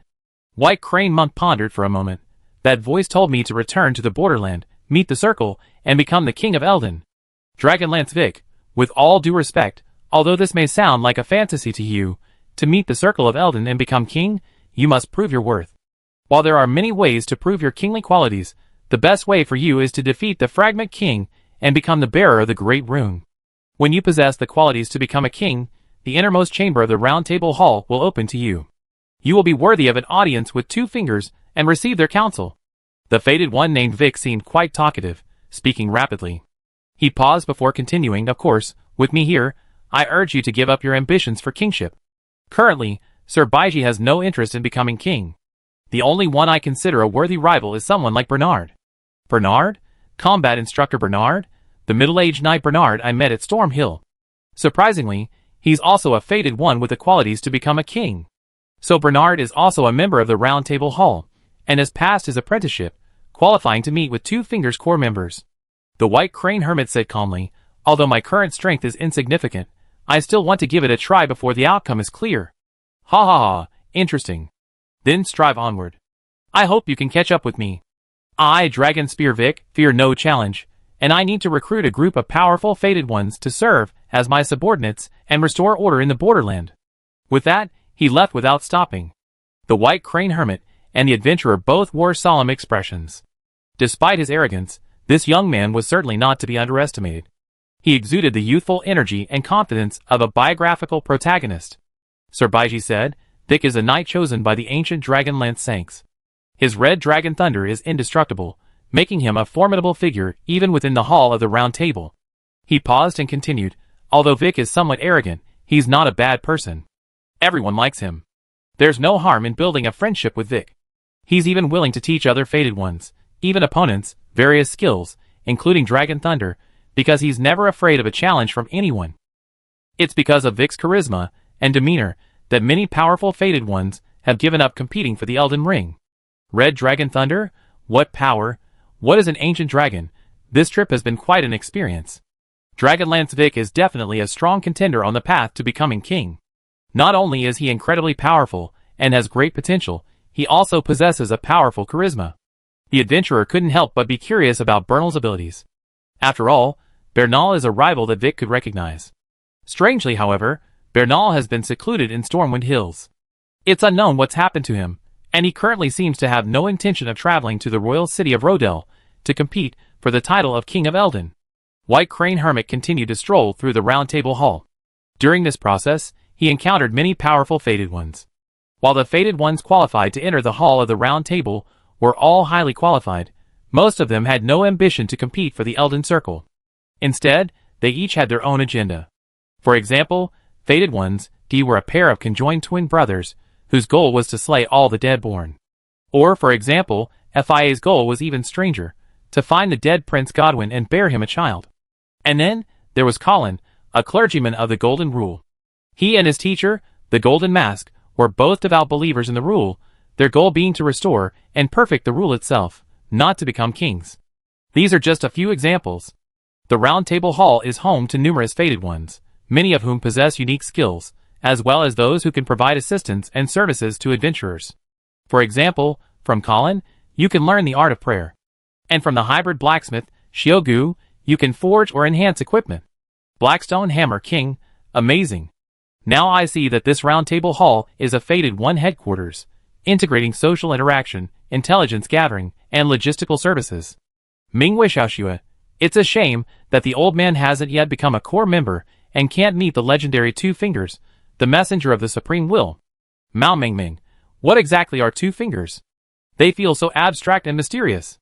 Lonely Swordsman nodded, it is indeed mysterious. After all, according to current intelligence, the witches surrounding the fated ones are all finger witches who serve Two Fingers, also following the will of the Two Fingers to come to the fated ones. Ran Tianyun, the Two Fingers can directly receive commands from the Supreme Will, and the creator of the Golden Tree and the Golden Law is the Supreme Will, a deity that stands above all living beings. Gao Yu, a deity that can even create laws? If such a being were to appear, I wonder what rank it would hold. Cranky Chicken, whatever it is, if it dares to appear, we Miracle City adventurers will kill it. Baihe Jusha remained in the Round Table Hall for a long time. In the process, he successfully met many fated ones. The fated ones are scattered throughout the border area, including some operating near Stoneville. With their assistance and the support of the fated ones, the subsequent attack on Stoneville City might be much easier. Monk White Crane left the Round Table Hall and returned to the foot of Stoneville City. He began attempting to enter the majestic castle. After all, ordinary fated ones, like them, could only prove themselves by defeating a Shard King and obtaining the great rune he possessed. Among the many Shard Kings, Greg the Reattached was already the weakest. Monk White Crane encountered a man near the Stoneville City gate. He wasn't dressed like a soldier, but more like a zombie-like immortal from the borderland. His skin was dry, his hair was thinning, and he was missing his left arm. Please don't do it. I mean no harm. You want to deal with Greg, and I can provide you with the necessary assistance. Although he appeared to be a zombie, the old man hadn't lost his mind, and was still able to communicate. He wore clothes with Golden Tree patterns, likely a noble of the Golden Tree dynasty, perhaps even from the royal family. The White Crane Hermit asked warily, "Who are you? Why are you helping me?" Hee hee, my name is Godok, and I'm the cousin of the man who reattached Greg. As for why I help you. Godok's eyes betrayed a complex mix of humiliation, hatred, greed, and anger. He clutched his severed left arm. Greg, seeking power, ruthlessly took my arm. I must avenge this. Greg and Godok were both members of the Rodell royal family, but Greg was a true direct descendant, while the Godok before him was a collateral branch. These branches also carried the blood of the Golden family, making them the very targets of Greg's frantic search for limbs. Not only had Godok lost his arm, but he had also been cast outside the city as a gatekeeper. Unavoidably, he felt immense humiliation, fueling intense resentment and hatred. He began to explain. You have two ways to enter Stoneville. The first is to enter through the main gate, as I ordered you to do. However, Greg has heavily guarded the main gate, making it nearly impossible to break in alone. The second is to enter the city from the small plank path along the Stoneville cliff. This method is relatively secretive, safer, and has a higher success rate, allowing you to sneak into the city unnoticed. The gatekeeper was not only willing to provide the adventurer with relevant information, but also planned two routes into the city. He particularly recommended the second option, the small path near the cliff. Because this direction is less heavily guarded, it would allow for stealth and undetected entry. White Crane Hermit clearly did not trust Godok, so he chose the main gate instead of the small path. He wanted to test Godok's ability to open Stoneville's gate. Although Godok was deeply disappointed by the Fated One's choice, he had no choice but to comply. Soon after, under Godok's manipulation and orders, the main gate of Stoneville Castle had indeed been opened. Is this guy really helping me? He seems to harbor a deep hatred for Greg. With this traitor, the difficulty for adventurers invading Stoneville will be greatly reduced. Without giving it a second thought, White Crane Hermit took advantage of the main gate's opening and immediately slipped through, hoping to reach the castle's core. Unexpectedly, he was immediately spotted by soldiers and instantly pierced by arrows from all directions. Holy crap! Is this really the firepower? Is it that intense? Who can withstand this? White Crane Hermit had mistakenly chosen a difficult route, and was the first to die in battle, exiting the secret realm. Mainbai and Higanbana also discovered two routes through Godok, both decisively choosing the side path. Although there were many exile soldiers, and even Storm Eagle guards, the overall difficulty was far less than forcing their way through the main gate. The two of them killed minions and monsters along the way, slowly approaching Stonewell. However, since it was their first exploration, they were unfamiliar with the environment and enemy distribution, and ultimately died along the way. Challenge over. This rating, B+. You obtained the spirit of the ominous demon Markite. After exiting the secret realm, Mangbai was pleasantly surprised to discover that her luck had exploded, having actually obtained the spirit of an ominous demon. This is a named spirit of a third-tier rare quality. This spirit is extremely valuable. Mangbai, pleasantly surprised, didn't keep it for herself, but instead turned it over directly to Miracle City, instantly receiving a whopping 6,000 contribution points. To her, the ominous demon spirit wasn't strong enough or suitable for her, and since she had very few contribution points, this sum would be enough to spend in Miracle City for a long time. Chi-Ji was very pleased with the spirit. Today, during this time, Chi-Ji received several named spirits. Whether it was Isadura of the GBL cult of Arad or Markit, the ominous demon, both were highly qualified named persons. Markit was merely a pseudonym. This spirit's true identity was the demigod Mongit. Chi-Ji could effectively summon Mongit, a third-level named person. In the future, if an adventurer defeated Mongit in the royal city of Rodell and obtained his spirit, they could use it to directly overwrite the ominous demon, thus granting Miracle City a fourth-level named person. Creating a fourth-level named person in this way eliminates the need for fourth-level heroic soul stones, significantly reducing difficulty, cost, and energy consumption. Today's adventure time is almost over. At this point, Qishan City adventurer Zhang Shanhai arrives with news from the Lord of Wintian City, stating that the two lords will meet in Qishan City as agreed. A few hours later, the dungeon closes. Chi-Ji descends into Qishan City in the form of a clone. He hasn't been to the adventurer's world for some time. Currently, Blackrock City is heavily influenced by the Miracle Territory. If you enter Blackrock City now, you find that the entire city is filled with elements and specialties from Miracle City. Qishan City has only been connected to the Miracle Territory for a short time, and isn't directly connected to the main city, so it's relatively less affected. Even so, you can still occasionally see one or two Miracle City motorcycles or SUVs passing by on the streets of Qishan City. Under the powerful influence of Miracle City, The appearance of any force or city approaching Miracle City will rapidly change. Qi arrives at the headquarters of the Shanghai Adventure Group to meet with Jiang Wentian, Lord of Wentian City. Jiang Wentian looked to be a young man in his late 20s, but in reality, he was roughly the same age as Ran Tianyun and Ren Wanxiong. The main reason he looked younger was that he achieved a breakthrough earlier, currently reaching the 6th level. I never thought the renowned Lord Qi would be so young. He truly has a promising future. I dare not. Lord Zhang's name is a household name for me. The meeting between the two lords, who were both interested in collaborating, was bound to involve some business exaggeration. Jiang Wentian's qualifications and abilities were undoubtedly far superior to those of Ran Tianyun and the others, and his family and background were a formidable force. However, those who can manage a territory to the 5th level, who can navigate the chaotic world for decades and build a vast territorial kingdom, possess wisdom, experience, and even intelligence and emotional intelligence, so they rarely exhibit short-sightedness. The fact that Jiang Wentian, the lord of a 5th-level territory, condescended to meet with Miracle City, a nominally 2nd-level territory, simply demonstrates his complete recognition of Qi and Miracle City's value. Profits are paramount. After exchanging pleasantries, the two sides immediately got down to business. The negotiation and cooperation over the territory. Jiang Wentian, I heard that Lord Qi has been collecting blueprints for the illusionary enlightenment tower. Qi's mind struck him. Could it be that Senior has any leads on these blueprints? What a coincidence. I happen to have one. Why not give it to Lord Qi as a gift for our initial collaboration? Jiang Wentian directly took out the blueprint and handed it to Qi. How could such a coincidence happen? This is a 4th-tier rare blueprint, something money can't buy. Jiang Wentian was clearly demonstrating his abilities in this way, and Qi had to admit that collaborating with such a top-tier lord was indeed very convenient. There were many resources and blueprints that he himself couldn't obtain with great effort, but the other party could easily obtain through a mature market system, and even the influence of his backers. Qi desperately needed this blueprint. But he wouldn't take it for nothing. This blueprint is extremely valuable. I'm willing to exchange it for a 3rd-tier rare quality inspiration stone. As he spoke, he took out the inspiration stone. It was the inspiration stone he had previously obtained from the forest troll chieftain.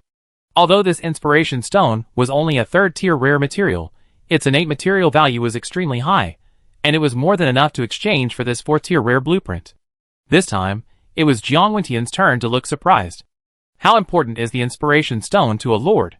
To produce such a decent quality inspiration stone without blinking an eye, this Lord Qi is truly remarkable. Don't underestimate him. The deal was done. The two parties formally discussed the details of the cooperation.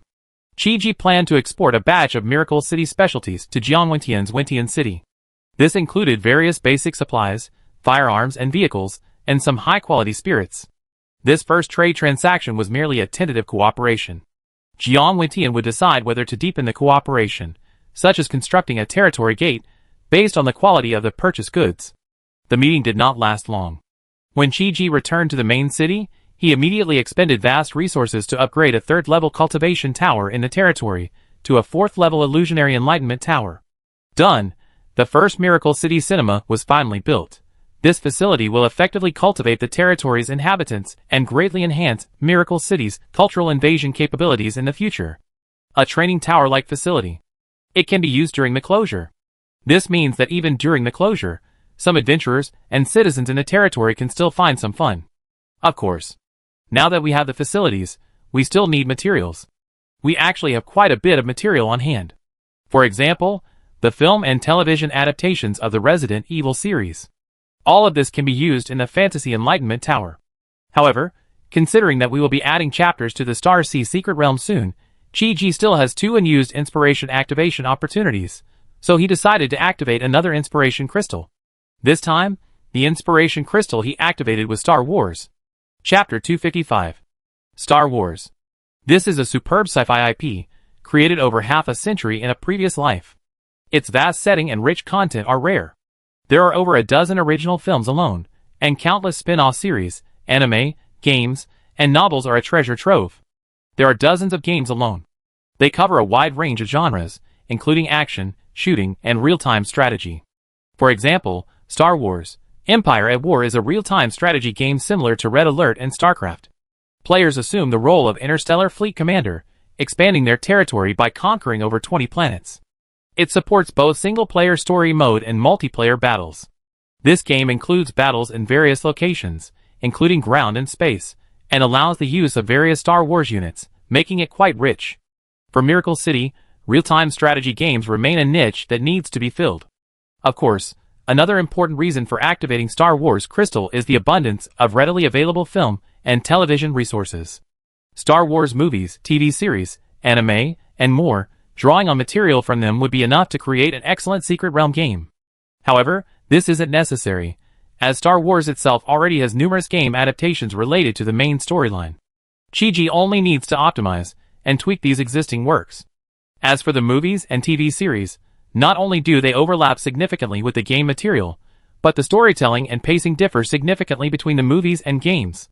While it's possible to forcefully adapt these movies and TV series into games, it would essentially be a recreation, which would be both time-consuming and labor-intensive. Rather than manually creating a game that ultimately performed worse than an existing Star Wars game, GG thought it would be better to optimize and improve upon existing titles. As for the film and television resources within the crystals, these could serve as a resource library to enrich the Secret Realm. Furthermore, they could be directly invested in the Miracle City cinema to create a fantasy realm. GG realized that film and television works were a perfect match for the Fantasy Enlightenment Tower. The Fantasy Enlightenment Tower's purpose was to cultivate understanding through observation. The more material input, the higher the quality, the greater the information contained, and the greater the probability of enlightenment for the observer. GG only needed to make minor adjustments and improvements to these films and television works before they could be used directly. This not only maximized the efficiency of the resources, but also potentially yielded unexpected results and unexpected rewards. As for why Star Wars was chosen first, rather than the existing Resident Evil series, because the Star Wars universe is vast and grand, the cultivation system is powerful, and it's quite exciting.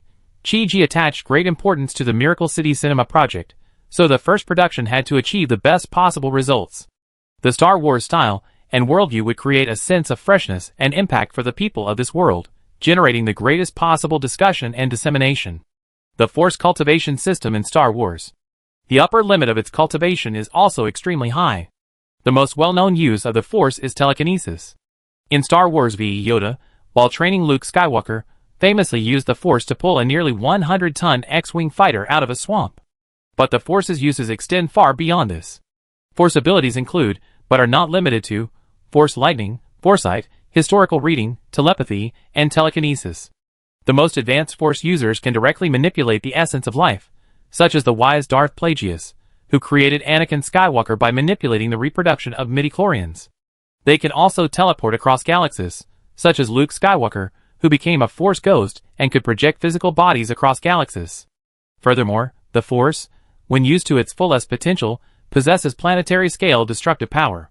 For example, Darth Vitiate can use Force storms to rip through space-time, creating wormholes and destroying all life on a planet, while Emperor Palpatine's Force lightning can instantly destroy an entire planetary ecosystem. Although any power or system that manifests itself in reality is subject to the laws of the world and subject to change, the Force system will undoubtedly be a cultivation system at least at the 6th level, and even capable of reaching the 7th level.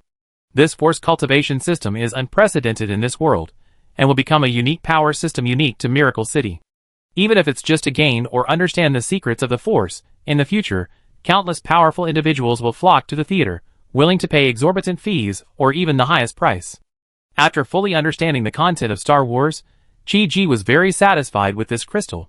The future plan consists of 2 steps. The first is to launch the Star Wars film series. There are many Star Wars films, with more than a dozen original films alone. Miracle City plans to release the film in batches.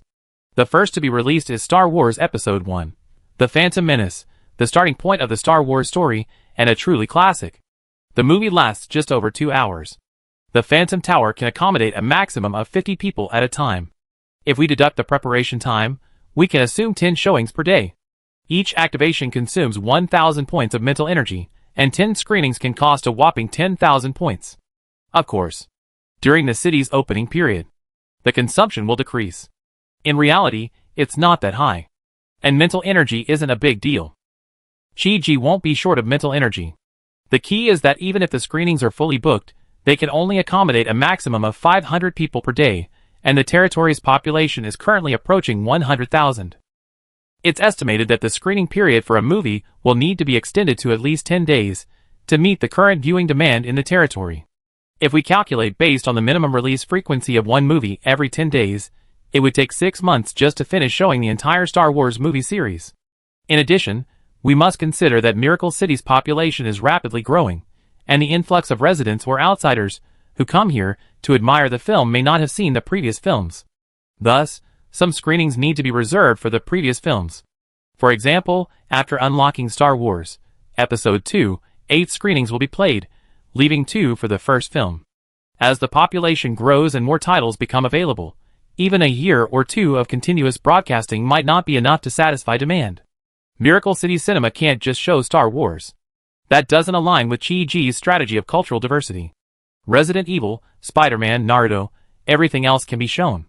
In the future, various classics and dramas will also be released on Miracle City. Chi-Ji wants to build Miracle City's strong cultural influence. This requires not only more distribution channels, but also more cinemas.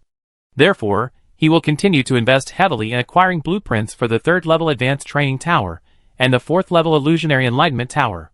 He will continue to build and expand the cinema chain to address potential demand. In the future, some old movies can also be distributed through mobile phones and other channels. While viewing movies on mobile phones or computers will be significantly inferior, and no knowledge or skills can be gained from them, it can still effectively spread and attract users. If the cultural invasion strategy achieves its goals, it will not only generate huge profits and cultivate more powerful individuals for the territory, but will also greatly increase Miracle City's competitiveness and influence. This is why Chi-Ji attaches so much importance to this project. At this moment, the secret realm has been closed.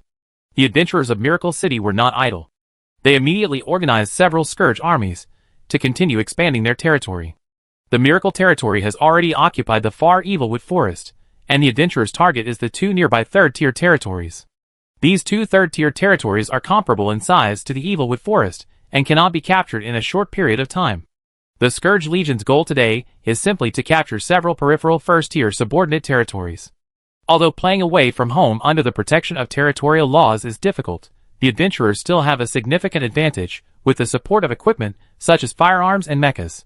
Taking several 1st-tier territories within a day to serve as salient points and strongholds is a simple task. Simply capturing a 1st-tier territory and incorporating it into Miracle City will instantly upgrade it to a 2nd-tier territory, merging it with the adjacent 2nd-tier territories. This will greatly ease the attack of Miracle City's Scourge army.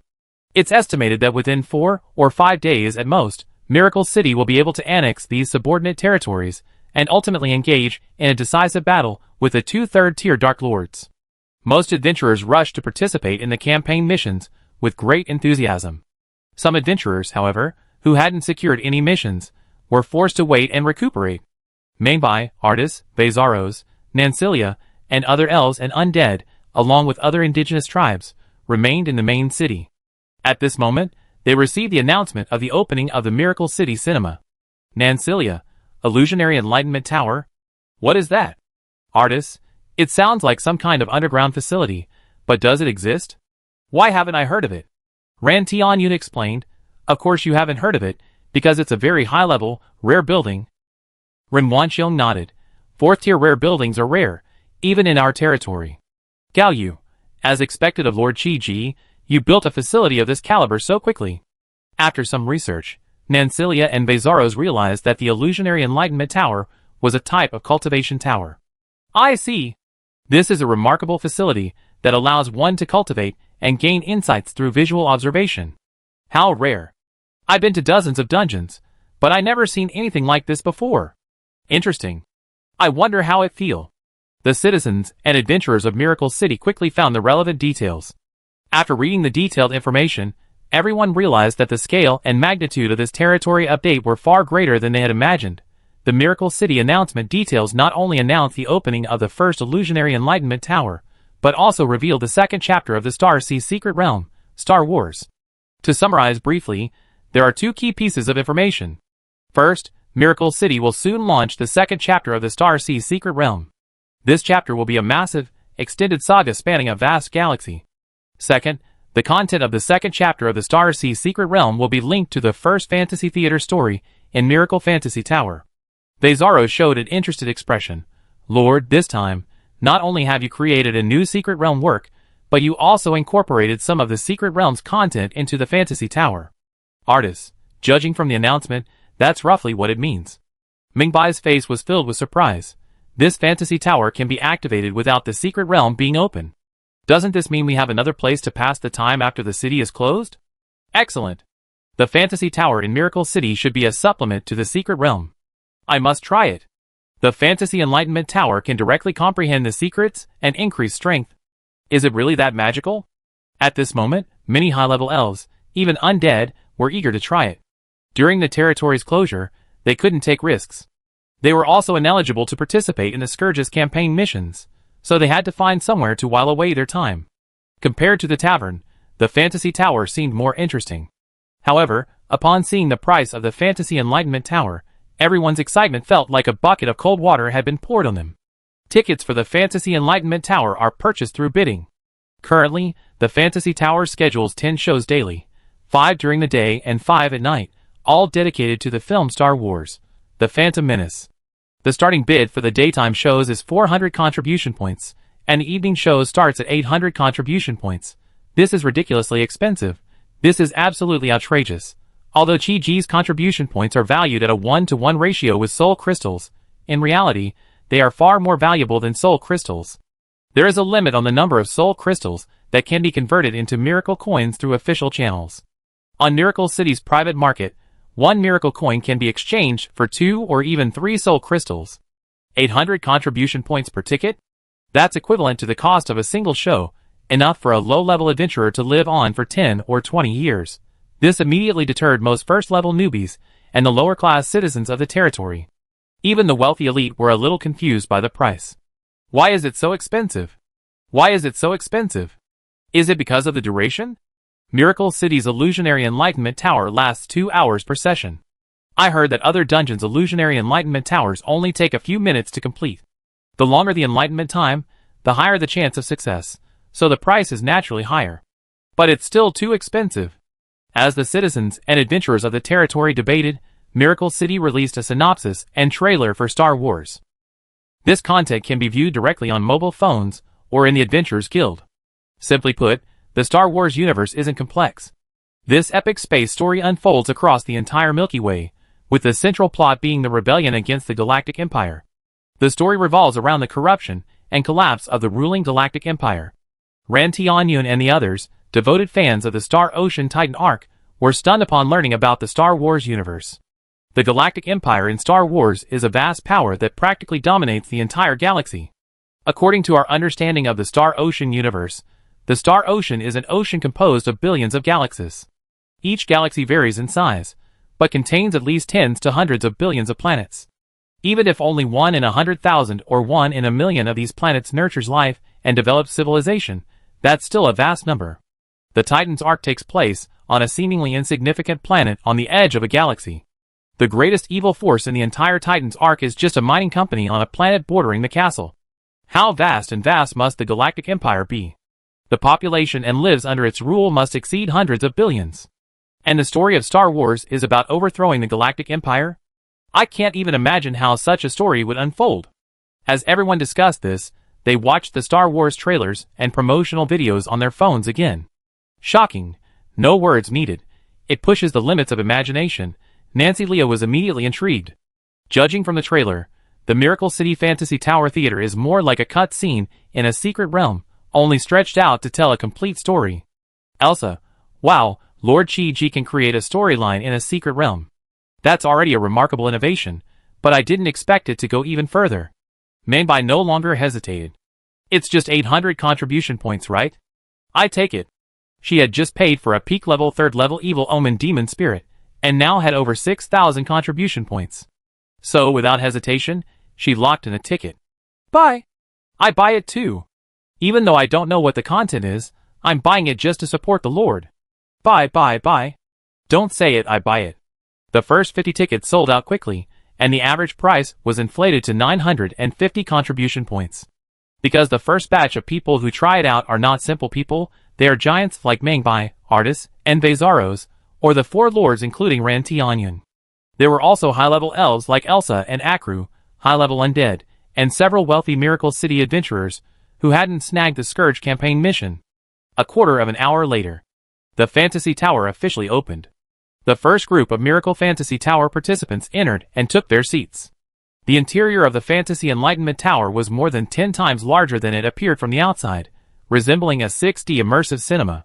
As Mengbai, Ran Tianyun, Zhang Shanhai, and the others took their seats at their designated seats, the first Miracle City movie officially began playing in the form of a fantasy. As the distinctive Star Wars background music played, all sorts of basic information about the Star Wars universe automatically appeared in everyone's minds. Amazing! Creating something out of nothing, automatically gaining understanding. Is this one of the wonderful uses of the Enlightenment Tower? Miracle City combines movies with secret realm cultivation. This can produce many unique effects and functions. For example, many contents that require subtitles can be conveyed directly through the mind. Adventurers don't need subtitles or language barriers, and can instantly grasp all necessary information. They can also sense the subtlest shifts in each character's heart, and feel the moves and powers they employ. What's currently flooding into my mind? It's actually background information. This passage roughly translates to Star Wars Episode 1, The Phantom Menace.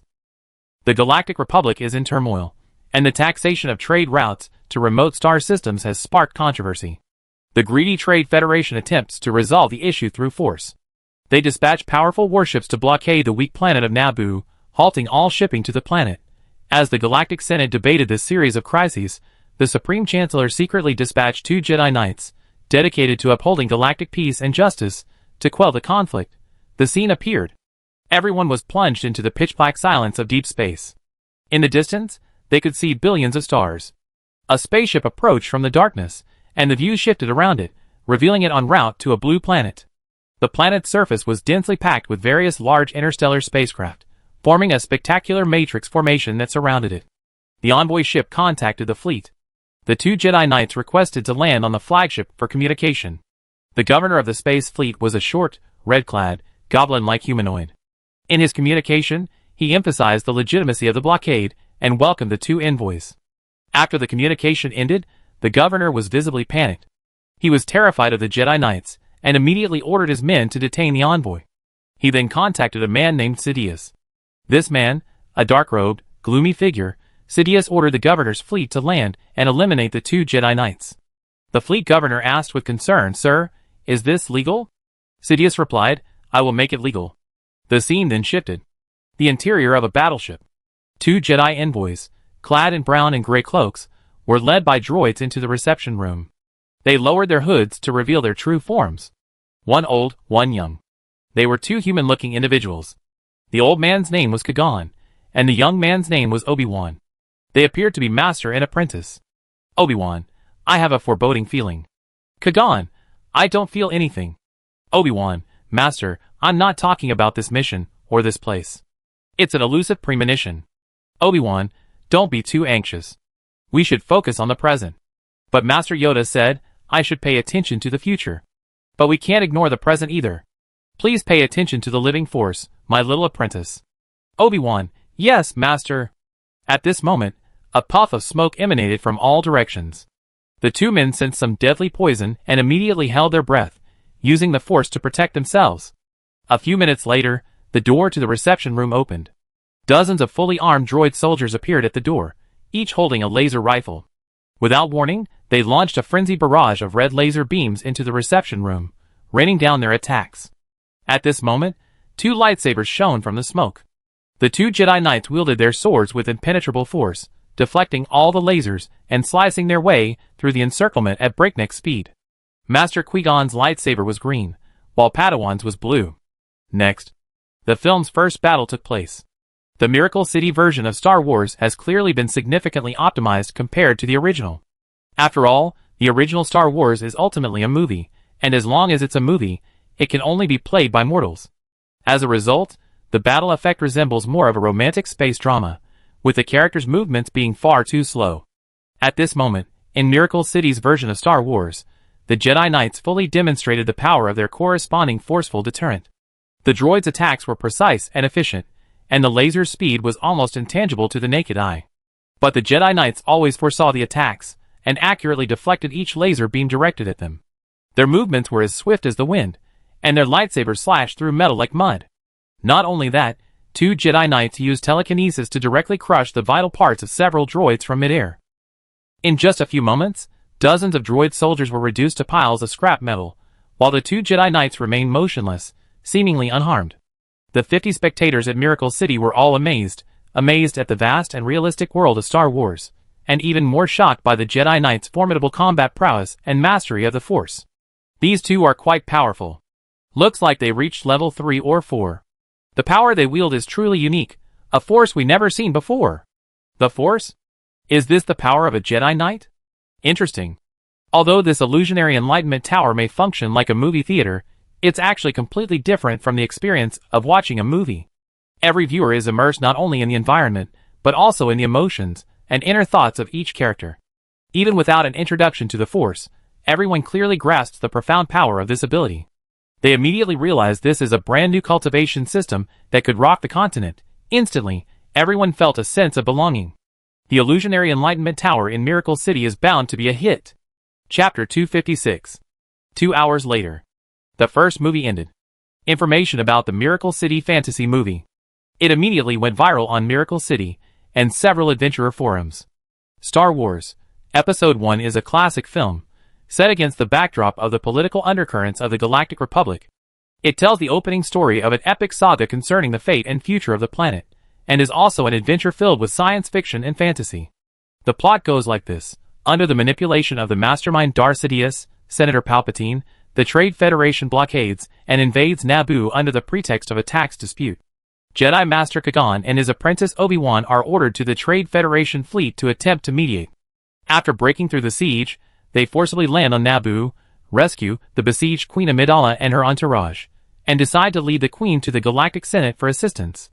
The spacecraft runs out of fuel, and is forced to land on the desert planet Tatooine midway. There, they encountered the enslaved teenager Anakin Skywalker. Master Qui-Gon sensed an unusually powerful force in him, and believed him to be the prophesied chosen one, who would restore balance to the Force. The 2 Jedi then helped Anakin regain his freedom. After many twists and turns, the group finally reached the Galactic Senate. Queen Amidala's request for help was thwarted by bureaucratic demurs. Under the guise of promoting Senate reform, Palpatine secretly guided the Queen back to Naboo to launch a counterattack. Meanwhile, Qui-Gon brought Anakin to the Jedi Council, hoping to train him as a Jedi Knight.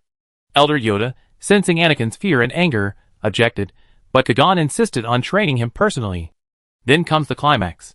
The Queen returns to Naboo to lead the natives in a decisive battle against the Trade Federation.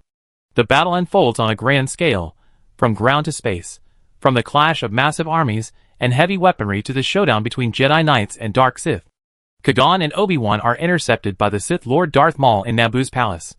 In this lightsaber duel, Darth Maul kills Qui-Gon, while Obi-Wan secures victory in a crucial moment. Finally, he fulfills his master's promise to train Anakin, but Anakin accidentally destroys the droid control center, paralyzing all droids on the battlefield. Naboo successfully repels the invaders. Queen Amidala celebrates the victory with the gun-on leader.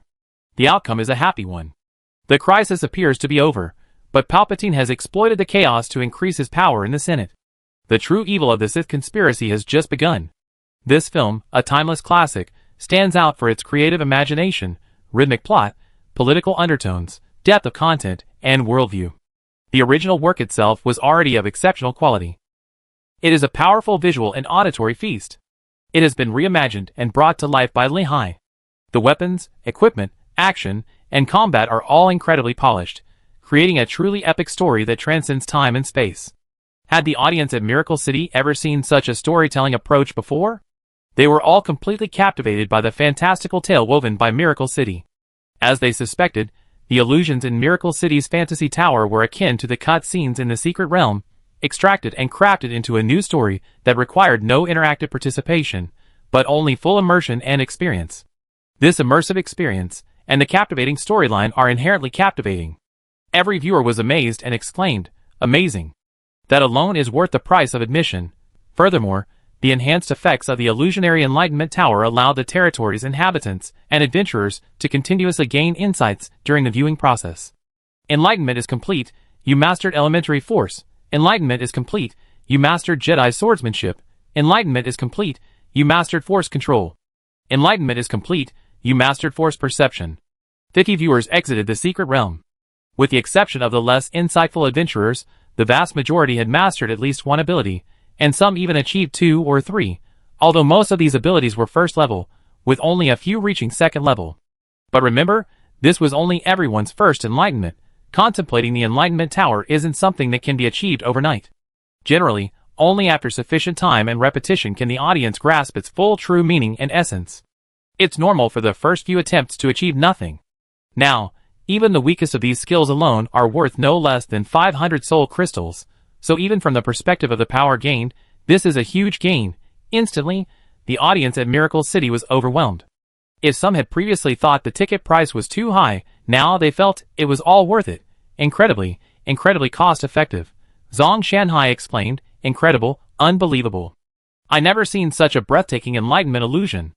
Ran Tianyun was also astonished. This is no ordinary enlightenment illusion. It's a masterpiece born from the art of secret realms, a completely new genre, worthy of its own unique development. Gao Yu, this is the most complete and astonishing story I ever seen. Li Jianhan, it's amazing.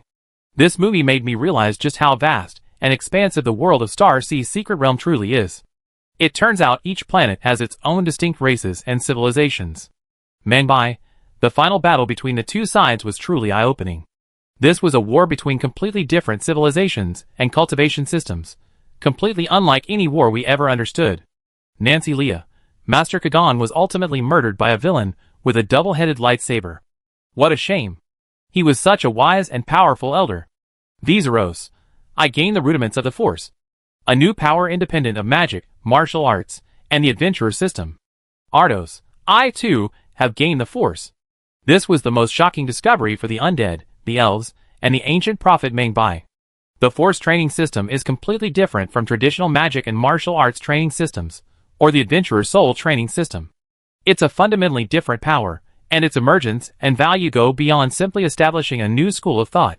Mingbai said, this could completely change the world's ecology. We just don't know the ultimate limit of the Force. Nancy Liao said, although I don't know the ultimate limit of the Force, judging by what I experienced with Jedi Master Kagan and Sith powerhouse Darth Maul, they're probably far from reaching its peak. Incredible. I want to watch it a second time. I'm sure I gain a deeper understanding of the Force this time. I want to see it a second time too.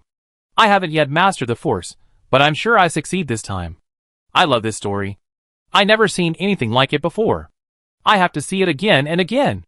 Instantly, everyone no longer felt bored during the lockdown.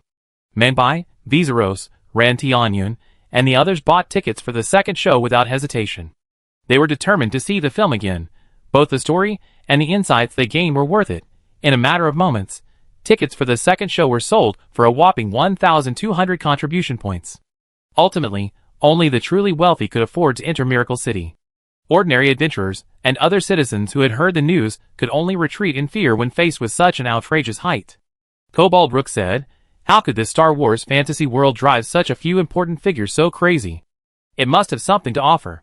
We kobolds must give it a try. Flower Fairy Iris said, 1,200 contribution points per session is too expensive. While we can afford it, it's a significant drain on our contribution reserves. Dwarf Kimba said, most people don't know this yet. Meanwhile, most of the territory's top adventurers, like Higanbana and White Crane Monk, are away on expeditions. The later we go, the higher the price will be. There was no other way. The people of the territory weighed the pros and cons. They ultimately decided to forego the movie for the time being. The night show was too expensive. Once the dungeon secret realm opened, adventurers would eventually flock there, and ticket prices would be much cheaper. Soon after, in a bar in Miracle City, everyone was discussing Star Wars. Not only is this a new chapter of the Star Sea secret realm about to launch, it's also the first fantasy-themed work to arrive in Miracle City's fantasy world, naturally garnering increased attention and curiosity from citizens and adventurers. Feng Zhongmian was among the first to experience the film. He hadn't been able to secure tickets in the second round, so he simply went to the tavern to educate everyone and shared his experience and reflections on the Adventurer Forum. I declare Miracle City's Enlightenment fantasy realm one of the greatest innovations in history. I believe any exaggeration is insufficient to describe this magnificent innovation. Lord Chi's Enlightenment fantasy realm will undoubtedly elevate Miracle City's influence to unprecedented heights. Feng Zhongnian and several other adventurers who had experienced the Fantasy Tower were raving about it. Blackstone City, Qingshan City, and various local forces that had come to Miracle City were all interested in the Star Wars content, and several of the experiencers shared their experiences. 3 parts of Star Wars. Episode 1 left a lasting impression on me. The first is Anakin Skywalker's debut and the Pod race. This scene showcases the extraordinary talent of a 9-year-old child. He, an enslaved child, taught himself to create C-3PO and possesses an almost instinctive aptitude for mechanics and flight. The Pod race, traversing canyons, asteroid fields, and abandoned mines, fully captures the planet's character. The latter's determination to win, regardless of life or death, also seems to indirectly reveal Anakin's extreme and maddening personality. Jedi Master Kagan is very optimistic about this child. But Master Yoda of the Jedi Council seems concerned about him. Master Kagan was killed by Darth Maul's double-headed lightsaber, and before his death, he insisted that Obi-Wan train Anakin. This child also showed great talent. Can he become the prophesied chosen one? Can he become a great Jedi Knight? This is the biggest suspense left by Lord Chi, and one of the main plot lines for the subsequent story. Of course, the most shocking scene is the Battle of Naboo. Lord Chi created a uniquely large-scale war, bringing the consequences of the world's collision between technology and primal power to life before our eyes. On the ground, the Gungans' primal energy shields held off the Trade Federation's droid army. Their spears, wielding them, formed a grotesque yet stunning contrast with the metal robots. In space, young Anakin accidentally piloted a fighter jet to destroy the droid control center, ending the war with childlike intuition. While the Force is universal, courage and conviction are crucial. Master Kagan and his disciple Obi-Wan teamed up to battle Darth Maul, a truly spectacular display. This Jedi-Sith battle was not only thrilling but also operatic, inspiring a profound understanding of the Force. Star Wars Episode 1 is truly an excellent work. Its plot is impressive not only for its spectacular scenes, but also for its exceptionally grand and complex narrative, coupled with delicate character emotions and a sense of destiny. Whether it is Anakin's rise and hidden worries, the regret of Qui-Gon's death, or the exploration of the essence of power in the battle, all of them give viewers huge surprises beyond laying the worldview. On Earth. This is also a classic. It has a tenfold impact on the people of this world. Chi-Ji arranged 5 screenings for one night, and everyone was packed, with prices rising exponentially. Mumbai, Bezaros, Nancilia, and others bought tickets for every show and watched every one. The prices were driving up prices a bit too much. When Higanbana and the other Scourge soldiers returned, they joined in the hype. The average price of the most expensive Miracle City movie ticket was driven up to 2,500 to 2,600 contribution points. This was insane for the newcomers and adventurers of Miracle City. Chi-Ji hadn't expected it. This level of enthusiasm and frenzy. The Miracle Territory's economy is indeed rapidly growing, but the price of a movie ticket is being driven so high that it's becoming a bit irrational, and that's not what Chi-Ji wants. He wants to profit, yes, but he also wants to do it sustainably. The Miracle City movie is not only a vital means of increasing the territory's wealth. This is also a key way for Miracle City to expand its influence and fully unleash its soft power. Therefore, Chi-Ji has issued new regulations, limiting ticket purchases to 2 per person per day. Furthermore, he will occasionally broadcast films directly to his subjects and users via mobile phones and crystal terminals. These films could be long-release fantasy films. For example, this Star Wars movie. As Miracle City's fantasy films expand, its schedule may gradually shift from 10 screenings per day to 1, then to 1 every 5, 10, or even longer. At this point, the films can be played on other terminals to expand the audience. This viewing experience is undoubtedly far inferior to even 1/10 or 1/100th of that of watching a film in a fantasy setting, and it will not yield any insights or gains. However, it can spread the story and its influence. When people from all tribes, races, and nations see the film through various channels and become fans, they will undoubtedly travel thousands of miles to Miracle Territory, just to experience a truly miraculous fantasy within the Fantasy Tower. The fantasy is wonderful, but it's merely immersive, without any interaction. The Miracle City's secret realm will be an even greater surprise, and a true revelation. In this way, it won't be long before Miracle Territory's cultural strength and influence sweep across the entire continent. In addition, Chi could also consider directly distributing works that don't possess particularly high enlightenment value, such as literary, comedic, pure science fiction films, or long-form TV series, through external devices. This would drive traffic to Miracle City and advertise the territory's secret realm.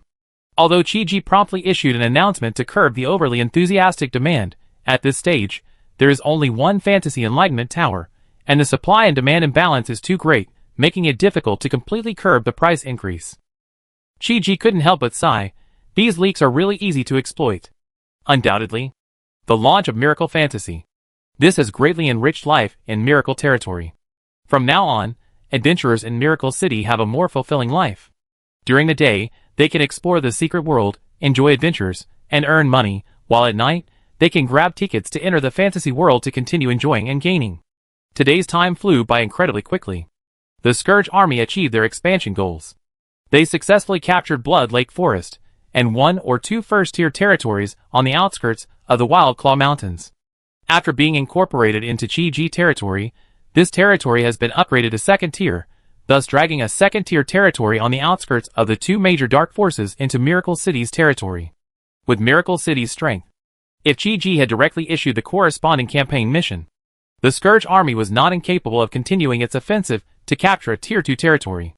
The main reason Chi didn't do so was that the territory was developing too rapidly, and it needed time to digest the recent gains. Therefore, he proactively slowed down the pace of expansion, giving the adventurers more time to rest and recuperate.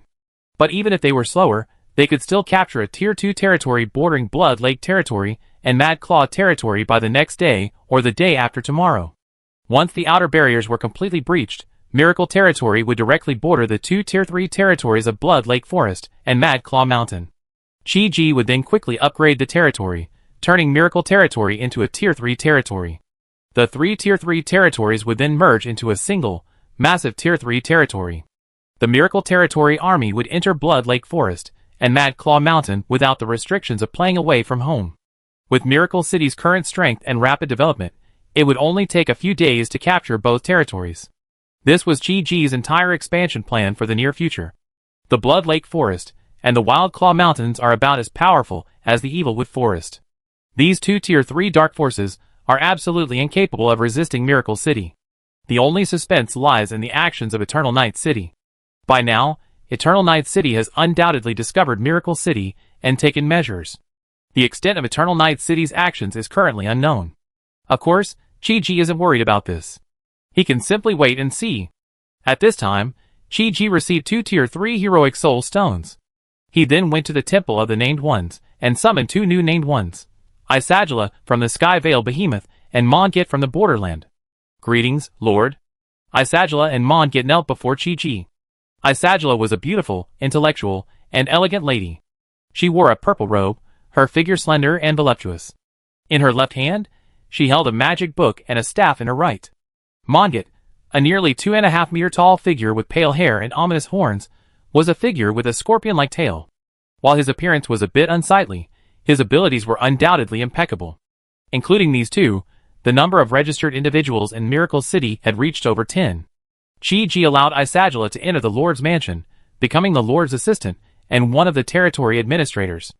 As for Mongit, Chi appointed him as the captain of the Territory Monster Guard, primarily responsible for managing the monsters and the monster guards in the monster camp, while also shouldering the responsibility of maintaining security in Miracle City. After finishing these tasks, Chi checked the time. The city gates would be open in about half an hour. Before the new day's Secret Realm adventure begins, he needs to perfect the launch and operation of the new Secret Realm. This updated Secret Realm is the 3rd main Secret Realm, the Star Sea, and the updated Secret Realm content is Star Wars. As the first fantasy realm, a secret realm interconnected with secret realms. The Star Wars chapter of the Miracle City Star Sea Secret Realm, like the biochemical chapter of the Frenzy Secret Realm, will be developed into a large secret realm with long-term updates and numerous chapters. The first 2 chapters to be updated are Knights of the Old Republic and Jedi Exile. The former is adapted from Star Wars, Knights of the Old Republic. This is an epic RPG, set in the Old Republic era 4,000 years before the films, deeply exploring the origins and conflict between the Jedi and the Sith. Its depth of story, character development, and rules-based gameplay redefine the standard for Star Wars RPGs, and is still hailed by fans as the pinnacle of storytelling. The latter is adapted from Star Wars Jedi Knight 2, Jedi Outcast. This hardcore action game excels in lightsaber combat, with its dark plot and deeply moving portrayal of character transformation. IGN called it a textbook for lightsaber combat. Both are classic Star Wars titles, but they also follow a different timeline than the films. This will enhance the worldview of Miracle City's Star Wars universe. The Secret Realm and the Illusion Realm are not in competition, rather, they complement and benefit each other. The Star Wars series, like the Resident Evil series, is immense. Currently, the Resident Evil series has over 10 chapters, and the Star Wars series will continue to be updated, with more chapters to come. In addition to updates to the Illusion Realm film, this will ultimately forge a Force and Star Wars culture within Miracle City and across the entire continent. The next day, the territory opened. The Secret Realm opened again. Over 10,000 adventurers descended on Miracle City. They seemed particularly enthusiastic and excited today. An adventurer from Qinshan City said, "I heard Miracle City has launched a fantasy enlightenment service. Everyone who's tried it says it's great. Is this true?" An adventurer from Blackrock City said, "Of course it's true. The old dean was one of the first to try it, and he also gave it a very high rating. He even gained first-order force power from the fantasy. Lord Qi is incredibly creative. I'd love to try it too, but it's too expensive. Thankfully, the Lord has updated the Star Sea Secret Realm, and I think the experience there will be just as good. Although the plot and content may be different, it's sure to be very interesting and fun." Adventurers flocked to the Secret Realm Hall. Many adventurers chose to experience the new Secret Realm. While the Star Sea Secret Realm update was a pleasant surprise, not everyone rushed to try it. The Star Wars story is quite new, but hasn't the story of the Nine Realms tree and the Junction just begun? Each world has its own audience, and Mengbai, Higanbana, Baihajusher, and others continue to challenge the Junction without hesitation. The Star Wars world is truly captivating, but none of them are the type to explore haphazardly. Each adventurer has their own primary strategy, and they will continue to prioritize the Junction. Chapter 257. When Mengbai re-entered the borderland, Cat Mingming asked curiously, "Boss Xiaobai, what are your plans this time?" "Today's goal is clear, to capture Greg and seize the Great Rune from him." Mengbai was full of fighting spirit and enthusiasm. The adventurers were all invigorated. Mengbai had only been in Miracle City for 3 days, and he was already completely convinced by the rich treasures and heritage of this territory. This will be a great territory that can change the entire world, not to mention other secret realms, or those too far away. After watching 4 consecutive episodes of Star Wars, The Phantom Menace yesterday, Mengbai had already comprehended the second level of the Force, plus several methods of using it. This unique power of Miracle City is absolutely different from any mainstream cultivation system, and has extremely high research value. If it spreads in the future, it is likely to have a profound impact on the world. Such astonishing creativity. How could other territories compare? Although Miracle City held numerous opportunities and treasures, Mengbai was determined to fully exploit the secrets of the borderland.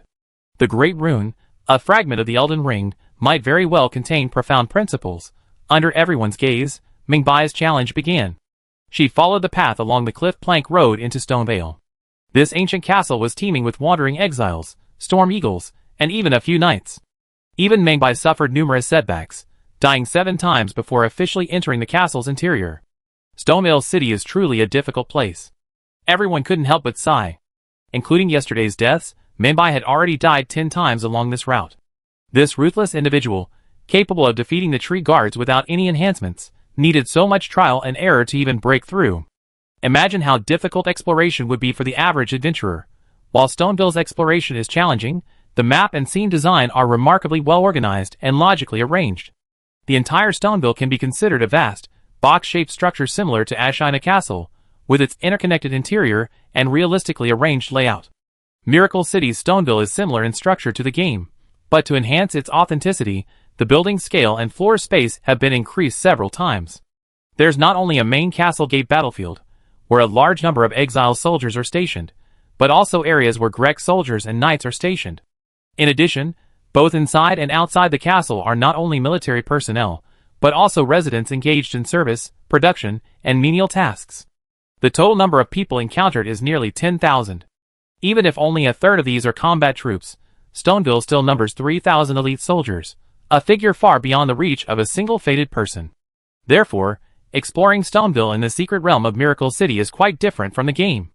In the Old Man Circle game, just kill your way through. There are only a few hundred monsters in total. The secret realm of Miracle City, however, requires disguise, concealment, stealth, and assassination. Some areas can't be forced, and some small monsters can't be killed indiscriminately. If you make too much noise, get discovered, or are surrounded, even if you have superhuman powers, you be killed. However, precisely because the layout and character movements are closer to real life, the sense of immersion is stronger. Exploring such a large-scale miniature maze, with its various potential threats and various supplies and treasures, makes adventurers feel both excited and entertained. There seems to be a hall up ahead. Mobai reached an open area, clear of the annoying exile soldiers patrolling nearby. A large, chapel-like building appeared ahead, emanating a strong stench of decay and blood. Not only that, near this church, there were also large numbers of giant rats and wild dogs. Mobai briefly checked her position. She said to the other adventurers, "This seems to be the place Little Red Riding Hood Roderica mentioned. Her companions participated in the livery attachment ceremony here. Since I'm passing by, let me go in and see what's going on." Mobai was about to approach the area when a figure dressed as a knight suddenly approached. This knight's attire was different from that of Knight Greg. His armor was devoid of any extraneous ornamentation, and he wielded a massive knight's sword. Not good. The Lost Knight. Mobai's face changed drastically upon seeing the knight in such attire. The Lost Knights were not the knights of Greg's entourage. They were descendants of the Storm King's knights, and therefore worshipped the storm. This was also why they were suppressed and ostracized by the Golden Tree dynasty. After fleeing from the royal city of Rodell to Stonevale, Greg, short of manpower and troops, recruited a large number of exiled soldiers, and also wooed a group of lost knights. Though they did not recognize Greg, the so-called Golden King, because Greg allowed them to return to the ancient Storm King's castle, these lost knights steadfastly pledged their loyalty to him, helping him fight and destroy the invaders of Stonevale. Fated 1. The Lost Knight recognized Mingbai's identity instantly. A visible white storm blew around him, and his figure, fueled by the wind, rushed towards him like an arrow. Mingbai quickly unleashed a spinning slash. The two swords collided. Dang! Sparks flew. Though Mingbai activated his combat skills, he was knocked back several steps. The latter countered with a storm of sword energy, striking Mingbai again, and sending him flying several feet away. Thankfully, he was protected by his armor and shield. Mingbai escaped fatal injury. He quickly drank the red holy grail dew, and his wound healed at a visible rate. The Lost Knight, without a second's hesitation, charged forward again to attack. Try this. Mingbai's left hand suddenly condensed into a ball of flame, blasting the opponent like a cannonball. The Lost Knight was clearly unprepared for the Fated One's use of this move, and suffered a slight setback. This was the prayer spell of the borderland, fire throwing. She had come to the Round Table Hall to learn from the clergyman Colin. It sounded unremarkable, a relatively basic fire prayer, but it was surprisingly powerful. It not only instantly released high-temperature flames, but also produced explosive damage. Boom! The Lost Knight stamped his foot. A whirlwind blew around him. It instantly dispersed the remaining flames, and then he swung his sword again. This Lost Knight was very powerful, around the 3rd or 4-star level of the 2nd rank. It was a bit difficult to deal with, but fortunately, this was the second Lost Knight Mingbai had faced since entering Stonewell. She now had some understanding of the Lost Knight's tactics, and was mentally prepared. Mingbai was a being who could, without any enhanced power, fight against the Great Tree Guardian through experience and skill alone. While the Lost Knight was very powerful, he still had a significant gap compared to the Great Tree Guardian. After more than a dozen rounds, although it came at a heavy price, the Lost Knight was still defeated. Mingbai, already covered in wounds, took a sip of the red dewdrops, sighing with relief and a sigh of relief. Thank goodness, I have the Holy Grail bottle Melina gave me, otherwise defeating such an opponent would have been much more difficult. After defeating the Lost Knight, Mingbai began to explore the area before her. She was overcome by a stench. The scene inside the building was indistinguishable from a slaughterhouse.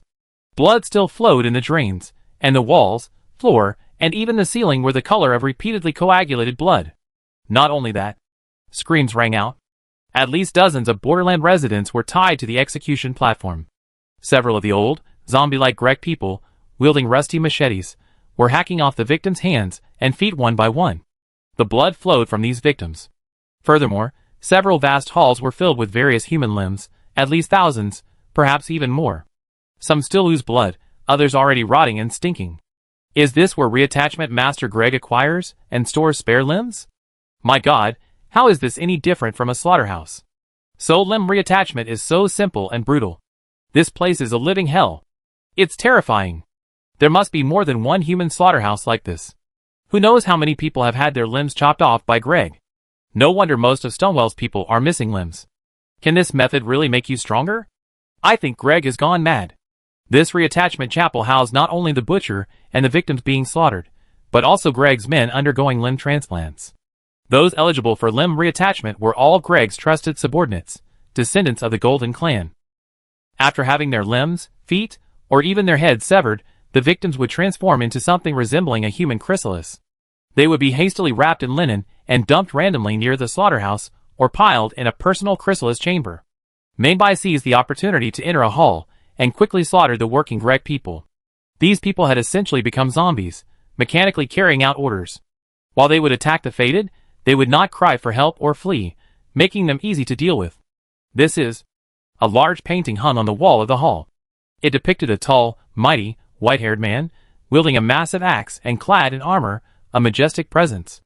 A translucent, spirit-like white lion coiled behind him, facing forward and roaring, its gaze fixed with a fierce, menacing gaze. It's the renowned war king Galfrey, the first king of Eldon of the Golden Tree dynasty. He fought south to the Weeping Peninsula, north to the giant-inhabited snowfields.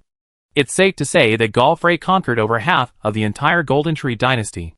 He was undoubtedly a hero admired by all. Greg was Galfrey's eldest grandson, a direct descendant of the Golden family. Hanging his grandfather's portrait in the castle to demonstrate his legitimacy wasn't surprising. But the problem was, Mainbai turned to gaze at the bloody hall, stagnant and filled with filth. Here were execution platforms everywhere, the ground littered with hastily wrapped human pupae, and 1,000 or 800 arms dangling in the air, fingers pointing downwards, densely packed, a cult-like ritual. The adventurer couldn't help but grumble. How ironic. Old Good was a heroic hero. I never thought his descendants would become like this. If Old Good came back and saw this, he'd probably smash Little G's brains out himself. I remember the beginning of the Ring of Magic story mentioned Gelfry. He should also be a fated one now. Why wasn't he seen in the Round Table Hall? Hadn't he reached the border yet? They didn't stay in the hall for long, because there were limb-replacing nobles patrolling nearby. If these limb-replacing nobles discovered a fated one intrusion, they would surely frantically search everywhere. If surrounded by more than one noble, Mainbai would have no chance of escape with her current abilities. She crossed the hall and entered one of the human cocoon chambers. In this chamber, bodies were tied up and hung in midair regardless of their status. Mainbai speculated that only those of high status and golden bloodline were hung in midair to protect them from stray dogs, while ordinary human cocoons were simply discarded, left to be eaten by nearby stray dogs and rats. The hangings were still freshly stained with blood. Most likely the companions who came to Stonewall with Roderica. Mainbai glanced around. Besides the dozens of human pupae hanging in the air, there were 400 or 500 more scattered across the ground. Shadows loomed around them, and faint wails and cries could be heard. The borderland has long abolished death at the level of law. Souls cannot be completely destroyed in this world. All life returns to the Golden Tree, but these people haven't completed their return. In other words, although their bodies are broken, they aren't truly dead. Their souls still reside within their bodies or linger nearby. Eternal life isn't necessarily a good thing. This abolishes the boundary of death, preventing true death. In the end, dragging a shattered body with no way to find liberation will only lead to more suffering, perhaps eternal pain. Mainbai spotted a faintly glowing item amidst the pile of human pupae. This glow is a guide to the secret realm, indicating that this item is special or related to a quest. She quickly stepped forward to pick it up. Pupae Relic, Secret Realm Quest Item. Description: this relic is held by the pupae sacrificed for limb grafting. You can faintly see souls floating above them, and it feels like they're whispering something, but you can't hear them. It's a quest item. Bring it to Roderica. That should fulfill her request. At that moment, a sharp, grinding sound echoed. A spider-like noble with over a dozen arms rushed in. Not good. We've been discovered. Mainbai saw this and quickly took up a fighting stance. This wasn't their first battle with the Limbrack nobles. Adventurers were almost inevitably defeated by them at some point, and near Stonemail, they occasionally encountered nobles sent by Greg. These spider-like, grotesque creatures were undoubtedly the strongest force under Greg's command. They surpassed the strength of the Greg Knights and the Lost Knights. Mingbai launched a direct fire attack. The flames struck the Limgrak noble, burning and exploding. While causing considerable damage, they were unable to kill the resilient creature. Ouch! A piercing scream erupted, generating not only a shockwave that dispelled the enemy, but also a hint of a mental attack, leaving Mingbai feeling dizzy. The next moment, the limb-replacing noble's massive body leaped, scrambling up the walls and roof like a spider, then plummeted like a giant spinning top, its sword flashes whirling like a meat grinder. Not good. Mingbai barely rolled out of range. The limb-replacing noble's massive form followed him like a shadow. Sword flashes rained down like raindrops, quickly cornering Mingbai. Damn it! This guy is still so formidable. Am I going to die at the hands of this thing again? Although the limb-replacing noble he faced this time wasn't the same one from the princely chapel, their strength was roughly equal, if not stronger. Unprepared? The odds of winning in a one-on-one match were great. Mingbai barely managed to fend off the onslaught of attacks with his shield and weapon for a few rounds, but soon succumbed to the torrent of attacks. Even worse, more footsteps were heard from outside. Other limb-replacing nobles were rapidly approaching. There was no hope. It looked like a certain death. Suddenly, a ball of magical light erupted overhead. From it, dozens, hundreds of meteor shower-like rays of light were released, each one striking the limb-replacing noble like a bullet. This magical attack caught the limb-replacing noble off guard. While not enough to kill him, it was enough to disrupt his attack. A figure descended from the skylight. He was dressed as a magician, holding a staff in his left hand and a rapier in his right. Surrounded by a dozen magical radiant swords, he approached the limb-replacing noble, and the surrounding magical radiant swords shot out simultaneously. The limb-replacing noble, alerted, immediately swung his arms, but 4 or 5 long swords deflected the radiant swords. At this moment, Roger's staff in his left hand shone brightly, and in an instant, a spell was cast, transforming into a massive Kalia's sword. He slashed down on the limb-replacing noble, shattering several of his swords and arms in one fell swoop. Perfect opportunity. Mingbai seized the opportunity to attack. He thrust his sword into the limb-jointed noble's body. The enormous, hideous monster let out a shrill, angry roar, but was powerless to fight back, and could only collapse unwillingly. Fuck. We turned the tables? And we even killed a limb-jointed noble. Brother Mingbai, what luck. Mingbai was naturally ecstatic. Although adventurers don't die, they certainly don't like death. Not only did he save his life and ruin, but he also avenged himself by killing a limb-jointed noble. How satisfying. Thanks, Roger. What are you doing here? It's inconvenient to talk here. Let's evacuate. Okay. At this moment, 3 or 2 more limb-jointed nobles were approaching. Mingbai and Roger retreated without further ado. Roger was quite familiar with the terrain of Stoneville City, and Mingbai, under his leadership, quickly escaped the pursuers. Finally, the two arrived at a church. There's a blessed spot here, and around it stand 3 Fated Ones. Mingbai looked at the 3 Fated Ones, and felt they were all quite powerful. Anyone capable of reaching this point was certainly no ordinary Fated One. According to Roger, one of them, a white-haired old man with a gloomy expression, wielding a skull-shaped flail, was Necromancer Goris, a Tier 3, 1-star expert. There was also Fearless Lionel, a Tier 2, 5-star Fated 1 warrior wearing bulky armor, an iron helmet, and wielding a shield and sword. He possessed highly skilled combat skills and a limited amount of magic. The last was a burly man wearing knight armor, wielding a great sword. His name was Knight Kaint, a 2nd-tier, 5-star Fated 1 who had once been a true knight. The strongest among them was the Necromancer.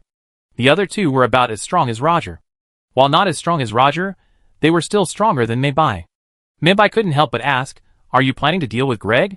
The Necromancer, Gree, sneered, "We can't deal with Greg with just our numbers. Our goal is to infiltrate the underground of Stonewall City and find the source of the deadly pollution." "I see," Roger said. "Although Stonewall is heavily guarded, there are no guards underground. With the 5 of us, we should be strong enough to get in. Mingbai, are you willing to come with us?" "I join." Mingbai didn't think much of it.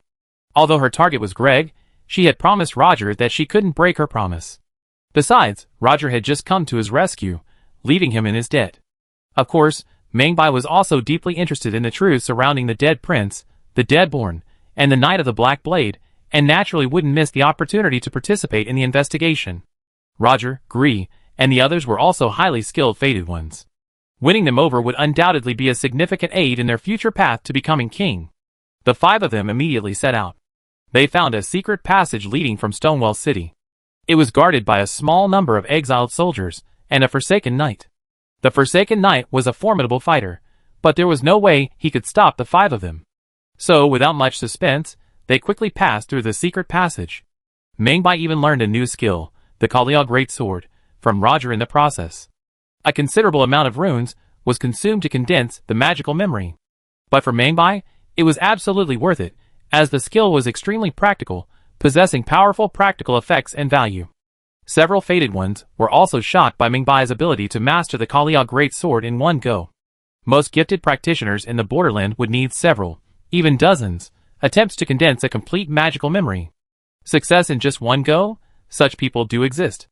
None of them are geniuses who only appear once in a century, and this is the role of the Fated Ones, played by adventurers, in the borderland.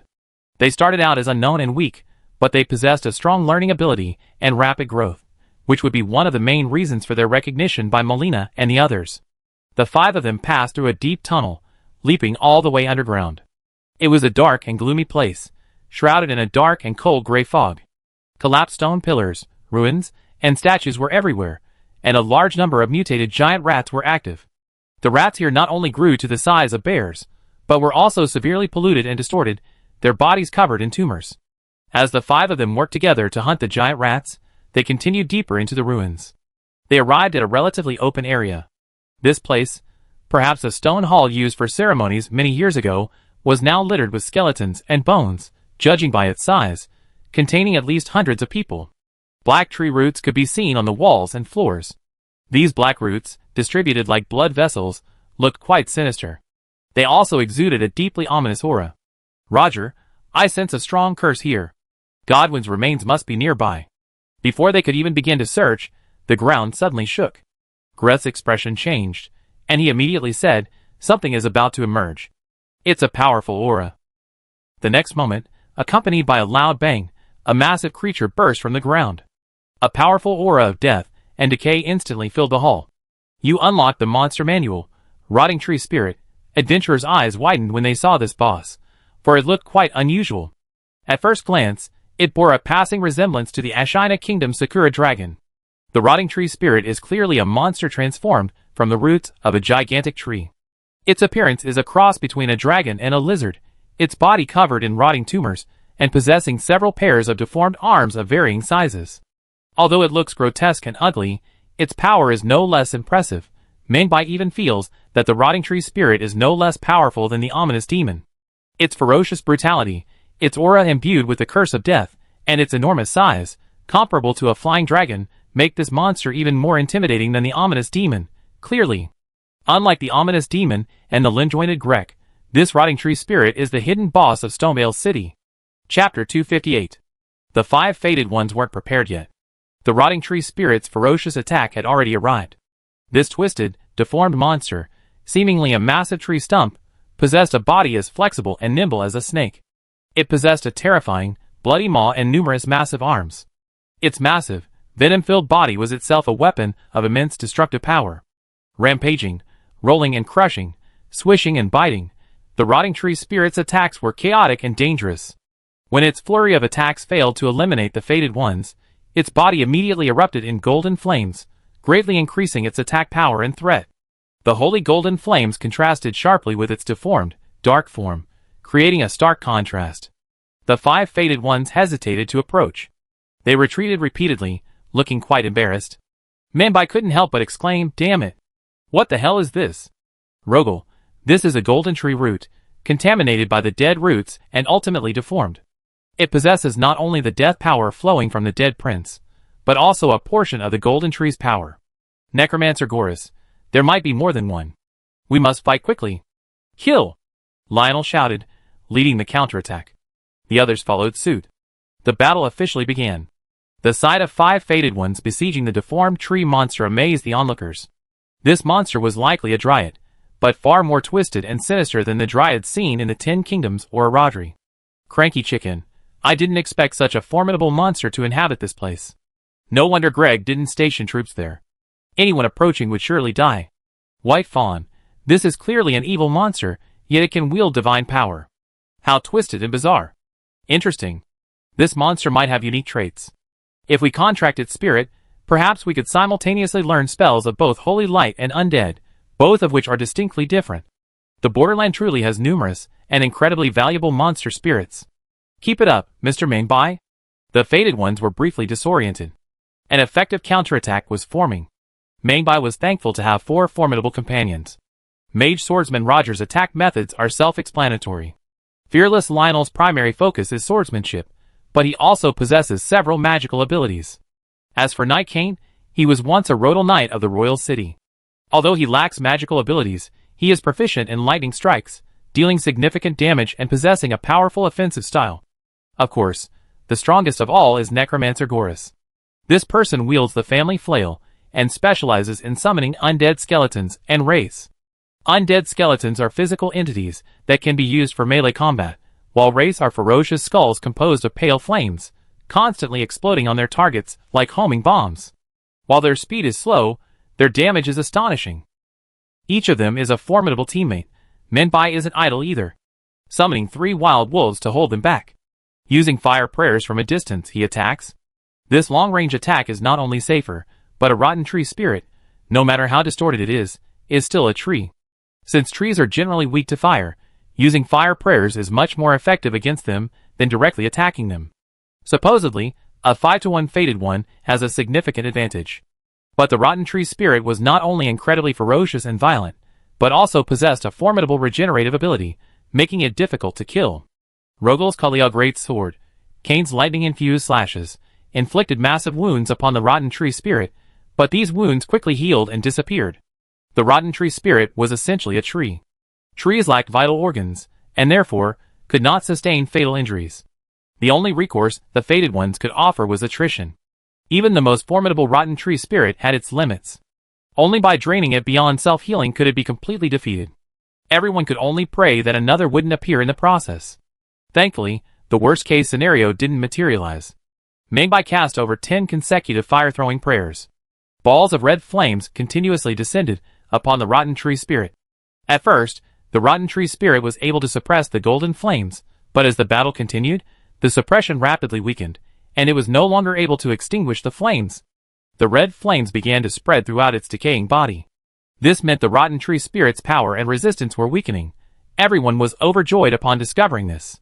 But just as the dawn of victory appeared, the rotten tree spirit suddenly and violently slammed the ground, causing the surrounding ground to explode. A massive column of golden flames erupted from the earth, forming a gushing column of fire that enveloped almost everything within a few dozen meters. The wild wolves summoned by Mingbai and the skeleton monsters of Goris were instantly torn apart and vaporized when enveloped by the golden flames. Mingbai hurriedly shouted, "Not good. Retreat!" Knight Kane, too close, was struck by a series of flame explosions. The violent force was enough to severely injure him. Before he could retreat from the erupting area, the rotten tree spirit pinned him down with a single claw. For the golden tree, Kane raised his great sword, shrouded in golden lightning. A bolt of golden lightning descended from the sky, instantly striking the rotten tree spirit. However, this was no match for the rotten tree spirit's attack. A ball of golden flame erupted from his mouth. The surging golden flames directly engulfed the fated knight, burning him whole. Within seconds, he was charred in the golden flames, and the rotten tree spirit tore the knight apart with one swift blow. A complete loss of a comrade. Though horrified, the other 4 did not cease their attacks. Far from stopping, they took advantage of the subsurface fire's demise to launch an even more ferocious, even hysterical, assault. One of the 5 fated knights was killed. The fated knight's advantage in strength was weakened.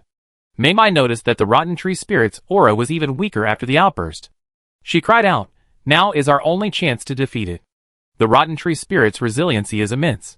If we don't destroy it quickly, once it recovers, the 4 of them will be in grave danger. And who knows if a second or third rotten tree spirit will appear. The longer this battle drags on, the worse it becomes. Hurry! Mingbai's mana was depleted, her mana bottle all used up, and she could no longer cast fire prayer. With her summoning bell still cooling, she drew her short blade and charged forward, leaping to her feet and stabbing it fiercely into the rotten tree spirit, slicing a large gash. Kaliel Great Sword. Rogal's magical great sword slashed simultaneously. Gree and Lionel each unleashed their strongest attacks.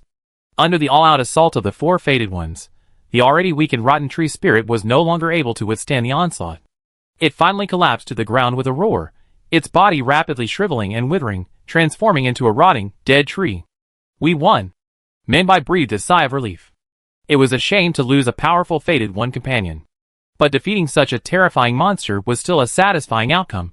According to Roger and Gree, the corrupted tree spirit is a monster spawned by the contamination of the golden tree. There must be more than one, so we must act quickly and evacuate. We can't stay here for long. The four of them passed through the corrupted tree spirit area and reached the deepest part of the hall. A shocking scene unfolded. Hideous black thorns covered every corner, filling every area like diseased blood vessels. The most terrifying thing was the ground. A huge, grotesque outline resembling a human face appeared on the ground. Wrinkled, twisted, and deformed, it was several meters long and wide, appearing before their eyes like an abstract sculpture, its surface solid and completely integrated into the ground. All the surrounding black roots grew from this face as its center. Although this face didn't appear organic, it possessed the quality of continuous growth. A sinister, eerie aura permeated its surface, creating a deeply unsettling feeling. Menbai, is this the remains of the dead prince? After receiving a positive response from several other fated beings, Menbai and the surrounding adventurers were stunned. What's going on? Is this really a face? Godwin is human, right? Judging from the back view in the opening scene, he's not only human, but also a handsome blonde man. This face is not only bizarre and ugly, but also at least several meters long.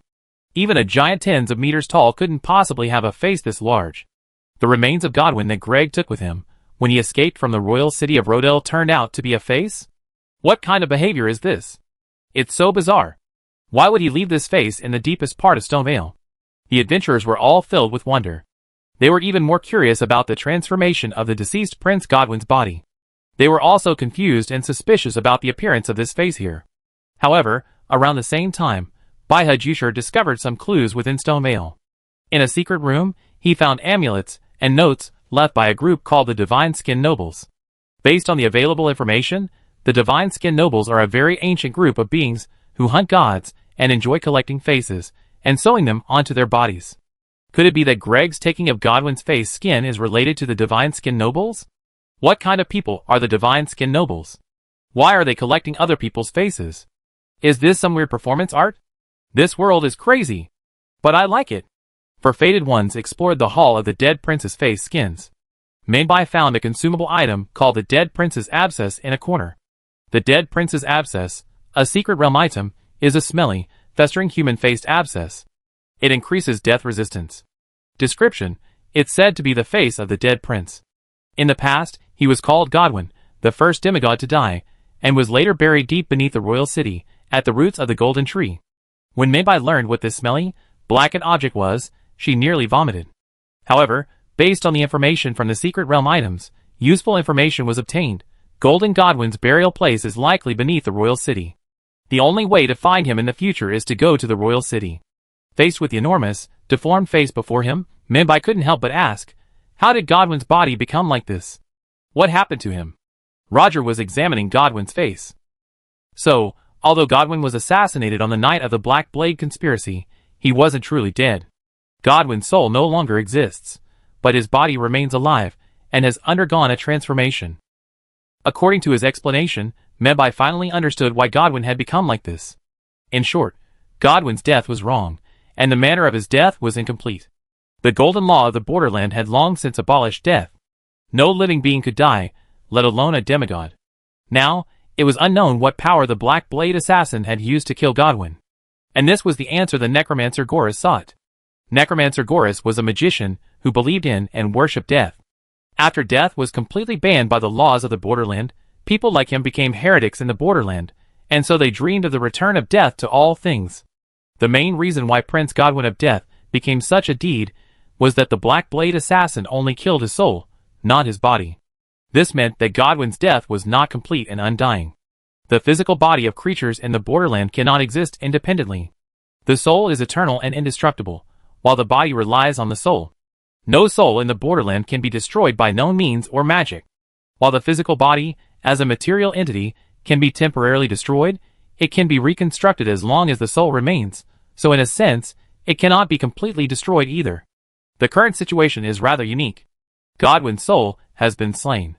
This is the first true death under the Golden Rule, yet strangely, his body remains alive.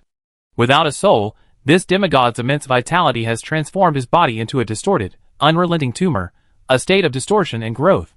This, combined with the power of the God-Slayer Black Knife, ultimately formed a curse that permeated the borderland. As expected, he is the noblest child of the Malika bloodline. The necromancer Goris stroked the face before him, his face filled with envy and intoxication, muttering to himself, "The death emanating from him is the strongest and most intense I have ever seen." As he spoke, it is unknown what spell Goris used. Wisps of pale flame seeped from the mask, ultimately brimming into the skull in Gree's hand. Gree explained, this mystical power, capable of killing demigods, though diluted countless times, is still comparable to the death fire of the death bird. I can harness this power to enhance the power of my death spell. You're truly vain. Lionel folded his arms. He was unlike Roger, who aspired to break the curse, or Gree, who pursued death. Although this fellow had some connection to death, his primary motivation for participating in this operation was simply curiosity and a desire to challenge himself. "It seems Stonewall City isn't very interesting," the fearless Lioneer said. "I'm leaving. I heard the Red Lion is holding a grand festival. I plan to leave Nimfu and head for Gala to participate in the ceremony against General Latin." Roger found out about the situation of the deceased Prince Godwin. Greth obtained the pale flame he desired, increasing his strength. Maybai obtained some spoils of war, plus a large number of runes, enough for her to learn many new skills. The trip was a success. There was no need to stay any longer. Otherwise, danger could arise at any moment. But just as they were about to leave, something unexpected happened. The entire hall's black tree roots came alive, like thousands, tens of thousands of ferocious venomous snakes, swarming towards the four faded ones from all directions. "What's going on? Get away from them. Don't come into contact with these things." Gree unleashed a pale flame, instantly enveloping the surroundings to ward off the venomous black roots. At that moment, a sudden surge of power erupted from the ground, sending massive black roots hurtling towards Roger. A scream echoed. His legs were pierced by thorny black roots. Roger, Maybai, startled, quickly used his reverse thorn to unleash a bloody blade, severing some of the black roots. Even so, it was too late. Like a thorn in his flesh, the black roots madly surged into Roger's legs and spread throughout his body, enveloping him in a powerful deathly aura. Gree's expression changed. "Oh no! He's been cursed with sudden death. No one can survive this curse. Let's get out of here." Among the several faded ones, only Roger was struck. Perhaps because Roger had delved into the tombs so many times in search of the death root, and had frequented areas cursed by the Death Prince Godwin, his body had accumulated numerous curses, which had suddenly erupted and afflicted him. Maybai thought Roger was a good person. She didn't want him to die here. A sudden thought struck her, and she pulled out an item from her possession. It turned out to be the Death Prince's abscess. Now, there was only one last chance, so she had Roger consume it. The Death Prince's abscess could increase his death resistance. After Roger used the abscess, the black roots within him stopped spreading and were confined to his lower body. "Let's go!" Maybai personally carried Roger. The faded ones quickly evacuated. Soon after, having safely left the Stonewall underground, they arrived near a blessed place, a place that was surely safe. Maybai asked Roger, "How are you?" Roger's face was pale, his legs covered in black roots. He was completely numb and unable to move. He smiled bitterly.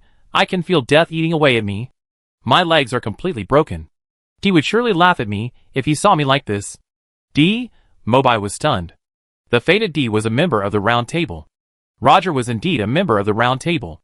Maybai had no way to treat Roger's injuries, but within the Round Table was the knowledgeable and powerful Sir Baiji, who might be able to heal Roger. Thinking of this, Maybai took Roger with him. Using the blessing, he entered the hall of the Round Table directly. Soon after, Sir Baiji arrived before Maybai. He had already seen Roger. Maybai asked, "How is Roger?" Sir Baiji sighed and said, "Although he has temporarily saved his life, he is now unable to stand up due to the erosion of the dead roots. Moreover, the curse will continue to deepen over time until he is completely slumbering." Maybai frowned. "Is there no hope at all?" Sir Baiji shook his head. "Unless the curse is completely eradicated at its source, it's only a matter of time. Eliminate the curse completely, but how? Perhaps the only way is to deal with Godwin, who is buried beneath the roots of the golden tree. But Godwin is supposedly dead. Now he is nothing more than an indescribable monster. How can such a thing, neither dead nor alive, be destroyed? Despite this misfortune, Roger is very grateful, and hopes you will accept this gift. Sir Baiji presented him with an intricately decorated rapier. Roger's rapier, secret realm equipment, a rare tier 3 item, with a unique skill radiant sword circle. This was Roger's sword. He had given it to the adventurer. This showed that he understood his situation, and that the sword was no longer useful to him. Roger was a kind man, and the first fated one Mengbai could consider a friend in the borderlands. She hoped to help him if possible. Rogue was not feeling well, and needed rest. Mengbai returned to the round table hall. There, she encountered a handsome young man carrying a large spear. This man was none other than the round table hall's renowned fated one, Dragonlance Vic. Hey friend, I heard you and Roger found the remains of the deceased prince. Vic walked up to Mengbai and said, I heard everything you did. I always admire people with integrity. It's a pity I wasn't there at the time, otherwise this wouldn't have happened. Mengbai asked, what do you want to do? Vic extended an invitation. I admire you very much. Would you really consider becoming my subordinate, and helping me become the king of Eldon? Mengbai said unhappily, don't dream. Vic wasn't angry however. I'm sure you figure it out sooner or later. Anyway, I'd like to teach you a few techniques. After all, with your current strength, challenging rejoiner Greg is simply courting death. What? Learning skills from Vic, Mengbai developed a certain respect for this young knight. This man, knowing his goal was also to become the king of Eldon, generously taught him combat techniques, without any concern for him posing a threat in the future. This demonstrated Vic's immense confidence in himself. Mengbai immediately checked Vic's skills. Although there were only 3 skills to learn from Vic, 2 of which were Knight Rodel's combat techniques, and 1 was a very powerful prayer, all of them were highly useful and high quality. Mengbai had hunted numerous monsters, including exiled soldiers, mutated giant rats, homeless knights, limb-wrapped nobles, and rotting tree spirits, and now she had accumulated a good supply of runes. Just a little short. She returned to Stonewall City and battled monsters again. Each death consumed Miracle City contribution points to save her runes. Under these circumstances, in just half a day, she had accumulated enough runes to finally learn a very useful prayer from Vic's Dragon Thunder. This skill summons red dragon lightning to wrap around the body and weapons. This not only greatly increases weapon attack power, but also significantly reduces the weight of the body and equipment. This improves mobility and speed. Although Vic agreed to teach the fated one his combat techniques and prayers, he was surprised to see the rookie master his unique prayers in just one try. My intuition was right. You will never be an unknown person. Of course, I want to become king. If you regret teaching these skills now, it's too late. Vic laughed heartily. I, Vic, fear no challenge. The more opponents, the more interesting it is. Only in this way can I prove myself.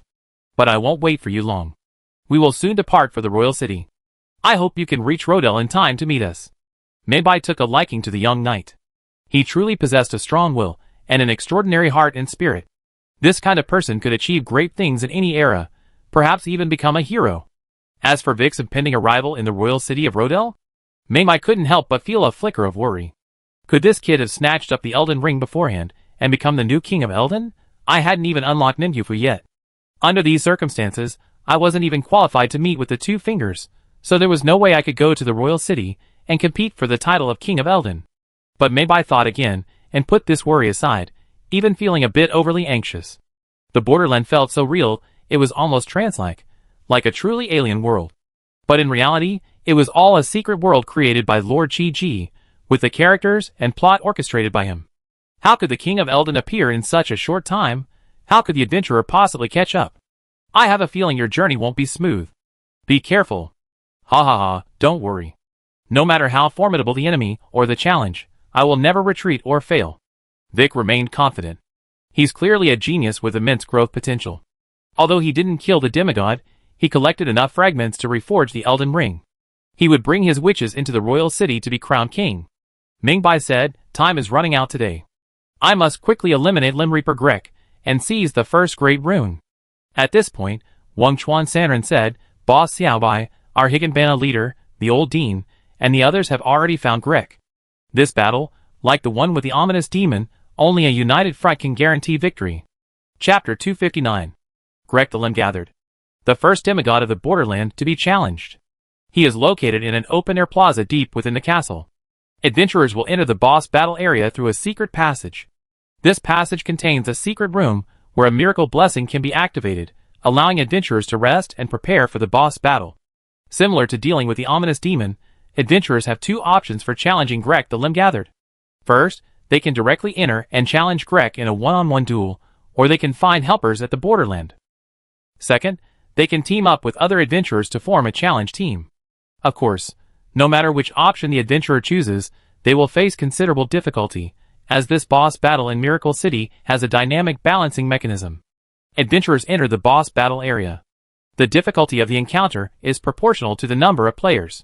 If adventurers enter and challenge Greg in a one-on-one duel, then, just like in the game, there will be only one boss, Greg. If adventurers join forces or form a team online, the more people entering the boss battle, the more minions will appear around Greg. If the teammate isn't strong enough, the challenge could be far greater than a one-on-one encounter. After Mingbai arrived at the boss battle area, she first attempted a solo encounter. However, with her current strength, defeating Greg proved too difficult. Greg was a Tier 4, 1-star rare unit. While relatively weak among Tier 4 rare monsters, it was definitely not an easy opponent. Mingbai was currently Tier 2, 2, or 3 stars at best, making the fight extremely challenging. No time to waste. Vic has already gone to the Royal City. If I dawdle and waste a few days here, won't I really be one step behind him? Thinking of this, Mingbai no longer hesitated. As expected, he accepted the invitation to join the team. A 4-person adventurer team was quickly formed. They were Mingbai, Higanbana, Baihe Jushir, and Wanshan Guhong. This team, unlike the previous one against the evil omen demon, also included Wanshan Guhong, who is currently one of the most powerful adventurers in the border area. He wielded a strangely shaped, wavy-bladed scimitar. According to Wanshan Guhong, this blade was called Hound Fang. It was obtained from the sealed prison of the unowned hound on the hillside south of Lake Yaker. Although the weapon looked unremarkable, the hound sword technique it contained was extremely powerful, especially the accompanying hound footwork, which was an extremely practical and powerful skill. This weapon's quality rivaled that of Higanbana's meteorite staff and White Crane Monk's sword skeleton great sword. After learning about the power of Hound Fang, Mingbai realized that the junction was far greater than she had imagined. Even within the small town of Nimgifur, she could find many secrets and treasures. Higanbana said, "It's getting late now. I think there's no time to lose. Let's just get started, just the 4 of us." "Yes. Let's do it." The 4 of them passed through a hazy foggy gate. Finally, they arrived at a spacious, open space. There stood a large, hunched figure, guarded by 4 Greg knights. The former was clearly the renowned Greg the Limb Girdle. At this moment, Greg stood before a massive, gray-black dragon corpse. The dragon had clearly been dead for a long time, its skin devoid of luster and texture. Some areas even showed obvious signs of decay, and a strong, foul odor emanated from it. "Fellow dragon, descended from a powerful being, your power is unquestionable. You are worthy to become a part of my body." Greg, the limb-replacing figure, muttered to himself as he looked at the dragon corpse before him, his voice dark and terrifying. Greg slowly turned to face the adventurers. His face was pale and gaunt, and he wore a golden crown. As the cloak covering his body slowly fell, dozens of hideous, shrunken, and deformed human hands were revealed. Most of these extra arms were attached to the back and shoulders.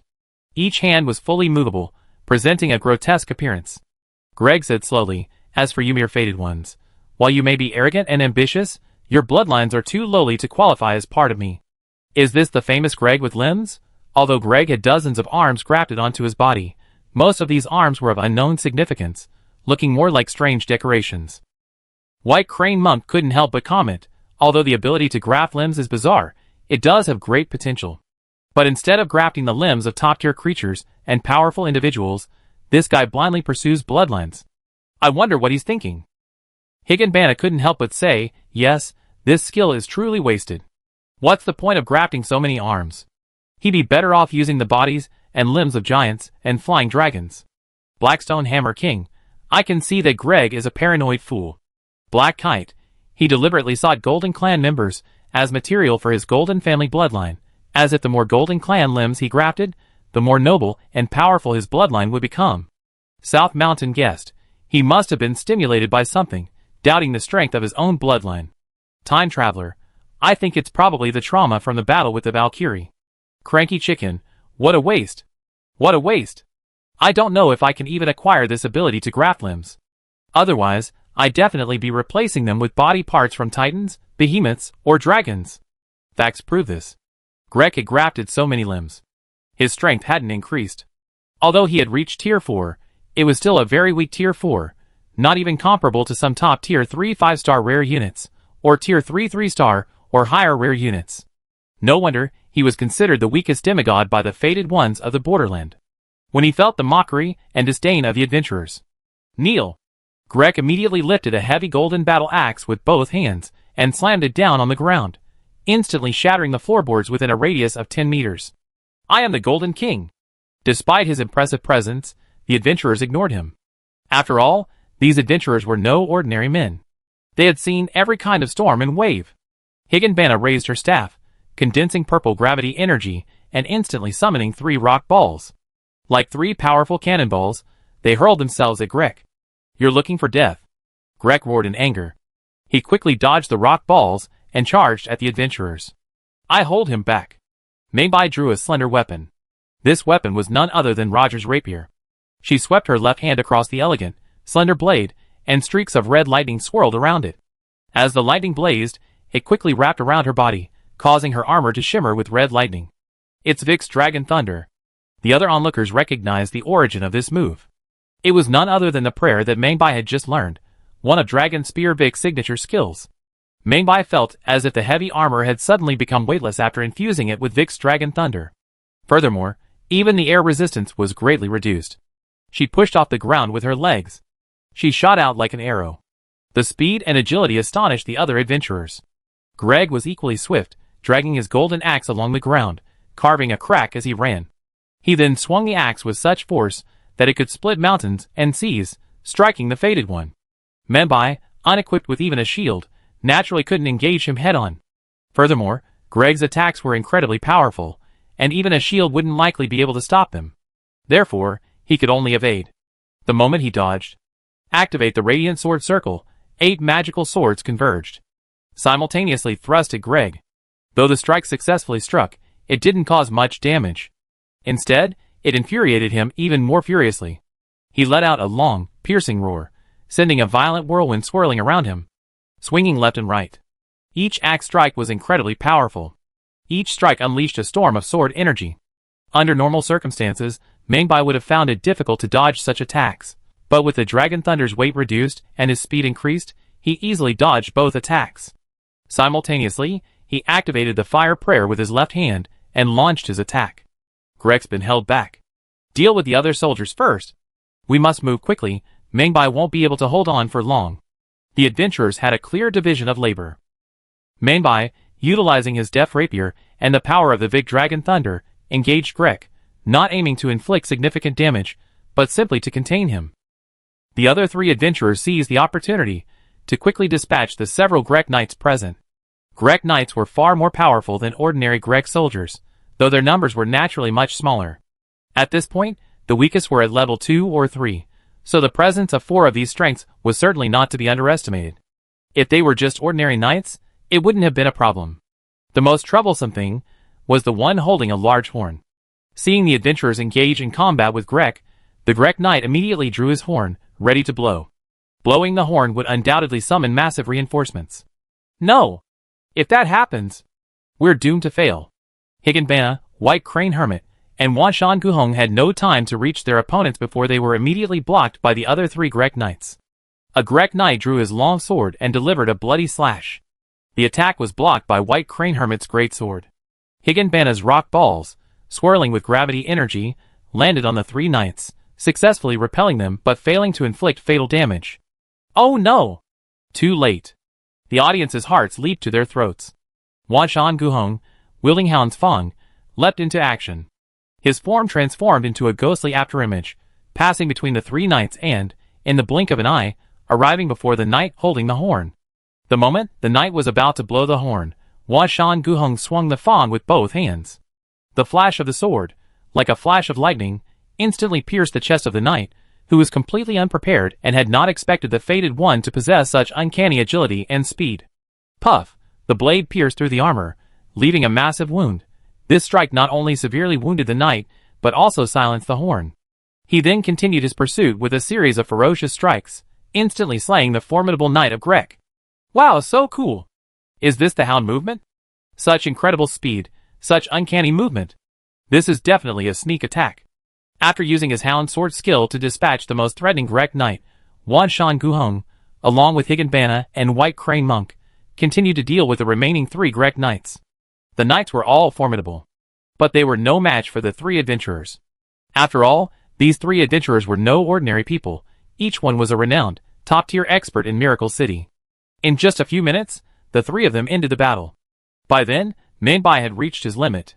The effect of Vic's Dragon Thunder had temporarily worn off. Under Greg's furious attack, Mingbai was like a lone boat in a storm, in danger of being crushed and torn apart at any moment. You lowly, abandoned maggot, stripped of your blessings, dare challenge the Golden King? Greg's arm swung wildly, and with a sudden stomp of his foot, a whirlwind erupted, sending Mingbai flying. Just as he was about to swing his great axe to chop the fated one into pieces, 3 rock balls shrouded in purple energy struck him. Bang, bang, bang. Each rock ball seemed insignificant, but with the added weight of gravity, it possessed immense mass. Greg was caught off guard and thrown back several steps, while Mingbai barely escaped death. Damn fated one. Greg realized that several of the knights around him had fallen before the fated ones. This proved that these fated ones were different from those who had challenged him in the past. They possessed considerable abilities. Under the influence of the Sword Skeleton Greatsword's vow of vengeance, White Crane Monk's overall strength briefly reached the 3rd level. He rushed to Greg and struck with his sword, but Greg's golden great axe easily deflected it. That's all, Greg had the power of the 4th level. Even though White Crane Monk had raised his comprehensive attributes to the 3rd level, the gap in power between the 2 remained enormous. He posed no threat at all. Greg not only easily deflected his full-strength attack, but was about to launch a fatal counterattack. Unexpectedly, at this moment, Wan Shan Guhong flashed behind him with the movements of a hound. Taking advantage of Greg's distraction by White Crane Monk, he swiftly thrust his sword into Greg's massive form, inflicting a deep wound from which a stream of foul blood gushed out. Mingbai now steadied himself and used his left hand to cast a fire prayer. A blazing fireball exploded against Greg, stumbling him again.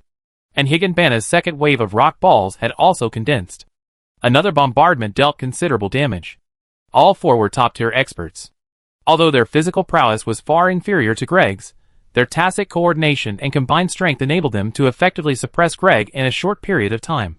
Of course, even if the limb-jointed Greg were the weakest demigod, he still possessed overwhelming power over the adventurers at this stage. The reason they were suppressed at this moment was simply due to the exceptional skill of the 4 adventurers. Ordinary adventurers, under the same conditions, would have struggled to achieve such tacit coordination and effectiveness. Greg was completely enraged. He raised his golden axe with both hands and slammed it into the ground. The ground shattered several feet around the impact site, and golden energy erupted from it. Get out! Greg pressed his hands downward. The explosion and shattering area expanded by more than 2 or 3 times. This strike was incredibly powerful, and had a wide reach. If the adventurers didn't retreat in time, they could be instantly killed. However, before launching this joint attack, the adventurers had challenged Greg several times beforehand, so they were familiar with his moves and had taken evasive action to avoid being hit. While waiting for the explosion to subside, Higanbana switched weapons, producing a golden halberd. She first activated a golden tree pledge, boosting her own and her teammates' attributes. Then, like a pack of wolves on the hunt, the 4 of them closed in again. Gravity Rock Ball, Vic's Dragon Thunder, Vow of Vengeance, Hound Sword Skill. A variety of abilities and methods were unleashed, inflicting considerable damage on Greg once again. Brilliant. Extremely brilliant. For great masters, what a masterful fight. As expected of the top adventurers in the borderland. Awesome. The battle at the junction was so hardcore. It was textbook coordination in combat. The adventurers in the secret hall applauded the battle. While it lacked dazzling special effects, the combination of combat skills, spells, and prayers was truly classic. 4 adventurers entered the junction simultaneously.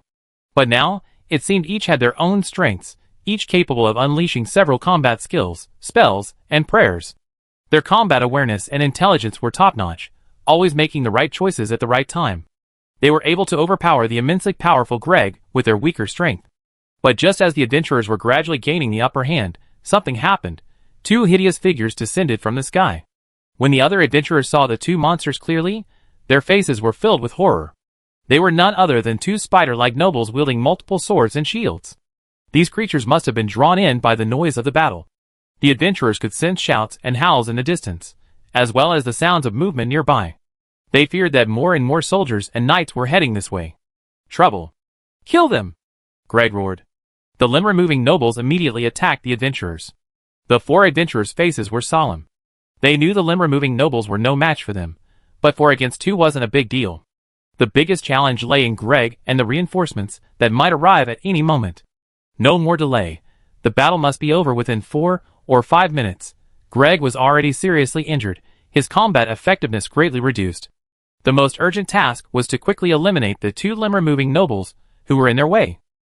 As the adventurers laid siege to the limb-jointing noble, Greg had already retreated alone to the dragon's rotting, stinking corpse. Without hesitation, he raised his great axe and slashed fiercely at his left arm. Ah! Greg screamed in agony as his left hand was severed. Blood flowed profusely from the severed arm. He then walked over to the dragon's corpse and plunged his broken arm into its neck. What is he doing? Is he trying to? Greg plunged his severed arm into the dragon's neck and began to tear and pull frantically, separating the dragon's head from the corpse, eventually fusing it completely to his left arm. Sure enough, it was a limb graft, but unlike his previous attempts to graft useless Golden Clan limbs, Greg forcibly grafted a rotting dragon's head onto his left hand.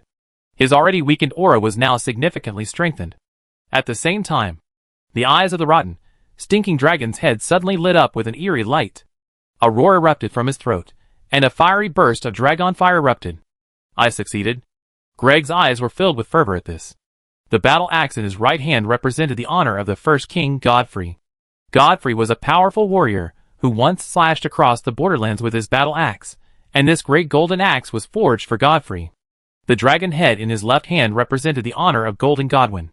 During the ancient dragon battle, Godwin not only defended the Golden Tree and the royal city, but also completely subdued the ancient dragons, gaining their power. Now, Godfrey's battle axe. The power of the dragons lies in my hands. I also possess countless arms of golden blood. Greg's eyes grew increasingly frantic, bordering on insanity. He believed he could avenge his previous humiliation and defeat the Valkyrie who had humiliated him, because he would soon surpass everyone. Ancestors. Jarek raised the dragon head in his left hand high. From it roared, a massive column of fire erupted, over 10 meters high. Witness. The adventurers of Miracle City were also horrified. All were stunned by Greg's bizarre and powerful abilities. A long-dead, rotting dragon's corpse can actually be plugged and played. This ability is insane. Jarek's lucky, he took a detour and installed a bunch of useless arms. If he had already attached parts from the most powerful creatures, we'd be in vain. After Greg finished his boastful act, he blasted flames from his left hand towards the adventurers. The flames of dragon fire enveloped a radius of 20 to 30 meters, burning everything in its path. The 2 severely wounded nobles, who had undergone limb grafting, survived the adventurers' attacks. Instead, they perished instantly from being enveloped by dragon flames. The 4 adventurers hadn't anticipated Greg's ferocity. They immediately distanced themselves from him, avoiding direct confrontation and seeking cover to avoid the onslaught of flames. Seeing his fire blow ineffective, Greg swung his dragon head and launched a stream of flames into the air. Dozens of fireball-like flames flew in parabolic arcs, a near-carpet bombing attack. Each burst, as powerful as an anti-tank rocket, instantly blanketed the area surrounding the adventurers. Even with the protection of cover, the adventurers were left in a state of disarray, suffering heavy injuries. This guy has gone mad. Dragon Flame is indeed powerful. But that power can't be used indefinitely. Indeed, such a large-scale, high-damage attack must be extremely draining. Once it's exhausted, that's our chance to strike. The 4 adventurers calmly analyzed the situation and waited for their chance. But within seconds, Dragon Flame's various attacks ceased, and the 4 adventurers immediately realized their opportunity. They quickly drank red and blue Holy Grail dewdrops to heal their wounds and replenish their mana to full strength. Now! Last chance. The adventurers had run out of Holy Grail dewdrops. They could no longer withstand another wave of relentless attacks. At this moment, a large number of Grek soldiers and Grek knights were approaching the battlefield.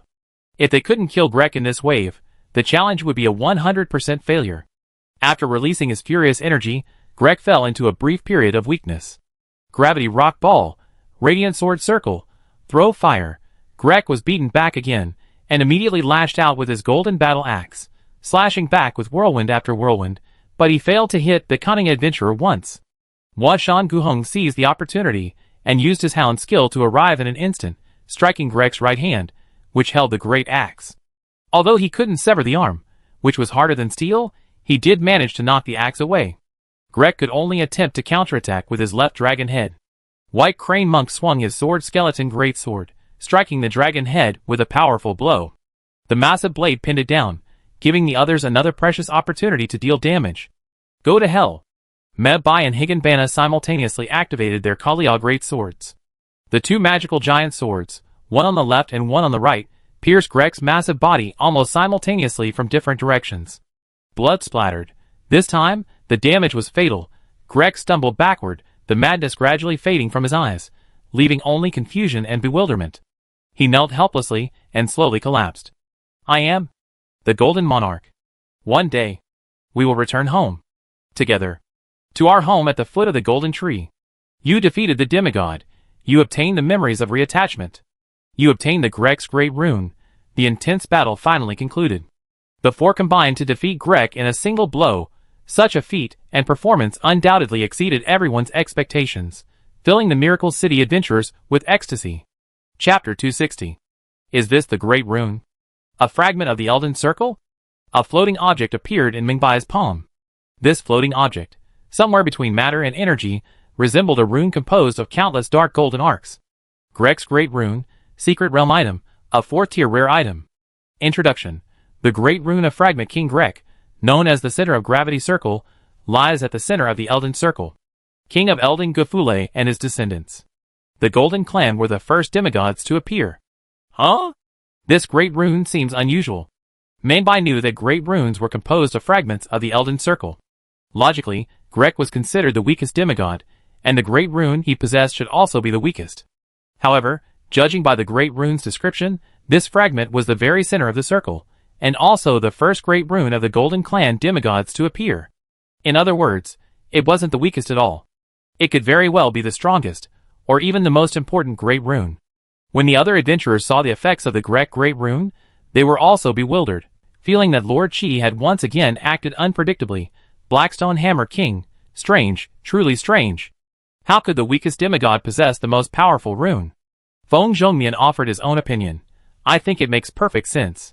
Although Greg is the weakest demigod, this Great Rune originally belonged to the first Elden Ring, Godfrey, and his eldest son, Golden Godwin. Mingwei Xiaoxue nodded. Based on the current information, Greg the Limb is likely the grandson of the first King Godfrey, and the son of Golden Prince Godwin. Therefore, he considers himself a legitimate descendant of the Golden family, and aspires to become the Golden King. I see. If that's the case, it wouldn't be surprising. Although Greg himself is a useless piece of shit, his father and grandfather were both top-tier beings. He wields this Great Rune purely because he inherited their status. Minbai felt the Great Rune floating in her hand. She could clearly sense the profound meaning within it. It was a mysterious message and supreme power that could enshrine law and order.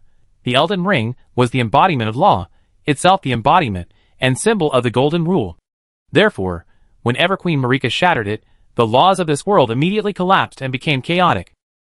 Each fragment contained a different amount of law power. The shattering of the Elden Ring must have produced a vast number of fragments. Minbai speculated that only fragments of the ring that automatically bound to a demigod were called Great Runes.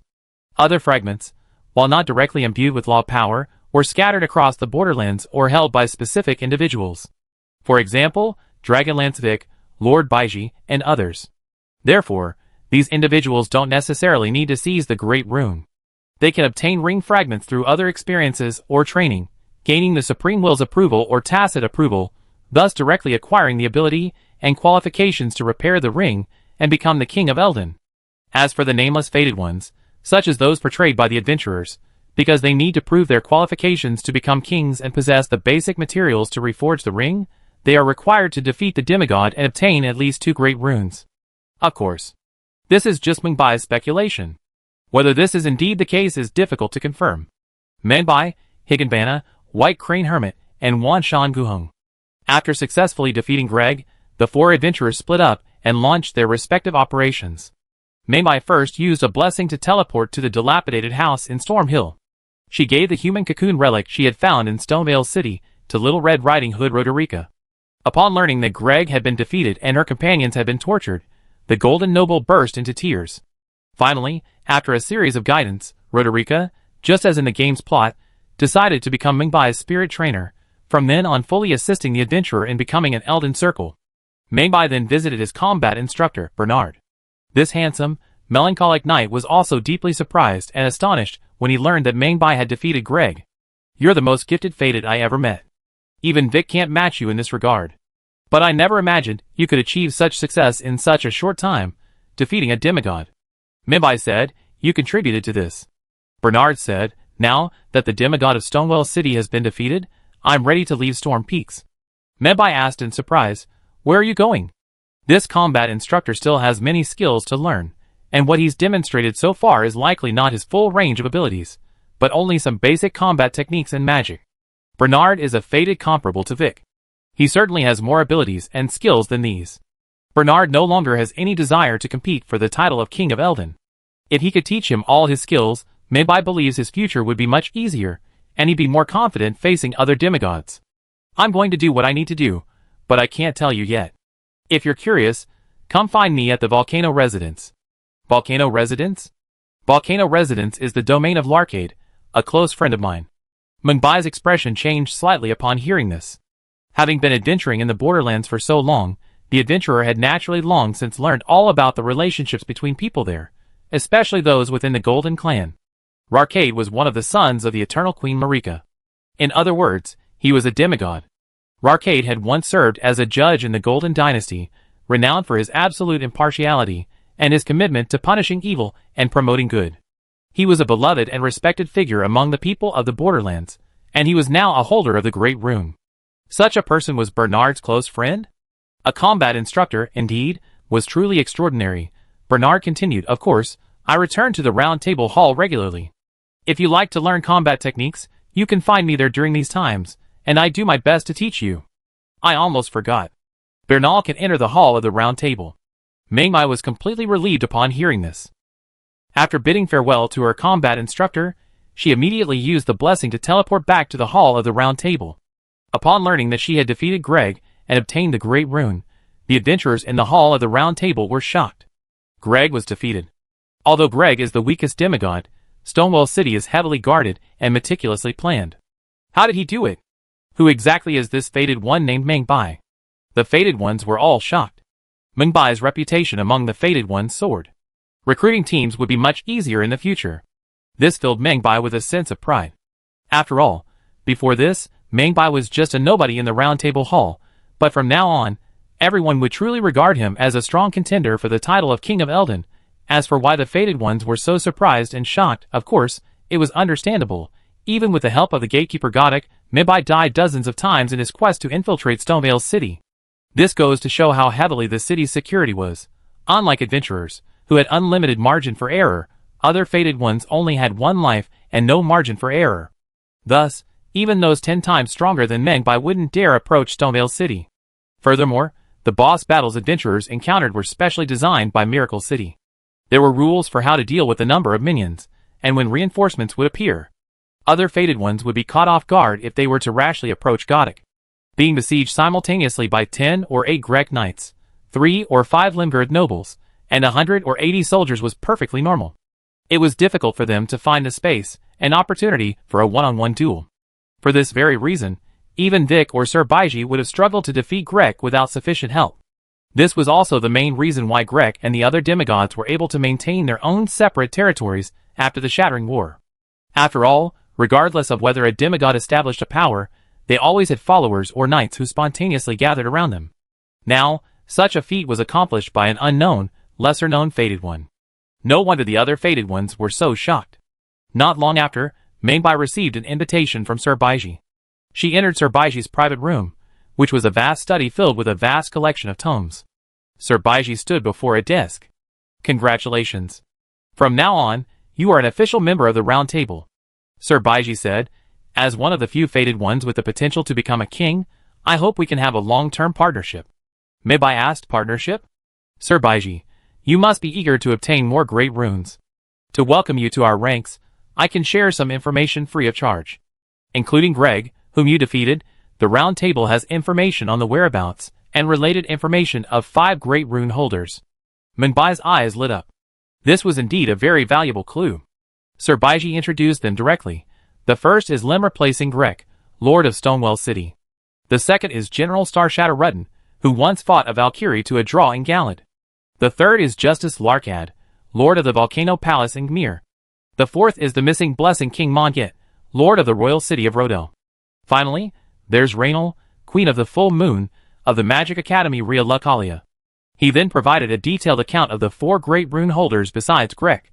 Their locations, backgrounds, and abilities were all very clear, providing valuable information. The adventurers also gained a lot of useful information during this process, such as the fact that Full Moon Queen Rainal, despite not being a demigod, possessed a great rune. Rainal was the leader of the Magic Academy, and the queen of the Kalia royal family. The Kalia royal family had once been at war with the Golden Tree dynasty, but later came under its wing through a political marriage. However, Lanera's husband, Radagon, soon abandoned her and returned to the royal city to become Marika's second husband, succeeding the first king, Godfrey, as the second king of Eldon. The amber egg he left for Lanera contained a great rune. This information deeply puzzled the adventurers, as the timing of the information clearly indicated that Lanera had obtained the great rune long before the ring-smashing incident. This seemed to imply that the great rune wasn't entirely equivalent to a fragment of the circle. The fragments of the Eldon circle might simply be carriers of the great rune. The great rune might be closer in nature to a divine being, automatically bound to every demigod or deity. So, where did the great rune of red-haired Radagon, the second king of Eldon, come from?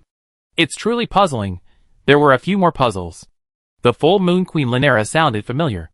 The adventurers couldn't help but think of the mysterious witch they encountered in the Church of Air. The witch who gifted the adventurer the spirit-calling bell calls herself Reyna. Could she be connected to the Full Moon Queen in some way? Furthermore, Sir Baiji only mentioned 5 great rune wielders, but the adventurer knows that Marika has several children, such as Mungwen and Michaela. Even Sir Baiji doesn't have any definitive information about these two. Soon after, Maybai left Sir Baiji's study and walked to a room at the far end of the round table hall. This room was nearly devoid of fated ones, as only a handful were worthy of entering. This was where 2 fingers, the messenger of the Supreme Will, resided. Only fated ones truly qualified to become kings were worthy of an audience with 2 fingers. When Maybai walked into the room, she was immediately stunned by what she saw. There lay a pair of gigantic, pitch-black fingers. So the 2 fingers aren't just a metaphor. There are actually 2 fingers sticking out there. Oh my god! I imagined 2 fingers countless times, but who could have imagined they were actually 2 fingers? That old thief Chi is truly unpredictable. I have to say, this is even more bizarre. How could the messenger of the Supreme will be 2 fingers? Are all the finger witches cultivated from these 2 fingers? Maybai saw that the 2 fingers were enormous, like 2 pitch-black pillars. Their surface was scarred, riddled with holes, and even rotted, making one wonder if they could actually function. As messengers of the Supreme Will, they were truly the gods. Why is it in such a dilapidated state? Have you arrived, the new fated one? A hoary, haggard voice called out. Beneath a pair of scarred, ugly fingers sat an elderly woman in a chair. Though she was so old, she looked almost like a zombie. Her tone and gaze were kind. Thank you for your hard work. I am Inya, the finger-removing witch. Master Finger is the messenger of the Supreme Will, and I, the old woman, am responsible for interpreting and conveying his words. Just then, old Inya seemed to sense something. Look closely, Master Finger is trembling.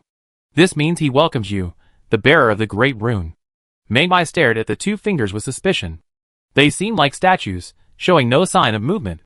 However, after staring at them for a few seconds, a wave of daze and dizziness washed over him. This thing seems to emit a spiritual pollution that makes it difficult to look directly at it for long. Come, listen carefully to Master Finger's words, said Granny Inya. Her tone suddenly became solemn and dignified. The Great Eldon Circle is the Golden Law. It maintains order in the world and brings blessings to all life. Breaking this law is a heinous sin, and the consequences are inevitable. Today, the world and life are ravaged beyond measure.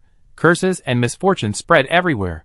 Even so, the Supreme will not abandon the world or life. Therefore you, the fated, are blessed, guided, and entrusted with a mission. Fated, The great rune you hold is a large fragment of the Elden Circle. Seek another. The demigods are the hosts of the Elden Circle. Marika's children have been led astray by the great rune and fought against each other, but none of them can become the king of Elden. For long, long ago, the Supreme will abandon these demigods. Fated, do not hesitate. Kill and plunder them with all your might. Become the king of Elden and restore the golden law. Old Lady Inya concluded her interpretation. Her tone returned to a kindly one, and she looked at the Fated one. That being said, you must be careful. After all, demigods are all Queen Marika's children, and only Greg is a descendant. Divine bloodlines are the most diluted, and their power is the weakest. Maybai suddenly felt. This old woman is quite kind. She seemed to sense something. Oh, and you seem to have the golden remembrance on you. This is a treasure carved from the golden tree after the bodies of demigods and great heroes vanished. If you wish to access the power contained within, Master Finger can help you. After defeating Greg, the adventurers not only obtained a great rune, but also a memory. This memory can be exchanged for equipment imbued with the power of the Lord of Memory. The memories of different demigods or heroes. Converted items into even more unique items. For example, the Greg memory can be exchanged for either of two 4th-tier rare quality items, Greg's King Axe and Limb Removing Dragon. This is truly amazing. After the battle to hunt Greg, the 4 adventurers each took different actions. For example, White Crane Hermit, armed with a Divine Skin Amulet and Divine Skin Prayer Book found in the secret room of Stonewell City, returned to the Round Table Hall to find the priest Colin, ultimately unlocking the Black Flame and Black Flame Blade Black Flame Prayer skills from the Divine Skin Messenger. Also, Higginbanna passed directly through Stonewell City to the back of Stonewell. When she stood on the cliff and looked across, the scene she saw shocked not only her, but also the entire crowd of Miracle City onlookers. Beautiful. Stunningly beautiful. From Stonewell City, looking down at Liania of the Lake. This scene is arguably one of the most iconic and beautiful in the entire game, leaving the adventurers with a shock comparable to the sight of Nwamfu just after emerging from the drifting cemetery. This is Liania of the Lake. Higginbanna sensed a hint of the secret realm, so I left the Nwamfu area and entered the next area. This area was a vast wetland, shrouded in mist and water vapor, and dotted with ruins, giving it a very ancient feel. Gazing far into the horizon, a mysterious building could be faintly discerned. According to the latest intelligence, that's the Magic Academy. The Full Moon Queen, Lanera, is inside. Looks like this will be the boss's second target. The terrain and landforms of this borderland are truly diverse. This scene is truly breathtaking and rich.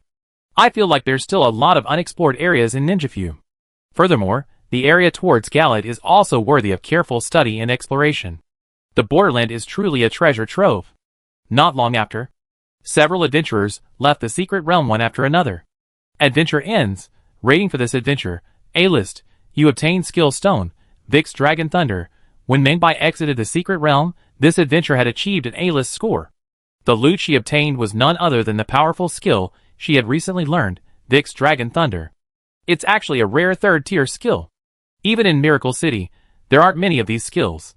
Mengbai immediately activated his Skill Stone, a wealth of magical knowledge flooding his mind. The Borderland Prayer is a very special kind of magic, a special spell found in the secret realm that doesn't exist on the Chaos Continent. But no matter what kind of item, equipment, or skill, as soon as it leaves the secret realm and appears in the real world, it will adapt to the laws of that world. This is Vix Dragon Thunder, a special kind of lightning from an ancient dragon. Mengbai raised his hands, and saw blood-red lightning crackling at his fingertips. Each bolt of lightning contained powerful energy and destructive power, imbued with the breath of life. The nature of this lightning from the borderland is very unique. It is unlike any other type of lightning on the Chaos Continent. Even if an ordinary adventurer mastered this type of lightning, they would only gain a useful skill. Mengbai was different. She could clearly sense that Red Dragon Lightning and Dragon Bloodline possessed a profound compatibility. Dragons could harness this red lightning to unleash even greater power, while also gaining a deeper understanding and development of it. She was ecstatic. Although she had only gained one skill, Mengbai believed that, building upon it, she could develop numerous new 4th-tier and even 5th-tier skills. If she could bring Big Dragon Lightning back to the Dragon Kingdom, Mengbai would surely become a founding father of the Dragon Clan. This was a tremendous gain. It was priceless for the Dragon Clan. Soon after, Higginbanna, White Crane Monk, and Wanshan Guhong also completed their challenges and exited the secret realm. Higginbanna also obtained a skill stone, the very one she used, Gravity Rock Ball Technique, while White Crane Monk Sword Skeleton Greatsword dropped. Of course. The most noteworthy thing. Of course, it still went to Wanshan Guhong. His original loot was the Grek Spirit. In terms of value, it was already significantly higher than the others, a stroke of luck. However, Wanshan Guhong already had a 4th tier spirit, so he resisted the temptation and didn't take the 4th tier named spirit. Instead, he activated the 3 prepared marks of plenty. His final rating jumped from mid-A to mid-AA, and his loot also changed from Grek Spirit to Grek Great Rune. What? A 4th tier rare item. Someone dropped a 4th tier rare item. Holy crap, this is going to be crazy. Miracle City has been operating for several months, but no adventurer has ever found a tier 4 item in the secret realm. Is there no tier 4 item in Miracle City? Of course not. Whether it's the nuclear bomb in the Frenzy Secret Realm, the 10 divine artifacts in the Sway and Tang chapter of the 10 Kingdoms Chronicles, or the time-space folding weapon and space carrier in the Star Sea Secret Realm, theoretically, these items could all drop. But at their worst, they wouldn't be lower than tier 4. However, precisely because their levels are so high, adventurers can't drop items above their own level. And since tier 4 adventurers are scarce in Miracle City, very few tier 4 items have ever been produced. So far, some ordinary tier 4 loot has been found. Rare items are rare, and rare items have never appeared before. The Grek Great Rune dropped by Wanshan Guhong is not only the first tier 4 rare item, but also an item that no one has ever seen or heard of before. Especially when they saw the relevant attributes, everyone was stunned and shocked. Grek's Great Rune, a rare 4-tier item, can be used to strengthen spirits and souls, improving their quality, or to bless any innate spirit up to 4th tier, granting that spirit the ability to temporarily fuse or absorb any 3 spirits of the same tier. When the adventurers saw the effects of this item, they were stunned. They had never seen such an incredible item before. The appearance of this item had the power to completely rewrite the adventurers' training methods and spirit system. Chapter 261. Grek's most core and potentially powerful ability is limb grafting. He can plunder the flesh of other creatures and stitch it onto his own body for personal use. His ability to directly graft onto the corpse of a decaying dragon during a boss battle, even unleashing the dragon's unique dragon flame, demonstrates that limb grafting isn't simply about reattaching flesh. It can also incorporate the opponent's racial talents and abilities. It's a terrifying ability with a very high ceiling. If Grek is given enough time to grow, collecting the corpses of powerful creatures from the junction, or the remains of powerful individuals, he could easily become the junction's strongest. This plug-and-play ability stems, in part, from the rare racial talents inherited from the Eternal Queen Marika. In part, it stems from this special Great Rune. While it doesn't grant Grek's limb grafting abilities, it does grant adventurers the effect of spirit grafting. Adventurers can contract countless spirits. Each tier can only establish one primary spirit. Other spirits, acting as auxiliary spirits, cannot provide enhanced attributes. The effect of the Grek Great Rune changes this. It can be applied to spirits up to tier 4, and can be used in 2 ways. One is to enhance the quality of a spirit. It can directly transform an ordinary spirit into a rare spirit. It also has a significant strengthening effect on rare and precious spirits. This strengthening can rapidly improve a spirit's attributes, skills, and talents, thereby unleashing even greater power.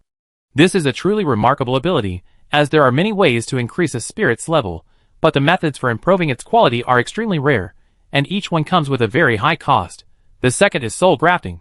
This ability is undoubtedly more valuable, rarer, and more unique. It allows the primary spirit to temporarily graft onto a secondary spirit of the same tier, making it a perfect complement to the primary spirit, thereby enhancing it. For example, Higanbana's 3rd-tier primary spirit is the Sakura Dragon. She also contracts with several 3rd-tier secondary spirits. Until these secondary spirits reach 100% cultivation, their sole function is to provide the adventurer with more backup forms. An adventurer's core abilities and attributes all come from the primary spirit. The secondary spirits have no amplifying effect. When Higanbana activates its 3rd-tier transformation, only the characteristics of the 1st and 2nd-tier primary spirits can be transferred to the 3rd-tier spirit, transforming Higanbana's Sakura Dragon into a more powerful form. Join Higanbana to obtain the Grek Great Rune and bless it to the Sakura Dragon spirit. Her 3rd-level form not only gains the life spirit's attributes vertically, but can also link up to 3 auxiliary spirits horizontally to gain attribute amplification. This buff is like limb fusion. Adventurers will have a sweeping advantage in battles from levels 1 to 4. In addition, some of the fused attributes will become part of the life spirit, enhancing higher level forms above level 4. The ultimate effect will greatly strengthen the foundation and increase the adventurer's overall strength. There's no doubt about it. Every adventurer recognizes the value of this rare treasure. Especially for the top adventurers, it's absolutely priceless. Such a treasure is unheard of. As expected of a great rune imbued with the power of law, its appearance will revolutionize the adventurer system. I bet if we get the word out about the great rune of Grek, it won't be long before scores of top-tier adventurers, Tier 4, Tier 5, and even higher, will try their best to find Miracle City. Indeed, this item is incredibly useful to top-tier adventurers. Although Miracle City has already brought many surprises to adventurers, the appearance of the Great Rune of Grek has undoubtedly surpassed everyone's expectations once again, at this moment. Free City. Chiji checked the time. Today's adventure is drawing to a close. The Borderland, the Nine Realms Tree, the Arad Continent, and the newly revealed Star Wars Secret Realms. Adventurers have made considerable progress and breakthroughs in these unexplored secret realms. Other secret realms are also operating normally. Adventurers have gained immense joy and surprise, as well as immense investment and satisfaction during their adventures. Thus, even with abundant spirit and item output, and a vast array of expenses, today's net spiritual power income has surpassed its historical peak, approaching the 200,000 mark. Miracle City currently has a combined population of just under 20,000 human and local adventurers. Even with such heavy expenditures, the net spiritual power income is still 10 times that number. This demonstrates that Miracle City has become even stronger than it was at the beginning. The average spiritual power output per person, and the average adventurer's spiritual power output per round, has nearly doubled. This is due to the rapid growth of Miracle City's adventurers, with an increasing number of second and third tier adventurers. The territory's rich secret realm offerings ensure that adventurers never tire of it. Almost there, time for a breakthrough. Chiji's current spiritual power reserve has reached 300,000. After careful consideration, he ultimately decided to expend 120,000 mental energy to break through his personal rank. Although this upgrade occurred 2 days earlier than expected, it wouldn't significantly impact the territory's development. Ding, upgrade successful. Spiritual Sea Awakening count plus 2. 2 more Spiritual Sea Awakenings gained. Chiji is now a 6th rank being. The higher the rank, the more inspiration crystals generated by Spiritual Sea Awakening, and the more secret realm materials and themes available for use in the territory. Awakened Spiritual Sea. Chiji immediately activated the Spiritual Sea Awakening. You have awakened inspiration crystals, Bloodborne, Black Myth, Wukong, Phantom Beast Palu, Dyson Sphere Program, The Legend of the Condor Heroes, Ju Xian, QQ Farm, and The Hobbit. Your inspiration activation count has increased by 2, as expected. This awakening and breakthrough. The inspiration crystals are numerous. Their composition is also more complex than before. It's particularly noteworthy that Chiji previously only gained 1 activation opportunity each time he reached a new level, but now, with his new level, his activations have increased by 2. Chiji was very pleased. He still had 1 awakening opportunity left. He used it without hesitation. You have awakened inspiration crystals, New Cyberpunk 2077, The Legend of Zelda, Fantasy Westward Journey, Spore Tiantianji, One Piece, Avengers, and Minecraft. Your inspiration activations have increased by 2. This round of awakening materials includes top-tier masterpieces like Bloodborne, Black Myth, Cyberpunk, and Zelda. There are also small-scale, specialized games like Minecraft and QQ Farm, as well as inspiration materials focused more on comics, film, and television. It's easy to see that as Chiji's level increases and his awakenings increase, the variety of materials he acquires grows. Materials from various specialized minigames, niche games, popular anime, online novels, and film and television productions will gradually debut. Overall, the content is quite good. Although the territories and secret realms can't digest the vast amount of stored materials in a short period of time, Miracle City now also has the fantasy realm, and mini-series and movies can be released in the future, providing adventurers with a very good entertainment experience even during the city's closure. Chiji's resources are increasing. He currently possesses nearly 20 unactivated inspiration crystals. Most importantly, he has up to 5 inspiration crystal activation opportunities, allowing him to activate 5 crystals at any time to develop new secret realms. These 5 activation opportunities aren't all. According to the territory's development plan, it's expected that the territory will likely be upgraded to level 3 within today. Thanks to the benefits of Azaro's luck talent, he will have another activation opportunity. In other words, Chi-Ji will have the ability to activate at least 6 crystals in a short period of time. In the future, as his territory expands and levels up rapidly, and as he receives more awakening materials, Chi-Ji believes his activation and development speed will accelerate. He won't need to worry about acquiring and activating materials in the short term, so when creating secret realms, he can consider creating more unique ones. For example, he could activate casual yet creative games like QQ Farm, Minecraft, and Dyson Sphere Program. He researched QQ Farm. It was a classic web game from his previous life. While not original, it popularized the social gameplay of growing and stealing vegetables through social media, becoming a nationwide phenomenon and a cherished memory. And in the dungeon, QQ Farm's materials are truly unique. It allows every citizen in the territory to own a secret space farm. They can passively cultivate various crops and raise various animals and aquatic products, just like in the game. These materials can be cashed in. While most are basic, even those without special attributes produced in the secret realm are of exceptionally high quality.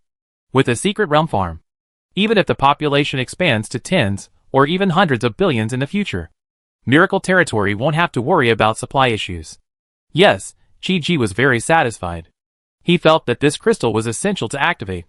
On the one hand, it would provide adventurers with a different entertainment experience, and on the other hand, it would greatly increase the territory's resource output. Furthermore, Xianxia-themed secret realms, like Chinese Paladin and Zhu Xian, are about to be released. Naruto and One Piece also offer excellent secret realm material, and could be developed into Fantasy Tower series, allowing adventurers and those familiar with the territory to experience the thrill of following the series. As for Bloodborne and Black Myth, Wukong, they are both excellent material. Bloodborne could be integrated into the 4th secret realm, the Sick Realm, along with Darkest Dungeon and Warm Snow, significantly enriching the content of this insane world and completing the worldview. As for online game secret realms, like Fantasy Westward Journey, World of Warcraft, and Legend of Mir 2, they will be gradually released to mainland China through the creation of independent sub-secret realms in the future. It seems that although Chi-Ji possesses a wealth of materials, he still cannot monetize them all in a short period of time. A major factor hindering the expansion of Miracle City's secret realm content is the territory's size. Currently, there are only a little over 20,000 adventurers in the territory, and the total population is around 300,000. How can such a large scale absorb such a massive amount of resources and materials? This is precisely why expansion is so necessary. This breakthrough not only yielded a vast amount of materials, but also significantly strengthened Chi-Ji, now at the same level as the local ultimate boss, the Eternal Night Dragon King. Of course, even at level 6, Chi-Ji's foundation is still somewhat inferior, so in a fair one-on-one fight, he would have no chance of stopping the Eternal Night Dragon King. However, within Miracle Territory, even the Eternal Night Dragon King would hardly pose a threat to Chi-Ji.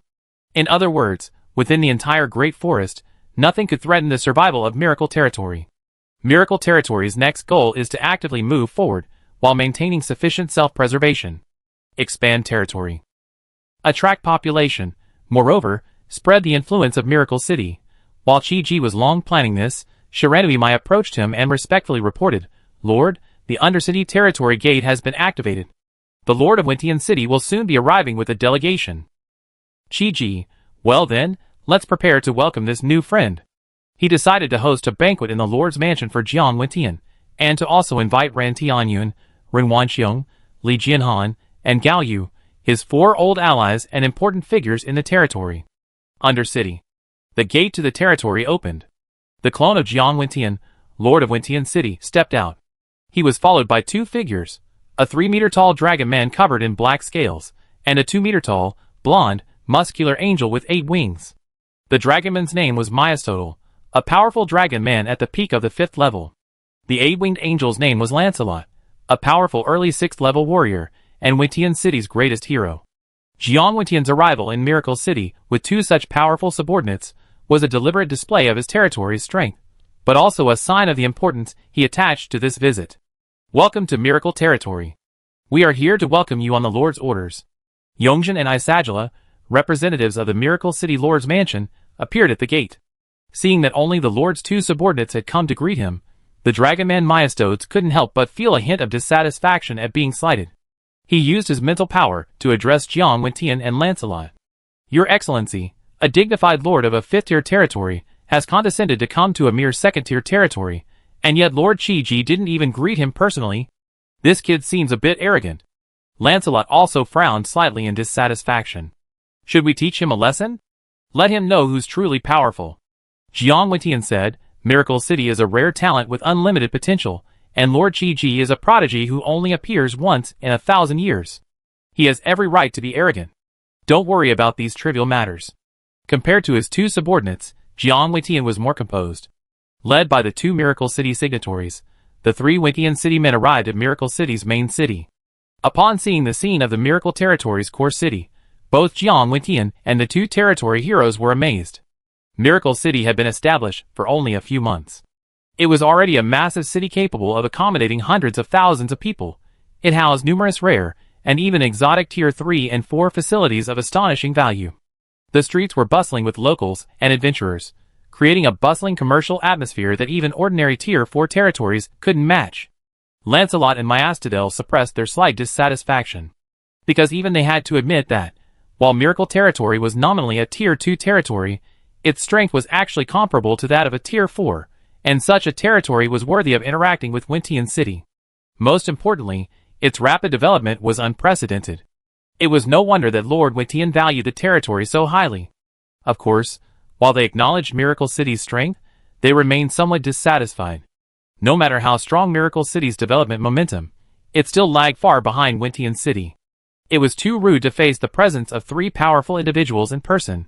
With this in mind, the two heroes of Wentian Territory entered the Miracle City Lord's castle. When the three of them appeared in the banquet hall of Miracle City, they were stunned by what they saw. This. The banquet hall of Miracle City wasn't particularly magnificent. After all, given the territory's level, even if Chi-Ji had upgraded his residence to level 3, there was still a significant gap compared to those great lords. But as the saying goes, a mountain isn't famous for its height, but for the presence of immortals. A river isn't famous for its depth, but for the presence of dragons.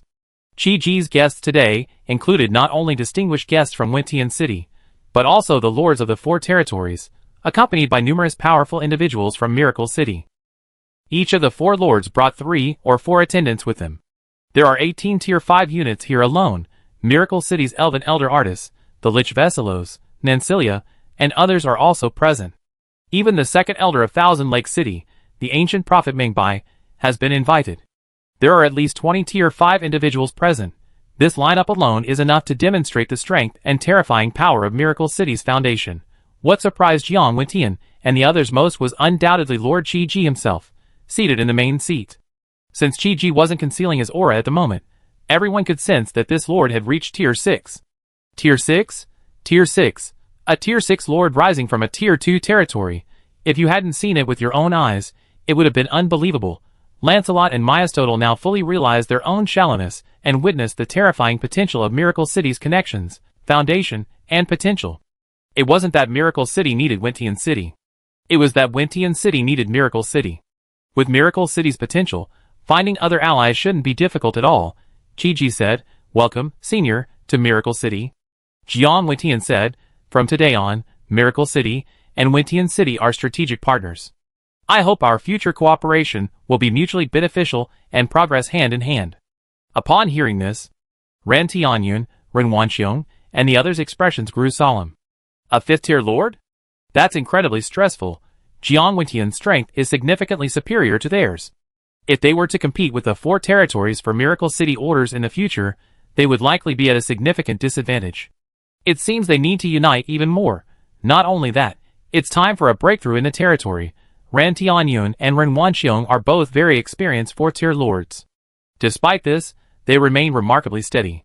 They had originally planned to prepare for at least another 10 years before considering a breakthrough, but now, with Miracle City as their backing, they naturally wanted to seize the opportunity for rapid development. Jiang Wentian's primary purpose for this visit to Miracle Territory was to personally inspect it in order to facilitate further cooperation. After the two sides agreed on some details of the partnership, Jiang Wentian suggested a free tour of Miracle City.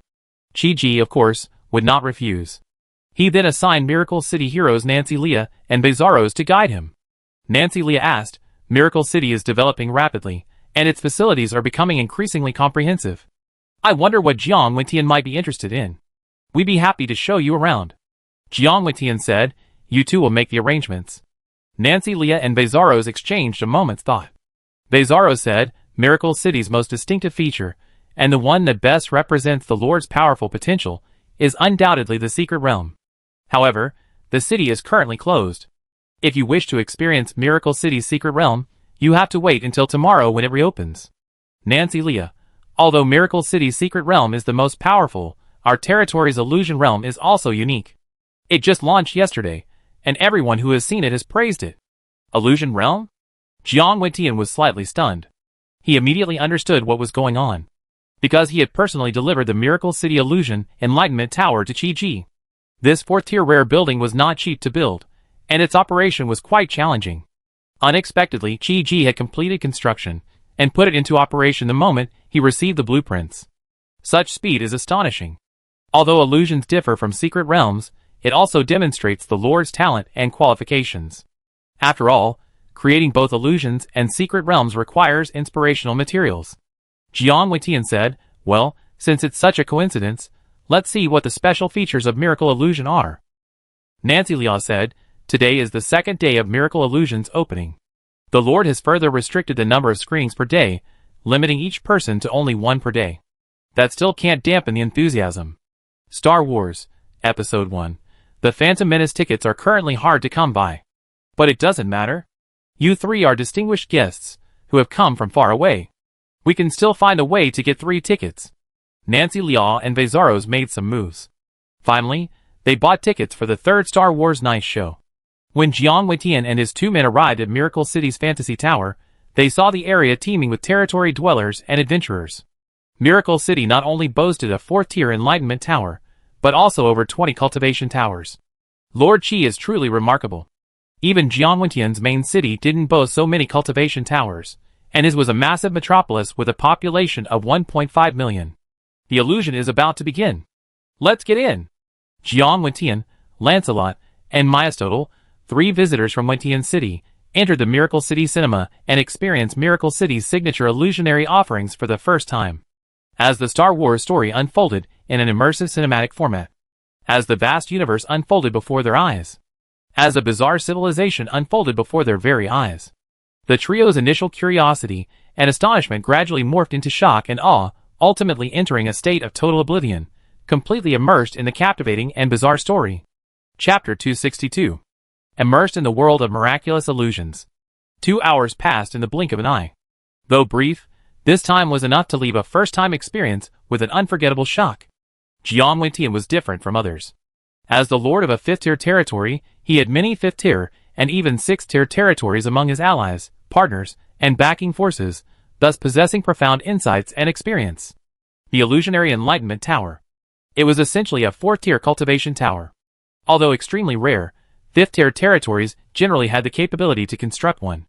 The primary function of this 4th-tier facility was to attract powerful indigenous warriors from the Chaos Continent, allowing them to quickly grasp the knowledge and skills contained within the dungeon. Because this process, no physical objects or spirits were produced, there was no additional expenditure beyond the budget, and it was very stable. Jiang Wentian had experienced these illusionary enlightenment towers in different territories, and the contents of these towers were largely similar. It's nothing more than watching a character or monster demonstrate their skills. Some dungeons transform the fantasy tower into a special kind of gladiatorial arena, using different monsters and characters to create a gimmick, and there are some quite successful examples. But these so-called successful examples are nothing but trivial sideshows compared to the Miracle Fantasy Land. Watching a movie from beginning to end, Jiang Wentian felt like he had witnessed an epic story steeped in exotic traditions and grandeur, a battle between a primitive civilization on an alien planet and an imperial robot army, a clash of warships and spaceships in deep space. Every scene was breathtaking and magnificent. Of course, the highlight was the lightsaber duel between Jedi Knights and Sith Knights, a test of the Force. The 3 powerful figures of Wentian City all grasped a glimpse of the mysteries of the Force, recognizing it as a new, undiscovered power system beyond common sense. Beyond the surprise of this new power system, Jiang Wentian and the other 2 were even more captivated by the story itself. This world's entertainment industry is underdeveloped, and there's no mature scriptwriting or film and television art. The rhythm of the Star Wars story, its plot twists, costumes, props, and scenes, its sheer imagination, even in the past, was top-notch and astounded many. After the remake of Miracle City, there's no trace of stagecraft, and the overall feel has become even more authentic. Furthermore, the illusion creates a 6D immersive experience. One can only imagine the shock. As a 5th-level lord, Jiang Wentian was not only struck by the dual impact of the new power system and the plot, but through this film, he also realized the unfathomable depth of the Lord of Miracle City. This illusionary work not only demonstrates that he is a creative master whose skills are close to those of Taoism, but also fully demonstrates the richness and vastness of Lord Qi's spiritual sea. It was only then that Jiang Wentian truly realized this. What kind of dungeon is Miracle City? I thought Lord Qi was a once-in-a-millennium genius, but it seems I underestimated him. Jiang Wentian said solemnly, this isn't just a once-in-a-millennium talent. He's probably an unprecedented talent, potentially the greatest legendary lord in history. Lancelot, the Wentian city hero, who had been somewhat dissatisfied with Qi Ji, and Maestodal were now completely convinced. Lancelot said, I thought Lord Miracle was arrogant, but it seems he's not arrogant at all. Instead, he's incredibly humble and modest. Maestodal also said, given Miracle City's capabilities, cooperation between the two cities is a godsend for Wentian City. Miracle City will surely rise. Eventually, it will illuminate the entire Lord world like the blazing sun. Jiang Wentian must seize this opportunity and leverage Wentian City's currently advantageous channels and scale to maximize cooperation and investment. In other words, whatever Miracle City needs, Jiang Wentian will help Qi Ji with it. Currently, Miracle City only has one illusionary enlightenment tower. How can it possibly be sufficient? With this city's current population, needs, and potential, even 10 or 20 towers would be enough. First, find a way to obtain more blueprints from the family and various channels. After the banquet, Qi Ji didn't rest. He was preparing for the creation of new secret realms and the expansion of his territory. Qi Ji has activated the QQ Farm Crystal. He plans to use it to create a new sub-secret realm, the Secret Realm Farm, for Miracle City within the next few days. Let everyone in Miracle City have a field to cultivate. The cultivation capacity and resource output of these spiritual fields within the secret realm are far superior to those in the real world. Most importantly, all the spiritual fields in the Secret Realm Farm can be upgraded. In the future, it will theoretically be possible to bring seeds from the real world and cultivate them within the Secret Realm. In addition, after an adventurer opens a Secret Realm Farm, each person will essentially gain access to their own private Secret Realm space. This Secret Realm space will have capabilities similar to social networking apps from previous lives, allowing adventurers to visit each other, steal vegetables, or help water their crops. Numerous other functions can also be developed based on this. In addition, Qi Ji also extracted Star Wars crystals to create Star Wars, Galactic Battlegrounds and Star Wars, Empire at War. These are both real-time strategy games, similar to StarCraft, Warcraft, Red Alert, and Age of Empires.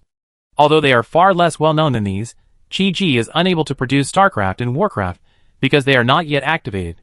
However, despite being real-time strategy games, the Star Wars series is not only eastward-oriented, but also eastward-oriented. Qi Ji plans to create a standalone chapter in the Star Sea Secret Realm with Star Wars, Galactic Battlegrounds. This real-time strategy game is closer to the Age of Empire. In a sense, it is the Age of Empire disguised in the unique worldview of Star Wars. The game is divided into 6 factions: the Galactic Empire, the Rebel Alliance, the Trade Federation, the Royal Naboo, the Wookiees, and the Gungans. Each faction has completely different architectural styles and military units.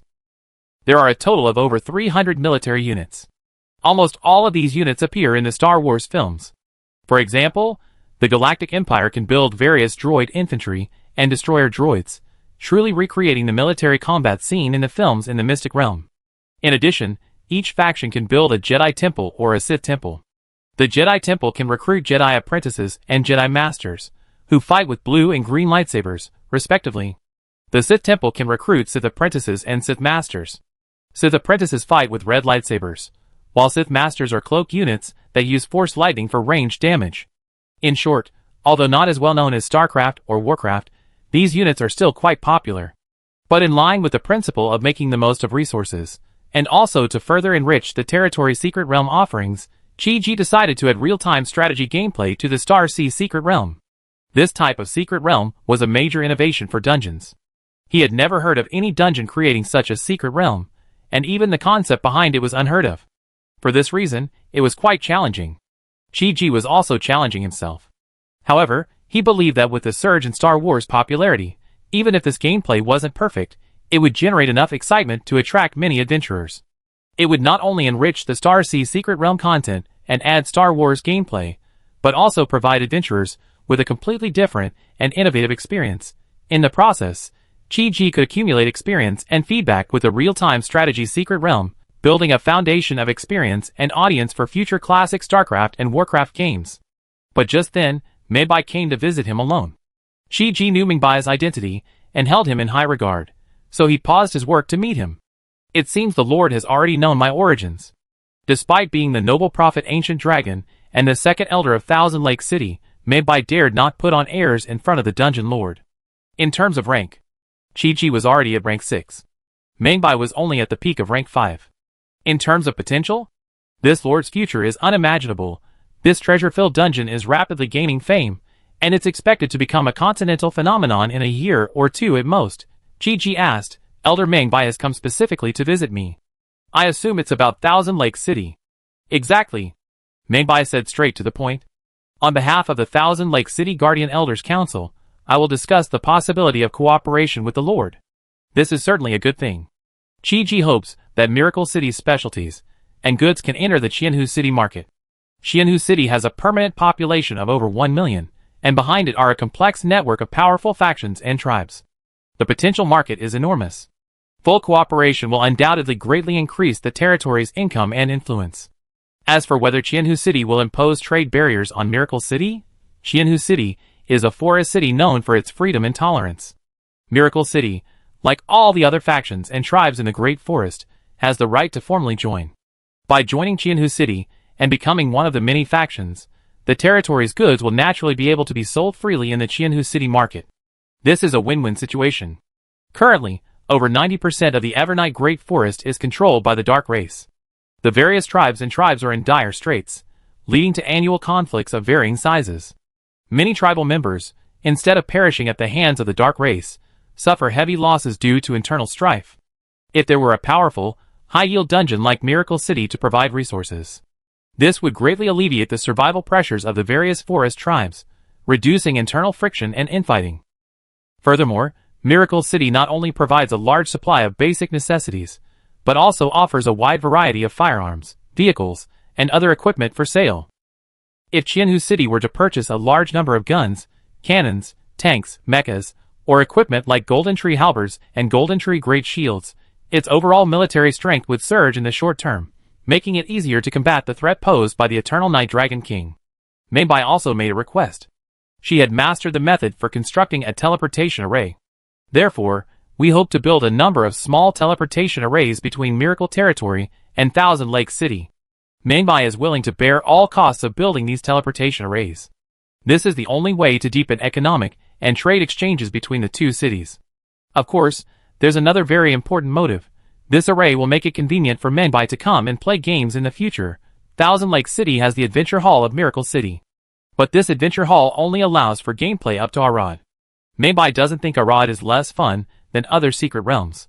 But his current focus is still on the border area, and he's unlikely to give up Midway to explore other secret realms. It seemed like much remained undiscovered at the border area, and it was likely they would still have to explore and fight for a long time. If something happened in Qianhu City, delaying them for a few days, wouldn't their secret realm exploration progress immediately fall behind the top tier? Having a teleportation array would be convenient, even with the restrictions of territorial laws. A low-level, small teleportation array could be activated. Chi-Ji didn't hesitate for long. A small teleportation array could only transport 1 or 2 people at a time, and it wasn't built within the main city, but in the outlying camps and villages near Miracle City. As long as it was strictly managed, there would be no safety risks. Chi-Ji immediately discussed a plan with Meibai. Miracle Territory would propose 8 locations, and Meibai would send personnel to build teleportation arrays. Once these were completed, the territory's transportation capabilities to the outside world would be greatly improved. Meibai finished his discussion and left. Chi-Ji opened the Lord's dashboard and glanced at it. Various notifications and spoils of war appeared on the data panel. The Scourge Army has successfully annexed Blood Lake Territory, and at least one second-tier subordinate territory near Mad Claw Territory. Despite the home field advantage of the 2 Tier 2 subordinate territories, Miracle City's Tier 2 and higher combat forces were unable to directly contribute to the battle. However, Miracle City deployed a large number of mechas, tanks, fighter planes, guns, and artillery. This not only provided a powerful offensive capability, but also minimized the away field disadvantage of the invasion. Among these Tier 2 territories, there were fewer than 10 Tier 3 forces at most. Faced with the massive mechas, artillery, and fearless Scourge army, they stood no chance. This round of battle successfully achieved its objectives. Miracle Territory effectively established 2 outward salients. And Miracle Territory's territory directly bordered the 2 Tier 3 Dark Territories. Of course, unlike the Evilwood Forest, this time, the clash between these 2 territories would not be so quick or easy. There were 2 main reasons for this. First, the core reason for Evilwood Forest's defeat was the grave error of underestimating the enemy and advancing rashly. The Evilwood Lord personally led the main force into Miracle City's territory, but was ultimately defeated due to his misjudgment of Miracle City's strength. If Lord Shiemu hadn't launched an offensive, instead leading tens of thousands of elite troops to a resolute defense, Miracle City would never have been able to breach its defenses within a few days. Secondly, the extremely dark night was a significant factor. Miracle City's troops and Tier 4 units could have marched straight in, attacked the unsuspecting Shiemu City, and captured it in one fell swoop. But now, neither condition existed. When Shiemu City was annexed by Miracle City, Lords Mad Claw and Blood Lake immediately realized the situation was dire, and immediately retreated to a defensive posture. The 2 territories each had over 100,000 elite troops, a high proportion of which were Tier 2 soldiers, with a significant number of Tier 3 experts. The defensive formations built over the years by the territories were not easily breached. Now wasn't the time of the Dark Knight outbreak. Forget about level 5 warriors, like Artis and Bizarros. Even level 4 units, like Nancilia, wouldn't be able to fully exert their power if they entered level 3 Dark Territory. Furthermore, the 2 territories were expected to seek external support, and Eternal Night City would undoubtedly react. This would make it somewhat challenging for Miracle Territory to annex these 2 territories. Faced with this situation, Chi-Ji unhesitatingly upgraded the territory according to plan. Territory breakthrough successful. Current territory level 3. Miracle Territory could have reached level 3 long ago. Chi-Ji had simply delayed the upgrade for the sake of prudence. Now that Miracle City was well equipped and growing in strength, there was no need to hide its weaknesses.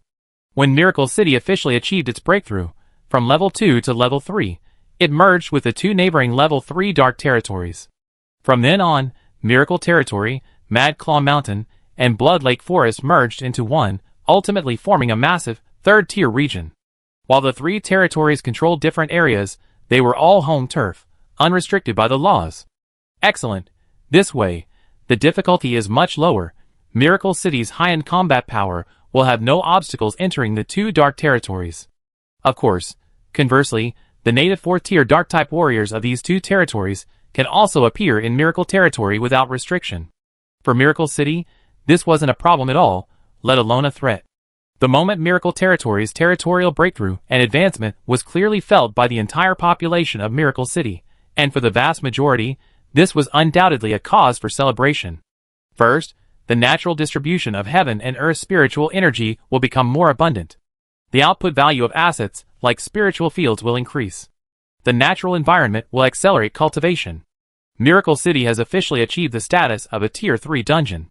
Thunder City, after Undercity, will also be able to host adventurers, adding another source of adventurers to the territory, making it even more vibrant in the future.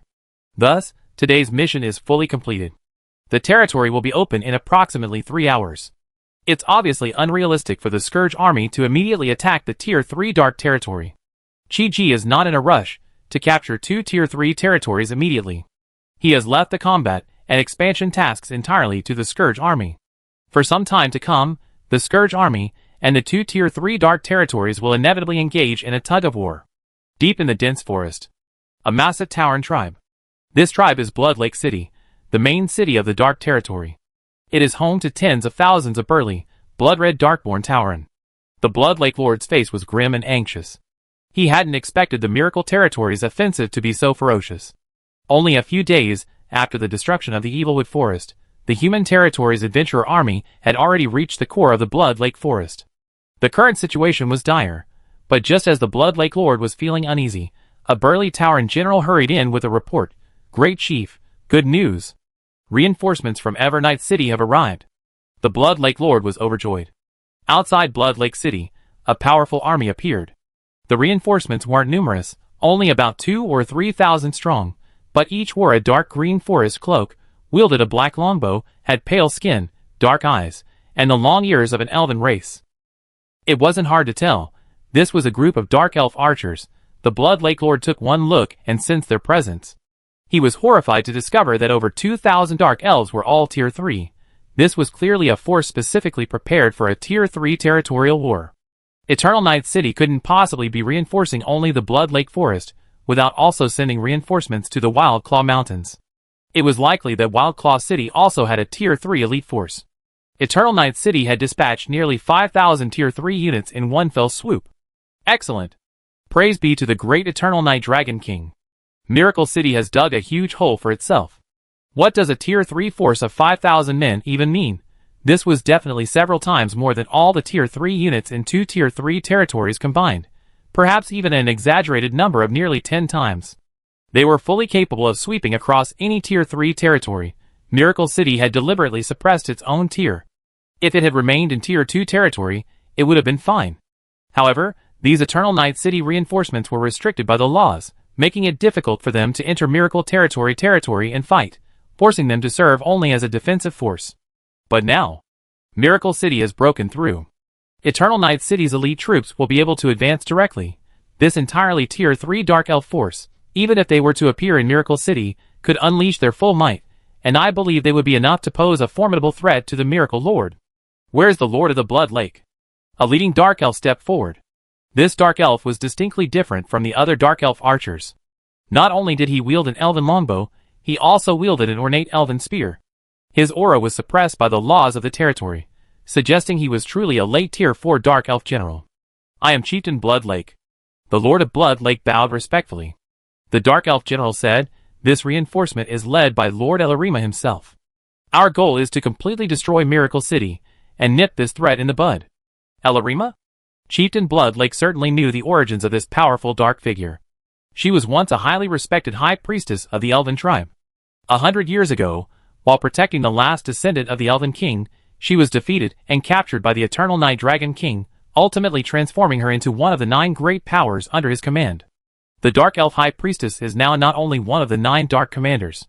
Even among the 9 Dark Commanders, he ranked among the top 3. Although Chief Bloodlake suspected that Evernight City would not sit idly by, he hadn't anticipated that such a prominent figure would be alerted. Everything is subject to Lady Elarima's instructions. Chief Bloodlake asked cautiously, I wonder where Lady Elarima is currently. The Dark Elf General said, given Lady Elarima's status, she naturally wouldn't come here in person. She needs time to gather and consolidate her forces. After all, our target isn't just Miracle City. The Blood Lake Forest and Wild Claw Mountains have a simple mission for the next period. They must defend their territory and wait for the right opportunity. On their own, these 2 territories would be difficult to hold off the scourge of Miracle territory. However, with reinforcements from Evernight City, it would be quite difficult for the scourge to break through in a short period of time. Soon after, the chaos tide surged. The dungeon reopened as scheduled. Today, the number of adventurers in Miracle City has increased by over 1,000. In the Miracle Secret Realm Hall, several unique figures appeared. They were none other than the Wentian City delegation that had arrived in Miracle City yesterday. Chapter 263. The Visitor from the Clouds. He comes from Bayun City.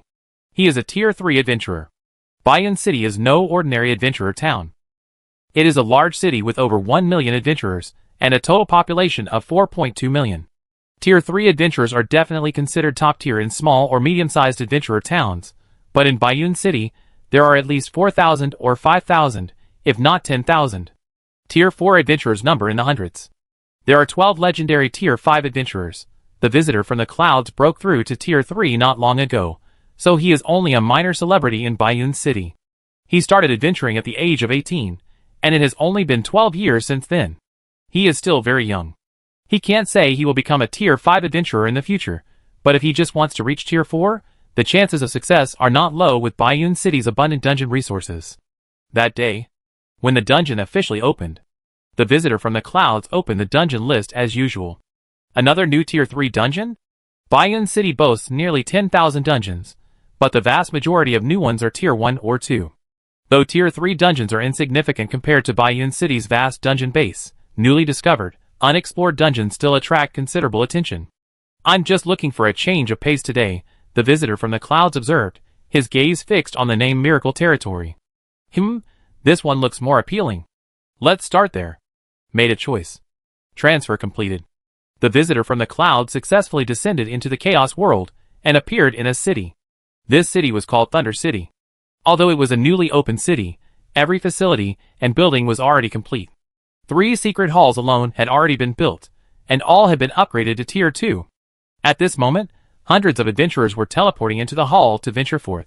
In addition, many locals could be seen offering various services, making the scene look bustling. How could a newly activated city be this bustling? The visitor from the clouds even felt like he had arrived at the main city of this territory. After all, with Thunder City's comprehensive facilities and bustling atmosphere, some third-tier dungeon core cities couldn't compare to this. "Adventurer, you must be new here, aren't you?" At this moment, a young kobold with a keen sense of smell ran up. The visitor from the clouds asked, "Who are you?" The young kobold quickly introduced himself. "My name is Mok, a kobold from the Howling Fong tribe, and a subject of the great and supreme Lord Chi-Ji." At the end of his words, the kobold held his head high. He looked incredibly proud. "Lord Chi-Ji? He must be the lord here. He seems like an excellent and popular lord," Mok introduced. Thunder City is the third main city of Miracle Territory. While it's prosperous and large, it's still far inferior to the second main city, Under City, and even less than 1/10 the size of Miracle City, the original city of origin. The visitor from the clouds was skeptical. "I never seen a Tier 3 territory with such construction capabilities." Mok quickly said, "My dear adventurer, you don't know? Our lord is a master of strategic planning and has already begun construction on Thunder City a month or 2 ago. It's only recently opened due to various reasons." "That's too much. A month or 2 is a very short time for a dungeon. A Tier 2 dungeon that hasn't even reached Tier 3 couldn't possibly have built a city like this." But this wasn't important, and there was no need to dwell on it. If the cloud visitor was truly interested, verifying this would be easy. "You don't have just that to say, are you?" asked the cloud visitor. Yes, all that information was given away free of charge. Mok immediately stated his purpose. "We kobolds have gathered a wealth of intelligence on the secret realm of Miracle City, and we can offer paid consulting services." It turned out the kobold was trying to sell information, whether it was information about the secret realm or Miracle City itself. 10 soul sands for one question. For a newly arrived adventurer with considerable experience, this was undoubtedly a valuable service. But how complex could a third-level dungeon be?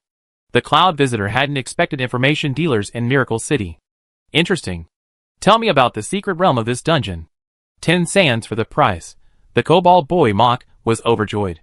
He immediately said, "Currently Miracle City has a total of 4 main secret realms, of which Thunder City Star Sea secret realm is the third."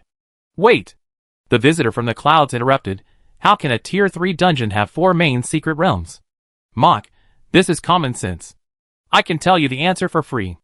The great Lord Chi-Ji already expanded to the 4th main city during the Tier 2 era." "What? Expanding to the 4th main city during the Tier 2 era? That means he defeated a Tier 3 territory across different levels. How bizarre. How did they do that?" The visitor from the clouds was completely shocked. "Of course, if you want to know the details, the kobold will charge a consultation fee." The visitor from the clouds. "First, let's talk about the secret realms of this city." Mok continued. "While every secret realm in the territory of miracles is magnificent, the worldview of the third secret realm, Star Sea, is absolutely unprecedented." He briefly introduced the concept of the universe and then said, "Currently, the Star Sea secret realm has 2 chapters, Titan and Star Wars. The Titan chapter is divided into story-based role-playing and multiplayer combat.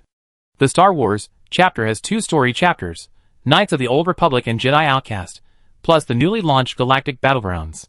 Each one is a masterpiece, representing the pinnacle of all dungeon secret realms in the Chaos world. If you want to know more about a specific secret realm or chapter, with the exception of Galactic Battlegrounds, we charge a separate consultation fee." The visitor in the cloud was confused. A dungeon secret realm was so complex? It was completely different from anything I had seen before. Simply put, the Star Sea secret realm, built around the core of the Thunder City secret realm, currently has 3 story chapters and 2 gameplay chapters. Galaxy Battlefield is the latest to launch. So even these local kobolds have no information and cannot provide effective consulting services or strategy suggestions, so it will not be counted towards paid consulting services. The visitor from the cloud was surprised and skeptical. He had never imagined that a dungeon secret realm could produce such rich and exaggerated content. Kobold Mock, recognizing this as a capable adventurer, immediately took him to the Secret Realm Hall for a tour. Thunder City has built 3 Secret Realm Halls, all second level, with a total of 1,500 Secret Realm crystals available. There are plenty. The crystals in the Secret Realms of Miracle City are becoming increasingly overcrowded and in short supply. Currently, 1,300 to 1,400 adventurers have spent their contribution points to teleport to Thunder City for adventure.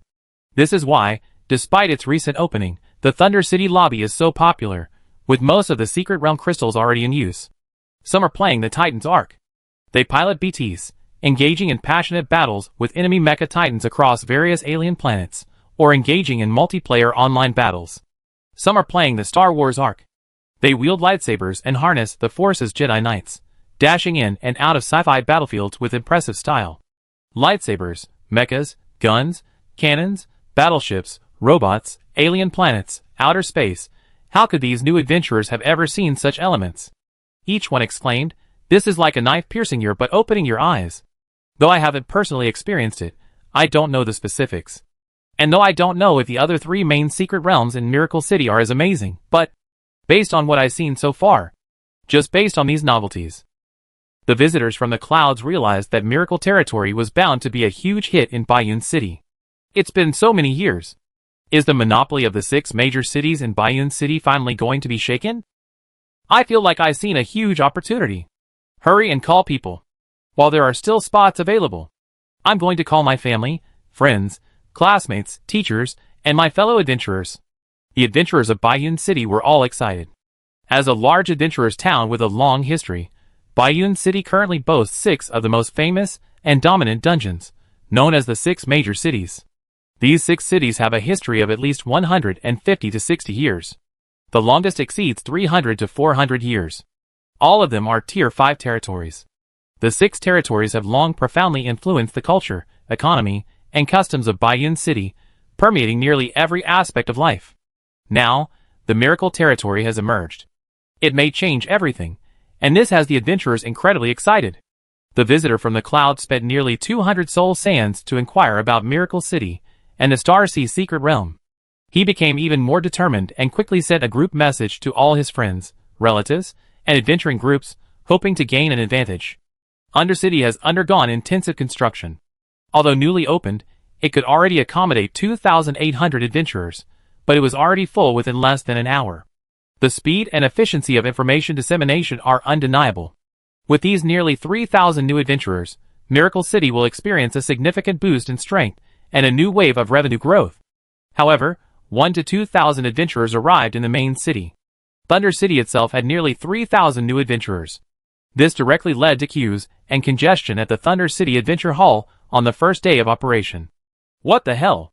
I came to Thunder City because the main city was too crowded. God damn it. What's going on now? Why are there so many people in Thunder City right after it opened? I never seen a scene like this before. I can't even imagine it. I'm afraid the Miracle Territory is poisonous. Damn you, old thief Chi. We must sign a petition and ask him to make some crystals for us all, or he won't stop. Faced with this situation, veteran adventurers in Miracle Territory could only furiously complain. The current growth rate of adventurers and the population in the territory was incredibly abnormal and outrageous. Even if Miracle City sped up the secret hall, it was likely unsustainable.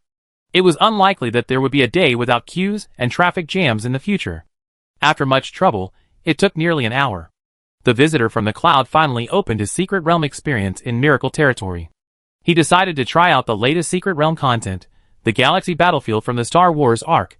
According to intelligence, Miracle Territory's Secret Realms are best known for their unique deep role-playing story-based gameplay. In addition, levels, duels, battle royales, and other content are also top-notch, high-quality titles. However, despite the top quality and significant innovations and breakthroughs of these Miracle City titles, their gameplay remains within the realm of understanding. Galaxy Battlefield is different. This is Lord Chi's latest experimental work. It completely subverts the traditional Secret Realm exploration method. The game utilizes a brand new real-time strategy mode. If the super innovations of other Miracle City secret realms can be traced back to other dungeons, then this real-time strategy is absolutely a groundbreaking attempt for Miracle City, a secret realm gameplay that adventurers could never have imagined. If successful, the significance will be immense. The Cloud Visitor was extremely curious about what kind of secret realm could be called a real-time strategy, and he decided to experience it for himself. Select Star Sea Secret Realm. Star Wars Chapter Galactic Battlefield. The Cloud Visitor officially entered the secret realm. He first appeared in the vast sea of galaxies within the Star Sea Secret Realm, then entered one of them. Thousands of galaxies flowed freely before his eyes, a magnificent and majestic scene. This stunning scene, accompanied by a burst of exciting Star Wars-themed background music, revealed three options: Story Campaign Mode, Single-Player Battle Mode, and Multiplayer Battle Mode. Story Campaign is exactly what it sounds like. Adventurers choose this mode. They will learn about the Star Wars story by commanding a series of story campaigns. Single-player battle is a human bot battle, while multiplayer battle is a real-person duel. After all, this is my first time playing and I'm unfamiliar with it. I'm afraid my current skill level isn't up to the task of handling the story or skilled opponents. The Cloud Visitor pondered for a moment. Considering that this mode had just launched and no adventurer had ever experienced it before, he decided to choose multiplayer battle and battle it out with other noob adventurers. Adventurer Cloud Visitor joins the campaign. Adventurer Pancher joins the campaign. Adventurer Greenskin Bully joins the campaign. Adventurer Meng Inxua joins the campaign. Adventurer Akru joins the campaign. Adventurer Jiang Wentian joins the campaign. GG, in order to control the duration and pace of a single battle. Currently, a single round of Galaxy Battlegrounds can only accommodate 6 factions. In addition, in multiplayer battle mode, adventurers can also choose to play 3v3 or individually. Because Cloud Visitor was unfamiliar with the other adventurers, he chose a single-player, last remaining victory mode. After the 6 players arrived, each party began selecting their roles. Cloud Visitor discovered that Galaxy Battlegrounds had 6 roles to choose from. He ultimately randomly selected the Rebel Alliance. The preparation phase ended, and the battle officially began. Cloud Visitor discovered that he was in a peculiar perspective. It was like looking down at the Earth from tens of thousands of meters in the air. He could quickly shift his view, switching to various areas of the planet. However, while the map was vast, other areas were shrouded in the fog of war. Is this the Lord's perspective? Could it be that in this secret realm, we adventurers can experience the feeling of being a lord? It wasn't that simple. The Cloud Visitor discovered that he had more than just a bird's-eye view. He could also call up an information box that clearly displayed a world map, unit details, a resource list, and more. He then looked back at his territory. He saw a command center perched above the open ground, surrounded by 3 chubby, cylindrical robot workers and a scout. When the Cloud Visitor focused his attention on the command center, information about the facility immediately popped into his mind. This command center was the Rebel Alliance's initial landing base on this planet. It would serve as a foundation for development and compete with other factions for control and domination of the planet. It would also be the territory's most central building. It was a building that must be protected. Destroying it would result in failure. This building can produce 2 types of units: workers, the chubby robots you see outside, and medics, which have the ability to repair various units. As he learned more and more, the Cloud Visitor gradually understood the details of the gameplay. This secret realm is truly unique, a gameplay I never seen before, and it's truly intriguing. Huh? The Cloud Visitor suddenly realized that not only could he observe from a bird's eye view, but he could also sink his consciousness into the building. You switched from command perspective. You entered the real perspective. The Cloud Visitor switched perspectives and entered his own territory. The command center before him suddenly magnified dozens of times, every detail of its operation and the personnel working within clearly visible. It looked like a truly large, real-world base. 3 sizable robotic engineering teams stood near the command center. Each team consisted of hundreds of workers and machines, along with various support personnel and equipment, standing by to carry out territory construction or gathering-related tasks. Are these the 3 workers I just saw? So, in the commander's perspective, the territory is simplified, making it easier to control and issue orders.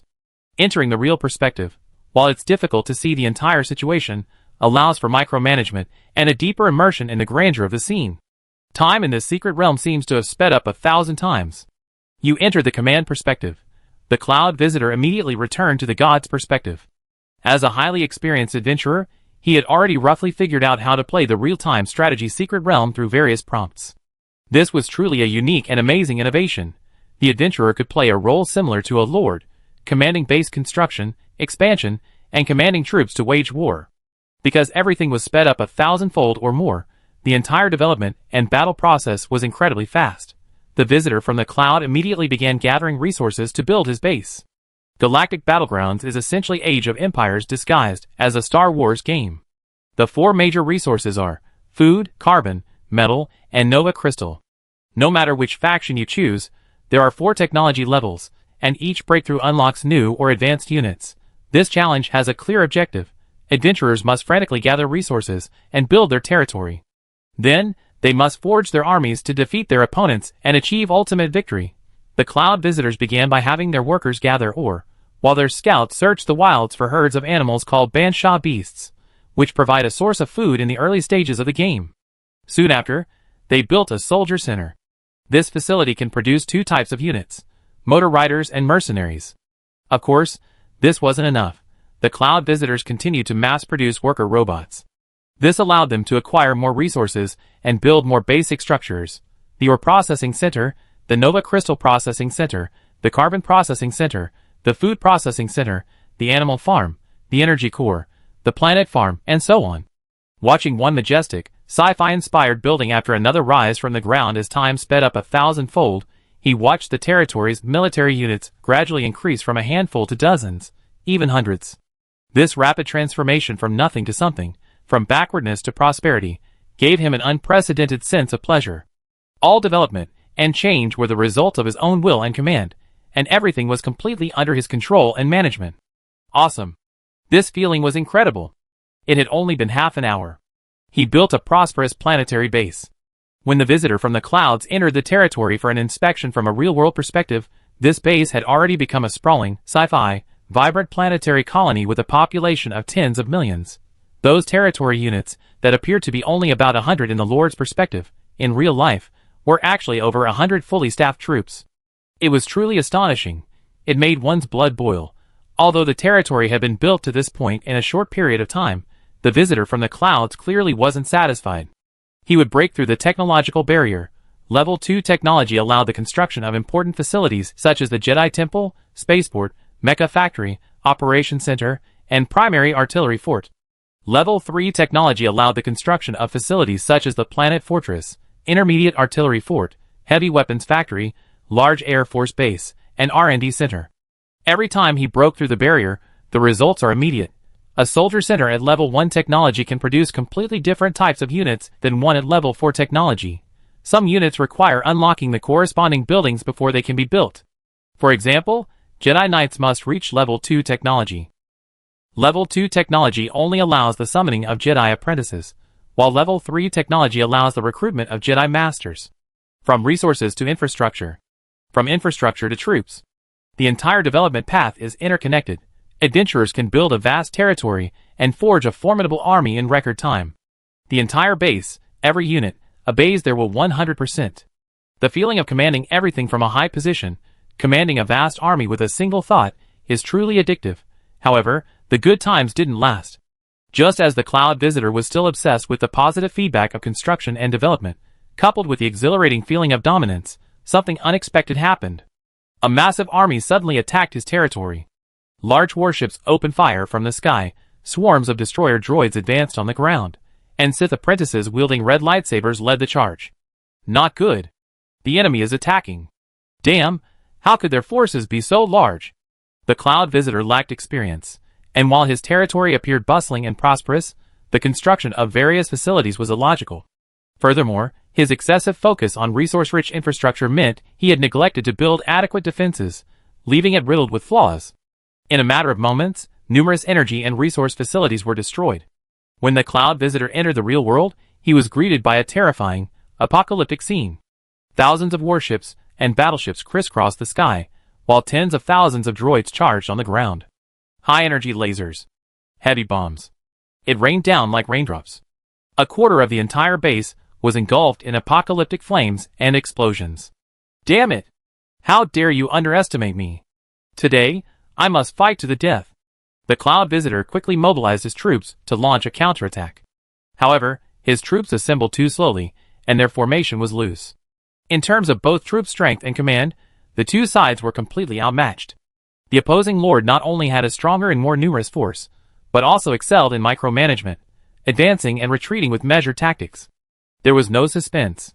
The Cloud Visitor could only watch helplessly as his troops were devoured and annihilated, his army being slaughtered one-sidedly before his very eyes. A crushing defeat. When the main force was annihilated, the Cloud Visitor had no way to protect his territory. One facility after another was demolished and destroyed, and the city he had painstakingly built was razed to the ground in less than 10 minutes. This is war. A brutal war. He was ultimately eliminated, unwilling to accept his fate. Jiang Wentian destroyed the Cloud Visitor. The adventurer Cloud Visitor has been eliminated. Chapter 264. The Visitor from the Clouds was eliminated first. The planetary colonization battle continues. The other adventurers also possessed impressive abilities. However, unfortunately, their territory management and military micromanagement skills were drastically different from Jiang Wentian, who was, after all, a true Tier 5 territory lord. In his decades as a territory lord, he not only elevated his territory from Tier 1 to Tier 5, but he also repeatedly commanded large-scale battles involving hundreds of thousands of troops. Adventurers might have exceptional commanders, like Higanbana, but they had never experienced real-time strategy gameplay. When everyone was new, it was impossible for adventurers to master the game as quickly as a territory lord. Jiang Wentian defeated Panshur. Greenskin Bully defeated Meng Yinxue. Jiang Wentian defeated Akru. Jiang Wentian defeated Greenskin Bully. This multiplayer battle is over. The victory ended with Jiang Wentian's resounding victory. Amazing! Jiang Wentian now stood atop the planet he had conquered and ruled, looking down from a true perspective at his vast army, which covered the entire sky. The scale. The spectacle. It was simply magnificent. Jiang Wentian had been active for decades, and he'd seen countless grand occasions, so his heart had long been calm. But now, he felt an unprecedented surge of excitement and exhilaration. In less than 2 hours, I actually experienced the joy and sense of accomplishment of conquering the world, sweeping across the universe, and ruling the world. It's incredible. How on earth was this secret realm created? This completely breaks through and overturns my understanding of secret realms. Jiang Wentian's heart surged with emotion, his thoughts racing. He was completely captivated by Qi Ji's impressive secret realm production skills and talent. Galaxy Battlegrounds was undoubtedly the most groundbreaking masterpiece Jiang Wentian had ever witnessed. Miracle City had achieved tremendous breakthroughs and innovations in both the illusionary realm and the secret realm. Most incredible of all, the two had formed a close synergy.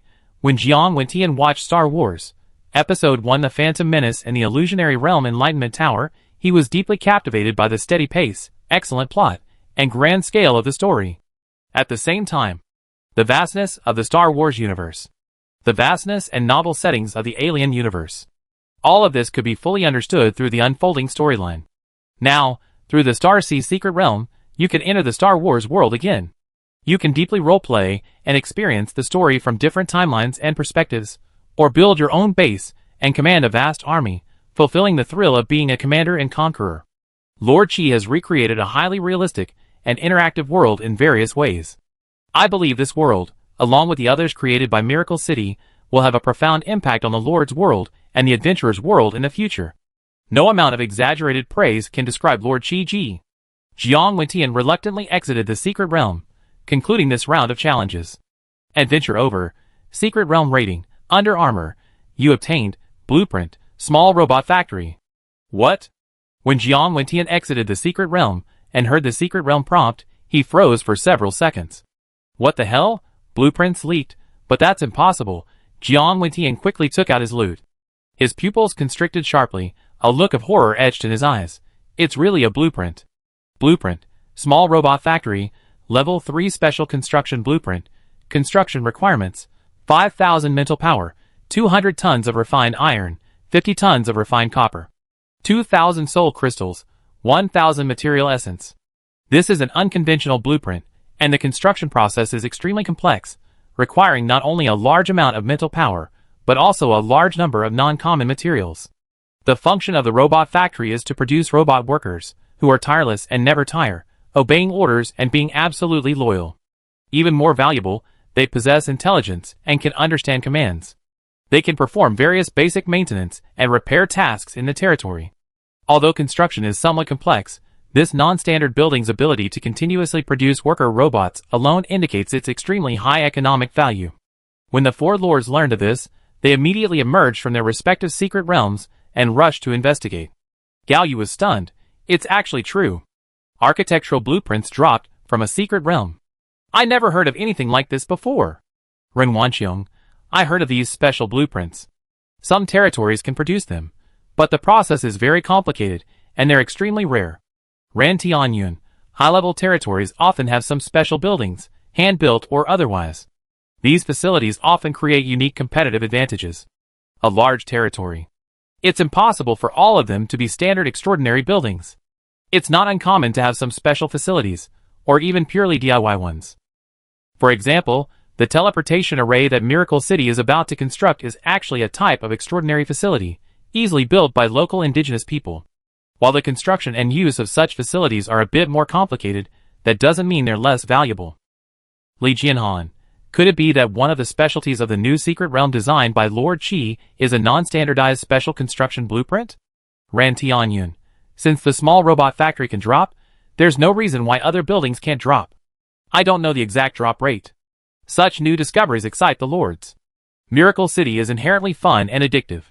But for a lord, spending every day grinding secret realms in other territories instead of doing your job is a bit unseemly. Now that Miracle City not only offers a variety of precious resources and precious spirits, but also blueprints, strategic territory development resources, coming here to personally explore the secret realm is no longer a lapse in duty. Ran Tianyun asked, Lord Jiang, are you interested in playing a game with us? Jiang Weitian hadn't had enough fun yet, so he accepted the challenge without hesitation. He said, the adventurer's command skills are too poor. I hope to meet an equal this time. Winning for these adventurers wouldn't be a great sense of accomplishment. These guys, on the other hand, are veteran lords with extensive experience in management and construction, and their experience commanding troops and waging war is worth a fight. Ren Wanqiong, it's a shame there are only 5 of us. If only we could summon Lord Qi. We have 6 factions. Ran Tianyun said, Lord Qi is incredibly busy these days. He's also a secret realm creator himself. As the Lord of Miracle Territory, it's not appropriate for him to personally take part. Never mind, it's no problem. 5 players can even play. Let's start a round first. Play. 5 lords entered the secret realm. Another round of Galaxy Battlegrounds was launched. This immediately attracted a large number of adventurers to watch. Real-time strategy games are inherently highly entertaining. In the past, Warcraft and Starcraft had already developed a thriving esports culture. What's more, the graphics in Miracle City's real-time strategy secret realm are 1,000 times better than those in computer games, and can be presented from multiple perspectives, making every Legion showdown feel like an epic apocalyptic blockbuster. How could this not be exciting? And the 5 opposing factions were no pushovers. This time, each was an experienced lord. Under the watchful eyes of the adventurers, another thrilling and exciting battle unfolded. But to everyone's surprise, this time, Jiang Weitian was the first to be eliminated. Damn you guys, how dare you be so unsportsmanlike? 4 against 1. Jiang Weitian's face turned green as he exited the secret realm. He was careless. The 4 cities, led by Tianyun, are now united as one. Everyone knows Jiang Weitian's formidable strength. Jiang Weitian is both the greatest threat and the only outsider. Who else should they attack? Therefore, after discovering the location of Jiang Weitian's base, the 4 lords tacitly agreed to provide him with limited protection. Under round after round of attacks, Jiang Weitian had no chance to thrive. In the end, he was unfortunately eliminated as a defender. This also made Jiang Weitian realize 2 things. First, he could no longer play this kind of game against these unethical individuals. In the future, even if he played multiplayer, he would have to find a way to do it anonymously, or in faction-to-faction mode. Secondly, Tianyun City already has the upper hand and a geographical advantage. Its territory gate is built directly in the main city, and it has recruited 3 powerful lords to form alliances with Miracle City. As a latecomer, Weitian City can only reach Miracle Territory through Undercity. Although Jiang Weitian's strength is far greater than any of them, the combined strength of the 4 lords is comparable. In this situation, they have no advantage. If they want to gain more benefits from trade and cooperative competition, perhaps they should also seek out some allies and help. Free City Secret Realm. Chi-Ji once again laid down. He was relaxing on the beach in his beach shorts. However, he kept a close eye on the feedback from the Secret Realm. Chi-Ji planned to update 2 Secret Realm content in the near future, one of which was the already launched real-time strategy gameplay. The current lords and adventurers who have experienced it were all amazed. While it might not be suitable for most ordinary adventurers, everyone who has tried it has spoken highly of it. This shows that the unique real-time strategy gameplay has greatly enriched the Miracle City experience. Chi-Ji saw that the Secret Realm ran smoothly without any major bugs and had received widespread praise and enthusiastic response from those who tried it. He was also very satisfied. The launch of Galaxy Battlegrounds was experimental. If it succeeded right away, that would be ideal. Even if there were any issues, the loss wouldn't be significant. After all, compared to other classic real-time strategy games, Galaxy Battlegrounds is relatively mediocre and lacks many highlights. Now it seems that even a relatively unimpressive real-time strategy game is enough to captivate adventurers. This model should be stable, practice with Galactic Battlegrounds first, and make further improvements. Chi-Ji also has the super classic StarCraft, and Warcraft is ready to launch. Both the Terrans, Zergs, and Protoss in StarCraft, and the hero units in Warcraft could become new selling points. The former could open adventurers' eyes. The latter could perhaps be further improved and enhanced, allowing adventurers to personally participate in the battlefield by playing as Warcraft hero units, adding an extra layer of immersive combat and devastation. Chi-Ji certainly noticed this. This Secret Realm can drop special blueprints. This is considered an Easter egg and a surprise in the development of real-time strategy games. If Star Wars blueprints can be dropped, why not StarCraft and Warcraft? If we could recreate some of the territory buildings from these games and build them in our territories, such as the shipyards and spaceports from Star Wars, or the Zerg hives and eternal trees from the future Warcraft universe, that would be incredible. Miracle City would surely gain a huge competitive advantage in infrastructure. While Chi-Ji was keeping a close eye on the new real-time strategy Secret Realm, he was also playing the launch of another innovative Secret Realm, none other than the Secret Farm adapted from QQ Farm. Of course, this Secret Realm isn't online yet. When it officially launches, it's planned to be named Miracle Farm. Chi-Ji recently received a first-level secondary core, which he could use to create a third independent Secret Realm in addition to Free City and Final Arena. Why didn't it launch immediately? There are 2 main considerations involved here. First, of course, is the pacing issue. The content of the Miracle City Secret Realm is enormous, and the Galaxy Battlefield update has already been released today. It's best to space major updates like these a few days apart. Second, if there's a better option, Chi-Ji hopes to develop Miracle Farm into a secondary Secret Realm, which would allow for greater capacity. Currently, the 3 secondary Secret Realms in Miracle City are End Arena, Free City, and Arad Continent. The first 2 are independent secondary Secret Realms, while the latter is a secondary Secret Realm. Although both are secondary Secret Realms, there are significant differences. The number of independent secondary Secret Realms is limited. The maximum total cannot exceed the number of main Secret Realms. Since Miracle Territory currently has 4 main Secret Realms, it can deploy up to 2 more independent secondary Secret Realms. These secondary Secret Realms can only be developed from a first-level Secret Realm, and upgrading requires collecting rare core upgrade materials. The construction process is also time-consuming and financially intensive. Chi-Ji didn't mind spending a little more, but the problem was that even with the money and connections, it wasn't always possible to immediately acquire materials for upgrading to a secondary Secret Realm. These things were essentially based on luck and fate. From what he understood, Miracle Farm would be a very special semi-physical Secret Realm. Once an adventurer activated a Miracle Farm, it became permanent real estate unless forcibly reclaimed by the territory. Adventurers could continuously cultivate spiritual fields, plant crops, and build farms. However, there was a limit to the total number of farms that could be generated in a Secret Realm. A first-level Secret Realm could only support a maximum of 300 farms at a time, which would inevitably result in a situation where there were too many wolves and too little meat to go around. Because of this, Chi-Ji wanted a larger Secret Realm. He could consider developing another subsidiary Secret Realm. Miracle City's Arad Continent is a subsidiary Secret Realm. Chi-Ji didn't consume secondary cores to build this secondary Secret Realm. Instead, he annexed and conquered the second-tier human territory, Jinsei City, directly converting its territory core into a second-tier secondary core. If Chi-Ji could conquer a high-level human territory, not only would this save a core for building another secondary Secret Realm, it would also free up the quota for an independent Secret Realm. However, the current problem is the harsh environment of the Evernight Forest.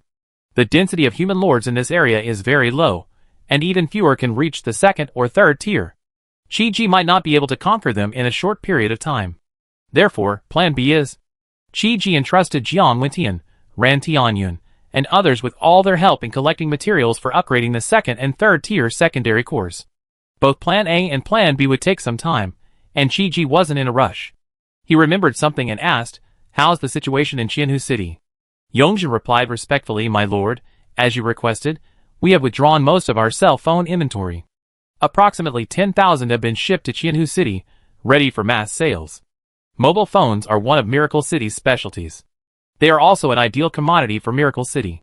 First, mobile phones are extremely practical and have a strong market. There are no similar substitutes, and they won't infringe on the interests of local tyrants. Second, each mobile phone is equivalent to a terminal in Miracle City. When every tribe and every race has a mobile phone, Miracle City's influence will be easily extended. Of course. From a business perspective, mobile phones are also very profitable. They're low-grade, just ordinary first-tier items. Purchasing them from the Secret Realm shop is inexpensive. If it weren't for the Secret Realm shop's daily purchase limit on spiritual power, Qi would have bought them until his stock went dry. Selling mobile phones isn't a loss-making business for Miracle City. In the future, they can even charge for data usage. In the long run, the larger the base, the more revenue they can earn. Currently, 2 4-tier adventurer guilds have been built in the main city. This means Miracle City has a more powerful back-end server to support it.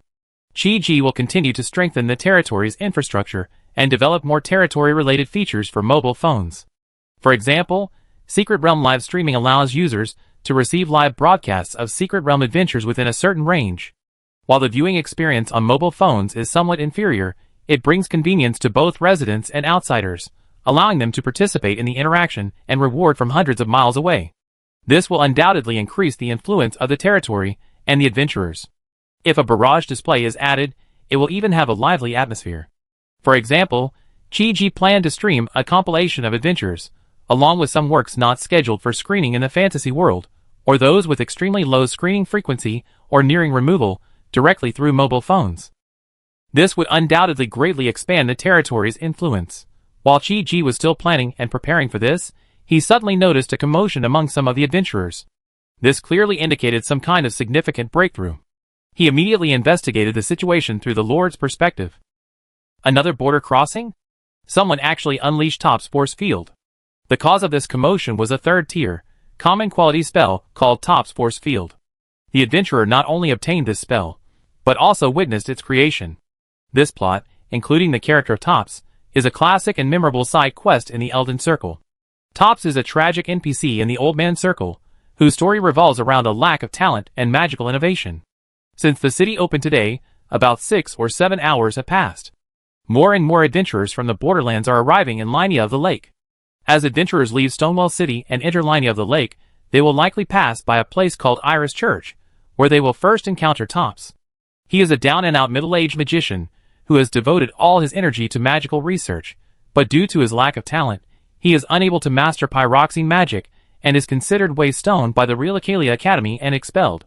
When the adventurer encounters him, he begged for 10 runes, offering to teach magic in exchange.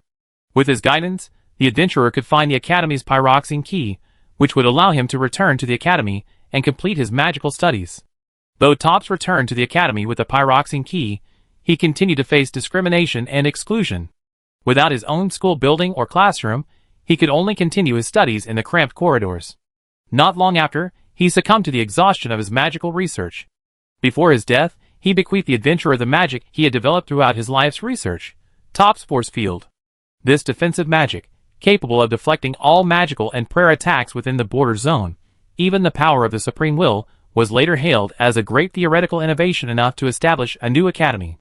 Upon receiving this magic, the adventurers were deeply shocked. They had never imagined that this insignificant, decadent magician could develop such a unique and innovative new spell.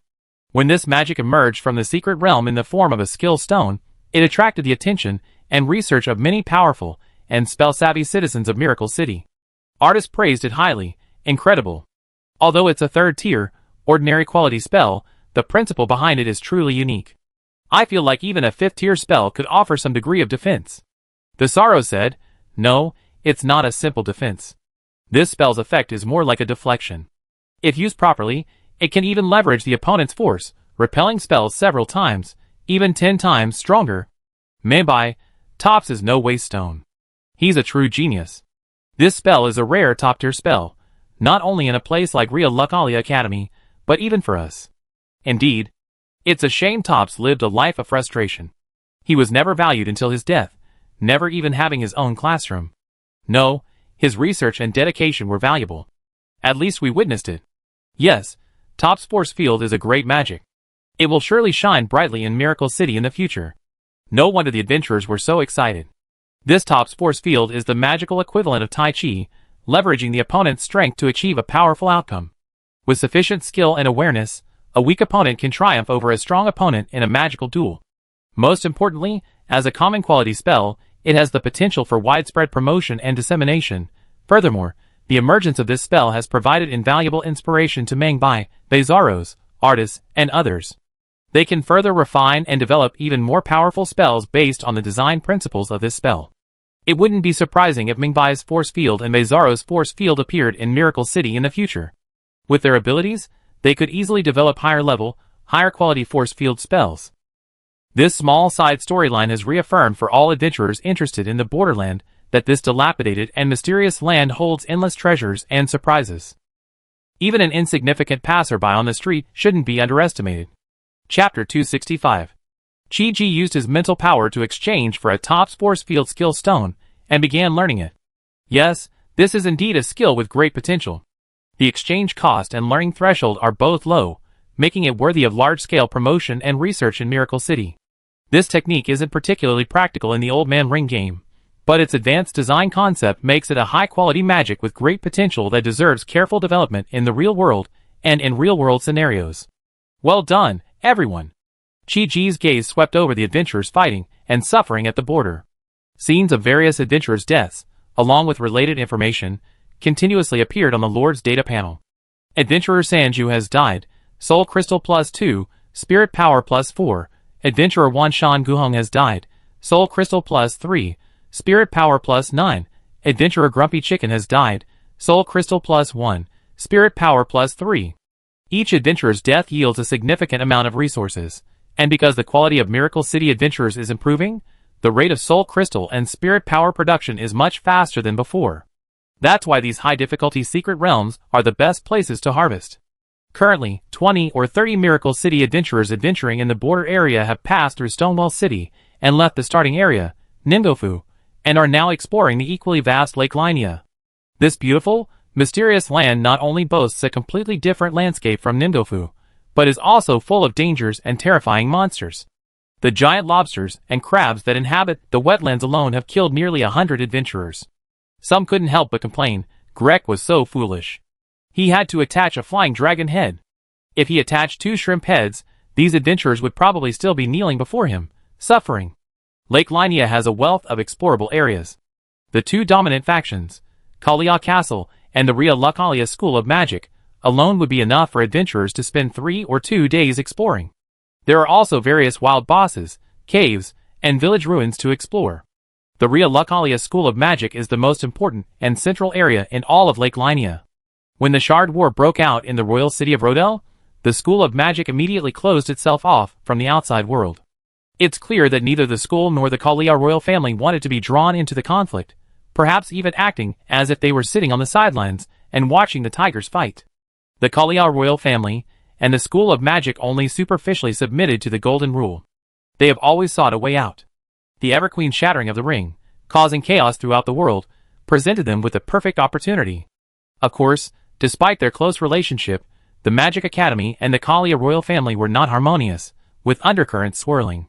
The adventurers came to Linia not only to pursue the Great Rune, but also to fully understand the story and heritage of this land. Although the adventurers' most prominent target was the Magic Academy located in the central area, however, at this time, the Ria Lucalia Academy was sealed off. Brute force alone was not enough to open the academy gates, only the pyroxene key could dispel the enchantment and allow for smooth entry and exit. Similar to Stonewall City, the Magic Academy had also been enlarged more than tenfold. Chi-Ji divided the academy into 2 major areas, the outer perimeter and the core area. The former can be entered using a regular pyroxite key, which can be obtained in many ways, and with enough luck, one can even buy one directly at the blessing camp. This makes perfect sense. After all, there are many fated ones, who covet the great rune held by the full moon queen. There are always some powerful individuals, who can obtain the key to the academy through various means, or perhaps fated ones, who were born into the magic academy already possess a pyroxite key. In this case, obtaining the key is certainly not difficult. The academy's periphery contains classrooms, libraries, and affiliated cities and towns. It can accommodate thousands of magicians for study, plus tens of thousands of supporting staff to provide chores and services. This area is definitely not found in the Old Man Ring game.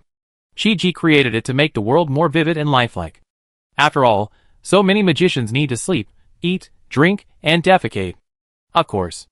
If the academy's periphery is just a supplement, then the core area is the true magic academy, similar to the game.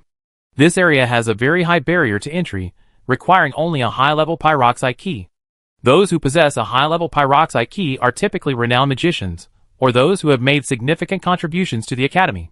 The main boss, Full Moon Queen Rhaenyra, is located in the center of this area. This also explains why the adventurer completed the top's quest just after arriving in Lake Linia.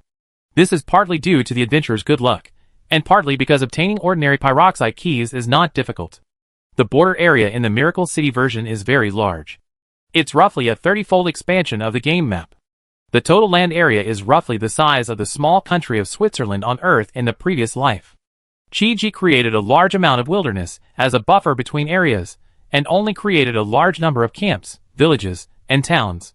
He added many characters and fated ones, which gave the world a richer texture and, therefore, a greater sense of immersion and authenticity. Having higher artistic aspirations is a good thing. But the premise is that it shouldn't come at the expense of excessive efficiency. If you're constantly running around, no matter how realistic the world, the adventuring experience won't be good, and it will hinder Miracle City's ability to profit from profiteering, thus impacting Miracle City's revenue. While Chi-Ji made the environments larger, more magnificent, and more detailed, he also provided more support. For example, the number of blessings at the border is several times higher than in the game. Furthermore, whenever adventurers need to pass through vast wilderness areas with little information, and suitable only for monster spawning, they can find portals that allow them to quickly pass through. After defeating Grek and passing through Stoneville City, Manbai and other adventurers could overlook nearly half of Linia from atop a massive cliff, even catching sight of the Magic Academy dozens of kilometers away. If those dozens of kilometers were covered entirely by running. Even with the Spirit Horse Tourette, it would take at least 2 or 3 hours to cross from the rugged mountains to the lake and swamp, and that's without encountering combat or obstacles. But in reality, Linia is teeming with murderous intent. Breaking through the desolate wilderness wouldn't be possible without dying 8 or 10 times, and it would take at least an entire day, and that's just for traversing the map, but in reality, it's not that difficult. Adventurers can find portals in the wilderness, as well as special miracle blessings that allow for free teleportation between all miracle blessings within a certain range without activation. This isn't just about border areas. Chi-Ji always considers efficiency when creating large maps. For example, the Sui and Tang chapter of the 10 Kingdoms, created using Scar of Sky, or the Arad continent, created using Dungeon Fighter. The former features a strong main storyline, with clear objectives for each stage, ensuring adventurers stay on the right path. Furthermore, with a large-scale travel feature, thousands of miles can be covered in just a minute, a journey that would take 10 days or half a month. The latter is even more impressive. Arad is a secret online game realm. Cooperation, interaction, and social interaction with partners are its core selling points. Adventurers don't need to grope through the wilderness. Simply head to the designated challenge entrance and select a dungeon to enter the corresponding battlefield. The main focus is a fast-paced experience. The junction is different. Adventurers only know their goal, to become the King of Eldon. However, how to achieve this, and the path to it are entirely up to the adventurer to freely explore. Adventurers can use portals or blessings to bypass some untouched wilderness, walk directly, or grind monsters in the area to accumulate runes. See it, you can reach it. Every inch of the junction map is a real scene. It's simply divided into wilderness areas and plot areas. Those pure wildernesses devoid of any trace of civilization can be used for monster hunting and training, and wherever there are traces of ruins or villages and towns, every square kilometer is worth digging deep and exploring. There are always undiscovered secrets. There are always unmet characters. or perhaps surprising treasures. The explorable, information-dense areas of the borderland are vast. Not to mention Lake Linia, even the first unlocked area, Nwamfu, still holds a wealth of valuable items, interesting characters, and plot points yet to be discovered. For this reason, many adventurers who defeated Grek the Limbreaker did not rush to leave, but continued to explore Nwamfu. In less than a day, many missed areas and scenes were discovered. For example, White Crane Hermit discovered another powerful hidden boss in Storm Hill. The Crucible Knight. Through investigation, it has been confirmed. The Crucible Knight is a knight loyal to the first king, Gelfred.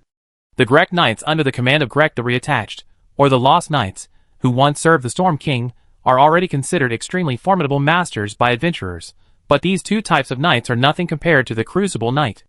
Even a powerful adventurer like White Crane Hermit was defeated 8 or 9 times in a row. The power gap is enormous. The Crucible Knight possesses secret techniques gained from the 100 aspects of the Crucible, allowing his body to transform into 4 or 5 different beast or monster forms. He also has the ability to summon wings and soar into the sky, making him incredibly fast and difficult to defend against. Luckily, during this period of suffering, an adventurer discovered the Divine Tower in Ningofu.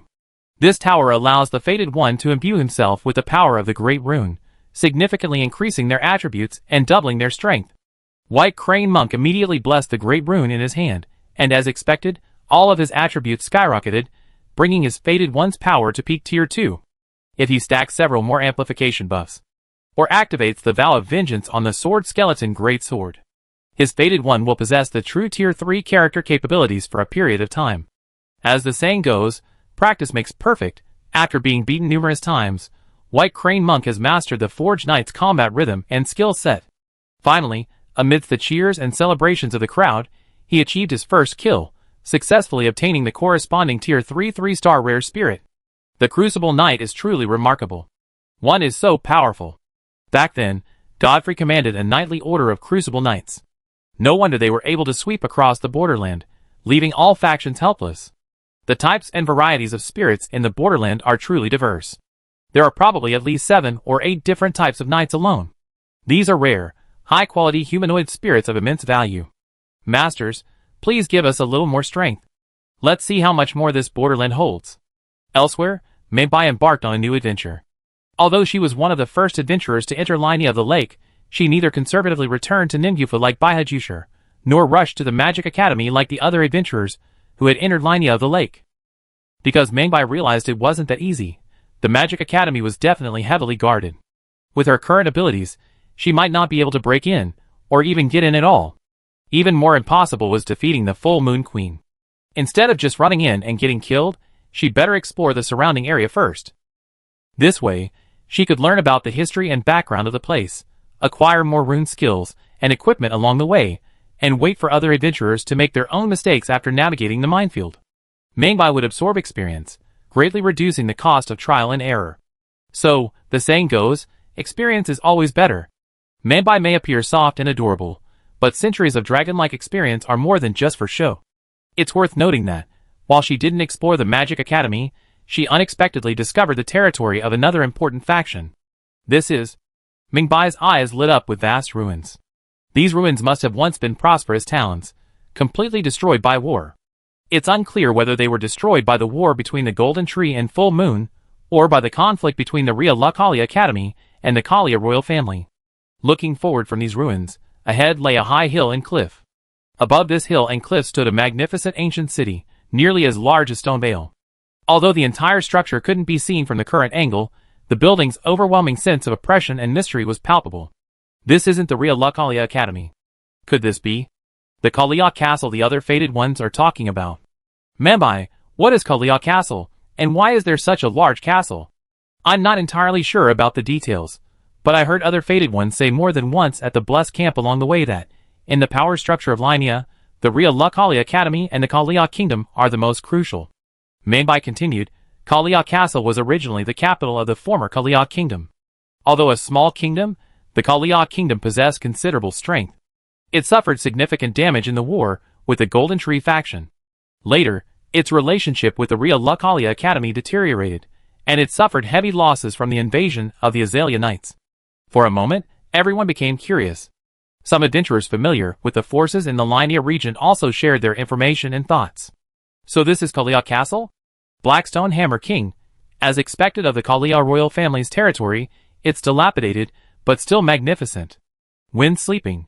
From what I heard, the relationship between the Kalia royal family and the Magic Academy has always been delicate, until the appearance of Full Moon Queen Rhaenyra. She became both the leader of the Magic Academy and the Queen of Kalia.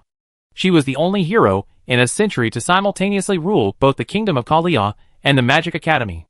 When the Golden Clan invaded the south and engaged in war with the Kingdom of Kalia, it was the Full Moon Queen who led the army and stopped the invincible Golden Clan. Pear Blossom Rainfall. Is the being the adventurers are about to challenge in Lake Linia so formidable? Cat Ming. That certainly sounds far more formidable than the weak and ugly Grip Greg. She ultimately succeeded in resisting the Golden Clan. Did the Tree faction attack? Time Traveler. They stopped it, but not completely. After all, the power gap between Kalia and the Golden Tree was too great, and ultimately a dramatic political marriage had to be used to resolve the situation. Red-haired Radagon, the most powerful and prestigious hero leader of the Golden Tree army, married the Full Moon Queen.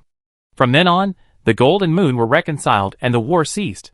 However, during this political marriage, the Full Moon Queen seemed to truly fall in love with Radagon. After exploiting Rhaenyra, Radagon ruthlessly abandoned the Full Moon Queen and returned to Rodel to marry the Eternal Queen Marika, becoming the second king of Eldon. The Full Moon Queen suffered a devastating blow, becoming insane and seemingly having lost control of the Kalia royal family and the School of Magic. That's what we know so far. The adventurers were all surprised by this information. Nancilia, where on earth did this Radagon come from? How could he become the second king of Eldon? Cat Ming also grumbled. Humph, a wicked man who abandons his lover after having sex. When I meet him, I'm going to teach him a lesson. That's not important right now. Boss Mingbai, act quickly. Kalia Castle is right before us. There might be some valuable treasures there. Mingbai had come here to avoid a premature defeat, but she had the misfortune of stumbling upon Kalia Castle.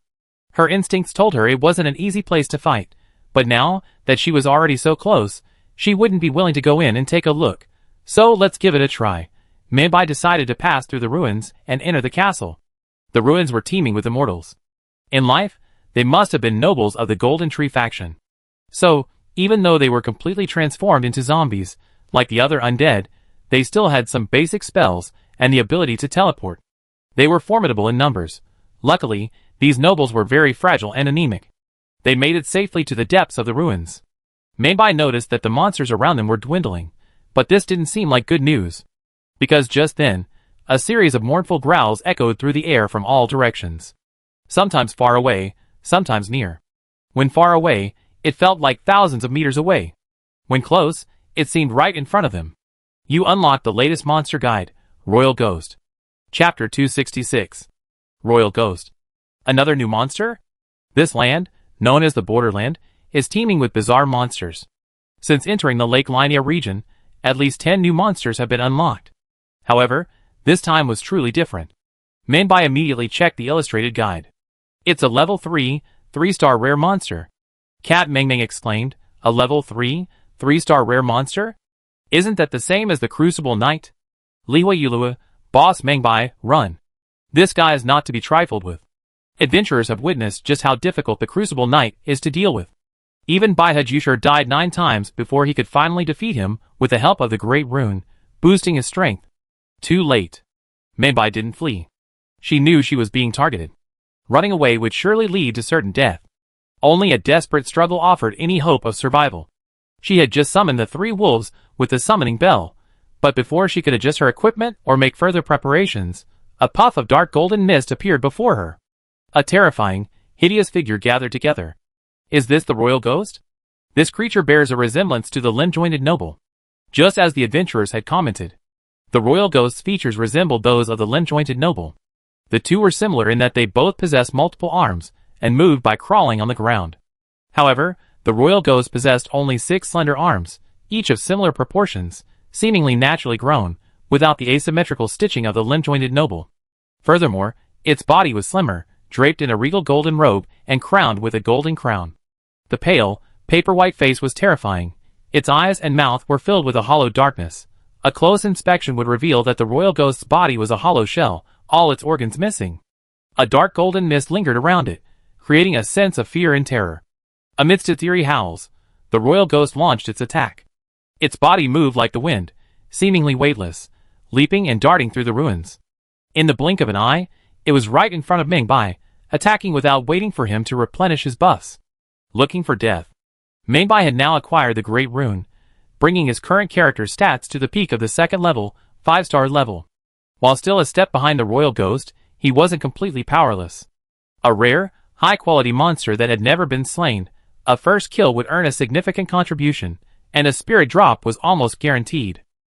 Now that I encountered it, take it, Ming Bai, sword in right hand and staff in left, launched into a Kalia greatsword move. The staff in his left hand shone with a brilliant light, instantly converging into a vast sword several feet long as it swept out.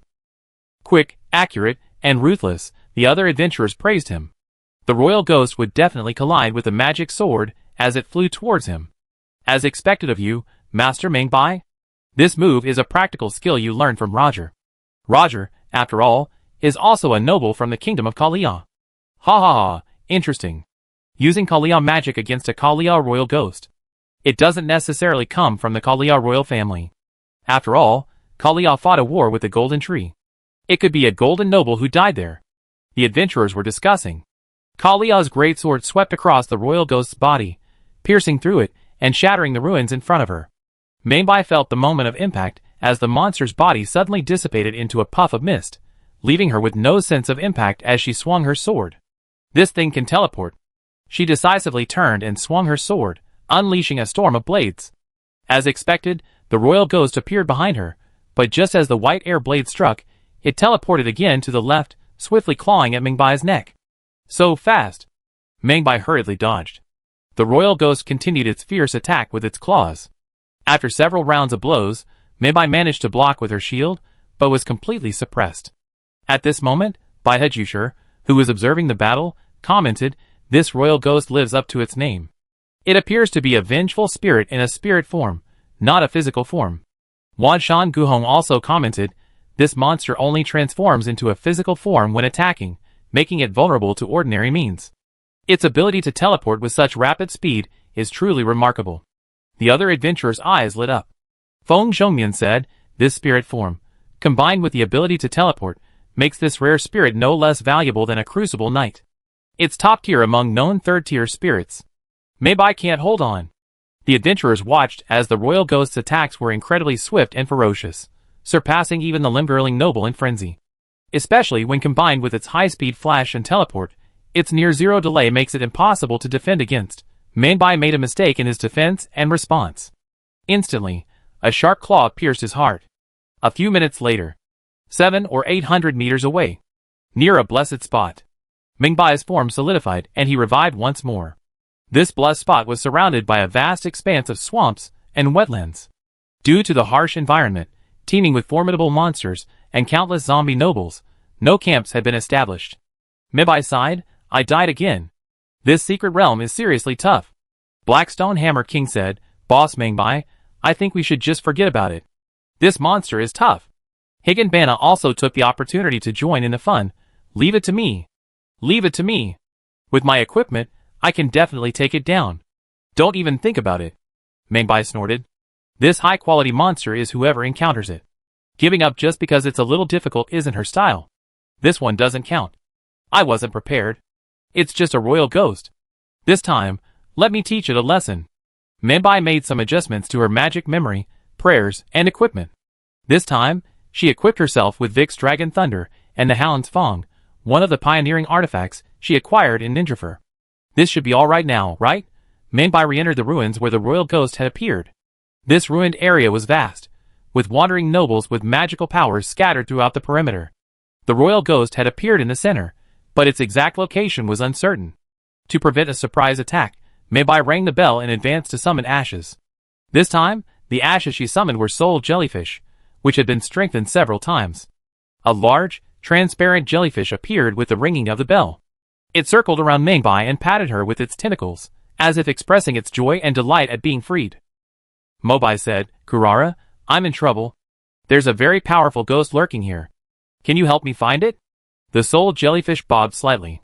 Then it floated up to scout the area. Mobai's current favorite summoned urn is the soul jellyfish. This jellyfish possesses intelligence and can communicate. Unlike other summoned spirits, it was once a young girl named Kurara, who had a tragic past, and whose greatest wish was to be reunited with her sister.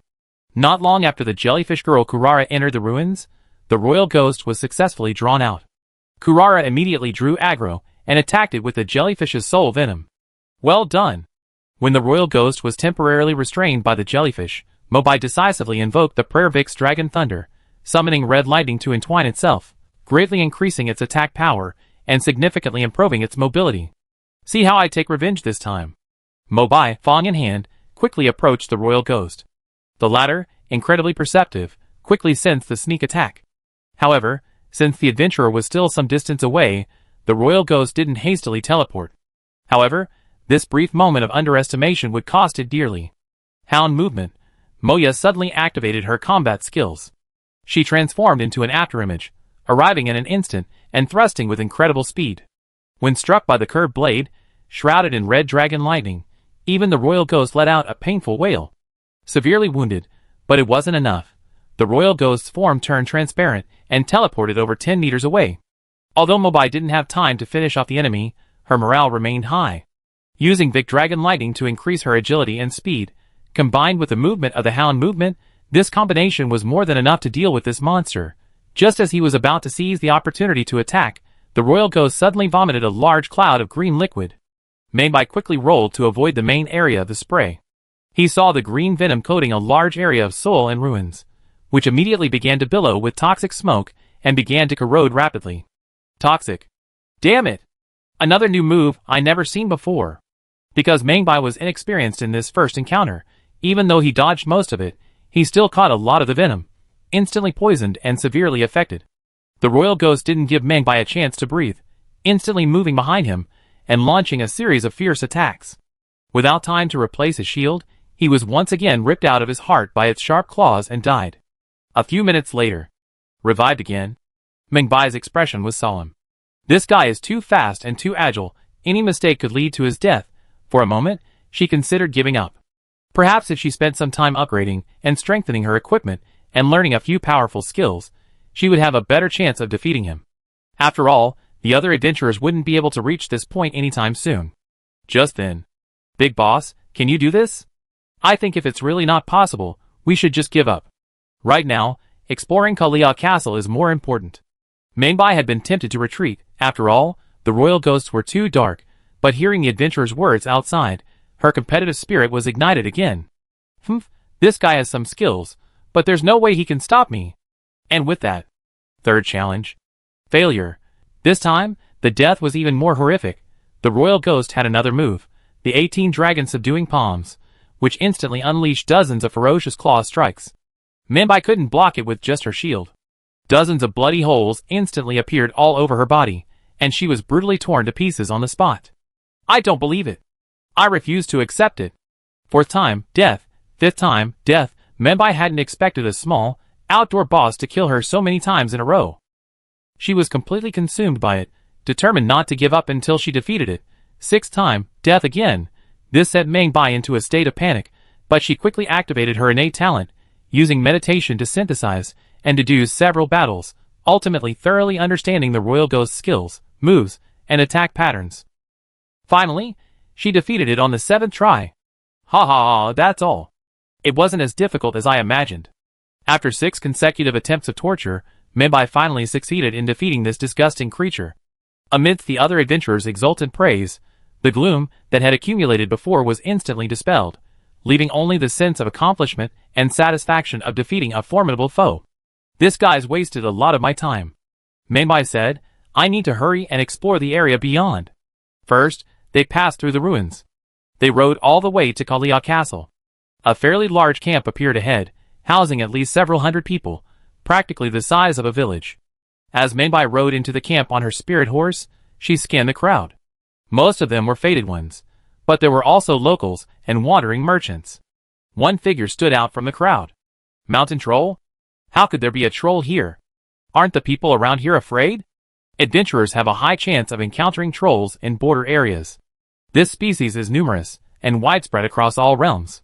For example, Stonewall City has domesticated a group of trolls to pull carts and transport goods, and a large number of them are active deep within storm peaks. However, until now, the trolls encountered by adventurers were ferocious and violent, unable to communicate. This gave the impression of a humanoid beast with low intelligence. The troll who had appeared was sitting in a corner of the camp, surrounded by forging tools and a forging table in front of him. Wearing a strange, full-face helmet, he sat quietly on a stone bench, flipping through a book. A troll so ugly, strange, and even somewhat ferocious, sitting quietly reading? This striking contrast piqued Mingbai's curiosity. He immediately approached to investigate. "I heard of your deeds.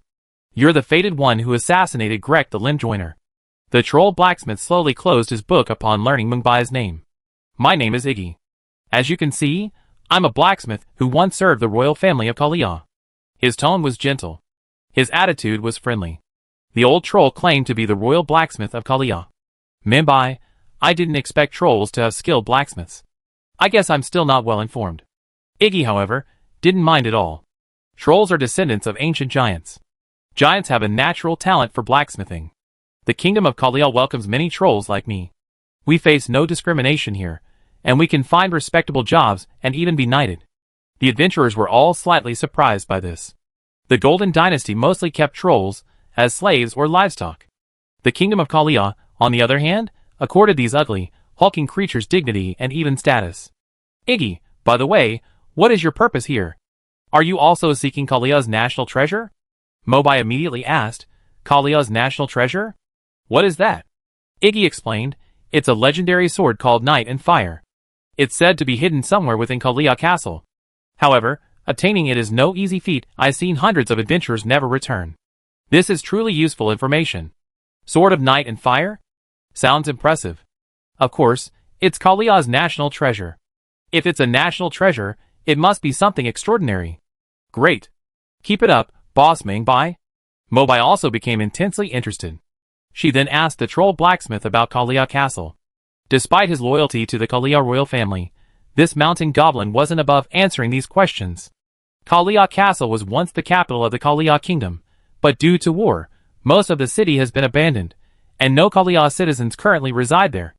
Mingbai couldn't help but look puzzled. If it's a deserted city, how could there be any danger?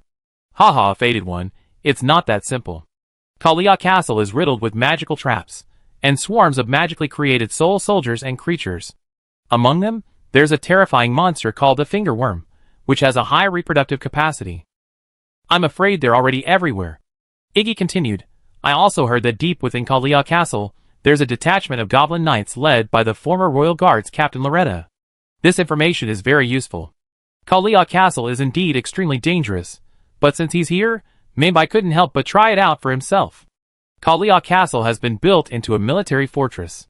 Although slightly smaller than Stonewall, it occupies a rugged terrain, and its fortress structure is extremely complex, making it difficult to conquer alone. Mingbai then went to the camp and announced his identity. He also invited the fated ones to join the operation. What? She's Mobai, the latest official member of the Round Table Hall. I heard she defeated Grigg the Limgirdle, and presumably holds Grigg's great rune. Mobai could sense the greed in the fated one's eyes. After all, he held a great rune, and if he left the camp, he could be assassinated at any moment. Recruiting such a group would be a real threat, with unpredictable consequences. But it didn't matter. I'm immortal after all. Let's use them to break through the fortress first. When Mobai revealed his true identity and announced the organization of forces to explore Kalia Fortress, a vast horde of fated ones flocked to join him, and Mobai recruited all who came. In a matter of moments, he had assembled a force of around 200 fated ones. Most of the fated ones in the large camp had joined. This was partly due to the allure of the great rune in Mobai's hands, and partly due to the allure of Kalia's national treasure, the Sword of Night and Fire. No fated one would want to possess either of these treasures. Holy crap! So many people? That's outrageous. The adventurers in Miracle City were stunned by Mingbai's actions.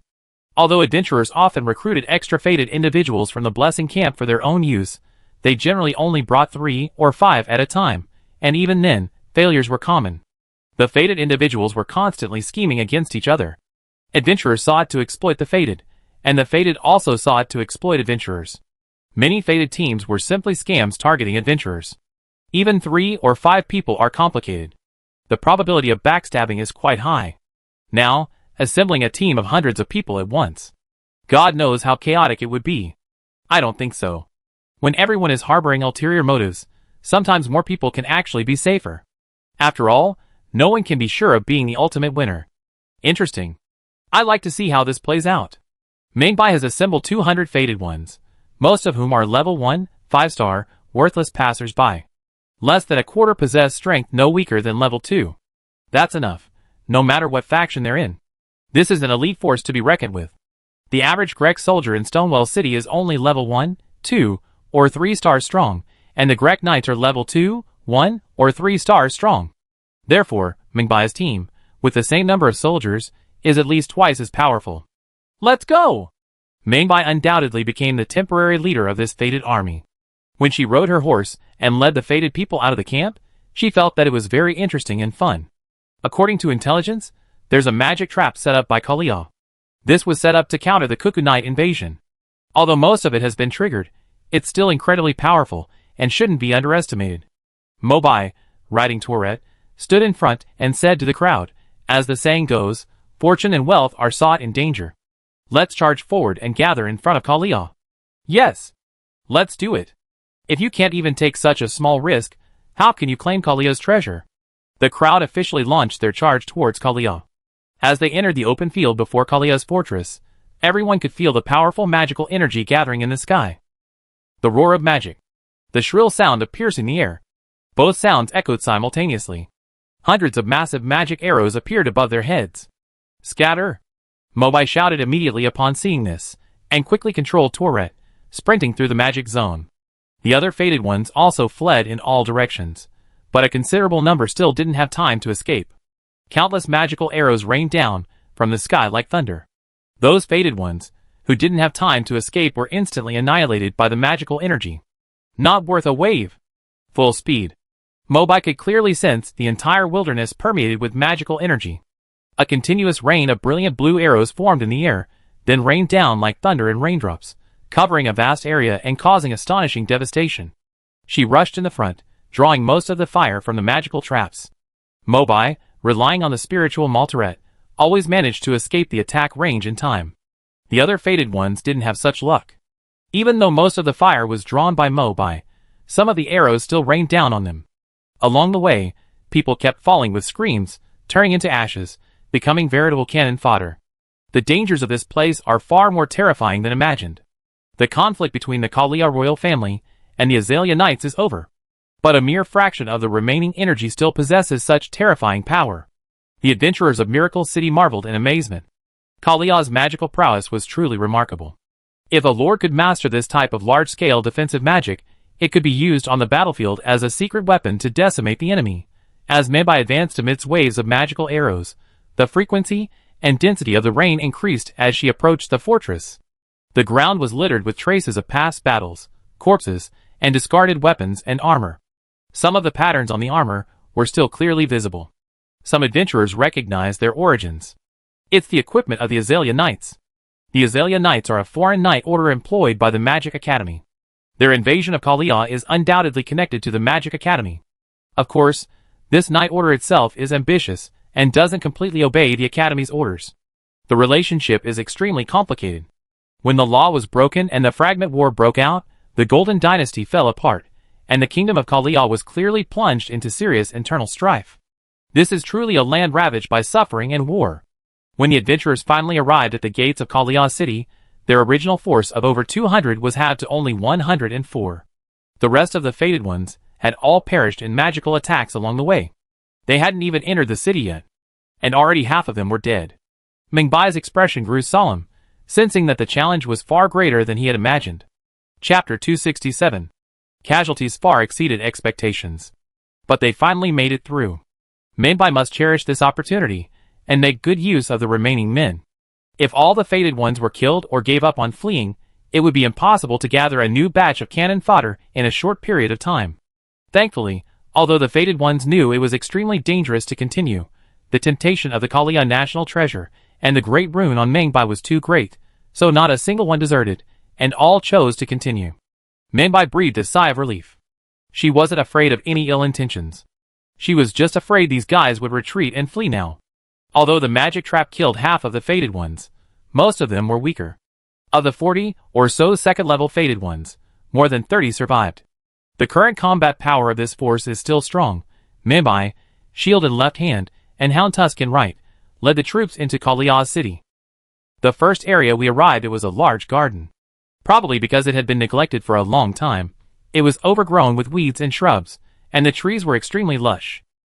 No suspicious targets. No magic traps either. This place doesn't appear to be guarded. Minbai personally led the search, finding no guards.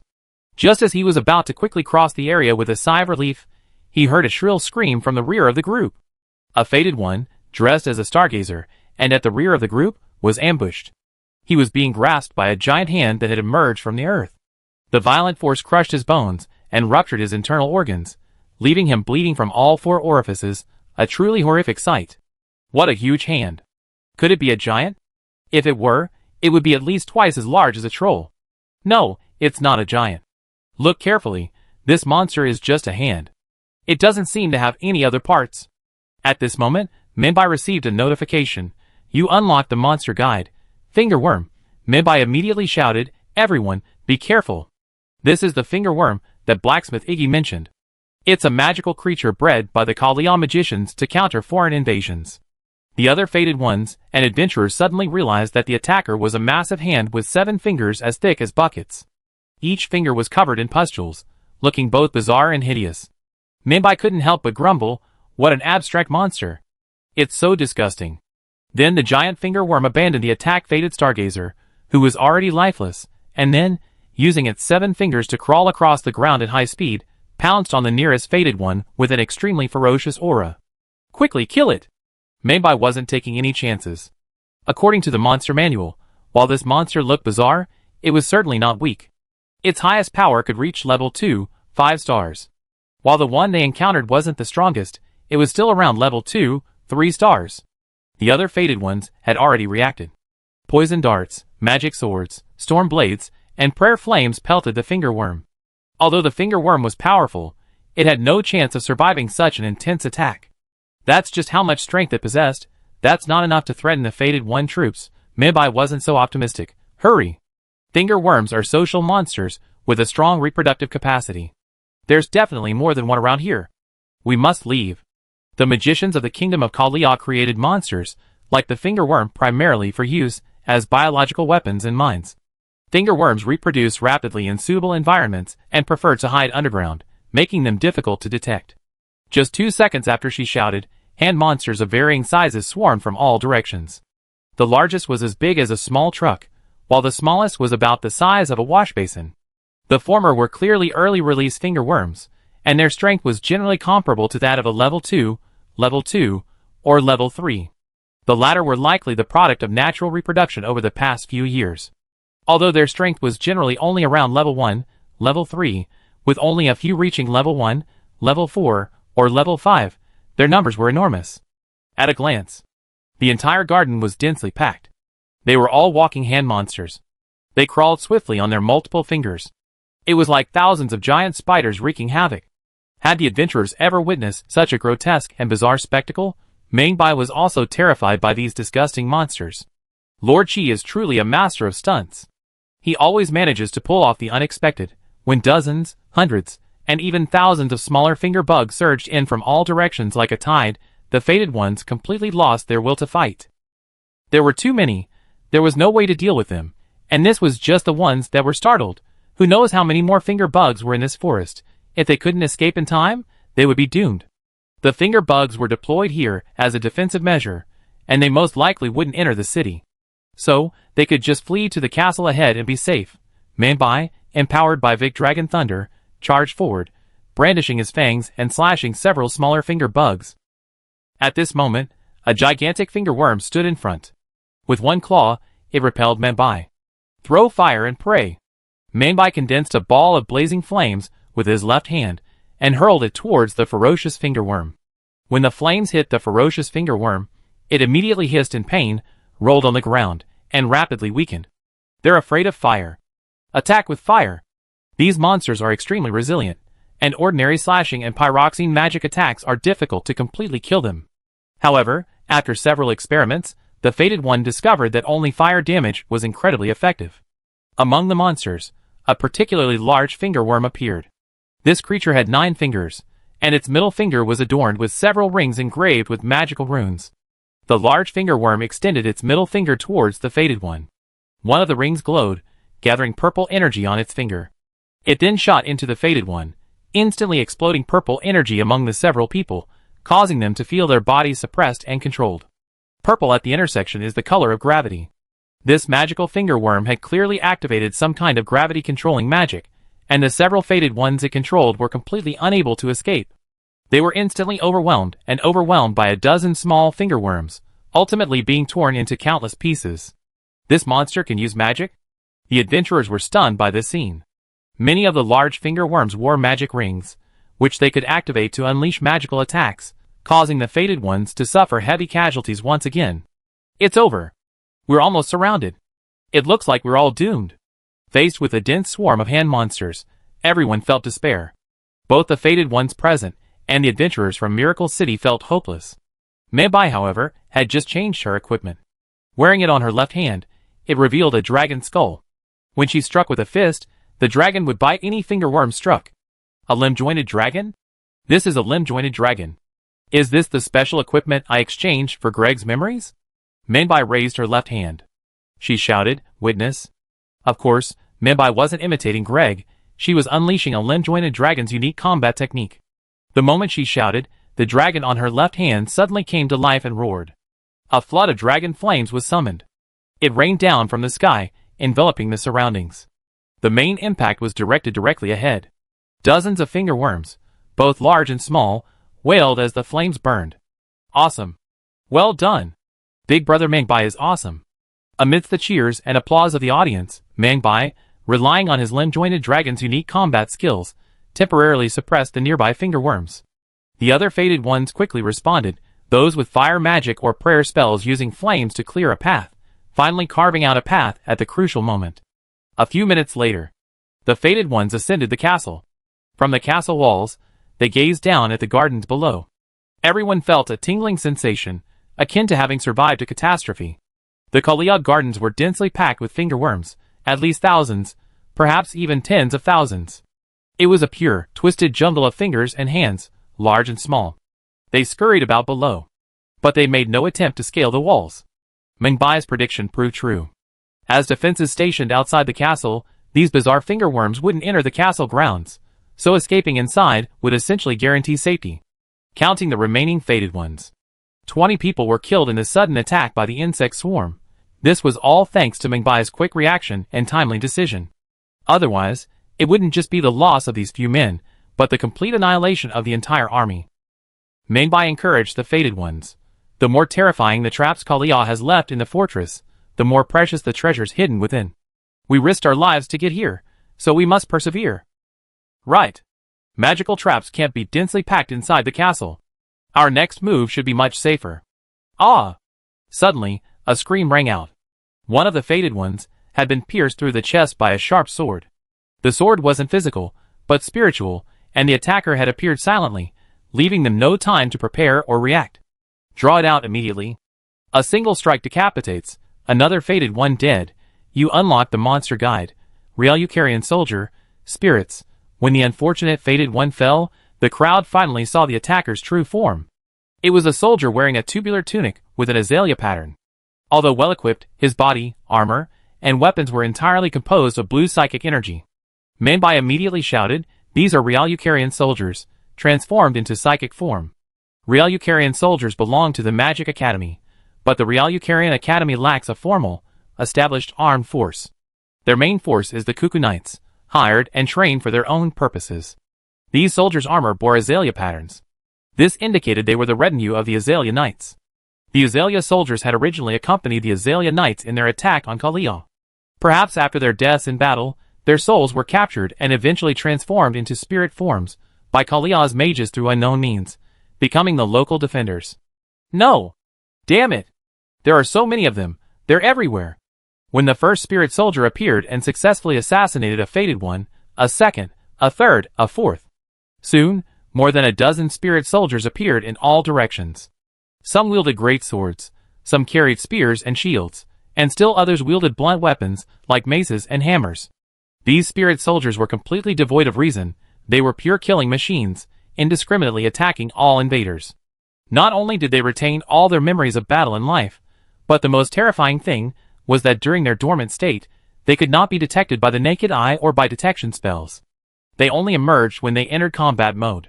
In other words, only when they approached and attacked. These creatures are visible to the naked eye, making it difficult not to be caught off guard and passive. Stop them. Clean them up quickly.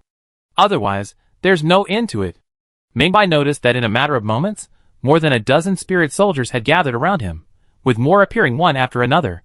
Who knows how many spirit soldiers there are nearby? If he didn't fight his way out quickly, he'd be surrounded. The elusive spirit soldiers caused the Fated Ones great suffering. One after another, the Fated Ones were pierced by a spear or sword that suddenly appeared from behind. These spirit soldiers were not only powerful in attack, but also carried azalea pyroxenes, magical items used by the azalea soldiers. Throwing them like grenades, they formed a magical sphere at the point of impact, dealing magical damage. Luckily, although these soldiers were in spirit form, they were not immune to physical attacks, and their spirit bodies were relatively fragile.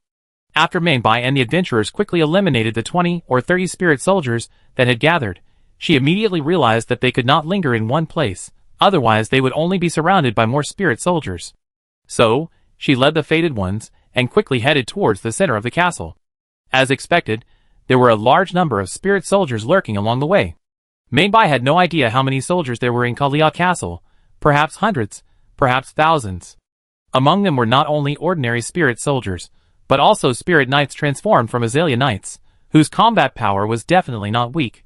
The most troublesome thing was that they were not like those in Stonewall City. Stonewall was also heavily guarded, with not only large numbers of exiled soldiers and regular Grek troops, but also formidable units like the Grek Knights, the Forsaken Knights, and the limb-removed nobles. However, Grek's troop distribution was regular and observable. Kalia's spirit soldiers lacked intelligence, lacked a logical distribution, and lacked the ability to foresee the situation. Therefore, they had awakened numerous spirit soldiers along the way, and spirit soldiers from even further afield were constantly arriving. The Fated Ones fell one by one. When Mingbai reached the depths of the castle, finally free from the spirit-guarded area, her expression darkened as she watched, for only 26 Fated Ones remained with her. These ubiquitous cuckoo soldiers, enslaved souls, had caused even greater casualties than the finger worms. My scalp is tingling.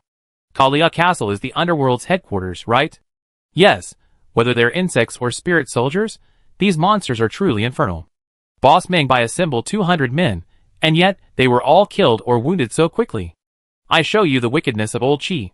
Faced with such a horrific area, the onlookers were filled with complaints. Kalia Castle's spirit soldiers were only active in the outer areas. Once Mingbai crossed the densely populated area, the threat gradually dissipated, but he faced a more formidable challenge. Troll Knights. Compared entirely to the wild trolls, or the troll laborers of Stonewall City, these trolls wore helmets, Kalia Knight cloaks, and wielded enchanted great swords. They possessed not only greater combat power, but also the ability to wield magic. They were responsible for guarding the core area above Kalia Castle. Although their numbers weren't numerous, each possessed a rank 3, 2-star strength, enough to pose a formidable threat to the Fated Ones. Mingbai's only consolation was that these mountain goblins weren't as intelligent as the blacksmith Iggy outside, allowing them to be drawn in batches and gradually eliminated. After a fierce battle, Mingbai was left with 9 Fated Ones. From over 200 at the start, only 9 remained, the entire process taking less than 2 hours. The sheer difficulty and devastating casualties of this adventure and exploration can be imagined. As the casualties mounted, the surviving Fated Ones grew increasingly restless. Mingbai sensed the murderous intent and malice directed at him. The Fated Ones were clearly running out of time. They were gradually losing interest in Kalia's national treasure. No matter how one looked at the current situation, the chances of capturing the Great Rune of Grek were clearly greater. The weakest of the 9 surviving Fated Ones was only a level 2, 1-star. If they were caught in a 9-on-1 situation, they would surely die. Of course, they couldn't just sit there and wait for death. We paid a heavy price to get here, and we're about to enter the core area of Kalia Castle. We absolutely cannot give up, or all our sacrifices will be in vain. We don't expect another chance to break in any time soon. I only want Rune. The rest of the treasure is yours. Mobai continued, there are still several goblin knights nearby. They could detect any movement here at any time, and we no longer have the strength to deal with even one of Kalia's goblin knights. We must advance. These words convey two things. First, they emphasize sunk costs and opportunities, while announcing their relinquishment of the treasure to bolster the fighting spirit of the Fated Ones. Second, Mobai emphasized the threat posed by the other goblin knights nearby, conveying that while he might not be able to defeat 9 alone, he could lure the goblin knights into a shared destruction, leaving no one alive. The 9 surviving Fated Ones were already hesitating. They did have ambitious plans to seize the Great Rune. However, the 9 of them weren't on the same page. The current situation was extremely complex. If a fight to the death truly came to an end, no one would have the confidence to emerge victorious. Ultimately, they agreed to continue on their journey, searching for the treasure of Kalia. Even if they had to seize the Great Rune, they would have to find a sufficiently safe place. The 10 of them then headed towards the core area of Kalia Royal City. At this moment, Meibai spotted a foggy door. Nearby was an adventurer's exclusive miracle blessing. As she approached, the blessing automatically activated, indicating that Meibai had established a resurrection point there. She was immediately overjoyed. After all, this wasn't her first time fighting a boss at the border. This fog gate, this blessing, it was almost certain that the ultimate test of Kalia Castle lay ahead. Meibai had originally worried that this operation might fail, as Kalia Castle was too dangerous, and she hadn't had time to find a blessing point along the way. Now, those concerns were finally put to rest. With this blessing, there was room for trial and error. She decisively led the Fated One into the square. This was an enclosed circular square, with only one entrance. In the center stood a huge circular pool, like a lake, surrounded by dozens of luxurious chairs. This is Kalia's Royal Hall. The 9 Fated Ones beamed with joy. The rumored treasure of Kalia was hidden nearby. Before anyone could take further action, a powerful aura suddenly descended. You unlocked the monster encyclopedia. Royal Guard Knight Loretta, magical spirit, adventurers outside, through the secret crystal, saw a burly knight atop a giant horse appear in the center of Round Lake. Her body, armor, weapons, and steed were entirely composed of spirits, yet they differed from ordinary spirits. A rare, level 3, 4-star unit. Mengbai's face changed slightly when he read the description in the encyclopedia. Although this wasn't the true form of the Knight Loretta, merely a magically created spirit, it possessed such formidable power. And even worse. After Royal Guard Knight Loretta appeared, 3 more Goblin Knight spirits spawned near Round Lake. Goblin Knights each possessed the strength of a common, level 3, 2-star unit. If this fated squad had only faced 3 Goblin Knights, they might have struggled, but they were likely manageable. But dealing with them during a boss fight would be downright hellish. One fated squad glared in horror. This is Loretta, the Knight Captain of Kalia's Royal Guard. We simply can't handle her. Another fated squad, though grim, snorted, Loretta is powerful, but what's appeared now is just an illusion. I don't think there's anything to worry about. However, before the fated squad could finish her words, Loretta suddenly leaped 10 or 20 meters high. Then, midair, she unleashed a combat skill. The scythe in her right hand transformed into a bow, instantly unleashing a massive magical arrow over 3 meters long. It was too fast. The fated squad had no chance to react or dodge, and was instantly pierced and killed by the massive magical arrow. Then, Loretta swung her scythe in midair, summoning 3 massive magical swords, charging towards them with unstoppable force. Oh no! Stop her! The Fated Ones realized at that moment that even if they couldn't unleash their true power, this heroic figure, having participated in numerous famous battles, was no match for them. Nobody. So powerful. But how can we defeat her? We have no chance. Honestly, this Loretta has some amazing skills, especially that magic bow move. It's blinding. The adventurers in Miracle City were all thrilled and excited.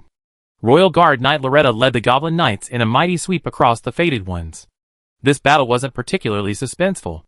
After all, the boss was incredibly powerful, and even though Meibai had brought 9 skilled Fated Ones with him, their lack of synergy meant they couldn't effectively form a fighting force. Meibai observed Loretta's combat and moves and realized, this guy is a completely enhanced, magical version of the Great Tree Guard. Loretta's combat and charging style are very similar to the Great Tree Guard. Perhaps even the top heavy armored knights in the border area share similarities in this regard, but the Great Tree Guard is too cumbersome, while Loretta is incredibly agile and swift.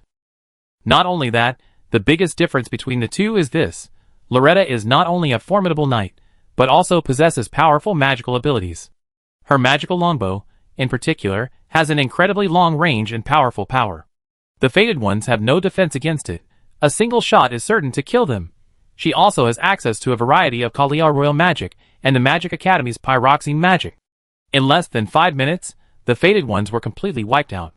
Mingbai failed the challenge and exited the secret realm. Brother Mingbai is amazing. He managed to hold out for so many rounds, even against a monster like this. This Loretta is too strong, and with the help of several goblin knights, such a creature is simply impossible to deal with at this stage. Brother, why don't you level up quickly and then come back to challenge her? Mingbai didn't think so. After a short rest, she challenged again. When she entered Kalia Round Lake Square again to trigger the boss battle, surprisingly, only Loretta spawned, not the 3 goblin knights. Huh? What's going on? Why didn't the goblin knight spawn? I see. The goblin knight isn't a mandatory spawn, but rather a power balancing mechanism. Mingbai brought 9 surviving Fated Ones with him last time, triggering this mechanism and spawning 3 goblin knights. This time, we're alone, so no goblin knights spawned. Baihajusher said, if it were a one-on-one duel, while it would be quite challenging, this fight is definitely winnable. Higanbana, that's not necessarily true for the others, but if it's Mingbai, then it shouldn't be a problem. Wanshan Guhong also nodded. Well, this is the initial stage, after all. She defeated the tough guy, the Great Tree Knight, with her unenhanced body. With her abilities, defeating this Royal Guard Knight Loretta shouldn't be a problem. Chapter 268. Mingbai challenges the Royal Guard Knight Loretta in single combat. This battle attracted many adventurers to watch and learn. Chi-Ji was also paying close attention. Loretta is the final boss of Kalia Castle. She is also the required boss to unlock the Lonnie storyline, and her difficulty is very high. Her fighting style is a fusion of the Great Tree Guard and some of the Full Moon Queen Renala. In the original Old Man Ring game, this battle was even more difficult than the Full Moon Queen. However, the Magic Ring World remade in Miracle City has a clear power level division, and the main boss will be more consistent with the background and plot logic. The Full Moon Queen is a hero who once led an army to resist the Golden Tree Army. As Queen of Kalia, she also controlled the Magic Academy. Her magical attainments and strength at the peak of her power must have been at the top level in the borderland. Loretta is merely a knight of the Full Moon Queen. Even though the Full Moon Queen has now fallen into madness, and her strength has been greatly reduced, she is no less powerful than one of Loretta's clones. Among Chi-Ji's resources, the Full Moon Queen, Rhaenyra, was at her peak, a Tier 4, 3-star power. Loretta herself was at Tier 4, 1-star power, while this clone is currently only at the peak of Tier 3, 4-star power. That being said, it's definitely not to be underestimated. At this stage, it's extremely difficult for adventurers to defeat her. Mingbai is currently engaging the Royal Guard Knight Loretta with prayer spells and hound skills. Loretta's offensive power is incredibly fierce, with a variety of close-range slashing and trampling abilities, and ranged attacks such as the Magic Great Bow, Magic Radiant Sword Formation, and Glittering Rain of Glittering Stone. Her Spirit Warhorse possesses exceptional mobility, capable of leaping up to 20 or 30 meters, allowing her to dodge any spell or ambush in time. After several rounds of fighting, Mingbai spent most of her time dodging and struggling to find a chance to counterattack. Ultimately, she was taken down by a massive magical arrow, and the challenge ended in failure. It was indeed difficult, and in such a short time, it was impossible for any adventurer to reach this point. Mingbai's attempts to team up with the Miracle City adventurers to challenge the Royal Guard Knight Loretta were unsuccessful, but she refused to give up, immediately launching a third, fourth, and even more challenges. No surprises. Trial after trial. Exploration after exploration. Continuous death at the hands of this powerful boss. Mingbai remained undeterred, constantly changing her prayer spells and equipment combinations, each battle yielding greater improvement than the previous. When she had dealt with the Great Tree Guard, she had relied on constant trial and error, experimentation, and her powerful deduction and simulation skills to fully master its moves, finding its flaws, and turning defeat into victory. The same was true this time. Royal Guard Knight Loretta's fighting style was originally very similar to that of the Great Tree Guard, only faster, stronger, and more powerful, with the added bonus of magical abilities. But Mingbai now possessed 8 or 9 types of prayers and spells, possessing a wealth of combat skills and high-quality equipment. With the blessing of Dragon Thunder, various secret potions, or status effects, she briefly displayed the combined power of a Tier 3 unit. While Loretta's spirit still held a significant advantage, it couldn't achieve a complete level-crushing advantage.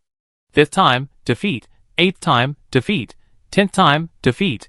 After 10 defeats, she only had enough energy for 2 more battles, and with less than an hour remaining in the dungeon, she was doomed to fail in conquering Kalia City if she continued to lose. The 11th battle still ended in a narrow defeat. Although Meibai still fell under Loretta's terrifying flying slash, it also inflicted significant damage on Loretta, weakening her spirit to the point of near complete collapse. Last chance. Meibai began to activate the ancient dragon's power of deduction and meditation, rapidly replaying the 11 defeats in her mind over and over again, perfectly recreating every detail and every movement, allowing Meibai to more deeply absorb the experience. About half an hour later, Meibai began the 12th battle amid the cheers and encouragement of the adventurers. This was her last bit of energy, and with only half an hour left before the dungeon closed, victory in this battle meant death. Meibai entered the boss arena, first quickly inflicting Vic Dragon Thunder on herself, then activating the Golden Tree Vow, instantly raising her stats to the 3rd level. When Loretta leaped into the air, without a second thought, or even a glance at the opponent's moves, Meibai quickly rolled sideways as if by reflex. Almost as soon as he dodged, a massive magic arrow crashed to the ground, blasting a massive crater. The massive magic arrow missed. Loretta soared into the air, swinging her scythe. Several massive, sharp blades attacked from all directions. Meibai had anticipated this attack, accurately predicting its angle and trajectory. With minimal movement, he dodged the blow. A single sword pierced through the layers of blades and stabbed Loretta. The fated one was slippery and formidable. Loretta immediately steered her horse backwards, summoning 5 magical radiant swords as she flew backwards. From the end of her scythe, she unleashed a shower of pyroxene magic flashes, like a shower of fairy blossoms. Faced with the powerful magical radiant swords, faced with the countless, rain-like showers of pyroxene magic sparks, Meibai preemptively dodged most of the attacks. She simultaneously drew out a golden great shield and activated its exclusive combat skill, Golden Return. The golden great shield erupted into a magical shield. The radiant swords and sparks landed on the golden light with a fierce clatter, before some were deflected back, instantly striking Loretta herself and causing damage. Meibai lowered her great shield, dual-wielding long fangs with the hound's agility, and approached with a fierce thrust. When the wavy blades, shrouded in red dragon lightning, pierced Loretta's body, this powerful royal guard knight was immediately inflicted with severe damage, her body becoming dim. The adventurers outside cheered and applauded at this scene. Well done! Meibai had completely mastered Loretta's attack patterns and routines. It was as if he knew what was coming the moment she raised her, but he could always dodge or block the attack with minimal effort, then strike back whenever the opportunity arose. 1 strike, 2 strikes, 3 strikes. Meibai's hits on Loretta continued to increase. Although her magic attacks occasionally inflicted damage, she could always use red dew drops to recover whenever the injuries weren't fatal. 20 or 30 rounds passed. Loretta's breath was weakened to the point of exhaustion. Although her desire to attack was actually increased at this stage, she still used the same moves over and over again. Go to hell! Meibai distanced herself and unleashed a fire prayer. The flame struck Loretta squarely in the chest, instantly enveloping her entire body in blazing flames. Finally reaching her limit, the Royal Guard Knight exploded into ash. We won! Xiaobai is so strong. He actually killed this guy solo. After enduring over 10 rounds of agonizing battles, Meibai finally defeated this powerful enemy at the last moment. The entire Miracle City audience erupted in admiring cheers, and a strong sense of accomplishment and exhilaration washed over him. Amazing, exhilarating, as expected, this kind of battle is the real kicker. The more painful the beating, the more exhilarating the victory. This is the charm of the Miracle City Secret Realm, or the Borderland. By defeating powerful enemies of varying abilities with relatively weak strength, one ultimately achieves legend. After Meibai successfully defeated Loretta, a new blessing appeared in this area. She summoned Melina there, consuming runes to increase her strength again. Then she discovered that the area previously shrouded by the fog gate had opened up. Boss Meibai, this should be the core of Kalia City's castle. Yes, time is running out. Let's go in and take a look. I think there's something good here. Meibai accepted the suggestion. As she entered the castle's core area, a luxurious treasure chest appeared before their eyes. Meibai's heart instantly throbbed with joy, believing it contained valuables. He immediately stepped forward to open it, revealing 3 items: a combat skill called War Ash, a magical rune, and a simple yet ornate sword. War Ash was a combat skill called Loretta's Slash. The magical rune was Loretta's Great Bow. The former was a special slashing combo, powerful but not irreplaceable. The latter, however, caught the eyes of all the adventurers. Wasn't this Loretta's magical Great Bow? This move is incredibly powerful, has a long range, and can be charged to increase its power. Whether in the Borderlands or in the real world, this skill is undoubtedly extremely useful. However, while both the War Ash and the magic are valuable, especially Loretta's Great Bow, which is enough to make every adventurer drool, another item is more appealing to the adventurers. Sword of Night and Fire, Secret Realm Equipment, a Tier 4 rare treasure, with the exclusive combat skill Stance of Night and Fire. Description: one of the legendary weapons, a peerless sword collected by the Kalia royal family. The predecessor of the Kalia magicians. The origin of the Stargazers, located at the top of a distant mountain closest to the sky, is said to be adjacent to the fire giant. Another Tier 4 rare treasure. It's a Tier 4 rare equipment. Boss Mingbai, come and test its power. The adventurer's eyes were filled with greed and enthusiasm. The sword's design was conservative and classic, its blade forged from black metal, its edge gleaming with a cold gleam, and both sides were inscribed with numerous magical runes. One side was engraved with runes shaped like flames. The other side was inscribed with runes of night and moon. Each rune contained a powerful force, which the wielder could selectively activate through exclusive combat skills. This meant it was a dual-skill weapon, and the accompanying skills were quite impressive. Meibai walked outside with a sword. As she took her stance and activated the weapon's skills, a scene that shocked everyone occurred. The blade of the Sword of Night and Fire ignited with a blazing flame, the light released strong enough to illuminate the darkness dozens of meters around, continuously emitting a fiery aura. The power of fire is to imbue the blade with powerful flames. Meibai swung the flaming sword in her hand. The flames grew continuously as the sword moved, leaving a trail of flame in the air wherever it passed, like a fiery dragon constantly moving and dancing. This state of invigoration lasted significantly longer than in the Old Man Ring game. Meibai struck 4 or 5 times in a row, but the flames didn't dissipate. Instead, they grew stronger and stronger, crackling the air, demonstrating the powerful fire damage it inflicted. Using such a weapon would be extremely handy against fire-weak monsters, like the finger bug. Meibai gradually felt the flames reaching a critical point. She swung her sword fiercely, launching a horizontal slash. All the flames simultaneously broke free from the blade, erupting in a massive wave of flames. It vaporized a large area of water into steam, eventually enveloping a large tree in front of her and wrapping around it. In the blink of an eye, steam filled the ground, scorching it. The tree had been reduced to a block of charcoal. Meibai gazed at the ancient yet ornate sword in his hand with amazement. Wow, what a fine sword! The power of this fire skill is at least as powerful as a Tier 3 fire skill. The other adventurers were equally astonished by the weapon. The power of this equipment depends not only on its rank, but also on the wielder's cultivation and abilities. If the Sword of Night and Fire were to emerge from the secret realm, a peak Tier 5 cultivator like Mingbai would gain a multiplier increase in power. Even for Mingbai, it would be enough to significantly increase his strength. You can imagine how precious it is. Don't worry, everyone. This sword has 2 powers. I only tried one so far. Try the other one now. Meibai once again raised her sword, posing it as the night and moon. The runes on it lit up, and countless brilliant blue energies erupted from the void, condensing in a flash at the sword's tip. Meibai could clearly sense that the tip of the Sword of Night and Fire was now brimming with terrifying energy, a highly unstable energy that needed to be released immediately. Without giving it much thought, she thrust it at the wall in front of her. The next moment, energy exploded. This was the night magic, Night Comet. The Sword of Night and Fire unleashed a cylindrical stream of energy, shooting out over 10 or 20 meters before impacting the wall. Dense cracks quickly appeared on the wall, impervious to swords and axes, ultimately creating a massive hole. Wow! This move's range isn't as large as the flames, but its destructive power seems to surpass them. Is this the ability of the Sword of Night and Fire? It truly deserves to be Kalia's national treasure. This ability is truly explosive. This is truly eye-opening. It's a sword of utter imperfection. I never seen a weapon imbued with such powerful magic. The adventurers all spoke highly of the Sword of Night and Fire. Meibai couldn't put it down either. After enduring arduous exploration and battle, not only did she achieve success by defeating powerful enemies, but she also obtained priceless treasures. That was truly a meaningful and worthwhile adventure.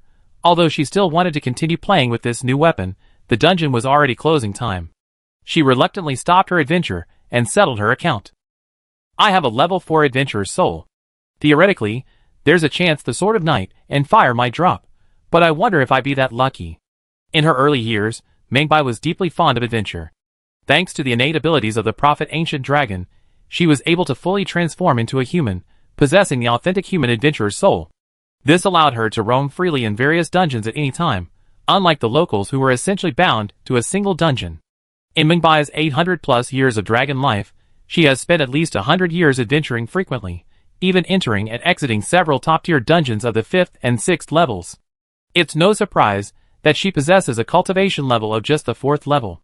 The other adventurers in Miracle City are still unaware of this. This seemingly soft and adorable Lolita hero's level of adventurer soul cultivation is second only to Song Shanhai and Wan Shan Guhong, and even higher than popular heroes like Higanbana and Meng Yinxue. Mengbai not only has a 4th level cultivation level, she has also accumulated 3 marks of abundance. For this very reason, anticipation for the recent release of the Sword of Night and Fire is high. The adventure is over. You activated the Mark of Plenty. This adventure rating, double armor down. You obtained Royal Knight Loretta's Spirit and Skill Stone, Loretta's Great Bow. Damn, it didn't drop. Mengbai's face was immediately filled with disappointment. The boss at the junction cannot be challenged again. If it doesn't drop even this time, unless we completely restart and explore the junction, there's no chance of the Sword of Night and Fire dropping this round. The first drop of this sword will most likely fall into the hands of another adventurer. She was deeply disappointed. However, upon seeing the 2 trophies produced this round, Mengbai's disappointment faded, and she felt a sense of relief. The Royal Knight Loretta's Spirit was, needless to say, a very high-quality, 3rd-tier rare spirit. Mengbai could definitely keep it for herself. It was time for her to change her ways and join Miracle City as an adventurer. As for Loretta's Great Bow, Mengbai had originally thought it would be a top-tier, rare Tier 3 skill. But upon seeing the skill stone, he realized that the skill, after dropping from the secret realm, was actually a common Tier 4 skill. A Tier 4 skill, Miracle City is in dire need of it right now. While the skill stone itself might not be as valuable as a top-tier, rare Tier 3 skill or a rare skill, the long-term value it creates is only greater than the latter two. Because common skills can be mass-produced, as the first person to drop it, Mengbai unlocked the Skill Stone Badge achievement, granting her a certain amount of priority purchasing rights, allowing her to purchase large quantities of this high-level skill from Miracle City, potentially making her a fortune. No rare Tier 4 weapon was dropped. A Tier 4 skill was not bad at all. The harvest from this secret realm was quite satisfactory. The other adventurers were also very disappointed that May had dropped the Sword of Night and Fire. However, amidst the regret, many were also excited. After all, the weapon's first detonation could fall on them. Feng Zhongyan said, "The Sword of Night and Fire is truly a divine artifact. I sense its origins are quite remarkable." Blackstone Hammer King agreed. Indeed, items in the Borderlands don't come from nowhere. Almost all of them carry information. This sword's description says it was the predecessor of the Kalia Magician. The origin of the Stargazers, atop a distant mountain closest to the sky. It said that the fire giants lived alongside them, seemingly revealing Kalia's origins. White Crane Monk. From this passage, it seems that Kalia's ancestors were among the earliest Stargazers. They didn't live in Linia, but rather in the mountains, with a close relationship to the fire giants. This sword may have been created during that period. Fire giants? I heard this race lives on the snowy plains beyond. Malika believed they were born with original sin, so she sent Godfrey to exterminate them. Who knows if there are any left? This borderland is truly rich in history and stories. And without anyone to guide the story, all the information is fragmented and scattered among various objects and scenes. It's truly a unique secret realm. Amidst the crowd's discussion, today's adventure concluded. The adventurers immediately organized themselves. The Scourge would continue their territorial expansion mission, expanding their territory. Today's targets were the 2 Tier 3 Dark Territories, Wild Claw Mountains and Blood Lake Forest. The opponent was a Tier 3 Dark Force with deep roots. The adventurers were wary of taking chances, so they didn't invest too many assets and vehicles. This caution proved to be a good idea, as the attack suffered a significant setback. Thousands of Dark Elves from Evernight City arrived. The 2 Tier 3 Dark Territories suddenly gained thousands of Tier 3 combatants. Because they were strategically located and well-equipped with sophisticated fortifications, The Scourge launched several fierce attacks, but despite suffering a heavy price, they ultimately returned empty-handed. Although this was the first time their attack had failed, the battle was not without significance. At least it made Miracle City realize that Eternal Night City was doomed, creating a sense of crisis within everyone. Chi-Ji, of course, was the first to learn of this. He wasn't anxious, nor did he panic, for it was all within his expectations. Eternal Night City's doom was certain. The presence of several thousand Tier 3 units would indeed cause some trouble, but it wouldn't pose a significant threat to Miracle City. After all, Miracle City currently had 400 to 500 mechas in reserve, hundreds of Tier 3 adventurers, and even more Tier 4 and 5 combat power at its disposal.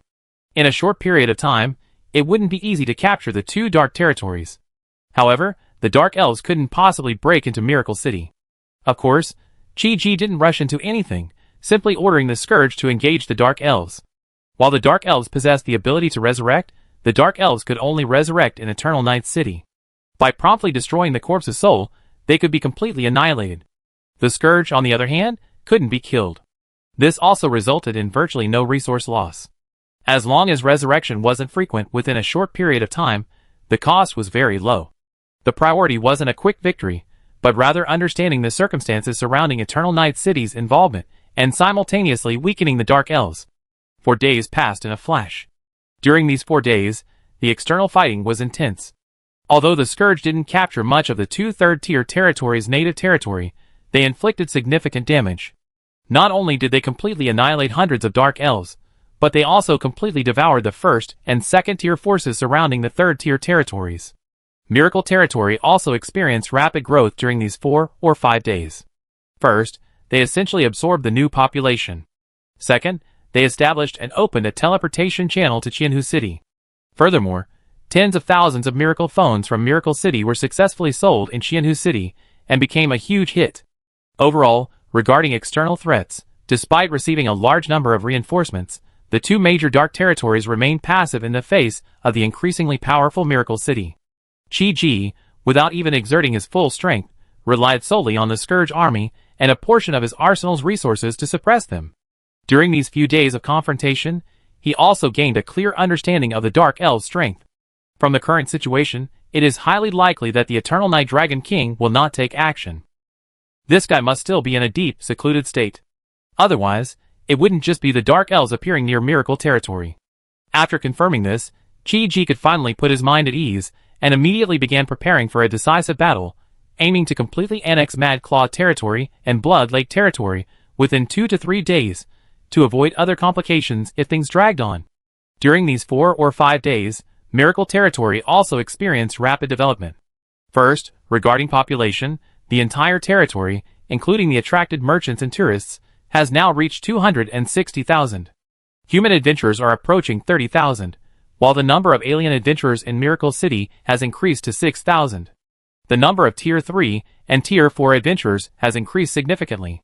Contract Miracle City alone currently has 758 Tier 3 adventurers, and there are now 10 Tier 4 adventurers there, including Zhong Shanhai, Wanshan Guhong, and Ming Bai.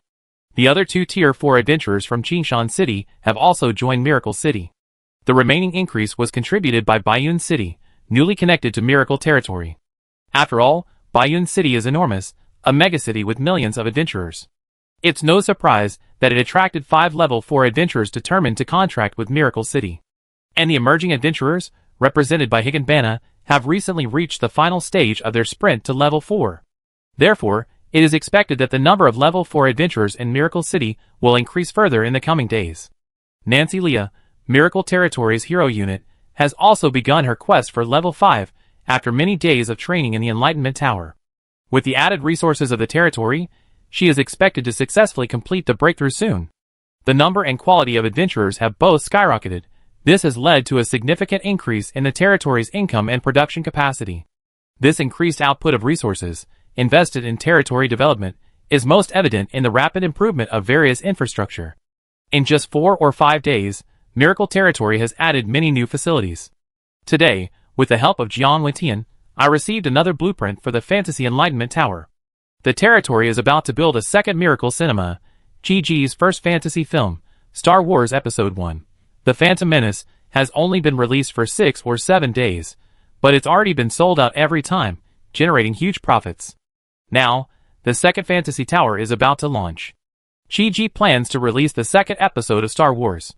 For adventurers who have already replayed the first episode countless times, a new secret realm of enlightenment will be provided, allowing them to further comprehend the mysteries of the Force. Chapter 269. Yuming City. This is a Tier 3 human territory. It is located 400 miles northwest of Qianhu City. Because it is closer to the center of the Eternal Night Forest than Miracle City, the dark forces are more active near Yuming City. Within a 500-mile radius, there are multiple dark forces at least Tier 3, including one Tier 4. For this territory to have built and grown to Tier 3 in such a harsh environment is no small feat. Its lord is likely a genius lord, one in a million, with exceptional talent and ability. This is indeed the case. The lord of Yuming territory is Yuning. Although her personal cultivation is only Tier 4, the spiritual sea materials she can awaken are richer and more powerful than those of most Tier 5 lords. There are 7 rare Tier 4 monsters alone, and this rich variety of materials is enough to create a high-quality secret realm with rich layers, both challenging and interesting. However, it was precisely because of his exceptional talent, considerable management skills, and impressive family background that he received a steady stream of support and supplies that he was able to survive in such a harsh environment. However, recently, the Yuming territory's situation has worsened. 300 miles to the west of the territory borders the Ash Forest, a powerful 4th-tier dark force that has been invading Yuming territory for 2 years. Although the Yuming territory's lord is quite powerful, with home field advantage and backup support, under the 2-year-long siege of a 4th-tier territory holding several 3rd-tier territories at bay, even the Yuming territory now feels overwhelmed and unable to continue, feeling immense pressure and suffocation every day. What should I do? With the strength of the Yuming territory, it's impossible to hold out against the Ash Forest for long. Even if the clan still supports me, even if I invest vast resources to hold out, I can only hold out for another year or 2 at most. The ultimate result will most likely be the destruction of the territory, and the vast amount of soul crystals and resources invested by the clan will all be wasted. Such an outcome is unacceptable to Yuming. Is it my only option to completely surrender to the Red Blood Tribe? Yuming's eyes were filled with struggle and turmoil. The Red Blood Tribe, officially known as the Red Bloodfeathers, is a 6-winged vampire tribe and a very ancient faction within the Evernight Forest, dating back to the age of the Elves. When the Elves ruled the Evernight Forest, the 6-winged vampires possessed a formidable power second only to the Holy Tree Elves. This race once clashed with the Holy Tree Elves, becoming their formidable rivals. Although they were ultimately defeated and suppressed, this still speaks volumes about the strength and depth of this faction. After the Evernight Dragon King descended upon the Great Forest, Holy Tree City was destroyed, and the elves were annihilated. The 6-winged Blood Clan suffered no better fate. Although they launched a challenge against the Eternal Night Dragon King, they were ultimately defeated.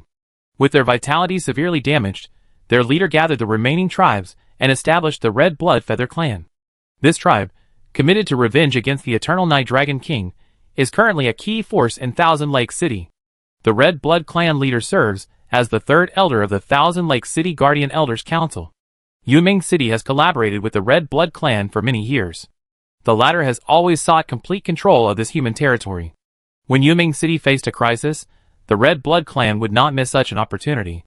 The Red Blood Clan leader recently arrived in Yuming City and offered various conditions to the Lord. If Yuming accepts these conditions, the Red Blood Tribe's strength will naturally ensure the safety of Yuming territory. However, if Yuming territory truly accepts these harsh, opportunistic conditions, it will completely become a puppet of the Red Blood Tribe and lose most of its sovereignty. Yuming is a gifted lord of rare talent. Given her pride, how could she willingly become a vassal, let alone a puppet of an indigenous tribe? If she refuses to accept the Red Blood Tribe's conditions, as the war worsens, her leverage will only dwindle. There's no better solution for now. All we can do now is take it one step at a time. At this moment, a Flower Demon Tribe assistant stepped forward and said, "Your Excellency, a lord named Pang Dahai outside requests an audience." Pang Dahai? How could I not have heard of him? According to him, he's a secondary lord of Miracle Territory, currently at the 4th level of cultivation. Miracle City? Yuming's brow furrowed at the name. She had already noticed this city before, because just a few days ago, Lord Yuming had keenly noticed a significant decrease in the number of adventurers in his territory. Even more unusually, although the total number of adventurers in the territory's secret realms was decreasing, The number of adventurers the territory had recently received had actually increased, at least by 10% to 20% compared to last week. What did this indicate?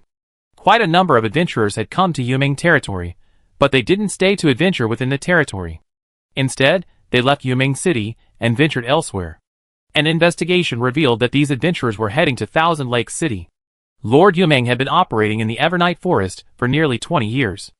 As the closest and most influential neutral force, Thousand Lakes City was naturally a worthy investment. She established a caravan, purchased a base, and even opened 2 adventure halls. The purpose of the adventure hall is to attract adventurers from Thousand Lakes City. It generates more revenue for the territory and also promotes it. Yumeng discovered that despite the influx of adventurers heading to Thousand Lakes City, the territory's secret realm business there hasn't improved, but has actually declined significantly. Something must be wrong. The Lord's vision can only track contracted adventurers and subjects. There are maximum distance limits based on strength. These adventurers, who venture hundreds of miles from the territory, ignoring the pervasive threats of dark creatures and the dangerous terrain, heading for Thousand Lakes City, are mostly just tourist adventurers. While there are contracted adventurers and subjects, they make up a small proportion. Yumeng, through her limited perspective, understood that their true destination was not Thousand Lakes City but Miracle City. However, Miracle City is too far away, beyond the Lord's vision. Because of this, Lord Yumeng was also puzzled. Yumeng City lies nearly 400 miles northwest of Qianhu City, while Miracle City lies over 200 miles southeast. The Qianhu City region itself is vast, so the actual distance between the two territories is over 1,000 miles.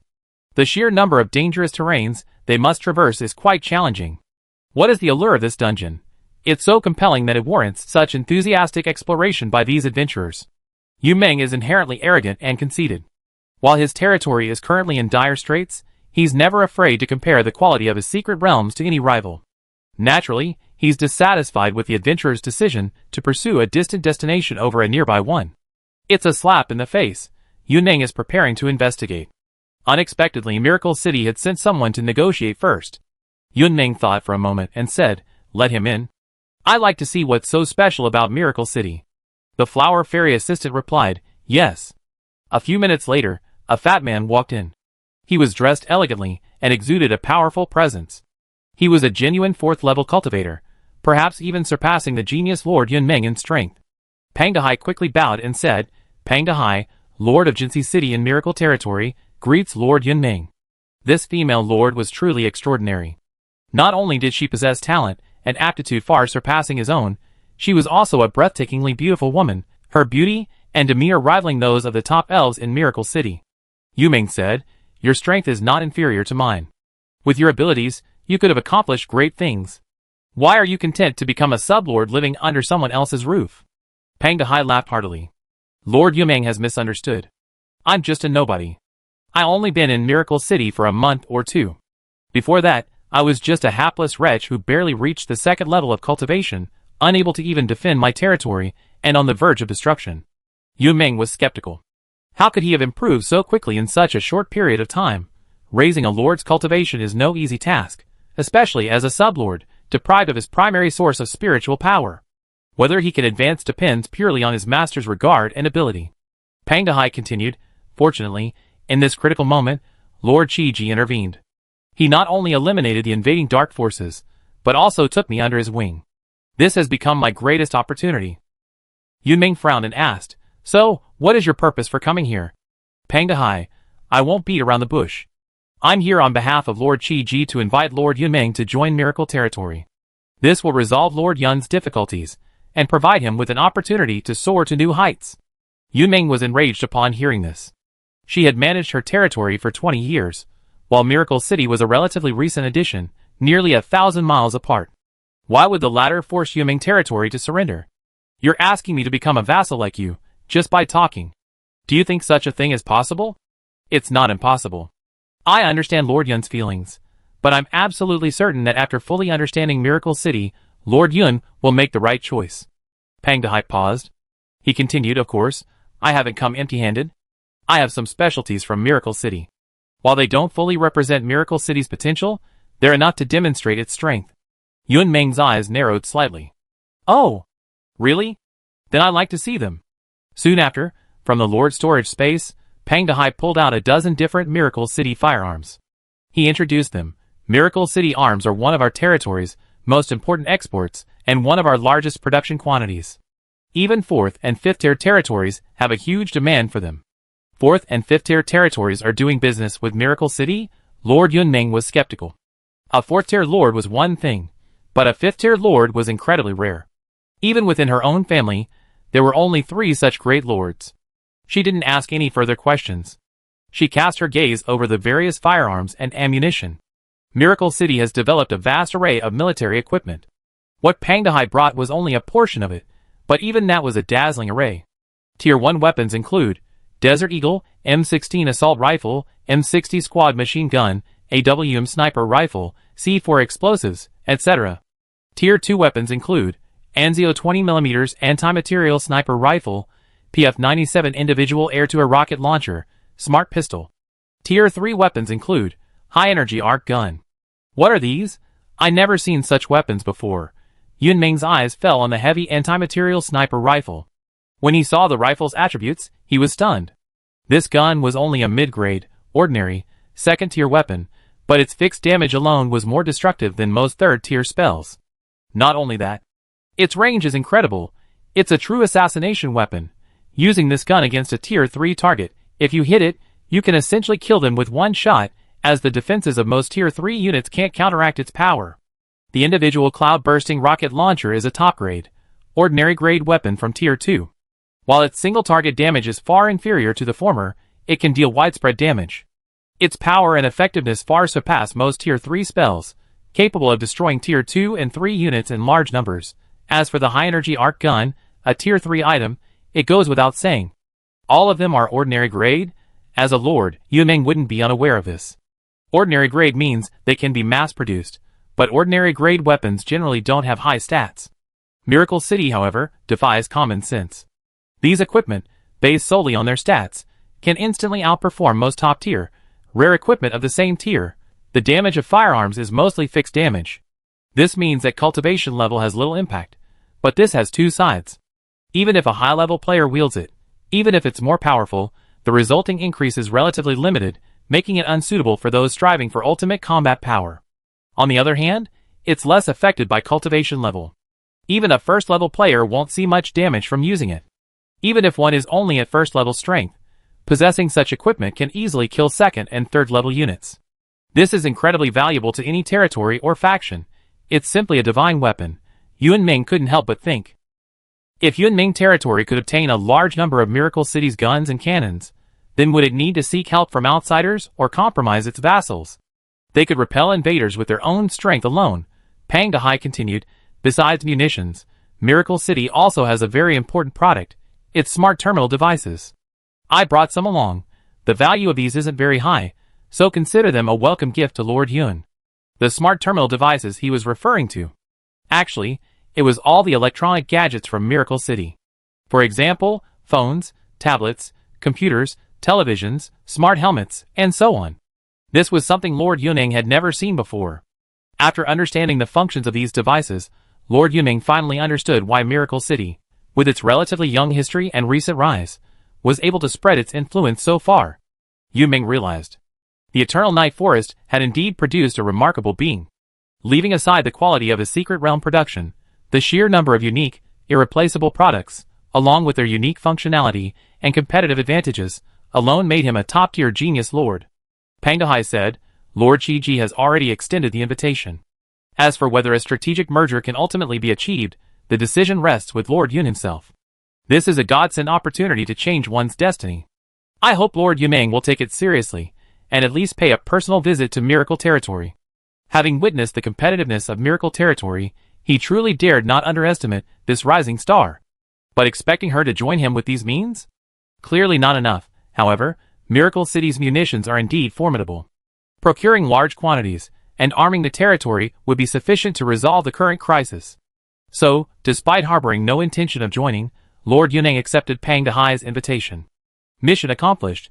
Pang Dehai was extremely satisfied. He was solely responsible for inviting Lord Yunming. As for the rest, the Lord would handle it himself. Pang Dehai believed that with the Lord's wisdom and means, coupled with Miracle City's formidable foundation, they could achieve their goal. If Yunming truly joined Miracle Territory, Miracle City would gain an enclave thousands of miles away. This could open up new avenues for territorial expansion. Soon after, Pang Dehai left. Yunming examined the electronic gadgets he left behind. The most eye-catching television caught her eye. It was at least 100 inches. According to Pang Dehai, Miracle TV had several live channels for watching adventures in the secret realms of Miracle City. However, it was a pity. Yunming City was too far away from Miracle City. It was impossible to receive information from Miracle City, let alone connect to its data network. Therefore, watching the live broadcasts and most other features were unavailable. However, this doesn't mean the Miracle City TV is just a decorative piece. It contains several Miracle City fantasy works. Yunming speculated that most of the people in the territory had never heard of Miracle City, and perhaps it was precisely because of seeing related Miracle City works that they decided to seek it out. Sure enough, you can actually transmit or store the territory's secret realms and fantasy worlds on this terminal device. This is a powerful propaganda tool. No wonder this dungeon has become so famous in such a short time. Lord Yunming sat on the throne and had 2 flower demon maids carry the TV to him. He then activated it with his mental power. Okay, then let me see what's so special about this Miracle City. After being activated with mental power, a picture appeared on the black screen. The several Secret Realm live broadcast channels displayed on it were currently disconnected and unable to connect, but the Fantasy On-Demand channels were available, with 2 works currently available for offline viewing. They are Resident Evil 1 and Star Wars 1. Lord Yunming, let's start with Resident Evil. This is the film adaptation of Resident Evil, starring Alice. The plot revolves around the Hive research facility underground in Raccoon City. Although it differs significantly from the game, the plot and characters are quite remarkable. The plot revolves around a virus leak at the Umbrella Corporation's underground research facility, Hive, triggering a system lockdown. The artificial intelligence Red Queen initiates a comprehensive disinfection process, instantly wiping out all researchers in a mysterious gas. Special Forces STRS is dispatched to investigate, and the amnesiac heroine, Alice, awakens in the bathroom of a villa. As the team and Alice explored the base, they not only encountered zombies, zombie dogs, lickers, and other biochemical monsters, but also triggered terrifying traps, including laser traps. The story was full of twists and turns. Yunming had never seen anything like this format, this kind of storytelling. For her, who had never experienced the secret realm of Miracle City, every scene was fresh and new, and she finished it before she knew it. This, Lord Yunming suddenly realized. She was completely absorbed by the story and setting. Only then did she realize that nearly 2 hours had passed. Yunming couldn't believe this was a ported fantasy work. Aren't the fantasy realms created by the Lord meant for contemplation and comprehension? She had never seen anyone create such a smooth, complete, and full of twists story through fantasy, even through the medium of television. She was completely captivated by the thrilling plot, the gimmicky story, and the fresh, exotic atmosphere. She couldn't imagine what it would be like to immerse herself in the Fantasy Enlightenment Tower. Lord Chi is truly a genius. Not only does he possess top-tier inspiration, he's also a master storyteller. Lord Yunming thought. However, a story like this, with a closed setting and limited characters, would be a good fit. Yunming felt that with her own talent, if she invested enough time and effort, she could create something similar. However, it would be difficult to achieve the same gripping quality as Lord Chi's. There's one more. Yunming hesitated slightly. She watched Star Wars in Miracle City. Although Resident Evil 1 was full of exciting twists and turns, the story wasn't actually very large.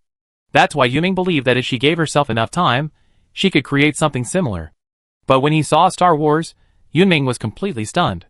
It felt like his imagination had been pushed to its limits, his worldview completely overturned. The sheer scale of this worldview, the sheer volume of resources, could only be described as outrageous and inhumane. The materials used in this one illusion alone completely overwhelmed Lord Yunming's imagination. If Yunming could possibly create something like Resident Evil 1, then Star Wars would be impossible even in 100 or 1,000 years. The sheer variety of resources presented in this illusion, from laser guns, various aircraft, and small robots to force systems and space carriers, left a world of possibilities for imagination. How could a fantasy work be this impressive? Impossible. Absolutely impossible. I don't believe it. Yunming simply couldn't believe this. This was a work created by the Lord using inspirational materials. Perhaps it was just a knockoff, created by Lord Chi and a local magician skilled in illusion, simply to promote Miracle City. If that were the case, This publicity campaign was undoubtedly a success. Yunming believed that anyone who had read these two stories would be intensely interested in Miracle City. But if this wasn't just publicity, but actually existed, then even Yunming would have to admit that Qi Ji might be the most promising and terrifying lord she had ever met. A lord's assistant asked, "Lord, are you going to order the people and adventurers of the territory to stop entering Miracle Territory? Otherwise, if this trend continues, the population loss could worsen." At this critical juncture, if the population loss worsens, the risk to Yunming territory would be too great. Lord Yunming pondered and shook his head, saying, "No, there's no need. I plan to go to Miracle City myself. I want to see if this territory is truly so magical." With Yunming's abilities, it would be easy for her to visit Miracle City. She could find an anchor point in Qianhu City, then descend directly into Qianhu City through the Lord's projection, and then travel from Qianhu City to Miracle Territory. The entire process would take less than half a day. Clearly, the cultural influence of Miracle City was exploding. Now, even Yunming City, thousands of miles away, has been affected. The impact on Miracle City, Qianhu City, and the surrounding tribes is unimaginable. A cultural storm, emanating from Miracle City, is invading this land with unstoppable force. Chapter 270. When Yunming arrived in Qianhu City with her clone, she discovered that Miracle City's influence was pervasive. The first and most obvious manifestation was the popularity of various Miracle City products, such as mobile phones and motorcycles. The majority of information terminal devices, including Miracle phones, produced by Miracle Territory are currently shipped to Qianhu City, with total sales reaching nearly 10,000. These phones are not particularly expensive, making them affordable for anyone with a modicum of status and wealth. Nowadays, merchants, travelers, adventurers, and tribal leaders all possess a Miracle Terminal device. These devices bring immense convenience to life. For example, the relatively affordable Miracle phone includes communication, email, forums, social networking, and other information functions. Very convenient. In addition, it can be used to watch movies and live streams. They are even developing payment and shopping features. Yunming holds a Miracle City phone, which cannot be fully activated in Yunming City. Now, having arrived in Qianhu City and entered the Miracle City sphere of influence, she realizes the incredible power of this small item. Even though she had never seen internet-related products and industries before, a good lord naturally possessed exceptional business acumen and strategic vision. First, selling the Miracle phone itself would undoubtedly yield extremely high profits. After all, it was merely a common first-tier commodity, and with sufficient spiritual energy, it could be redeemed almost endlessly from the Secret Realm shop. Second, the functions included in these information terminals could be charged extra. In the future, simply charging for communication fees or providing value-added services for additional functions could generate enormous wealth. The potential is immense, unimaginable. Of course, its significance goes beyond this. Although Miracle City's mobile phones, computers, televisions, helmets, and other products are only just beginning to gain popularity in Thousand Lake City, they have already acted like a magnifying glass, rapidly amplifying Miracle City's soft power, allowing its culture to spread unprecedentedly and exerting an unprecedented influence. Thousand Lake City. Adventurer Street. This street is Thousand Lake City's dedicated service for adventurers.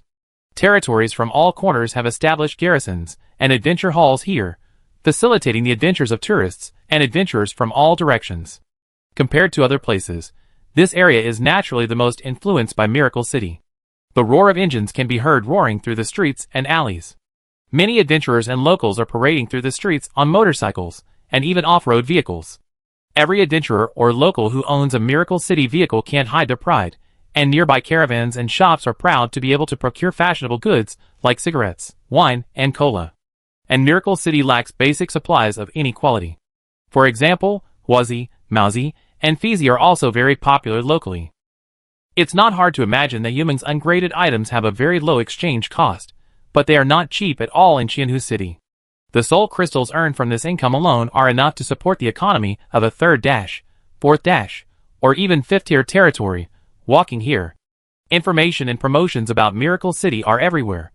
The Arad Continent Daily is freshly published, with the latest discoveries and information about the secret realms of Arad Continent, as well as various interesting anecdotes.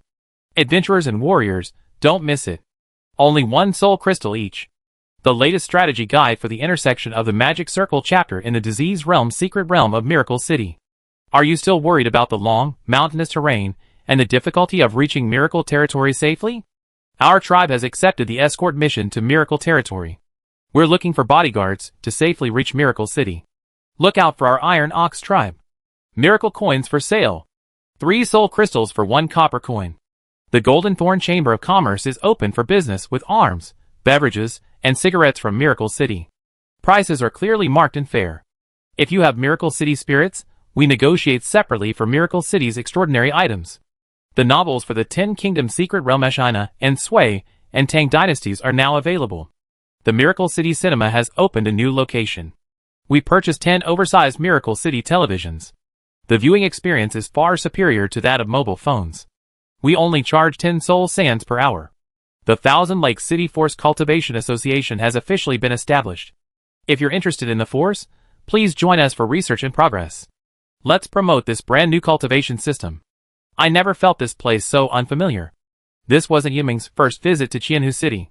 2 months prior, he had been there to negotiate with the Red Blood tribe leader. Who could have imagined such a dramatic transformation in just 2 months? Everywhere was filled with elements related to Miracle City. It was practically a Miracle City street. Lord Yunning didn't have time to learn more in detail, so he sought out the senior deacon whose territory was in Qianhu City.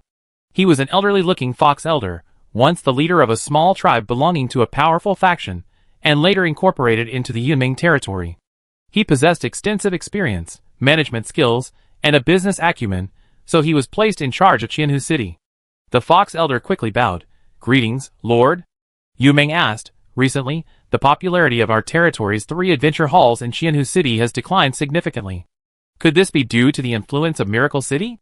The fox elder quickly replied, "I dare not hide it from you, Lord. I never seen anything like this in years.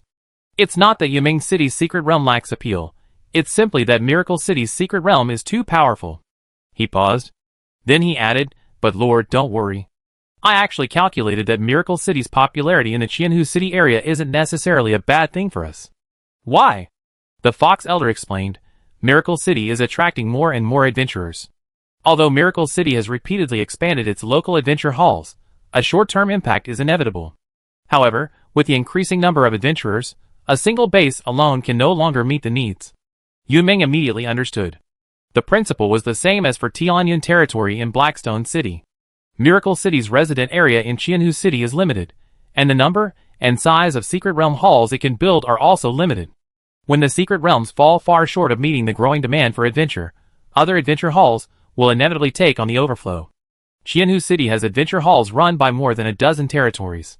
But in terms of quality, Yuming City is undoubtedly one of the best and most competitive. In the future, if these adventurers can't squeeze into the Miracle City Adventure Hall, they will either choose to travel to Miracle City or choose other halls for adventure. Ultimately, the number of secret realm challenges in Yuming City will increase, not decrease. Is the Miracle City secret realm really that powerful? Why are all these people flocking to Miracle City? The fox elder hesitated.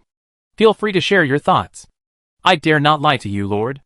I also have a character in Arad, and I just completed my class upgrade at level 18. "What?" "Please understand, Lord, I'm not in any way supporting the Miracle Territory. I'm simply infiltrating the enemy on behalf of the territory to conduct an investigation." The fox elder explained, "Your Excellency may not be aware that recently, local adventurers in several nearby dungeons have become obsessed with the Miracle Secret Realm. Other secret realms are no match for Miracle City. Adventurers in several nearby territories are even pressuring their lords to ally with Miracle City." Adventurers actively pressuring their lords to ally with Miracle City? Yunning hadn't expected the Miracle City secret realm to have such a significant impact. Generally speaking, whether human adventurers or indigenous adventurers, they are bound to the dungeon. The former's loyalty is low, while the latter's is relatively high. The reason isn't hard to guess. Human adventurers can come and go freely and unbind from the dungeon at any time, so naturally, we can't expect them to have high loyalty to the dungeon. Local adventurers don't have as many territories to choose from, and changing territories is also very difficult. But now, whether human or local, after experiencing the Miracle Secret Realm and experiencing Chi-Ji culture, they are powerless against Miracle City, and even yearn for it wholeheartedly. If Miracle City were to go to war with the territory it is in at this time, there would be virtually no resistance. War is not the outcome adventurers want. For these adventurers obsessed with Miracle City, whether they win or lose the war, they can't adventure there. The only other option is territory annexation, If the Miracle Lord annexed their territories instead of destroying them, these territories would become part of Miracle City. The adventurer towns connected to the territory core would remain unaffected, and human adventurers would be able to teleport directly into Miracle City. This is what they desire, and is in their best interest. In other words, Miracle City's influence is so immense that almost every adventurer who has come into contact with this territory has become a guide. The Elder Fox said, Yuming territory is too far from Miracle territory, so the impact hasn't been significant yet. However, with time, it will inevitably be affected. Lord, you may need to consider your response sooner rather than later. Yuming's eyes sharpened. Do you support this Lord in joining the Miracle Lord? I dare not. The fox quickly lowered his head. But after a few seconds of hesitation, he added, however, if I had to choose between the Red Blood Tribe and Miracle City, I think Miracle City would be a better choice. From what I understand, the core of the Arad continent's secret realm, originally Jinsi City, was owned by the obscure Lord Pangdahai. Now, it's become a top-tier secret realm, attracting an average of 4,000 to 5,000 challengers daily. Pangdahai. So that's him? An average of 4,000 to 5,000 adventurers challenging each day. Even Yuming territory doesn't have such a popular secret realm. As much as I hate to admit it, a sublord loyal to Miracle territory actually manages a super secret realm that surpasses Yuming's secret realm. This Miracle Lord's background and abilities are truly beyond imagination, but I haven't seen it with my own eyes. Lord Yuming remained unconvinced. She wanted to enter the Miracle Adventure Hall to see what was going on. But the queues were long, and many non-adventurers had also come to watch the challenge. Yunming was just about to enter the hall. Forget about risking her own experience, even squeezing in would be difficult. Besides, Qianhu City only had one secret realm within Miracle City. While it was extremely worth exploring, it didn't fully capture the city. To fully understand it, she could only enter the main city. Yunming had a sudden thought and pulled out her phone. She opened her messaging app, entered Pangdahai's number, and successfully added Pangdahai as a contact. Pangdahai saw it was Lord Yunming. No need to guess, this lord must be in Qianhu City, and he breathed a sigh of relief. This mission, to pacify Yuming territory and communicate with Lord Yun, had been personally assigned by Qi Ji. He feared nothing more than Yunming's absence. As long as she did, the plan would be nearly complete. Lord, your methods are truly brilliant. At this rate, Miracle City will be able to defeat most of the underground cities near Qianhu City without even fighting. Pangdahai sighed. He immediately met with Lord Yun in Qianhu City. Under Pangdahai's arrangement, Yunming used the Miracle City teleportation array. This teleportation array had been personally set up by Ming by 2 days prior. It could transport people directly to a village in Miracle territory. Once their identity and background were verified, they would be allowed to enter the main city directly. The teleportation array's transmission capacity was very limited. It could only be activated a few times a day, and each time could only transport 1 or 2 people. Therefore, the teleportation service was not open to the public. Only Ming by himself, territory heroes like Artis, Rosavis, and Nancilia, and others who had applied for authorization from the Lord's mansion could use it. Just a few minutes later, Lord Yuming appeared in Miracle City. Upon seeing the core city of the territory, Lord Yuming's eyes flashed with shock. How prosperous is Miracle City now? The permanent population alone has reached 250,000, and the daily number of human adventurers alone exceeds 20,000. For secret halls, all upgraded to level 4. What does 4 level 4 adventure halls mean? Yuming territory is also a level 3 dungeon territory. Lord Yun has managed the territory for nearly 20 years, but has only built 3 level 3 halls, not a single level 4 hall, because the cost of materials, soul crystals, and mental energy is too high. And what's more, building 4 halls simultaneously. This is not as simple as adding up 4 equals 4. The cost of each building doubles, and the cumulative cost of 4 is equivalent to 1 plus 2 plus 3 plus 4 equals 9. Yuming territory couldn't even build one, yet Miracle City has spent the cost of 9. The 4th level Secret Realm Hall is just the tip of the iceberg. The other advanced and rare facilities are even more astonishing. For example, Miracle City boasts a staggering 32 second level Secret Realm training towers, 5 third level advanced training towers, and 2 4th level illusionary enlightenment towers. There's a way to build so many. This isn't something that can be achieved simply by having resources and money. Compiling dozens of training tower blueprints is incredibly difficult. Miracle City likely directly absorbed the relevant dungeon construction orders, which is why it was able to build so many. Although the cost of special buildings like training towers doesn't increase with each level, the cumulative cost is still staggering, Add to that the sheer size of the residential buildings, shops, and altars, all of which are truly astonishing. The main city's streets and layout were meticulously planned, every detail meticulously considered. It was as if the Lord had a team of tens of thousands of urban planning experts behind him. Since Miracle City has been gaining popularity recently, a large number of foreign adventurers, tribal envoys, and caravans from Thousand Lakes City have visited. The streets are bustling with traffic, with at least 10,000 to 20,000 foreigners visiting. The entire city, from top to bottom, brims with vitality. Yunming had never seen such a vibrant third-level territory. What astonished her even more was that this territory had only been in existence for less than 6 months. It was an impossible miracle. Pang Dehai said to Yunming, "Lord Yun, our lord is currently busy. Why don't you take a look around the secret hall first?" Yunming nodded. "That's exactly what I meant. The 4th-level secret hall is several times larger than the 3rd-level one. This was the latest round of upgrades completed in Miracle Territory, significantly reducing the congestion of Secret Realm crystals. Despite this, the hall was bustling with activity, resembling another world within Miracle City. The Secret Realm Hall was filled not only with adventurers, but also with territory staff in various service positions, as well as citizens and tourists, who had come to witness the thrilling adventures of Miracle City. Pang Dehai explained the Miracle Secret Realm as they walked. Yunming finally realized just how rich Miracle City's secret realms truly were. The contents of the 4 main secret realms alone were enough to leave the Lord speechless. Yunming witnessed the various gunplay modes of the Frenzy Secret Realm, the frenzied zombie hordes, the powerful black light, and the fascinating biochemical story. As Miracle City's first secret realm, this one was undoubtedly remarkably well balanced.